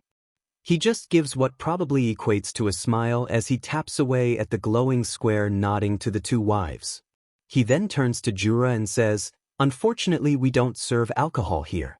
No matter how much some of my employees may want otherwise, the rat says, side-eyeing the haggard man who gives a beleaguered sigh. I can have a cart of sweets, snacks, and drinks delivered shortly. Is there anything else I can do? He asks, looking around the room, taking note of all the things that seem different from what he remembers. That sounds like plenty enough, thank you kindly, I say, tipping my head in thanks to the creature, and everyone settles in the room. After a while, and more chairs are brought along with a loaded cart of food and drinks, the likes of which none of us have ever seen. Some others will be joining us shortly that I have invited as special guests. You probably will recognize one of them as she is from the dream you all are from. I believe so, at least. The principal says kindly to the group of us after we had settled from getting snacks and some of the curiously popping drinks. After a short while the door opens and I can't help but flinch to ready my weapon for what might come. However, I relax when I see a slightly pudgy woman walking through the door shakily, shortly followed by an excitable blonde girl with a strange hairstyle, and finally followed by the doll free of the dream. Jura and I flinched slightly seeing her free, but we settle after nodding our heads to her in greeting, getting one back in return. After introductions were given, Ariana latched onto these newcomers and did her best to include her wife into socializing. While we waited for the events to start, the stadium started to fill up. Apparently, the doll is learning to be a healer with the blonde girl, and the pudgy woman is Izuku's mother. Eventually, fanfare plays and a man announces the start of the events as the children start marching out. I can't help but notice the announcers show preference for the hero classes. I watch as the young hunter takes the stage beside what appears to be the next best friend of Ariana, if her excited gasp and desperate gripping of the rail are anything to go by. Jura and the principal break out laughing when Izuku starts trashing those that made the competition continue on at the risk of the students. I snicker behind a hand while the others are just stunned for a few moments, then discuss the points he made. Until I hear the door open again and another gasp, but from one of the new people Izuku brought into the dream. All of a sudden she rises into the air and tackles the poor sickly living skeleton to the ground, smothering the poor soul with her affectionate mothering. When Izuku taunts the rest of the students at the end of his speech, I chuckle aloud next to my fellow hunters' uproarious laughter. When I see the course that they all are going to run, I can't help but feel sorry for those running against the one who ended the eternal hunt. I listened to the principal talking with the other withered man that was brought into the dream, curious about the time he had lived but still keeping a vigilant watch upon the young hunter. Might need to warn the youngster to be wary of the rodent. When the race starts, predictably the young hunter just bypasses the mob that plugs the entrance to the race. I definitely thought his use of making that Goliath tin can plug up the next area of the race was plenty impressive. Teach, what a show-off, Jura says, jealousy dripping from his voice. What's wrong? The fact that you wouldn't be able to do that with your method of shooting it or blowing it up. I tease my fellow hunter, to which I earn a shove out of my seat, as he crosses his arms to turn away and pout. I chuckle as I get back into my seat, watching as the green-haired hunter decimates most of the pathways of the second area. Oh dear, the diminutive rodent laments aloud as he sips at his tea. Man, look at the little guy go. Jura cheers, spilling some of his food and drink. True enough, but he was always a quick learner. Even if no one really taught him, I say, offhandedly popping some of the buttery fluffy snacks into my mouth from the bucket I was given. I see out of the corner of my eye the rodent perk up at that tidbit of info, but seems to hold himself back to ask the young hunter later. When Izuku got to the next section of the track, he used the messengers to create a path over whatever the obstacle is. When he crosses over into the stadium again to the cheering of the crowd, only slightly winded from the easy run. I watch as he approaches the woman who seems to be a secondary announcer on the field, after talking with her for a few moments. She then taps her ear and the rodent perks up, tapping his own ear, having a muted discussion about a restriction for the young hunter. Makes sense to give the others a chance, but they should realize how impossible an opponent he would be against any of them. Such is the way all of us hunters are made. Yeah, that's my champion. I cheer enthusiastically, sloshing some of the wine that was brought up for me, as a nearby silver lady wrinkles her nose looking at the mirror across from me. Oh, don't you start, Elizabeth, he's more than proved himself to be worthy of being my last knight. I say haughtily, giving a sniff as I take a sip as I hear her sigh, crossing the room to refill my glass. After it is refilled, she goes back to her spot trying to be graceful once again, but after a while she subtly glares at the mirror once more. I sigh and once more look into the looking glass, watching all the new things, the sounds of the crowd. It's all so new and fun. Random bar. Be sure to take plenty of notes, young Tamura, these may be your future enemies. Or if you are clever enough, you may be able to pull some to be your future allies. However, be sure to not overwork yourself as you recover, my young pupil. A voice from a beat-up TV on a dingy shelf says to the angry young man sitting on a stool. The young man grits his teeth, crumbling the pain pills in his hand as he slams the powder back with a swig of water, breaking the glass as he slams it upon the bar top, earning a sigh of frustration from the smoky barkeep that is polishing another glass. Yes, sir, the blue-haired young man hissed out. glaring at the TV showing the festival, recording it to review for later planning. Wincing as another twinge of growth happens from his missing arm growing once more, from the borrowed quirk his emperor lent him. Box seat of the arena. I laugh as I try another of the snacks that the small mouse brought us. Interesting as the mouse might be, I am more concerned with trying as many snacks as I can while I am on this side. Eileen is just snacking on some puffy things called popcorn, according to our host, but I prefer the more meaty snacks myself. Watching the young pipsqueak who had stumbled his way through Old Yarnum all that time ago, it's nice to see how far he has come. It seems, however, that after the race, he is having a hard time making a team after being tagged with such a high point count. I see him approach a few students, but it seems to go poorly as he storms away from them shortly. However, interestingly enough, a pink-haired girl glides over to him and I can't help but wonder if it's one of those quirks we were told about. The little guy seems amused as he talks with the enthusiastic girl as she seems passionate about what's in her case. They seem to come to an agreement and I watch as the girl works at a frantic pace going through her case, while the young hunter equips himself for the trial ahead. When I see her get on his shoulders, I can't help but sputter out my drink, stand, and give a wolf whistle while clapping at the lad. I can hear the snickering of Ariana and the exasperated sigh of Eileen, but come on. Not every day a woman would willingly mount a man. Guess I am going to have to start calling him little man from now on. When the event starts and everyone rushes the little man, I watch as he is slightly smothered by the girl's enthusiasm. I wolf whistle again and am promptly yanked back into my chair by a slightly glaring huntress, to which I respond by giving a cheeky grin. Guess I can't keep calling him pipsqueak anymore, I drawl out, and she just hides her chuckling behind a hand. We keep watching as the young hunter goes about avoiding everyone's attempts upon his group's headband, with the assistance of his partner upon his shoulders. Eventually a giant amount of ice spawns up, caging the pair with only one other group, and I see the larger group readying themselves. All of a sudden they blur forward and I let out an impressed whistle, which is promptly agreed with by Eileen giving an agreeing grunt. However, it seems to not be an issue as Izuku jumps back and over the charging group, smiling all the way. When he lands, the other team is going around for another pass, when all of a sudden the ice behind Izuku blasts apart, and another person launches his way towards the trapped pair.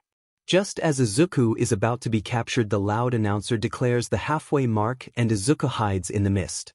I let out a relieved breath, which seems to be mimicked by everyone else in the booth area. Man, does he cut things close, I say, relieved at the little hunter's success, popping the curiously tasty ball in my mouth, savoring the rich flavor that is packed into such tiny spaces, and washing it down with a fizzy drink. Agreed, Eileen says from beside me, munching on her snack as we watch the rest of the teams duke it out.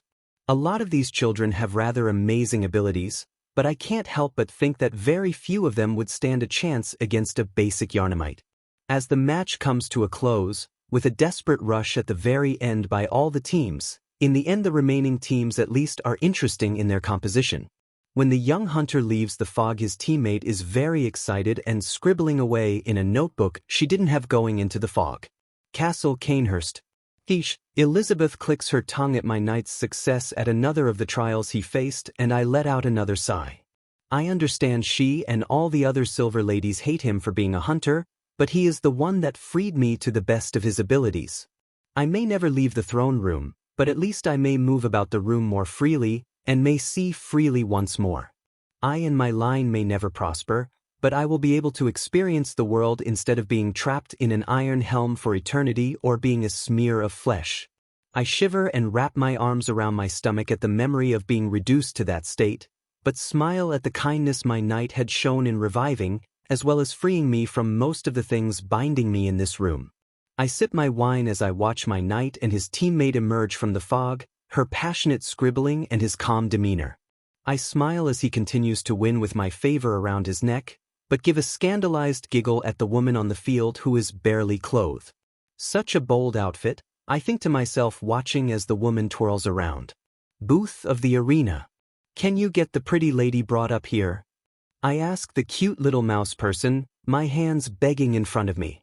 Desperate to make a friend with someone who has the same taste as me, I am vibrating in barely restrained excitement. The cute mouse laughs but taps one of his ears. Midnight, can you come up to the booth while we are on break? It seems you have a new fan that really wants to meet you, he says in a jovial, squeaky voice.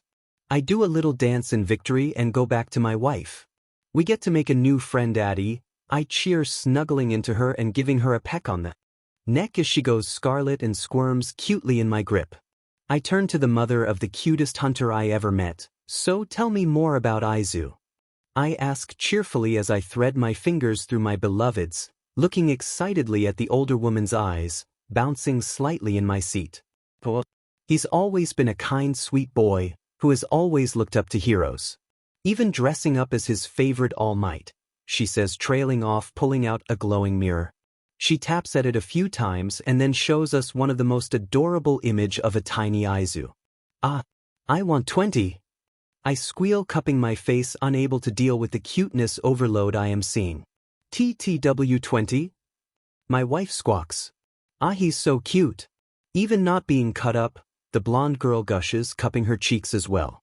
Indeed, he was adorable as I child, the porcelain woman says as she holds one hand up to her cheek, giving a longing sigh. Why yes, Izuku has always been an adorable child, the green-haired woman says with bashful pride. We keep cooing over the various pictures the mother has of her child, the blonde one getting a bunch sent to her own glowing mirror. Shortly after, the door slams open and the fun woman flounces into the room. Here I am, she cheerfully says, posing dramatically, swaying her hips side to side. I hear my wife audibly swallow and stare unblinking at her. I smile, snaking an arm around her waist, giving her a side hug.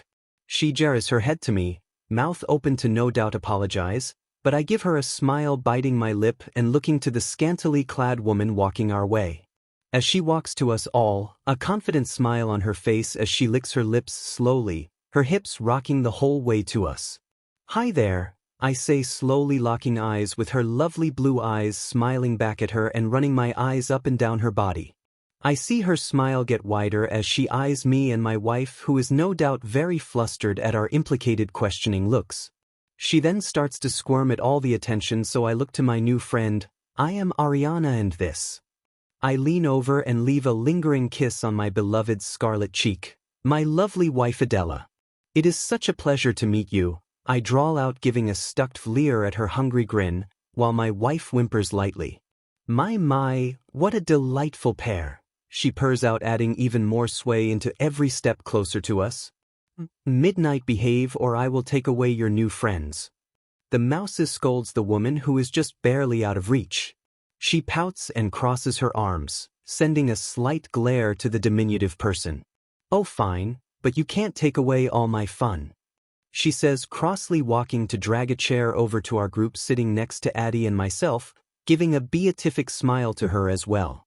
Good to see you again, doll, she says cordially, giving her a slight nod to the porcelain woman. So what were you all talking about? She asks, her gaze gliding over us all. Oh, just drooling over baby pics of Zuzu, the blonde says offhandedly, swiping back and forth on her glowing mirror. Oh, she drawls in a questioning manner, leaning over Addie. I laugh and pull Addie's arm between my arms, nuzzling into her neck lovingly, giving a slight sigh into her beet red ear. All of a sudden we hear the door open once more, and when we turn to look who it is, we all see Izuku. A look of shock that turns to surprise when we all look at him. He then promptly turns and runs away. Midnight, myself, and the blonde all giggling, while his mother had her hand up, no doubt about to greet him. After a few more minutes, Midnight had to return to the field, so I threaded my fingers through hers as her blush is still present. We'll talk about it later, love, I whisper in her ear as she gives a shaky nod. When the loud announcer starts up the next match, I pop over to the snack cart they brought us, getting some chocolates to share with my wife. When I get back, it seems all the attention is on the girls of Aiza's class and their unique outfits. I turn to the small smart mouse. Why did they change their clothes?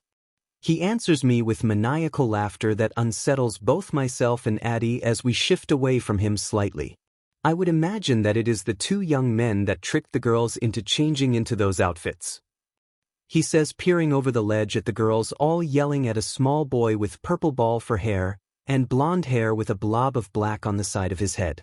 I watch as Aizu walks up to a very blessed girl who is pouting collapsed on the ground. He seems to comfort the girl as he brings her to her feet, offering words of comfort or encouragement to the group. Another girl with pink skin walks up to Aizu and bumps her hip against his. After watching him stumble away with a slight blush, I can't help but giggle at how cute he is when he gets flustered. We watch as all the students gather and the loud announcer talks about side games for those that had not won the previous events.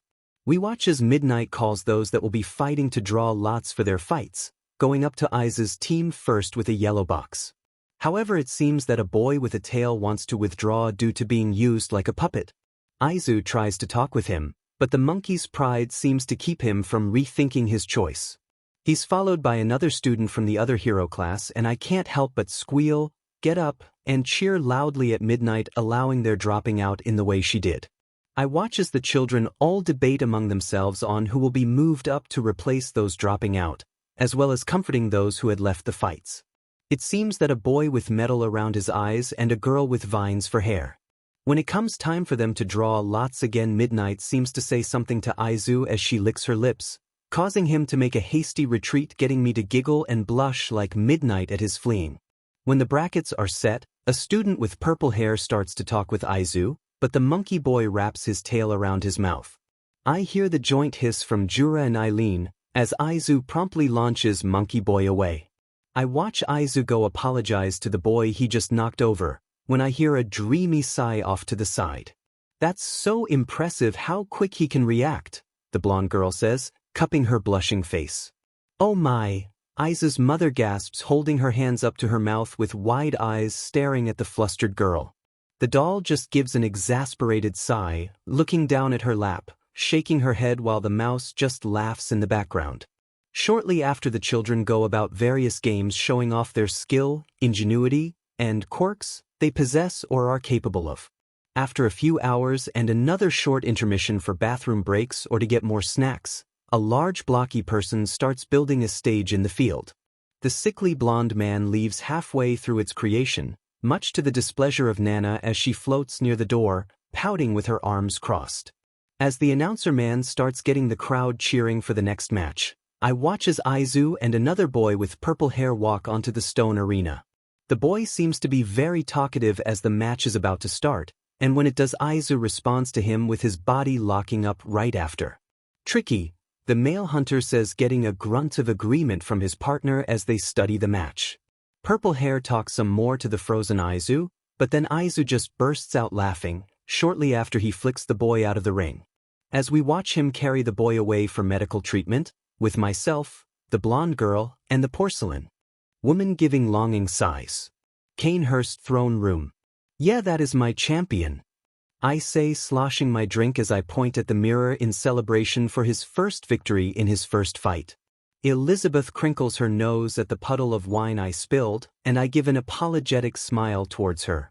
She just sighs and rings for a servant to come clean the mess as I have some blood pudding watching the next match in boredom. That is until an iceberg spawns in the arena, covering part of the grounds and trapping the one with weird arms. Even Elizabeth is shocked seeing such a display of power. We just watch on as the servant comes in, cleans the floor and swaps out the empty bottles of wine with full ones. Be safe, my champion. Arena booth seats. Sitting there, new people around, and staring at the iceberg that was instantly BRD from nothing had me understandably panicking. Times like now make me regret ever leaving the basement of the prison in Hypogean jail. My body shaking, my arms tingling, feeling faint as my body goes cold. My wife no longer in her teasing, flirty mood, just sitting by my side, holding my hand, and speaking so kindly to help me. My breathing coming and going in short bursts as my vision darkens, my wife gently wrapping her arms around me, humming softly. I am unsure how long we are like that, but I eventually come out of it, evening my breathing out, burying my face into my wife's neck to have her lovely scent calm me further, and affirming to myself in the last few panicked moments that I am safe. When I get full clarity, taking stock of the people around me, I flush in shame and am about to apologize for my outburst. When another hand opposite of the side my wife is on wraps gently around my wrist, giving it a gentle squeeze. When I look I see it is the mother of Izuku, looking into my eyes with such kindness and understanding. I couldn't help but tear up as she says, "I get like that sometimes, especially whenever my poor baby is hurt. I like to think it gets better with time, but sometimes there are really bad episodes." She says, rubbing my forearm in a soothing back and forth movement, looking down at her lap with a sigh. Thank you," I stutter out, giving a wobbly smile but earning one from her as well, while those that had come forward to help relaxed back into their seats. I look back to the field and they are just finishing breaking the last of the ice to be taken away somewhere. When the loud announcer man speaks to everyone again, the crowd gets worked up into a slight frenzy of impatience. Until the girl that was announced paused the match to address the man for how he introduced her, slightly scolding him. She then goes on to proclaim that she wanted to deliver salvation to others, and I can't help but stiffen while muttering softly, "Oh no." My wife just hums in agreement with me, but Izuku's mother turns to us in confusion. "Did she say something wrong?" She asks the two of us, her head tilting slightly.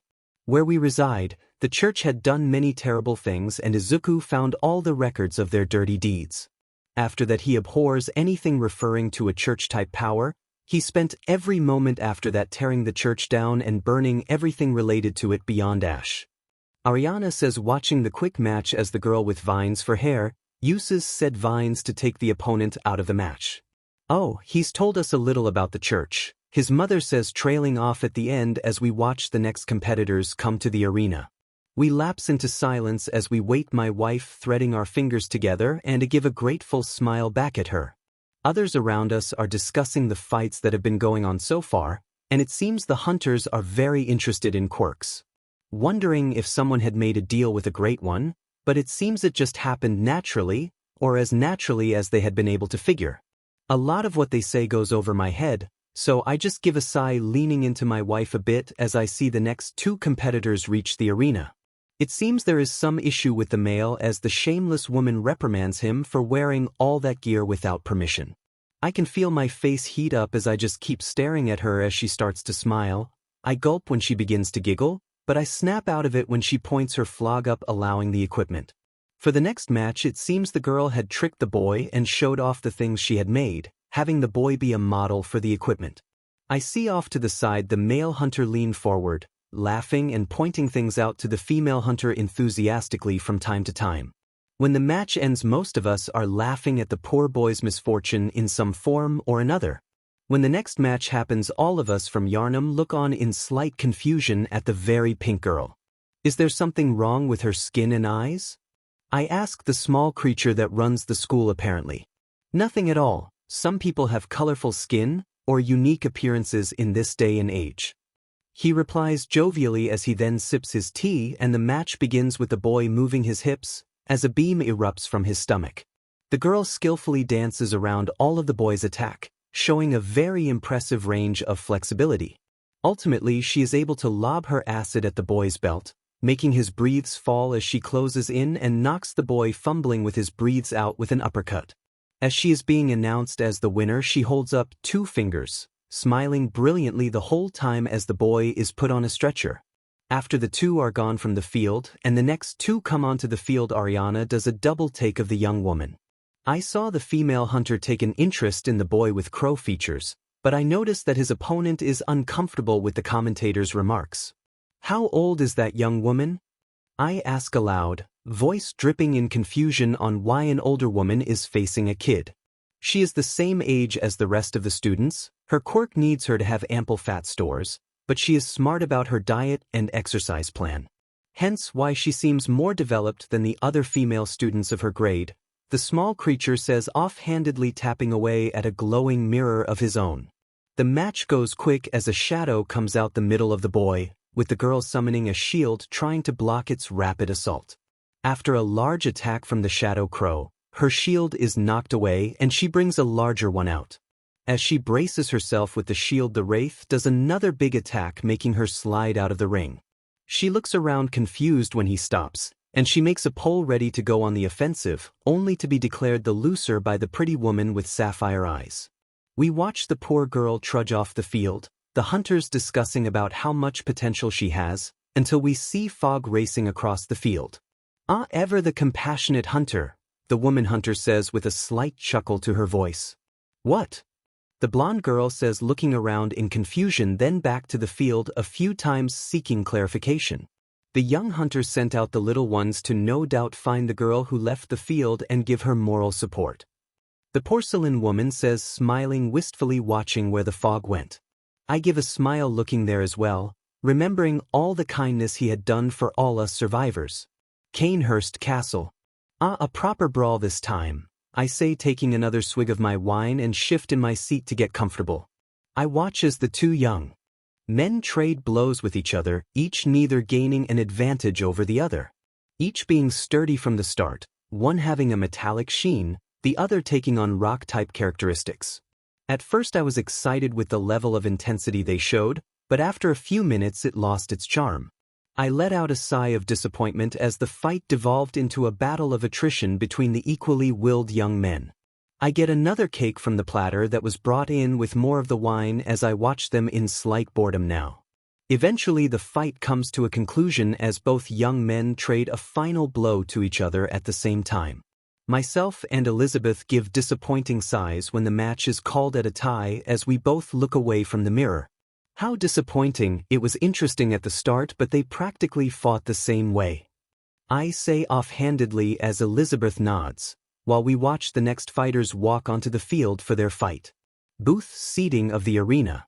I watch in boredom as a not cute blonde boy walks out onto the arena scowling at anything he could, but then my breath is stolen away as the cutest brunette walks out onto field and I can't help but squeal, mashing my cheeks at how cute she is. When the battle begins, things only get better, as even though she is launched away, she doesn't stop fighting. Always adapting, never surrendering, becoming more and more determined. Eventually it all culminates in her using the blown-away ring to rain down on her opponent, getting me to jump out of my seat and stare from the railing. Unfortunately, it seems her opponent was able to counter it and blast away the improvised meteor storm. She tries to keep fighting, but it seems it is too much for her as she falls to the ground, struggling to continue the fight.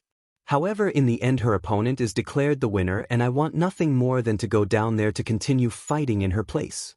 However, now Miss Toga, the small mousie who gave me my second chance at life at the behest of Izuku, admonished me from interfering. Everyone needs to know their limits to grow beyond them. You going down to fight now will only complicate that growth. For either of them, he says, watching critically as Izuku is on the field carrying the pretty one away while telling the JRK who didn't get hurt off. I flump down into my seat, crossing my arms and pouting as I watch the meatheads from before now arm wrestle to see who will move on. Eventually the red one wins and I can't help but be bored at the antics of the two, shaking hands after the match like that. However, I perk up when I see the blonde skeleton look at his phone and start to chuckle as he turns to Izuku's cute mommy slightly while whispering to the one that floats around him. As curious as I am to their shared amusement, my attention is brought back to the field when I hear that Izuku is gonna be fighting again. I watch as they walk onto the field and stand apart from each other, saying something to each other. Finally, it begins and Izuku isn't at all hindered from the massive amounts of ice the other boy launches at him. Casually batting it away the ice left and right as he taunts the boy, as he fruitlessly tries to freeze Izuku any way he can.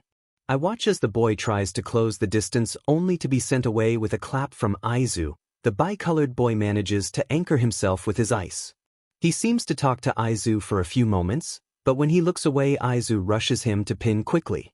Izuku takes a knife out and holds it up to him. I couldn't help the excited gasp or the vibrating in my seat in anticipation. When Izuku buries the knife next to the other boy's head, getting ready to knock him out, the other boy brought out the other half of his quirk. As Izuku flips away rather impressively, earning impressed clapping from those in the booth, as he lands he has a crazy smile that makes butterflies go rampant in my tummy. I watch as they both get ready to go all out, all of us at the edges of our seats as the two refs on the field try to stop the unstoppable. The cataclysmic explosion gets a cheer out of me as we are thrown back into our seats from the force of the shockwave. When the smoke clears we see Izuku still in the wrecked arena, while the one he faced is glued to one of the walls with ice. I watch as Izuku, singed and still smoking, walks over to the stuck boy and frees him from the wall, carrying him off like a princess. I'm giggling like mad as the others around me talk about the match, some worried for the students' safety, others impressed at the power shown. I can't help but fidget in my seat, watching Izuku facing such great, unbeatable odds like it was nothing. However, I am brought back from my fantasies by my coworker the doll pinching my side with a slight glare that I match. I give a harumph, blowing a raspberry her way in retaliation to the pinch, while Izuku's mom laughs nervously looking between us. After a while, they repair the ring and the next match begins. The girl looks cute but she seems far too serious. Her opponent is much the same, but he seems to catch her off guard as she sends her hair everywhere, only managing to capture her opponent with a fluke. The next match has a fun-looking girl versus the duo birds, and we watch as she tries lobbing acid at the shadow or where it originates from. However, she eventually is hit by the shadow bird and her slick quirk resulted in her sliding out of the ring. I give a sigh of disappointment at another pretty girl not making it further, but such is the game, I guess. The last match before the semifinals was another battle of attrition that resulted in Nasty Blasty winning. The fights are progressing rather nicely now, a lot more action and intensity the more they progress. I swirl the wine I am drinking in the Canehurst chalice as I watch the next match of my night. When the vine-haired woman starts to pray, I cringe slightly. As I see him snarl, I give a sigh of exasperation. I watch as the match ends in moments when my knight uses the flames prayer to burn the wall of vines the young woman sent his way. I look on as he points it at the poor girl's face. I hope he apologizes later to the poor dear. I think to myself, downing the rest of my wine as Elizabeth sneers at the mirror. I watch as the second to last fight happens, the one who can make explosions versus the one with crow features and the shadow wraith he can control. It seems to be rather even for the most part, each fighter not gaining or losing ground. That is until the blonde one jumps over the crow and launches a bright light against the pair. It would seem that the crow and his wraith power are weak to bright light. Guess it was a bad matchup in the end. I watch in anticipation, my foot bouncing in excitement as the desk shakes from the force of it bouncing off the floor. As I watch the two walk onto the field, one trembling in barely restrained rage, the other with a passive face. When Present Mike is about to start the match, the green-haired one held up his hand and had a short talk with Midnight. She then has a talk with Nizu, no doubt, until she announces the rule change, and I can't help but think, this guy is the perfect type of crazy. Show me how far you are willing to go for victory. I lean closer to the screen on my desk as if that could bring me even closer to the match. I watch as the blonde one launches himself across the arena instantly, crossing the distance practically instantly, screaming all the way to green. Only for green to pull something from nowhere, delivering the most brutal uppercut I have ever seen. As the screaming blonde is sent out of the ring, I watch his opponent take something out of fog again, coating his weird slab of metal on his left hand in some weird fire. I watch as he pulls them apart into hunks of metal knuckles that are still ablaze, then rushes his opponent. Blonde's stuff recovers, gets ready to attack, but green vanishes into mist, instantly attacking the other boy, launching him in the air. My hair stands on end watching the intense battle. Every blow, every attack weathered and overcome, even withstanding that ultimate blast. Watching him only protect his breathes to keep his decency, pulling on some gloves as well as some other weird trinkets. Midoriya steps up against the other boy, tapping one of the trinkets on his chest, seemingly locking him in place with electricity.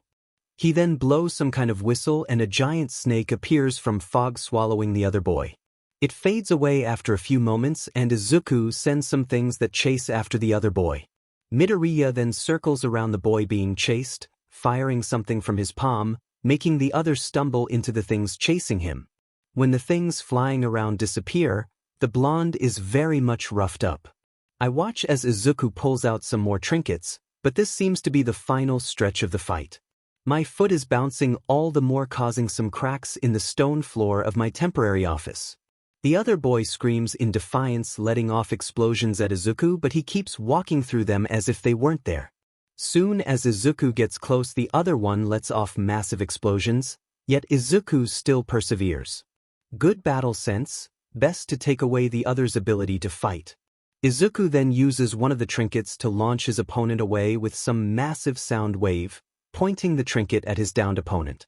Defiantly, his opponent tries to attack by biting, only for Izuku to drive him into the ground with the claw thing again. Stubbornly, his opponent is still struggling, kicking weakly only for another sound to crater the ground with his opponent. He then points his other trinket at the downed boy with it starting to glow eerily, but then I see something interesting. Izuku is crying over his opponent, such heartfelt compassion, yet he has no problem going the distance in a fight. He then lowers his hand, getting out of the hole he carved with his trinket, saying something to Midnight after getting out of the hole. His opponent doesn't seem to know when to quit as he gets out of the hole he was driven into, making it a few steps until he blacks out. However, my eyes are locked onto Izuku and I am amped up. So I close the video feed and scramble around my office, until I eventually find the form I always tossed in the trash. Uncrumpling it, I fill out the info for me to be able to have him be able to intern with me, the first and probably only intern I will ever take on. I smile as I pack it up to be sent in, taking a bite of a celebratory carrot as I brush some of my snow-white hair over my shoulder. After being congratulated by my classmates, I reach through the dream and snag Mei before she rushes out of sight of the field. She struggles in my grip, but I assuage her complaining with reassurances of meeting another MSR inventor. She then is excitedly jabbering, asking a multitude of questions as she follows me as I make my way to the booth seat. I chuckle at her enthusiasm and beseech her patience as we climb the stairs to the floor where they are all at. When I get to the door, I halt her from breaking the door down. Soon as we enter, I notice the slight chaos that is within the room. Nana is being tearful at having to part so soon from her doting on Yagi. The hunter duo are talking among themselves, pointing at things in the arena. Nizu is talking with Yoichi. Midnight once more joined the group of gals, no doubt gossiping by their giggling. So I drag Mei over to my fellow hunters. "Hey Jura, I found you a potential powder keg apprentice," I say, presenting Mei before the two as she launches forward rapid-firing question after question to the poor man. I look on as the poor man is overwhelmed by the inquisitively passionate crafter. I just stand back, smiling on in amusement. "Thank you, doll," I say, appreciatively giving her a smile, while Mother walks up to us all, wringing her hands while looking to us all in uncertain concern. When I get back up, I see Jura leafing through some of the blueprints Mei was showing him, pointing some things out to ask questions or give suggestions. I let the group talk things out, with Eileen looking on in amusement at the passionate tinkerers. As I turn back to the group of ladies, I see Himiko pouting up at an indifferent doll while Mother tries to keep the peace, fretting between the two. "That hurt you hollow, porcelain meanie," Himiko says, stomping a foot in anger, while puffing up her cheeks and bringing up her hands in a cute manner. As the two bicker, I walk over and give Mother a hug, while in the background I see the poor ex-nun. Stuck between the two women, one her amorous wife, the other the definition of a tease. So it makes sense she looks to be a hot mess, not knowing where or who to look at as her wife and new friend talk with wandering hands or undulating bodies. I receive congratulations from everyone there, along with a high five from Midnight and Nana for making Yagi go magical girl. After much discussion with everyone, some making plans to try for later meetups, I have everyone leave the room or return to the dream. After moving some of the chairs, I stand under the crown of illusions once more. I hold out my hands under the crown, collapsing the path to the dream, feeling a slight vacuum and the room shaking a few moments.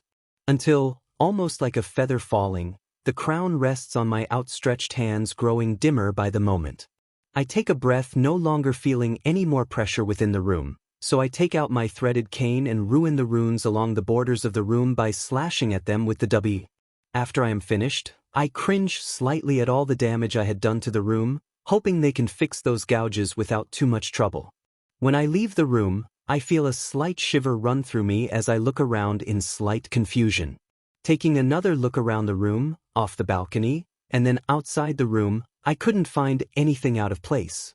Mother and the doll look at me in slight confusion, so I just shake my head, brushing it off as nothing. I bid a brief farewell to Mother and the doll due to a meeting Eraserhead wanted to have before we left for the extended weekend. So I pass through the dream, changing into my school uniform, and make it to my seat just as Eraserhead was opening the door. However, I noticed that Tenya was missing. I would wait for Eraserhead to finish his announcements. Nice work. You have the next 2 days of school off to recuperate. I'm sure the pros who watch the festival will want to recruit some of you. We'll look over the draft forms and update you when you return. Be sure to take some of these packets with you on your way out today for your parents to look over in regards to the new dorm system we will be implementing after internships. Get some rest, you still have a lot of training ahead of you all, he says in his perpetually tired tone, walking out of the classroom leaving 19 packets on his desk. I notice everyone seems to be in a somber mood, so I turn to Zero as everyone is getting up with their bags. Hey, what happened? Why is everyone? Then all the horrible answers float through my head. Ingenium has been hurt by the hero killer stain. I see Zero about to answer me, but I hold up a hand to him. Thank you, but I just got the info. How horrible for Tenya. I'll have to try getting a hold of him over the break.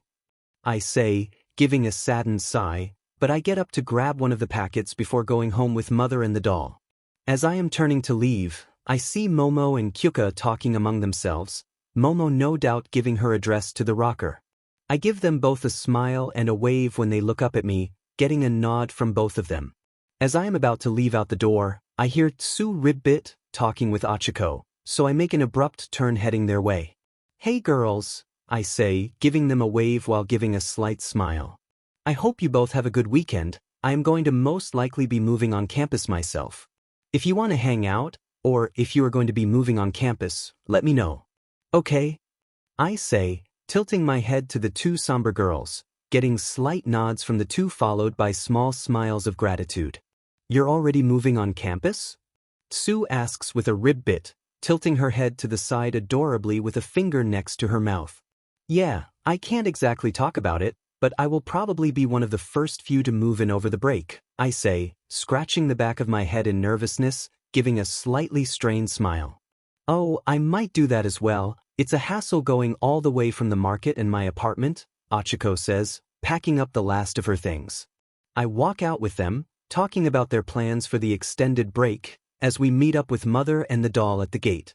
As we all bid farewell, the doll and Mother are discussing the feast they are going to make in celebration of my victory. I just bask in their company and offer tidbits of either opinion or comment on their experience in watching. When we get home, I tell the two I will return shortly as I have some things to take care of in the dream.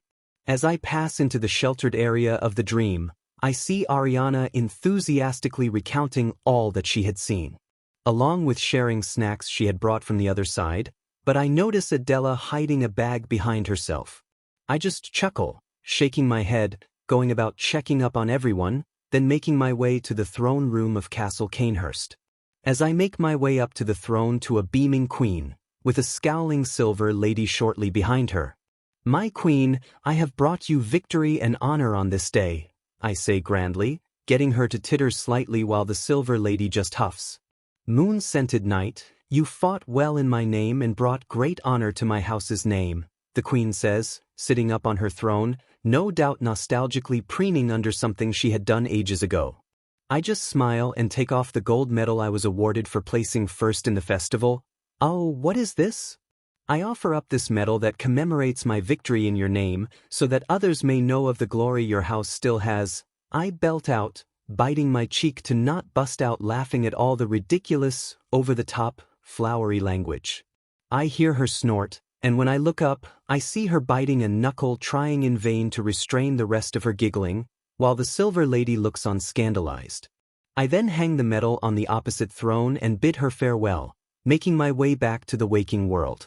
When I get back, the doll and Mother are almost done cooking the last of the food, so I set the table as they bring the food.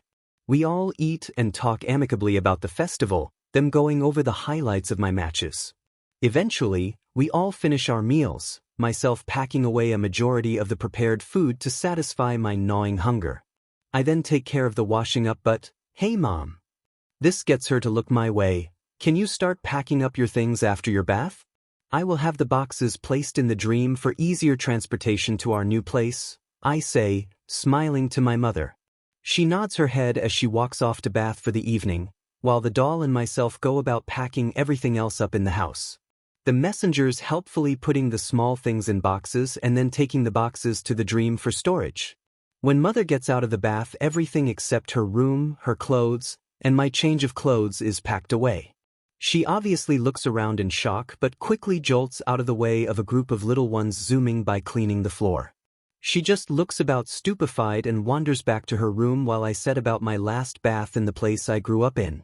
After getting nostalgic and shedding some tears over the fact that it is my fault that we have to leave our home, I straighten myself up and head out to wish mother a good night, while the doll returns to the dream for her own room.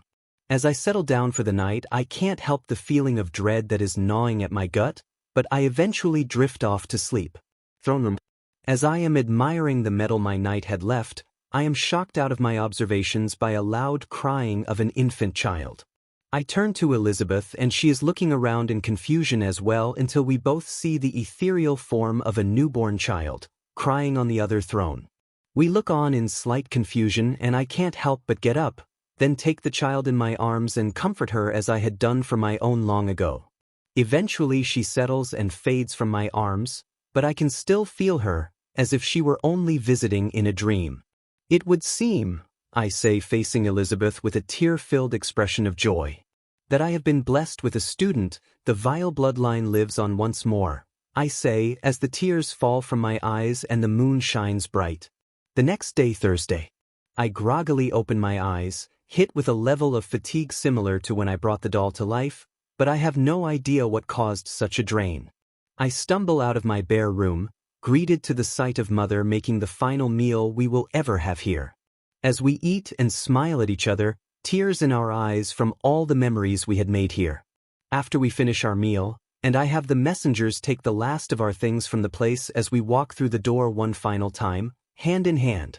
When we get to the school, we skirt around the crowds heading to the arena and making our way to the newly created buildings along the edge of campus. We are met with Eraserhead and the principal awaiting us at the start of the new buildings. Good morning, Mr. and Mrs. Midoriya. Will you be needing any assistance in moving from your current place of residence? He inquires politely, holding up his phone to no doubt request ectoplasm to send some clones. Thank you, but no, I say, nodding my head in his direction. I had already taken care of it all, just need to know where to unpack now, I say as he nods, leading us to one of the identical buildings, while Eraserhead plods along following us. Mother is looking around, taking in all the new sights, every so often needing to be brought along as she just stops to stare at something. I loop an arm with hers as we keep making our way down the way, shortly followed by the doll emerging from the mist. Eventually we all come to a stop at the end of the lane, standing before one of the identical tall buildings. Welcome to Heights Alliance Dorm for Class 1A. This is where the students will hopefully reside if all their parents agree to it. The Mad Stoat says, tapping away at his screen, making the doors open dramatically for us, which gets a laugh from me, while mother and the doll give sounds of awe. From the second floor to the fifth has the rooms where the students will reside. Males will be in the left wing, while females will be in the right wing.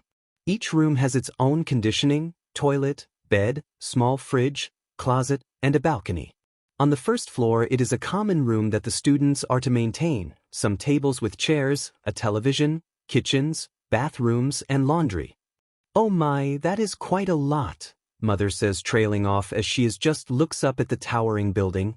Now Mrs. Midoriya, your job will be to help the children learn how to transition into adult life. Teach them how to set up a budget, how to shop and maintain a living space, simple things like that. The other hero courses will have UA staff to do this, but I seem to be short-staffed, so I have to hire you, it seems. The principal says in a teasing manner, looking coyly at us, while I just roll my eyes and mother giggles nervously. You will be given a place at the teacher's dorms, Mrs. Midoriya. It's basically the same as your old apartment with the exception of only being one bedroom. Oh, I thought I would be here from what you had said before, mother says, trailing off as she looks to the side.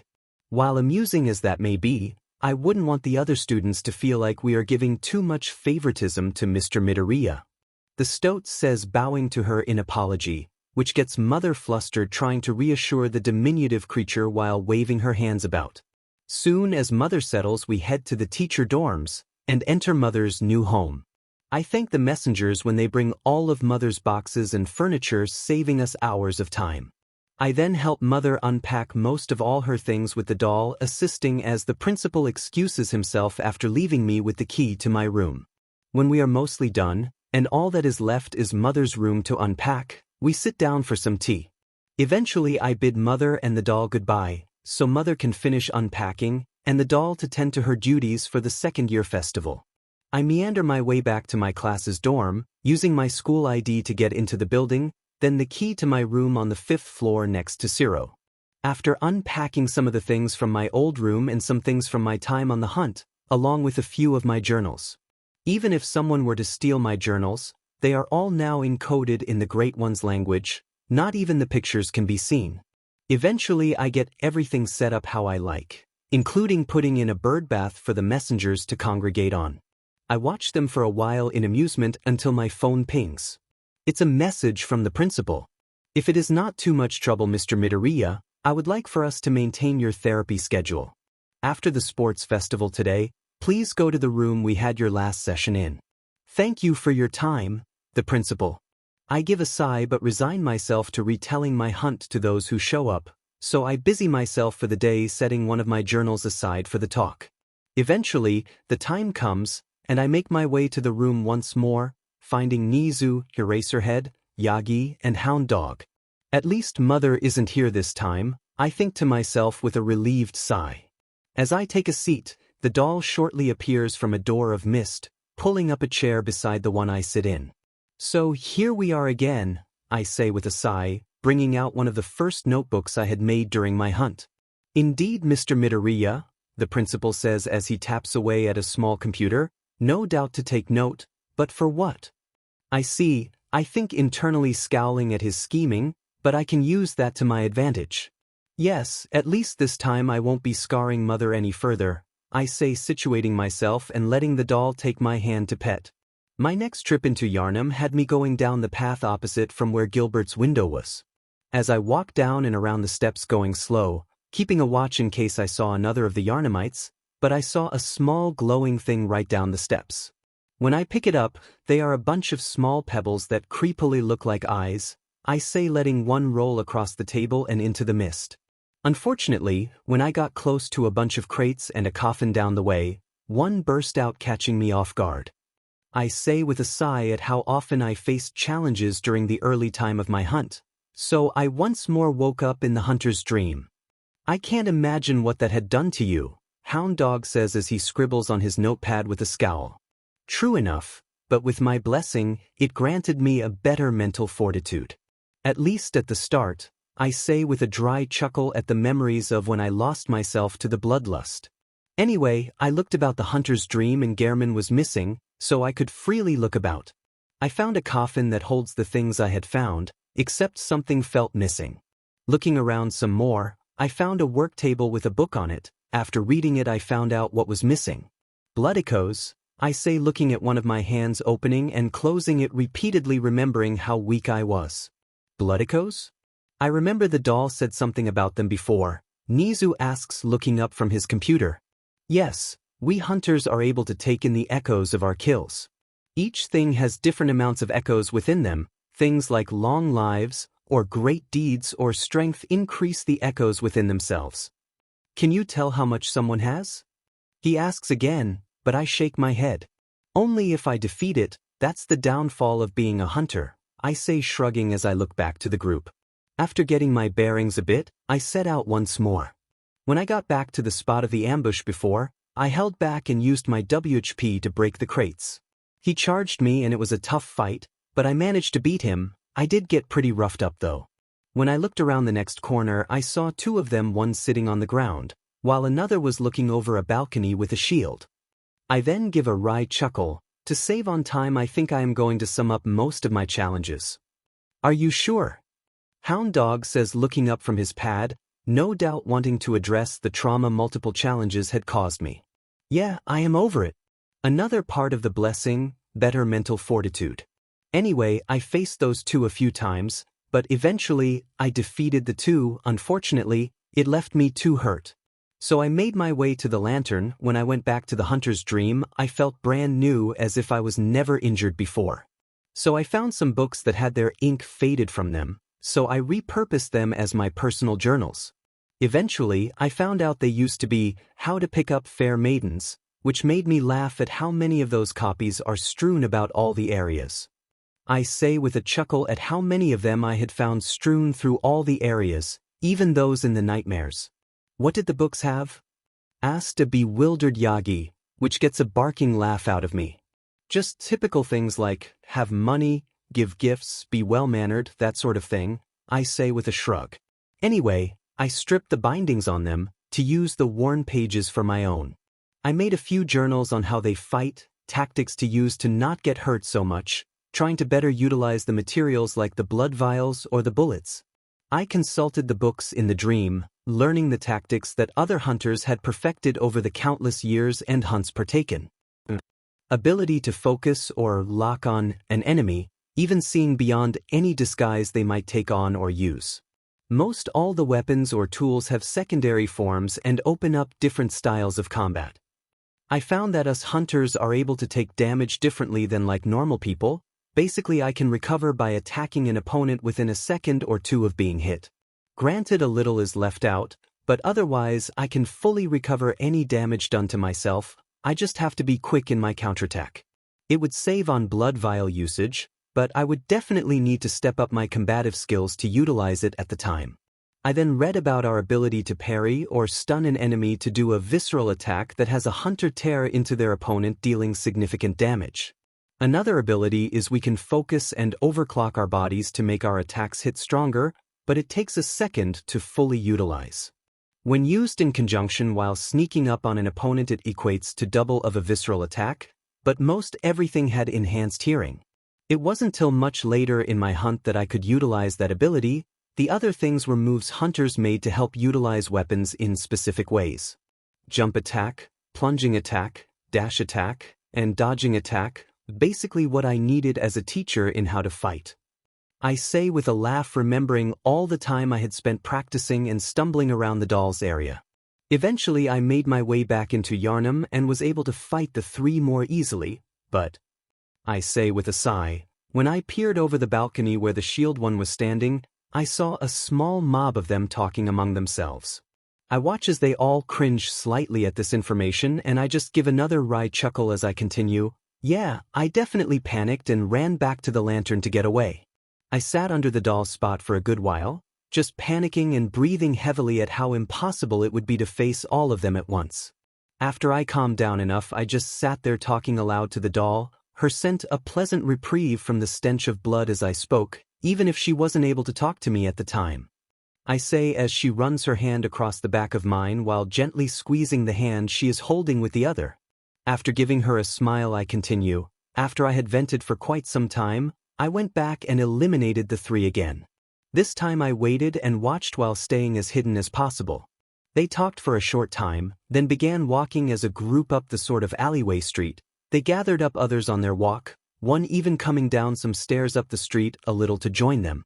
I made my way down the stairs going the other way, then they went. I found another lever, so after looking around to see if I was in the clear, I pulled the lever. It still took me the same amount of time as the last lever, but once I had pulled it, the gate there opened up, revealing the previous Yharnamite and the ladder from before. Understandably, I was a little stunned, but I managed to avoid another axe in my neck. Unfortunately, me fighting the three of them took so long the mob came back. I died around 100 times trying to get the timing of facing all of them so I could progress, but I eventually won. Only cost me triple that in trips from retreating for over-pulling from one of the groups while dealing with another. After getting those people taken care of, I heard a noise behind some boxes next to the now open gate. When I cleared the boxes, I found a small alleyway with a small closed-off area. Was too late in noticing the axe bisecting me as I saw someone of death arms size and build wrecking me instantly. That was my first run-in with the executioners. Basically a kill cult of the church after a scholar took some forbidden blood the church didn't want out of their control. I say, scowling at nothing, only for Nizu to pipe up. Oh, what happened to the scholar? He questions, looking up from his computer he had been furiously typing at. They were the beginnings of the House of Canehurst, a group that has been hunted down to only one remaining. I am the last appointed knight of Canehurst, as there will not be any more people coming or going into the dream to be utilized in that way. The reason the mirror was in the box seats during our sports festival was so she could witness me competing in her name. Anyway, most all the executioners are the size of Death Arms or up to All Might's size. They all have great axes that truly are terrifying things to go up against.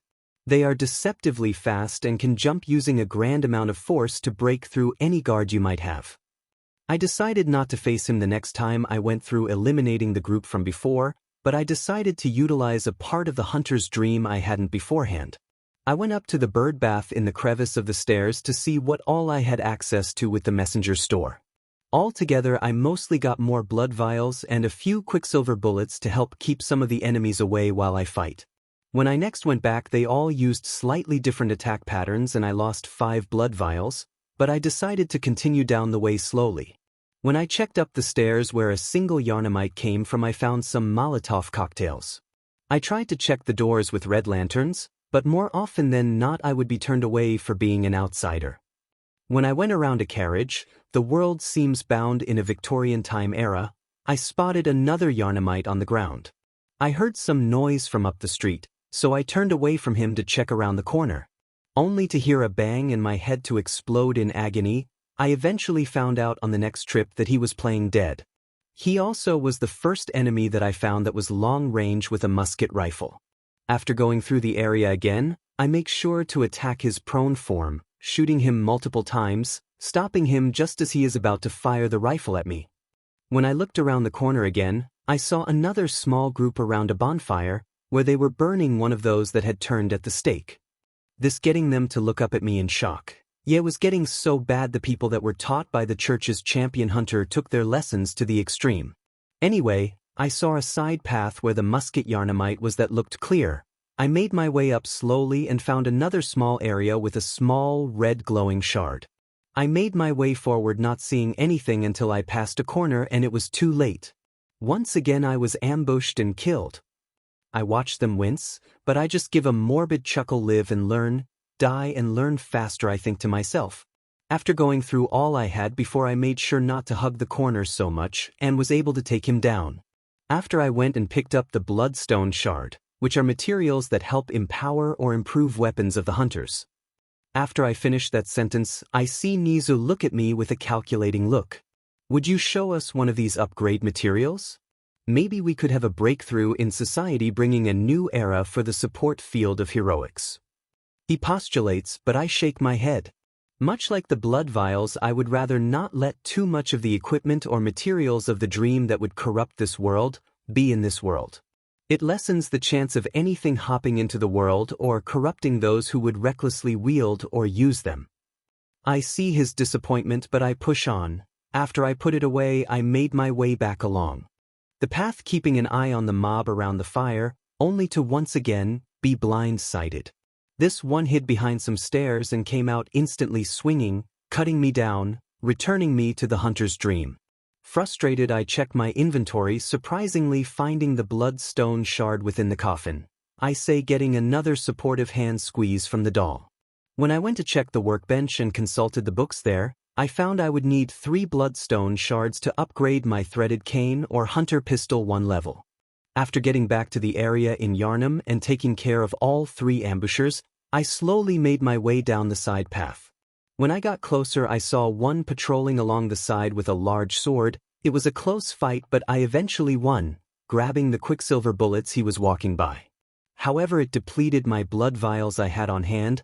I also noted the way through was barred with something just out of reach on the other side of the bars. After restocking and repairing my weapons, I went through it all again. Thankfully, I had half left to try facing off against the mob around the bonfire, with the large chained-up gates periodically being pounded with the sounds of something big groaning in complaint. I first took note of all the enemies present in the area I was about to tread into: 2 gunmen, a shield, and a few of the generic ones.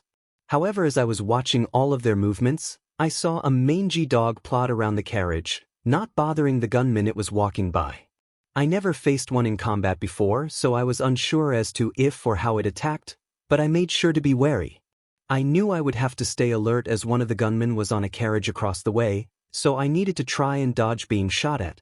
It took a few dozen attempts, most attributed to the rabid dog and its quick attacks that kept me unable to keep focus on the fight. I paused to take a breath to let the info stew in them, as the doll hugs my arm, which I respond with a smile of gratitude her way. Eventually I triumphed, but I was sent into a stack of crates on the path across from where I would jump down into the fight. I found cold blood dew, basically a large amount of blood echoes that clumps together. You crush it and the blood echoes are yours to do with as you please, or you can gather a bunch of the dew in case you can't recover the blood echoes you lost from dying. After picking it up and retrieving the blood vials right in front of the door being pounded on, I made my way through the other tunnel, getting closer to the sounds coming from the other side of the gates being pounded on. I peeked around the corner at the thing making all the noise, and I can only describe it as being a troll or ogre. How big would you estimate it to be? Droned my teacher Eraserhead. I would say it is probably around twice All Might's size if I had to hazard a guess. They are very fast for their size and often wield large bricks as weapons.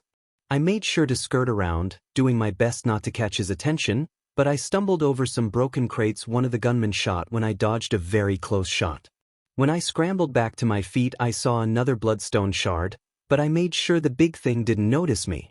Thankfully it had not, so I retrieved the shard and kept moving around the plaza, grabbing some more blood vials before going around the stairs, and only going around the fountain when I was turned away by another door. As I made my way around the fountain, keeping it between myself and the ogre, I stumbled over a large, black, feathery lump. Unfortunately, this disturbed a small group of dog-sized crows that then began to peck and scratch at me. I watch as the group cringes again, but I chuckle as I add on, "Oh, it gets worse after that abrupt encounter." I lost myself to the anger and threw myself at all. I went through a couple dozen attempts, just senseless rage and effort. Eventually I got fed up with it and sat beneath the doll's stoop, just venting my frustration to the air for quite some time. After I burnt myself out I made my way back through it all once more, taking the hard lessons I learned from my attempts, as a church bell tolls off in the distance. After making it through the bonfire, I made sure to not get tunnel vision by only focusing on the ogre as I walked around the fountain. When I got to the crows again, I changed my cane to its WHP form and slashed at them from a distance, while they tried to hobble after me. Thankfully I was able to take them out without alerting the ogre. It kept pounding at the door and I was planning on leaving it be. As I was about to turn away from the pile of crows I noticed something glowing under one of their bodies. When I looked it was an oil urn that can be used to douse an enemy or enemies in highly flammable liquid. However, I noticed right in front of it, there seemed to be two glowing objects. One was more Molotov cocktails, the other seemed to be a new thing I could utilize in the hunt, a torch. Normally you would think I could use one of the earlier Yarnamite's weapons or tools, but they fade away at my touch. After going over the pros and cons I decided to take on the ogre so I can have a light source or can burn enemies in a large group, according to the hunter's combat books. I tried to sneak my way up to the ogre, but I didn't watch where my feet were going, and I kicked a rock alerting the large deformed beast. I kept my weapon in WHP form to try to keep out of its reach of its large brick it had in its hand for a bludgeon, but it charged me when I got winded from constantly swinging my WHP, knocking me down. I wake once more in the hunter's dream with a groan of frustration at losing the blood echoes I had accumulated. After that I spent the next dozen times just trying to figure out how to take it down, or even to just go around it to grab what was behind it.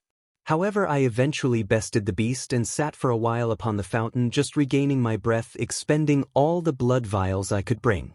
After a while of listening to the sounds of Yarnum and watch the forever sunset for a few hours, I get up to collect my prizes.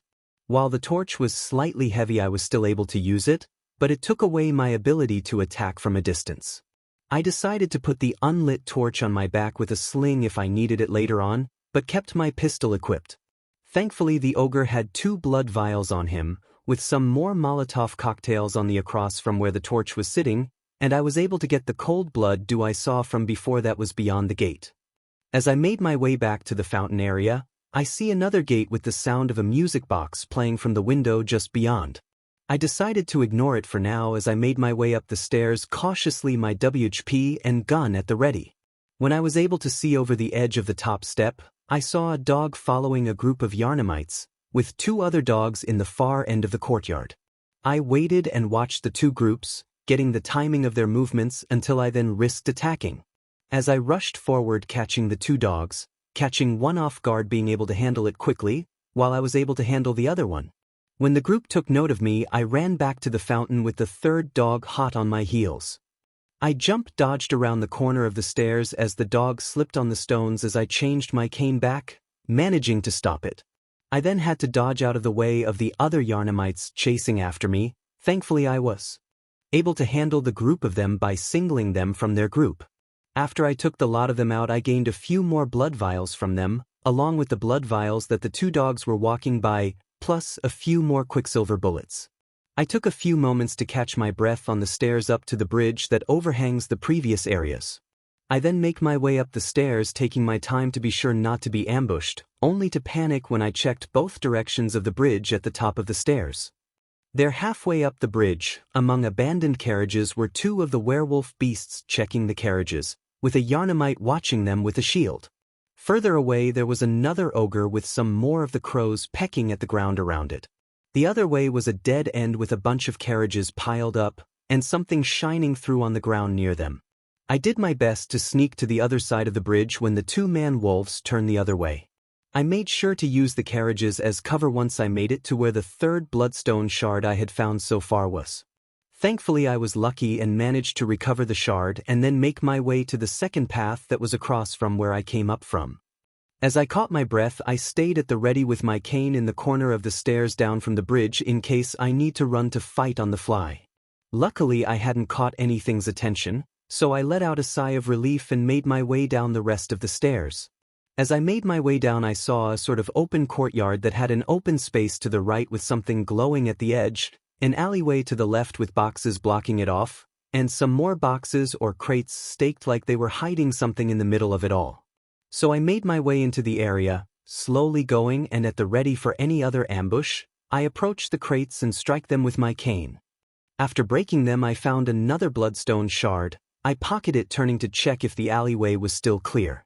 However, I see another glowing item hidden just behind the crates blocking the entrance. I make sure to keep my eye on it as I make way to the item at the ledge. When I reached the ledge, I looked down, seeing the still burning pyre and courtyard I passed through before.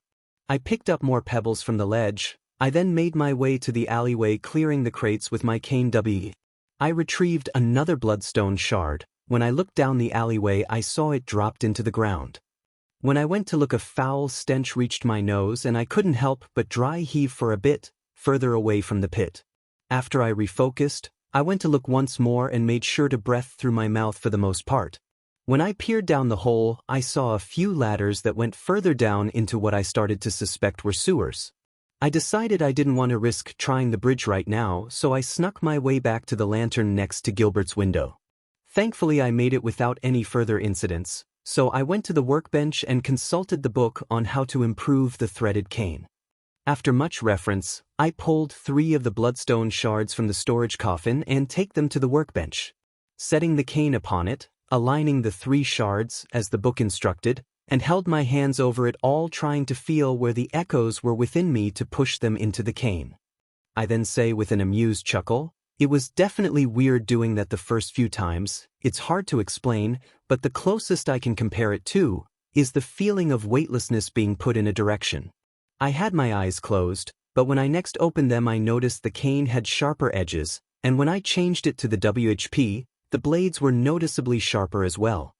I went to the yard and did a few practice swings with the improved cane, the swings of the WHP whistling a bit more than they were before. I then went about the route all the way back to the sewer entrance I had found, still in my school uniform that mysteriously always got cleaned when I traveled via the lanterns, the enemies falling faster to my improved weapon and my using less blood vials. Once I had cleared away the debris that hid the path to somewhat safely get to the ladders, one wrong step and I fall a few stories at minimum. Do I start my slow creaking descent down the wooden ladders? I constantly keep stopping to check I wouldn't be ambushed or shot at while I climbed down. The first landing wasn't that far from the top, so I peered down into the darkness best I could, and didn't see anything, so I went down the much longer ladder. When I reached the bottom, I inadvertently took a breath through my nose and retched, emptying my stomach over the ledge nearby. As I looked down after I finished, I saw rats the size of 2 large dogs standing side by side, all looking up at me from my landing near them. It was eerie for a few moments until I heard the grunting and heavy footsteps across the way, and I saw a tall, gangly Yarnamite pacing about with a torch in one hand and a large cleaver of some kind in the other. As I looked about, I saw 2 others of the same build all pacing about this upper landing of the sewer, with one having similar things in their possession, while the other was too far for me to see. I went slow in approaching the first one further down the side I was on. It took a while just swinging the WHP and dodging away from its long reach with its cleaver. I estimated 1 hit and I would be done for, so I just kept at it until he finally went down. I sat there collecting my breath, but keeping an eye on the other 2 across the way. I could see the other one didn't have a torch, but some long metal rod that would no doubt give it the reach I have with my WHP. After a while, I baited the other torch-wielding one to fight me and stay out of his range. I noticed that the rats below would look up every now and then, even following me for a bit before they went back, poking around the sewage for something to eat. I ignored them as I approached the last one on the upper path. I tried my best, but I just couldn't keep focus where my footing was when I dodged away from his frantic swinging on one of my attempts to hit him. I fell over the edge and down into the canal, but hit my neck against a wooden beam that stretched across periodically halfway down. The last thing I saw before fading away was the horde of rats all running at my downed form. My next few attempts held similar results. Fighting on narrow walkways is definitely a hard skill to master, but I did it nevertheless. After defeating the last guy, having to have a long and arduous battle in a big half circle around the whole upper walkway, I sat on the edge to get my breath and observe below. I saw the rats bunched up in 2 areas near the entrance area, a pair around the ladder, and a single one right under where another person had died with something shining in the middle of the wooden beam. Off to the right I saw another thing glowing by the edge of another drop, but I saw some movement and threw a pebble, drawing out another of the tall gangly Yarnamites with a long metal staff. After collecting myself and getting the workings of a plan laid out in my head, I walked over to the beam that held the item. My first attempt at landing on it went poorly. I twisted my ankle pretty badly and had to fend off the rat that charged at me. Thankfully it wasn't that hard and I managed to not attract anything else's attention, so I turned to face the rest of the rats after popping a blood vial to fix my leg. It was definitely a surprise when the first pair of rats jumped at me, but I managed to deal with the whole lot of them. Interestingly enough, they dropped a bunch of throwing knives, but those don't really do a whole lot of damage no matter how skilled a hunter is. I say, idly playing with one in my hand for a little while before letting it fall back into the mist. I then went after the final guy, and after a long arduous battle of mostly me dodging, I was victorious and I found my first set of clothes, the hunter's set. I didn't want to change in the middle of the sewers, so I let the messengers take it for me back to be stored within the hunter's dream.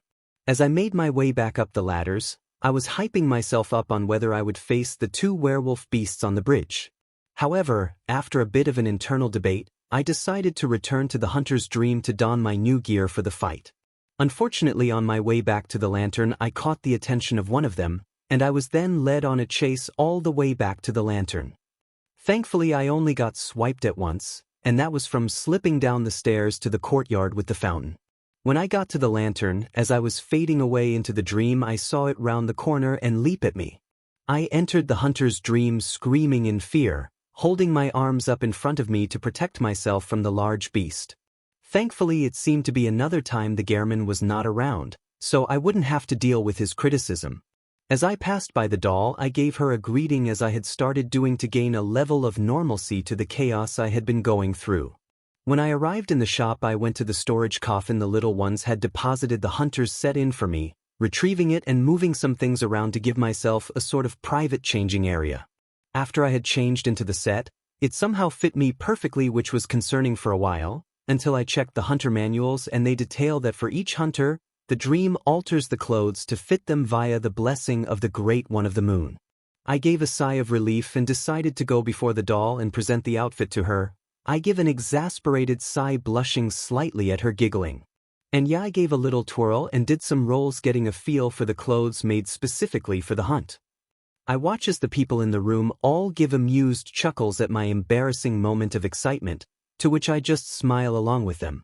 After I got a good feel for the new clothes, I consulted the hunter manuals again, trying to see what tactics they might have had when dealing with those large werewolves. So I set out for another run with the Molotov cocktails and still have my hunter's torch as the werewolves are weaker to fire attacks.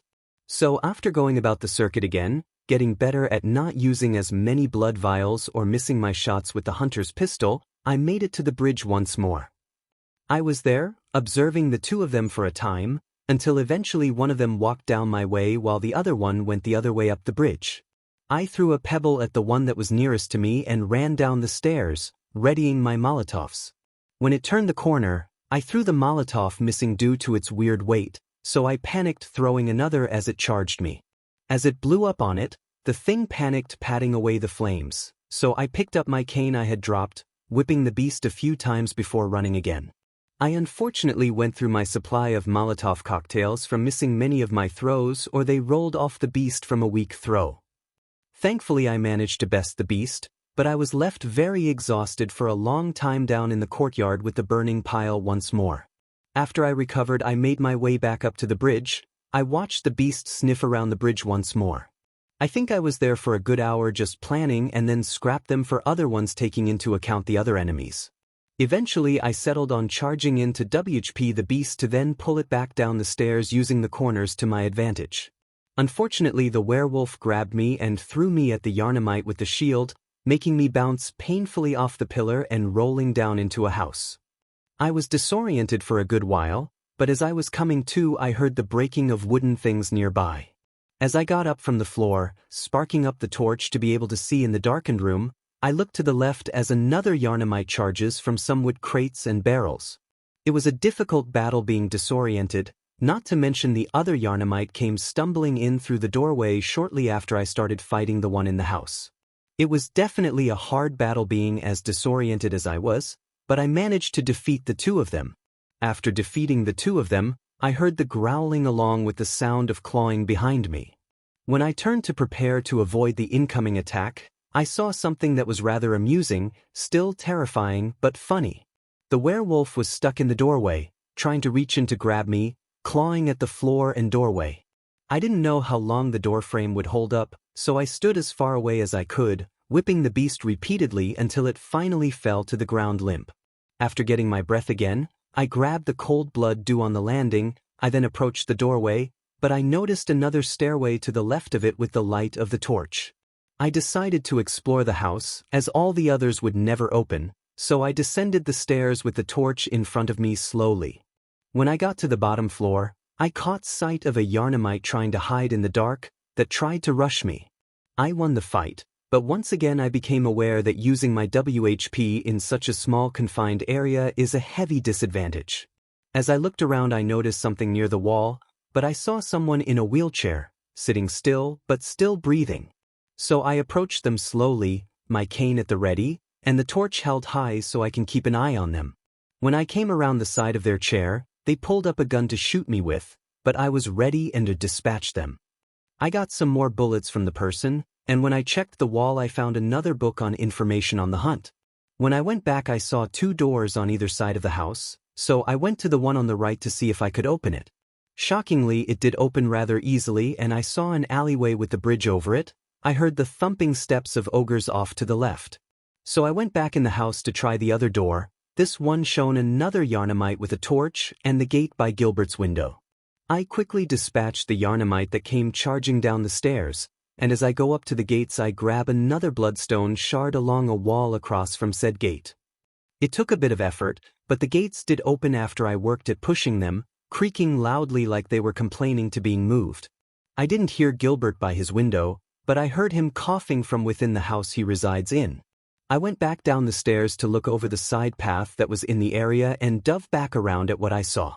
Two of the ogre enemies pacing about the area, so I opted to go after the one on the bridge surrounded by the large crows. So I made my way through the house once more, torch in hand, once I went through to the bridge. Landing, I put the torch away. I then prepare myself, and then charge up around the stairs going up to the group left on the bridge, doing a sweeping swipe against the group. I managed to strike the crows, but missed the ogre, and I ran back into the house getting away from the charging ogre. As I dived into the house again, the impact of the ogre hitting the side of the house making the dust from the rafters fall and cause things to fall from the walls. The ogre kept groaning as he tried to reach into the house after me, and I kept whipping at him, until he threw his brick into the house clipping my leg. I screamed back at him, swinging a final time getting the ogre to let out a long, drawn-out dying groan. I was breathing heavily as I gathered 2 more blood vials from the ogre, popping one as the first of the 3 crows hobbles around the corner to leap at me within the house. I then worked my way through the 3 of them easily, and then proceeded further up the bridge. After I passed through a large archway, statues with candles and abandoned carriages lining the path as I slowly make my way to some gates. Only to hear a strangled growl and a large thud, and then right in front of the gates I was walking to a beast the size of which I had not seen anywhere close to its size yet, excluding the moon presence, landed glaring at me hatefully. As I finish saying this, the last of the light of the day fades, dimming the room noticeably, so I take a deep breath. Well, I think we will have to call it there today, so I can finish setting up and get myself something to eat. I get up with the doll joining me as I give them a slight smile with a bow. Thank you for your time today, gentlemen. I hope you have a pleasant weekend, I say, bidding them all goodbye, getting similar well-wishing from the group of them. As myself and the doll make our way back to the dorm, enjoying the night and trading smiles, I bid her farewell when we arrive, getting a kiss as the doll runs off to the dream giggling.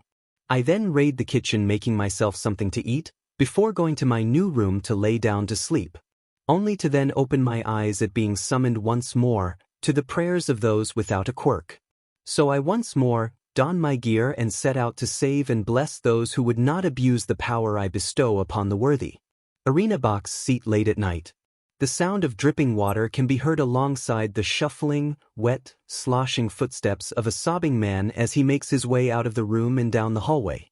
No clear destination is known, but the subtle sound of the sea guides him. Friday.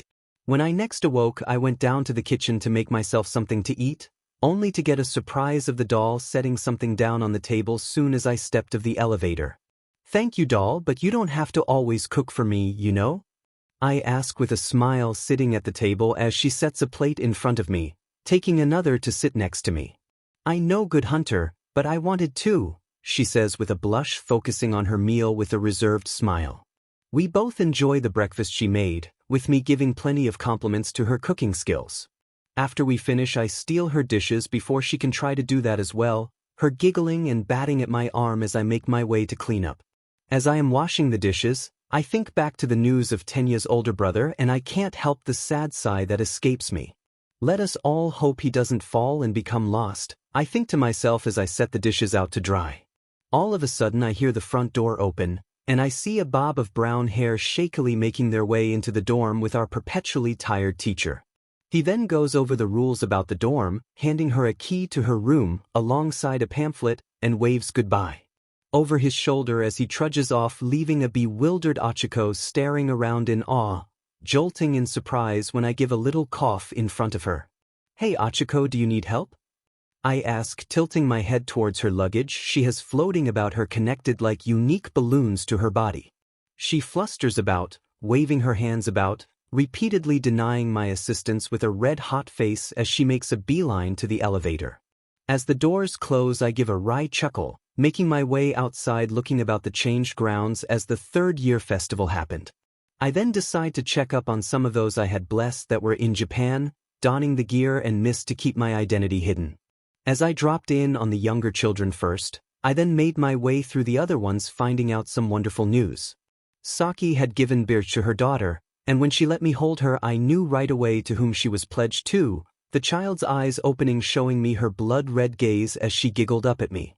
I smile and hand the infant back to Saki, wishing her the best as well as congratulating her about her wondrous daughter. She was all smiles, cooing over her daughter, commenting on her child's peaceful sleep through the night without fuss like other newborns. I smile as I keep her company for a while longer, hearing about how she is still unsure about letting her mother back into her life, after what she had done when her father lied. I told her it is her life, and now she needs to think about her child, so any choice she makes I would back her up on. After wishing her the best, I bid her farewell, one of the messengers giving a warning about the detective approaching the door. After going about checking up on some others that I had blessed, reassuring their doubts that I can and encouraging their passions. After finishing, I returned to the dorm to find 5 more of the class had moved in, while I was away for the day. Shiro, Kaminari, Mineta, Shoji, and a struggling Kyuka who is trying to lug an amp across the room, refusing help from anyone. I just give a sigh, opening a portal under her struggling form, laughing a bit as she gives a scream while falling into my arms in a princess carry. I caught the next princess of rock, I say with a savage smile down to her increasingly blushing face. I then proceed to laugh as she beats her fists against me, kicks her feet, and stabs her jacks repeatedly all over trying to get out of my hold. I let her down after bouncing around the room a bit, everyone looking at me in stunned shock, earning a glare from the punkette. Oh, don't be like that, I say down to her as I ruffle her hair with a laugh, earning me another attack with her jacks. I just shrug off again. Anyway, where to? I'll drop your amp off in your room with the help of the little ones, I say, giving the glaring rocker a smile as she crosses her arms in a huff, walking to the elevator. When we get to her room, I look in, giving an impressed whistle at the amount of musical equipment she has within her room already. Off to the side, the amp I had the messengers grab, to then bring it into the room in a corner off to the side. It is okay to ask for help, it doesn't make you weak, and any who would look down upon you for asking for that help shouldn't matter, I say consolingly to the very prideful girl as she blushes again, looking away crossly. I will leave you to your unpacking, but please let me know when you want to head on over to the rich girl's estate, I say, waving back to her as she gives me a nod, hugging her arms around her middle. I went about seeing if any other students had moved and needed any help, but came up with little to no things I could offer them. So I went about making dinner for those that later came down, surprising them all with a smile and a hot meal. We all come together talking, getting to know one another and joking about as we all enjoy our meal. When I got up to do the dishes, the others protested it and stole my plate from me so I don't hog all the responsibilities. So I leave with a laugh at their playful threats of restraining me, so I made my way into my room once more, tailing my hands over the journals along the bookshelf I put in. After a bit of reviewing my journals and making new notes on my fellow classmates, those that I had blessed, other countries' interest in those I had blessed, and theories on future developments, do I lay down to rest. When I next wake, it is to the snow falling upon my face. I then sit up, making my way to the throne room of Canehurst. When I arrive, the queen launches from her throne when I give her a bow, talking a mile a minute about her first student. I laugh, batting her hands away playfully as she keeps shaking me as she excitedly jabbers about the house of Canehurst won't die out now. All the while the Silver Lady looks on, absolutely scandalized at the sight before her. After talking with her for a few hours, congratulating her and wishing the best with her student, but I warn that it most likely won't happen again for quite some time. Eventually she gets back to her throne, bouncing about in excitement, scribbling away in a book with ideas on what to do when her student grows up. I laugh, bidding her farewell, leaving her to her excited scribbling, ignoring the Silver Lady's scowling as I left. I passed by the graves once more on my back, swinging by the survivors, catching up on what they all were up to. I then made my way to the house within the hunter's dream to sit upon my rocking chair to doze within the dream. When I next awoke, I had a blanket tucked around me with the scent of the doll around me. I smile as I stretch in the chair and stand up. I then pass through the mist back into my dorm room and get ready for the day, enjoying the hot shower as the sun starts to rise once more. As I was getting dressed, I heard a knock at the door. It is open. I call out as I am buttoning up my shirt, only to hear a squeak and a quick slam of the door shortly after it was opened. I look to the side to the birdbath full of messengers, and they say Jer had ran when she saw my partially dressed state. After fully dressing, I walk through my door to peer at a heavily blushing rocker. Something wrong? I ask coyly, getting a glare in return along with a few stabs from her jacks. Why did you say to come in when you were still getting dressed? She hisses out, her blush deepening at remembering. Why are you blushing? Kirishima wears practically nothing for his hero costume, I say in amusement at her flustered state. Because I know it's his costume, she says in flustered anger, to which I just answer with a chuckle as I pat her shoulder. Alright, I will be sure to keep my shirt on around you from now on, I say, sticking my tongue out at her teasingly. Getting a slap from her in retaliation. So when do we need to head out to Momo's today? I ask, tilting my head slightly to the side askance of the rocker as she composes herself. She wanted it around noon, so I came to tell you as well as wake you up if needed. She says, waving her phone about, crossing her arms, still glaring at me. I give a nod, holding my hands up in surrender with a smile down at the punkette. She just gives a huff, walking off to get something to eat. I just chuckle in amusement following after her. When I get there, I wait for the others to finishing preparing their own breakfast. Do I start on mine? Shocking everyone at how much I am preparing to eat. Multiple steaks, 2 dozen eggs, a whole bag of potatoes turned to hash browns, and a gravy made from the grease of the steaks. Everyone watches on while I dig in with great amusement, finishing it off in a short while as everyone's jaw is on the floor at the feet. After wiping my mouth daintily with a napkin, I begin cleaning all the dishes I had used in my breakfast. When they are put up to dry, I clap my hands gently, giving a coy, thanks for the food, as I side-eye everyone's gobsmacked, sickly expressions. I leave my stunned classmates as I go up to my room to await the time in which I and Kyuka are to visit our distressed heiress. I go to once more doze the day away in the rocking chair, wrapping myself in the blanket from before as I rock back and forth. Eventually a little one woke me up to gyre making her way to my door from the elevator, so I got up making my way back to my dorm room. Just as she is about to knock, I open the door and catch her hand before it could hit me with a smile. She glares at me, pulling her fist from my grasp. Rolling her eyes, she walks off in her casual clothes as I follow, similarly dressed. As we walk, we talk about some random things between her knowledge of music and my hunt, as well as the things I saw during it. She was excited about some of the weapons I had used as well as some of the armor pieces I had collected as we rode a bus to Momo's home. We eventually made it to the Yaoyorozu estate, and I can't help but chuckle at the stunned expression of my friend as I guide us to the entrance call box. Right as we push the call button, it is answered almost immediately by the nervous-sounding heiress. "Yes. Welcome, I've been waiting for your arrival. Come right in," she excitedly says as the gate swings open, and I give a slight nudge to the poor girl beside me as she stumbles forward. As we walk up the very long path up to the estate, said stunned girl is gawking about the extravagant grounds. When we reach the mansion and knock once only for the door to fly open with a rather manic Momo right behind the door, breathing heavily. "Welcome. This way to my room," she says, stiffly waving us in and walking hurriedly away. I give a bit of a chuckle and start walking after the flustered young woman, while I hear Jiru stumble after us after closing the door. I call out to the flustered heiress, "Is it all right that we are here? Your parents won't have a problem with us being here?" However, it seems the heiress did not hear me as she rounded a corner, so I just shake my head, following after with Kyuka having to jog to keep up with our long legs. We eventually get to Momo's room, which is about the size of all the area mine and my mother's old apartment combined. I give an impressed whistle, looking at everything once more, while the poor Roquette looks around intimidated at the luxury our friend lives in. While we are looking around, Momo is wringing her hands, looking between the two of us, worrying a lip between her teeth.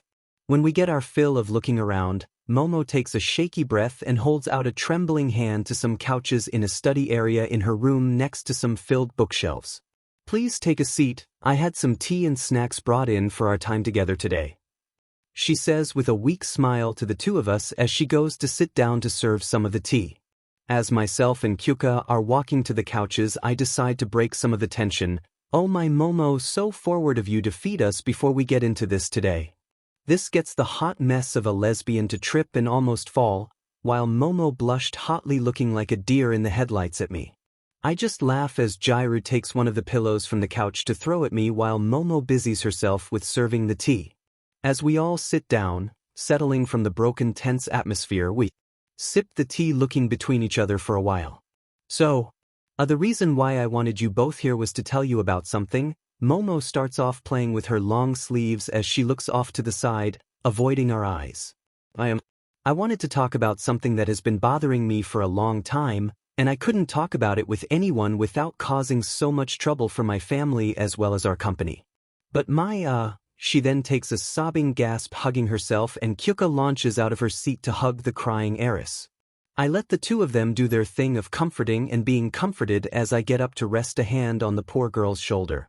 She flinches at my touch but doesn't break her hold on Jiraiya. After a while Momo collects herself and I go back to my seat across from the two. Eventually she starts to talk once more. My mother and father are both very busy, so I often was left to be watched over by my uncle. As she hisses out that last word, her hands clench tightly in her lap as she takes a few more breaths to calm herself again. It started when I was very young. I couldn't do anything to all the photos he had taken of me from when I was an infant and child. I didn't know any better until I told a friend I made in elementary school, and uncle did something bad to her when she yelled at him. Momo takes another shuddering breath, some tears leaking from her eyes at the memories. He said only bad things will happen to anyone else I try to tell. He made the whole thing look like an accident, and she's still in a coma to this day. She sniffs as Kyuka wraps her arms around the poor girl, as said girl pulls a handkerchief from her arm for her tears. What a terrible person, the rocker says, earning a scandalized gasp from Momo and an agreeing grunt from me. Jiraiya keeps comforting Momo while the poor traumatized girl composes herself once more as I look about the room. I eventually spot her little friend, so I have a messenger grab it and set it on the girl's lap, earning another gasp from her, but she smiles as she sets her handkerchief aside to hold the stuffed penguin up to her face. Jiraiya sends a smile my way and lets go of Momo's other hand so the girl can hug her stuffed friend to her stomach before she continues again. Eventually, every time he came over he made me dress in humiliating ways or exposing myself to his cameras. Anytime he thought I would fight back, he would threaten to pull one of my classmates into another accident or worse. I was so lost and trapped, no way to defend myself as he threatened to cause a scandal for my parents or our business. I did everything I could to make myself seem responsible enough, so my parents wouldn't need to call for him to watch me. However, even when I had earned that trust from them, Uncle's depravity fell deeper when I entered middle school. As she says this, she covers her face. He brought in friends of his to take his depravity to a whole lower level. One of them pierced my skin and around my body, another tattooed a very lewd crest over my womb. Finally, another was swapped with my previous doctor so the things that were done to me wouldn't be reported. It was so horrible having to hide all of that all of middle school, wearing heavily padded bras so the piercings wouldn't show through, learning how to cover up the tattoo with makeup that wouldn't bleed into my uniforms or be sweat off during gym, and having to keep my composure while the devices would randomly activate through the school days. I feared what would happen once I graduate from UA or even became a professional hero, but a while ago he was killed in a hotel room. Kyuka understandably got angrier as Momo kept on recounting the atrocities she suffered through at the hands of her own family. However, before she can go on a tirade, I say, "You wanted to be the one to kill him, don't you?" This earning a gasp from the two of them, but anger from Jiraiya and abject fear from Momo as I stare into her eyes. Yet again, before the rocker could start yelling in defense of her friend, I continue, "You wanted to pay back the torment, the pain, the humiliation and degradation. You feel robbed of your prey." I get up and stand before her and her glaring friend, who is shaking in barely restrained rage. Kyuka opens her mouth, taking a deep breath to no doubt chew me out for my outrageous accusation against the poor girl, only to be interrupted by said girl breaking out, bawling her eyes out. "It's true." She falls to the armrest of the couch, sobbing uncontrollably as Jiraiya looks on bewildered. After letting her cry a few moments, I kneel down and rest a hand on her shoulder. "I don't blame you whatsoever, Momo," said girl sniffles peeking from her arms at me, tears still streaming down her eyes and arms soaking the couch. "I went through my own trial. From the age of 4 I was diagnosed as quirkless. Everyone turned against me. My own mother didn't support my dream of being a hero. I was physically assaulted indiscriminately just because I lacked a quirk. I can't relate to being tormented the way you were, but I can relate to wanting to get back at those who tormented you. That doesn't make you a bad person or a monster, only human, a human taken to a level of torment no person should ever have to suffer through." I pull her up to stand and smile down at her. "You were very strong. Such a strength that even the greatest of hunters would be envious of and laudable of your ability to persevere. You are a strong person, Momo. I doubt anyone else would have been able to remain as strong as you were through all you suffered through. I will always stand by your side, anyone who would belittle you for wanting to take back the dignity that was taken from you. I am the last knight of Castle Canehurst and I will face any and all that would belittle you for something anyone in your place would want. After finishing, I gently pull her into a hug as she bawls her eyes out harder, grasping my back so hard she punctures my back with her nails slightly. Kyuka got up and wrapped the poor girl in a hug as well. Yeah, and I'll rupture everyone's eardrums who won't listen to reason. She supports, burying her face into the heiress's back, wrapping her arms around her waist. The poor girl just keeps crying for a good long while, receiving the support and love she was so desperate for so long. Eventually she calms down and we all stand there, Momo basking in the comfort she desperately needed, with Kyuka and I remaining holding the poor girl. Eventually Momo calms down enough to let me go, so I release her, while Jair tries to take her hand, only to gasp holding up Momo's hand, seeing the blood upon her nails. Before the two can freak out, I just give a chuckle. I mean, I understand wanting to take a pound of flesh, but I didn't expect you would take it from me. I laugh as the two turn pale and then green as they turn away, with Momo trying desperately to clean the blood from her nails. I knock back a blood veil, letting the two of them compose themselves once more, as I take a seat once more. After a while, with much dry heaving from Jairu and the frantic creation, then use of cleaning wipes of the poor heiress. I keep smiling at the two of them. I wait for them to compose themselves as I dust off the penguin the little ones brought to me after it was dropped. Eventually the two settle back down, both shell-shocked but looking in opposite directions. One looking up and trying to come to terms with all she had heard, while the other looks down to her. Shaking hands, her previously manicured nails now chipped from digging into my back. I clear my throat, gaining their attention. So what now? I ask the heiress with a smile and head tilt, trying to mimic our cute frog classmate. I'm sorry for hurting you, Midoriya. Do you need bandages? Momo asks, getting up, the glow of her quirk active and ready to administer first aid, only to stop when I hold up my hand, shaking my head with a chuckle. I am fine. I popped a blood vial and healed it instantly, didn't really hurt compared to all I went through during the hunt. I say with a shrug of my shoulders as Momo falls back onto the couch, making Kyuka be launched up from the force of the heiress's sudden sitting down. I give a slight snort as Momo frets over Jairu, while said girl blushes and sends a glare my way. Eventually they both settle down and I send Momo her penguin companion back to her with the messengers. Momo smiles delicately as she plays with some of the yarn pieces on its head, no doubt reminiscing on how the doll was her only solace. She then starts to talk once more. Me and my family were told of his death, but it was kept mostly quiet to the presses so they wouldn't cause problems to our company or the family. The police told us that he had quite a few contraband materials, a group of girls that were hooked on drags, all girls that worked for a certain gang. They questioned us and our possible involvement with the gang, but my family didn't recognize any of the pictures we were shown. However, it was when I saw the news later that I saw the one who put the piercings and tattoo was a bartender that was killed the same night as my uncle. I still don't know how I am going to deal with the doctor that uncle set up for his acts against me. The doctor also has pictures and notes about what had been done to my body, and I dread the day he panics, probably blackmailing me into silence and other such favors when I am more influential, having more to lose from the incriminating pictures. Momo says, shedding some silent tears at still being trapped from her terrible past, holding a hand over her stomach. Kyuka rests a hand on Momo's shoulder, about to start talking, but I interrupt her again before she can start offering support. What would you give to be free of it all? I ask, staring intently into her eyes, ignoring the sudden jerking look from Jairu. She looks into my eyes, tears welling up in her eyes as her lip starts to tremble, as no doubt all the memories of everything she had gone through plays through her mind all at once. She takes a shuddering breath and says breathily, anything. There is no price I wouldn't pay to be free of all of this, she says, tears trailing down her face.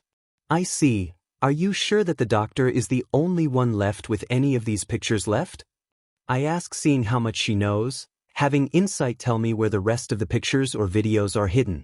She nods, unzipping the back of her penguin, pulling out the terabyte hard drive that I had given to her in the alleyway. Yes, this is the hard drive my uncle had amassed all the pictures and videos he had taken of me. I met the person who killed my uncle. This earning a gasp of shock from Jiraiya. It's the person who is the cause behind the quirkless getting quirks. He gave me the drive when I asked. His only condition was that I tried to find those who can support me, even accept me with knowing about everything. I didn't believe him at first, but with that she broke down sobbing again, clutching the device to where her knuckles turned white. Jiraiya throws herself at Momo, hugging her again and comforting the poor traumatized girl as she breaks down with the source of her pain within her hands. It eventually culminated with said girl giving a cry from the depths of her soul as she breaks out of Kyuka's grasp, standing up and shattering the drive by throwing it on her hardwood floor. She then creates a sledgehammer, repeatedly smashing the device beyond any recovery, letting out the fury at the situation she finds herself in. Kyuka looks on, her blush getting darker, as Momo mercilessly smashed the already dead technology into metal splinters that mix with the wooden ones created by the smashing against the floor. I watched on, sipping at the tea that was provided as the heiress works out her fit of rage. Eventually the girl ran out of steam, collapsing into a heap, sobbing at still not being free. Jiraiya gets down on the floor, wrapping her arms around the girl, being desperately held onto by the crying girl. I then set my teacup off to the side and stand before the two young women on the ground. I take a breath, donning the obscuring mist for when I bless a quirkless. I then let the breath out slowly before I begin speaking with my typical otherworldly reverb. Very well, I accept.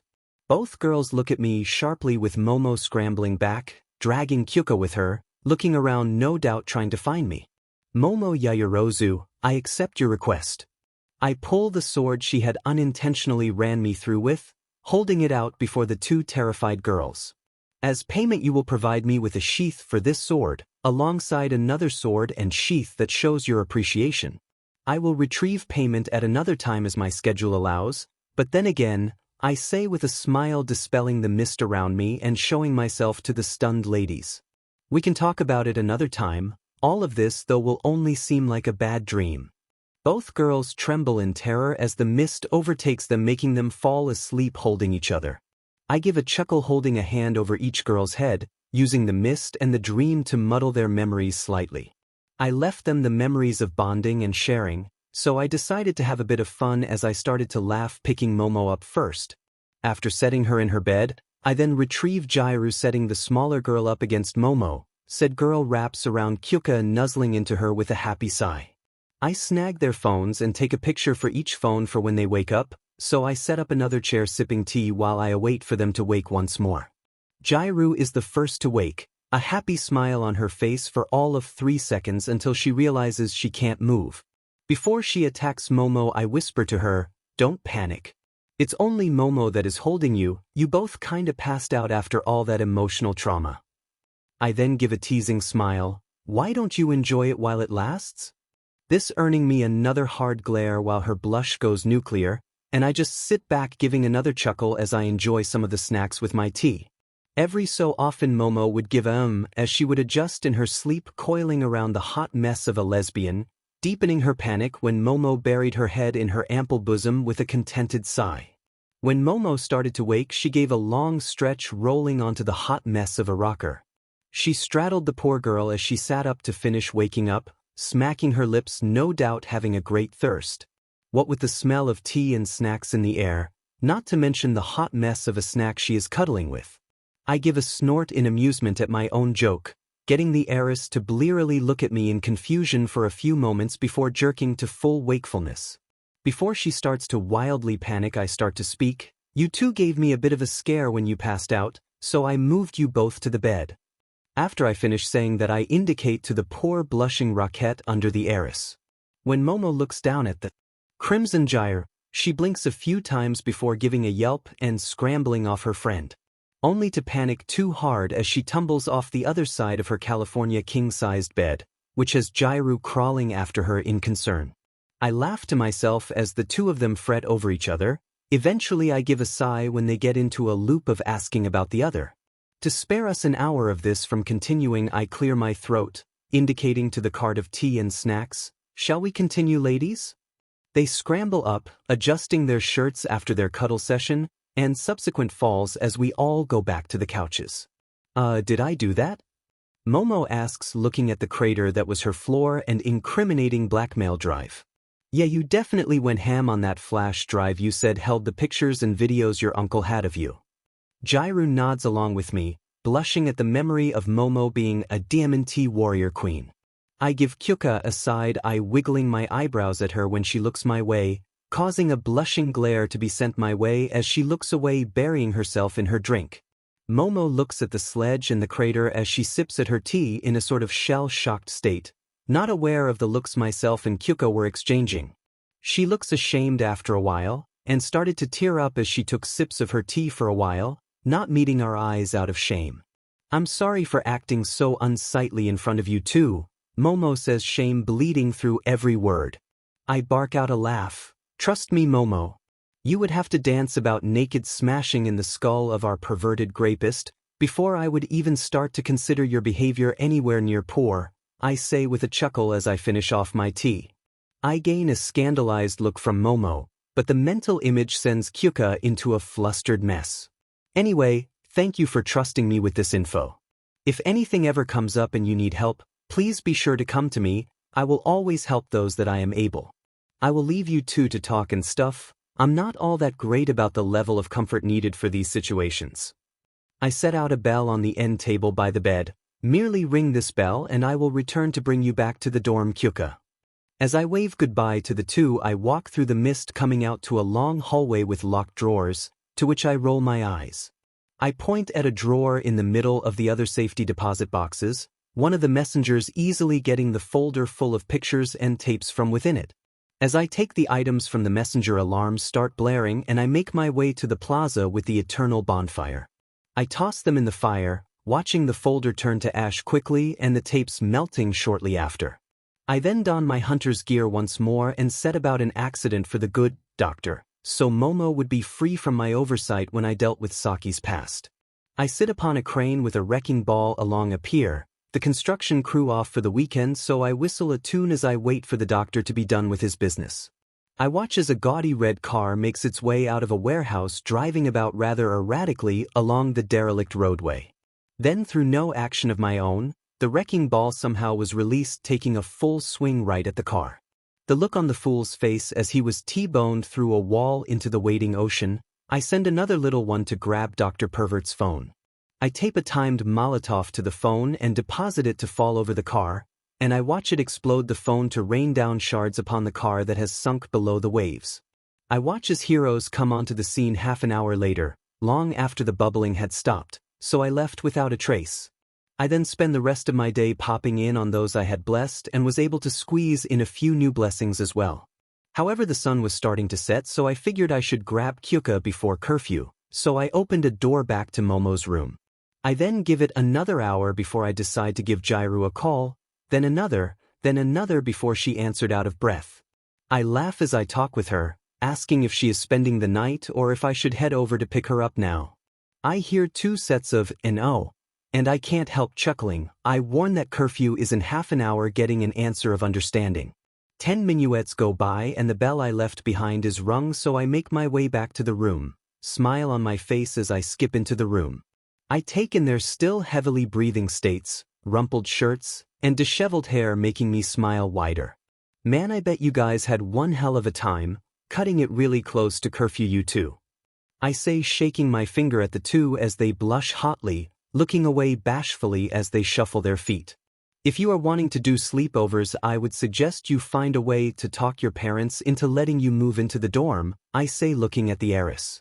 I then walk over to her closet, taking a peek inside. Also, this is about the amount of space you will be using if you move into the dorms, just so you know. I say to the rich girl with a smirk as she looks almost scandalized at how little space we have for living quarters.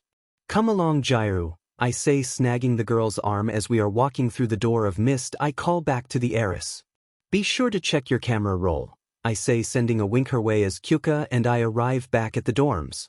After nodding to Eraserhead, getting one back to the two of us, I whisper so only Kyuka can hear, be sure to check your camera as well. I snicker as she goes pale, staring at me in surprise, and I leave laughing all the way to my dorm room. Later on I head down to eat, and when I see Jo, she freezes, going scarlet as she holds her phone protectively against her body. I walk past her saying barely above a whisper, "You are both welcome, also congratulations." I then go about making my dinner, ignoring the spam of texts until I sit down to eat, only to have to hold back from bursting out laughing. I then spent dinner answering the worried heiress and congratulating her on her new step in life. I then explained how those pictures ended up on their phones and applauded their fiery passion.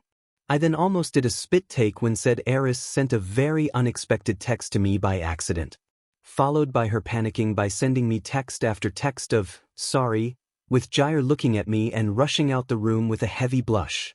Years of positive affection withdrawal, coupled with a hot mess of a situation, equals adorable hijinks. I better be the bridesmaid and best man for that wedding when it happens, I think to myself after cleaning my dishes, making my way up to go to sleep. Sunday. I spent last night just being dead to everything except life or death, so I got a full night's rest within the nightmare, equating to near half a century of sleep. So I was bright-eyed in the morning, making everyone who came down waffles with a cheery disposition, always answering anyone who asks why I am in such a good mood with, "I slept for around 50 years, so I feel great." Was interesting making a waffle sandwich with mochi as the filling for Ochiko, but when she took that first bite and practically had to be written up with how voraciously she tore into that, it was worth the effort. When Jairu stumbled down for food, I made her some waffles and gave an easy smile to the flustered girl. After that I decided to head to the dream to do a few runs through the labyrinths, leaving a bell in Eraserhead's possession for if they needed me for anything. So I spent my time farming items and going about collecting spare weapons to tinker with, and spend the day within the dream with the doll as she goes over months of medical courses. I just sit with her, occasionally being a pincushion for her to practice taking blood, or I slam parts of me against the tree outside for her to then treat. Of course, she was quite cross at my lack of preservation mindset, until I had to take my shirt off for her to wrap my shoulder. Course, I am pretty sure her having to do the wrap over and over again because she got distracted, as well as all the poking about, had nothing to do with that.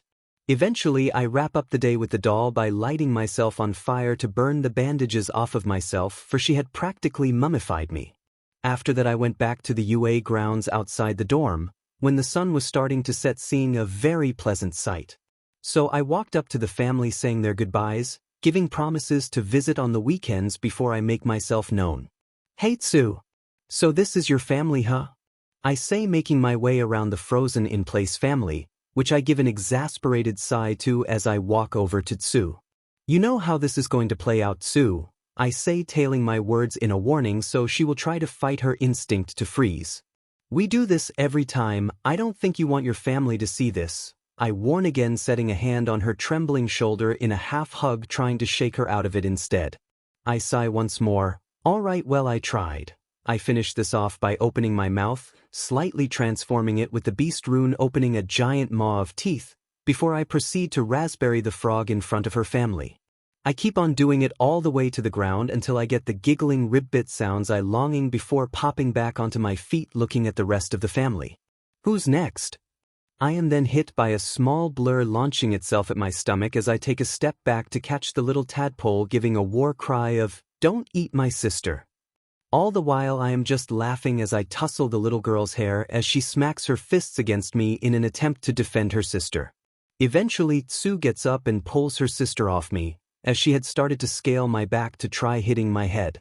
Tsu is a lovely shade of pink, and I can't keep the smile off my face as I turn to what is no doubt the father and say, "All right Pops, guess you are up next then." This however gets everyone to snort and break out into rib-biting laughter, with the little sister still trying to fight me. Eventually everyone settles down, the mother apologizes, the father sternly looks at me, the brother looks done with the whole situation, and the little sister is still persistently trying to kick my butt with Tsu holding her with an exasperated expression. I laugh, introducing myself to everyone, getting looks of recognition from either the sport festival or Tsu talking about me with her family. Eventually the little sister works her way out of Tsu's grip, launching at me again, so I send her into the mist, juggling her about above us all. As we are all about to finish, I catch the little sister from the mist, giving her a raspberry in retaliation of all her attacks on me, earning a squeal of happiness. Tsu and I send off her family with some waving. When they are out of sight, Tsu turns to me and says, "Satsuki liked you." I bark out a laugh as she gives me a slight shove, so I do a roll and grab one of her bags from the ground. "I'll help you take your stuff up," I say with a smile, having the messengers grab the rest to hold in the dream.